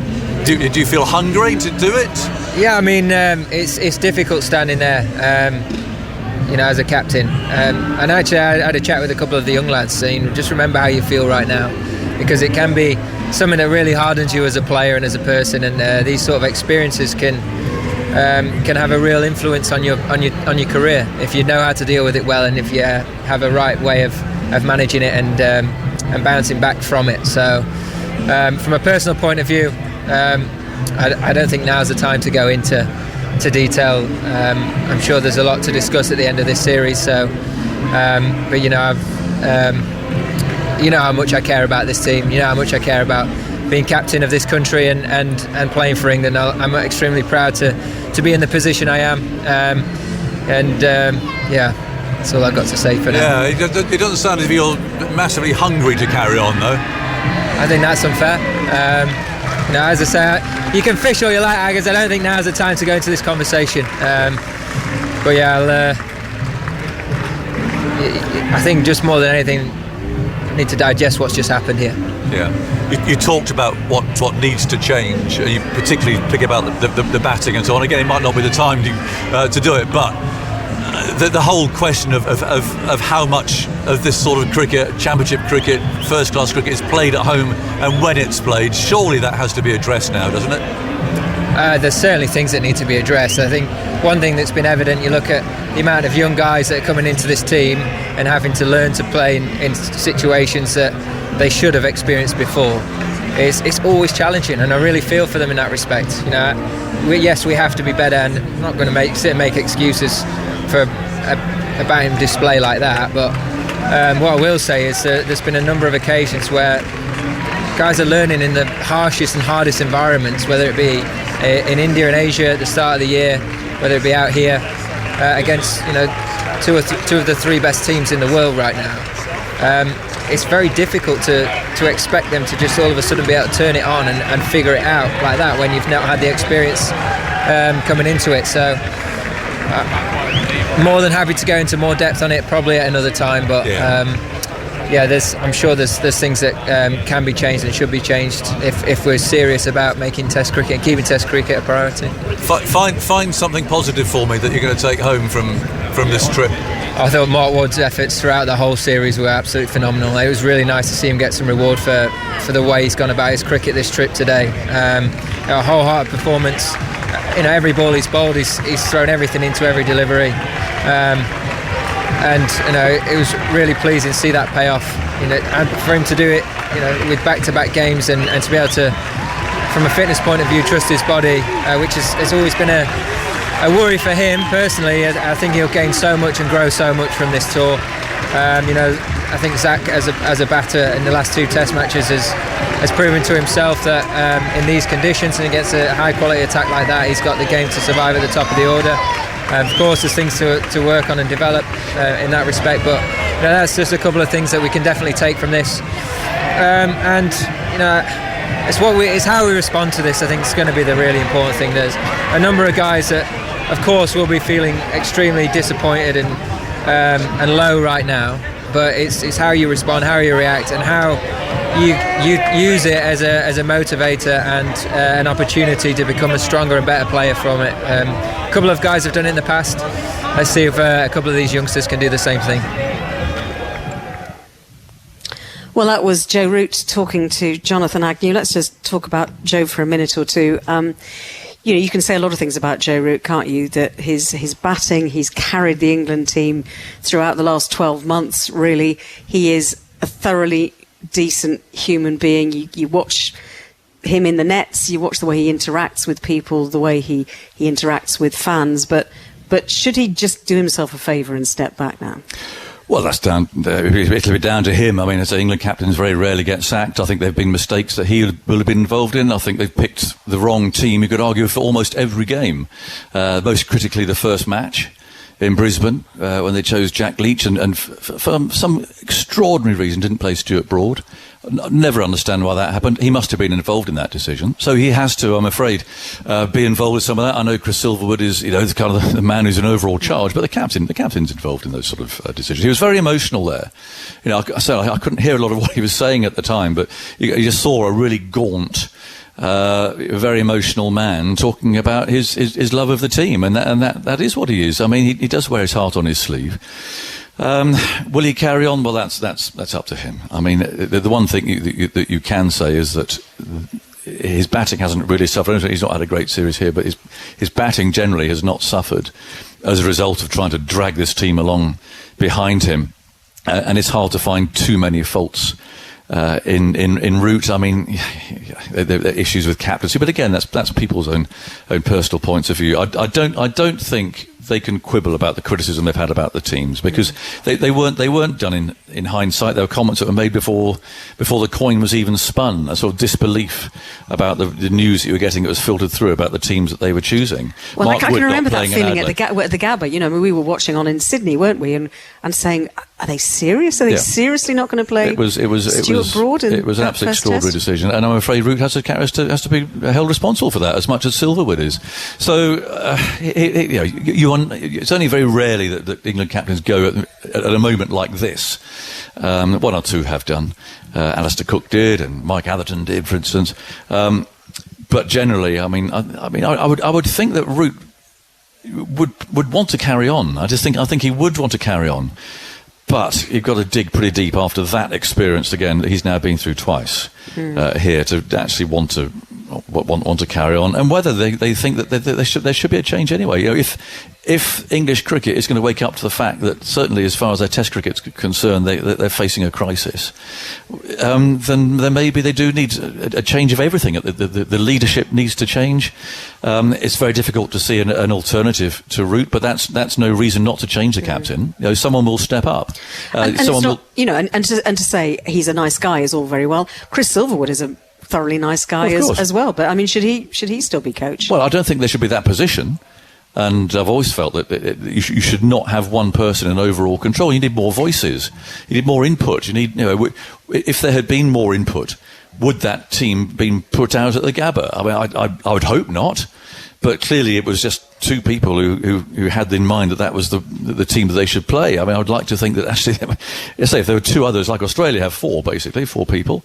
The chairman of selectors, who's only just recently retired, and George Bailey, so he's quite in touch with the modern game, the players coming through.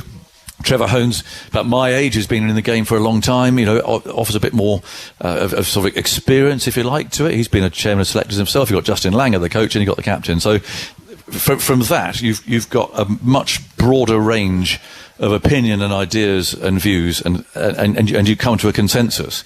I don't think there is a consensus going on. You've only got two people, and one of them has got overall control. So for that reason alone, I don't think one person should be in charge. What do you think, Finney? Is it the time to just sweep away, new broom? I mean, bearing in mind that there is another Test series coming up starting on the 8th of March. When is the time for this to happen? Good question. I don't think it's the time to do that. I think that Aggers is right in the role of Chris Silverwood. I don't think that he should be. I think it's difficult to give one person, the responsibility of all those roles at the same time. It's almost untenable. The mental energy he must have expended over the last 6 weeks trying to deal with everything on his plate, as well as everything else that's going on off the field, is an almost impossible job. So I sympathise with him greatly. Joe Root, I think it will end up being his decision whether it will be better for him to just slip back into the ranks and become the best player and best version of Joe Root that he can possibly be. Potentially, but you're right, you need someone to carry English cricket forward from a leadership and a captaincy perspective, and Ben Stokes has said that he doesn't want to do it, I think, in the press recently. Joe Root is the other guaranteed pick in the team, and then it's not the most clear scenario beyond that. In fact, it's completely hazy beyond that. Stokes said that with Joe Root still in place, so I mean, what else could he say? Yes, I want to be captain of England. I mean, it's one of those reporting things that you ask a question, you get an answer, and that's why you ask that question, to get that answer. But whether Stokes really believes that, if Root were to resign, that'd be a different matter, I think. Would he be the right captain, Ben Stokes, if you were to take it on? It'd be a different style of leadership, certainly. And again, I've not played with or against these guys for a long time now, but you look at them from the outset, and Joe Root is very calm, measured, looks as though he takes his time over his decisions. Ben Stokes will be a more impulsive captain, I would imagine, and would be a more aggressive captain, I'd potentially say, in these scenarios. He's also a man who's taken months out to try and help his mental health issues. So I mean, is that a time to give him the captaincy? I mean, it doesn't that wouldn't sit easily with me. I mean, you have a duty of care to people too, and would you really saddle Ben Stokes after all he's been through this last year with the captaincy of England as well? Well, it's a very good point, isn't it? I mean, I think I just wanted to come back to something that you asked Joe, actually, Aggers, which was find some positives. Find some positives from the last 6 weeks. You know, I'm surprised you found many. I think he had 2, didn't he? I mean, that's about right. I mean, Mark Wood did run in really hard and gave it absolutely everything. As I said at the start, I mean, I wouldn't have played him here. He got 6 wickets. People could say, "Oh, he's talking rubbish," but it was the first day that was lost here, and that should have been a much more controlled performance with the ball. And that's that's where this game went wrong. And they were trying to chase the game ever since. But he's such a wholehearted, committed man. I think the fact that he talked about his fitness and that he's convinced himself, hopefully convinced himself now, that actually he can do this. And that's always been a battle for Wood. He is quite physically, well, not physically fragile, but his injury record will demonstrate that he does find it hard to string performances together. But he's done it here. He's bowled a lot of overs here, and every ball he has bowled has been absolutely flat out. You can't criticise that. Zach Crawley, yes, has played a couple of good innings. I was disappointed with how he got out today.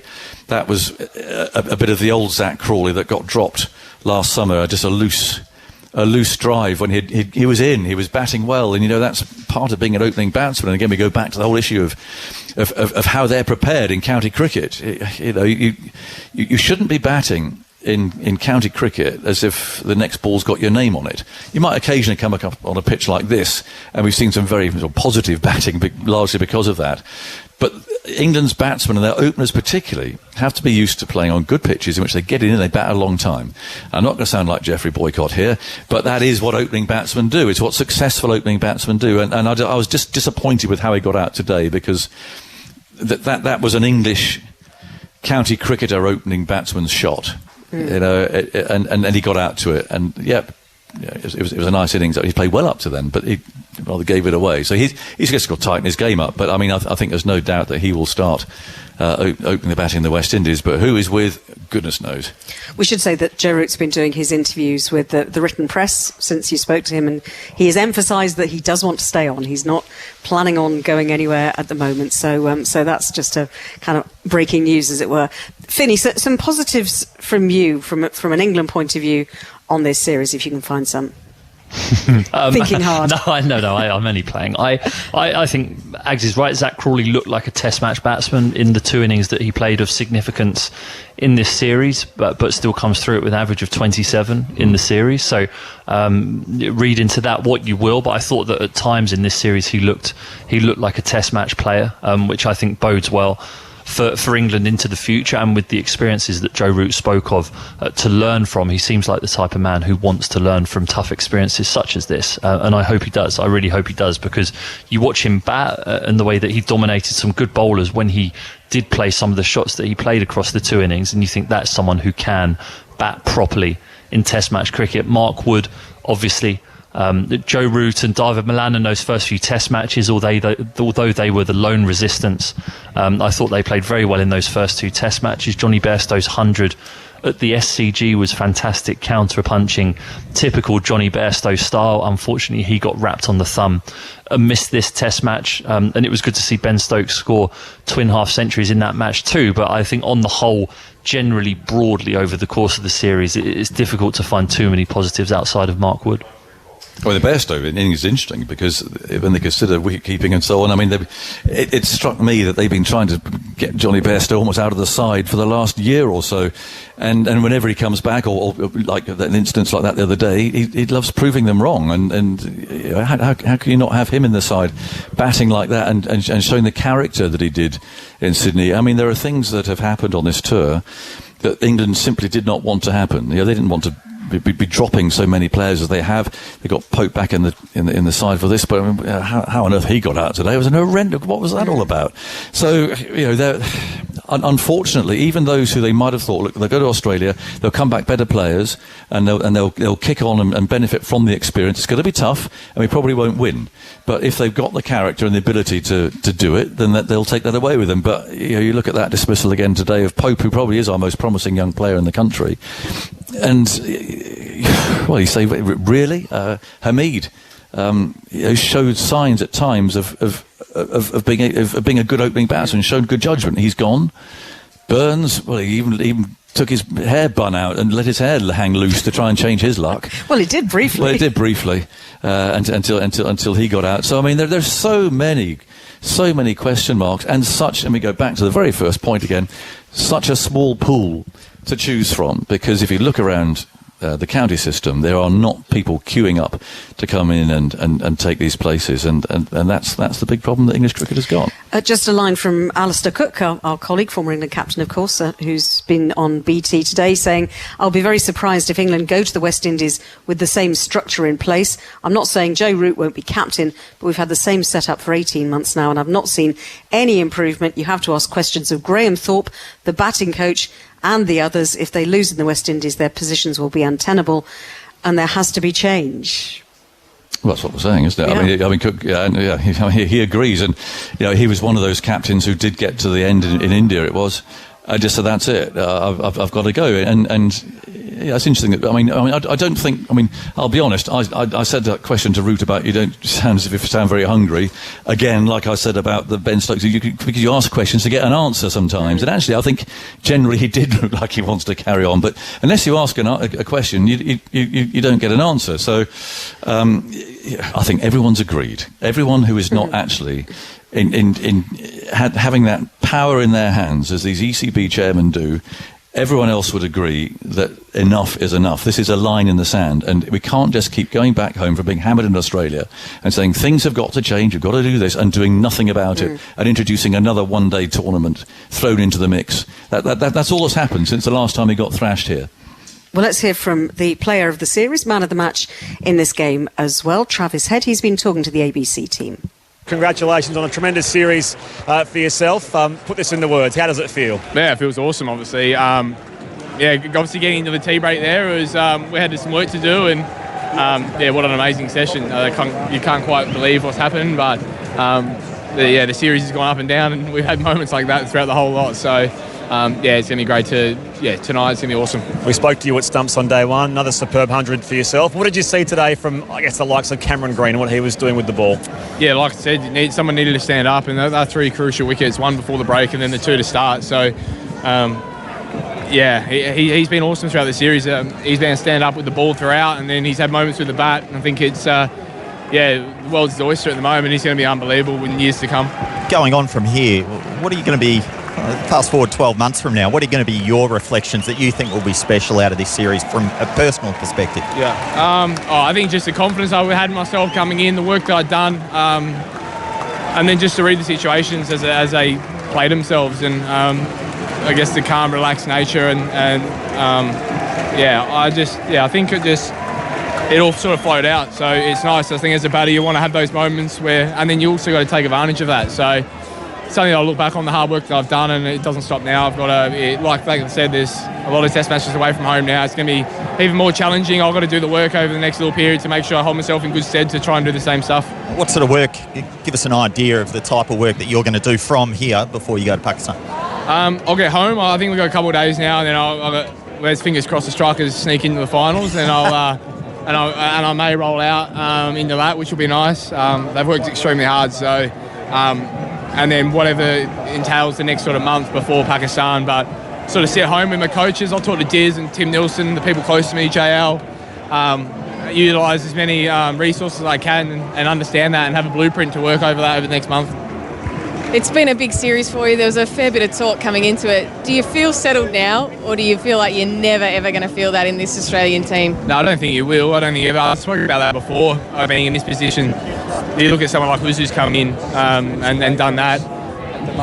There'll be someone else over the next month or two in Shield cricket dominate and put their name in the headlights, and that will always put pressure on us. So you've got to perform. You've got to win games of cricket. I've been able to do that a couple of times this series, which I'm extremely proud of. And like I said, the hard work doesn't stop, and I've got to continue to do that and try and be as consistent as I can.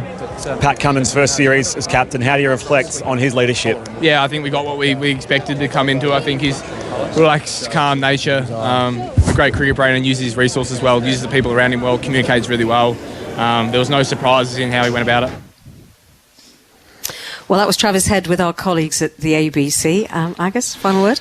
People care about Test cricket. People love Test cricket. People are entertained by one-day cricket until there's a glut of it and there's too much and they have enough of it. And you've got to see the big bash as we've been watching here. The crowd's way down. They've increased the tournament, made it bigger. People have enough. People don't have enough of Test cricket. And I say, you just have to look at, my phone is going mad of people who love cricket, who are really, really shattered about what's happened again here. And if this doesn't wake up the administrators just to look at where we are, look at where the game is, look at how totally unbalanced our cricket is structured. They've got to do something about it, and we've been saying that for years. If it doesn't go home, if it doesn't ram home now, then I don't think it ever will.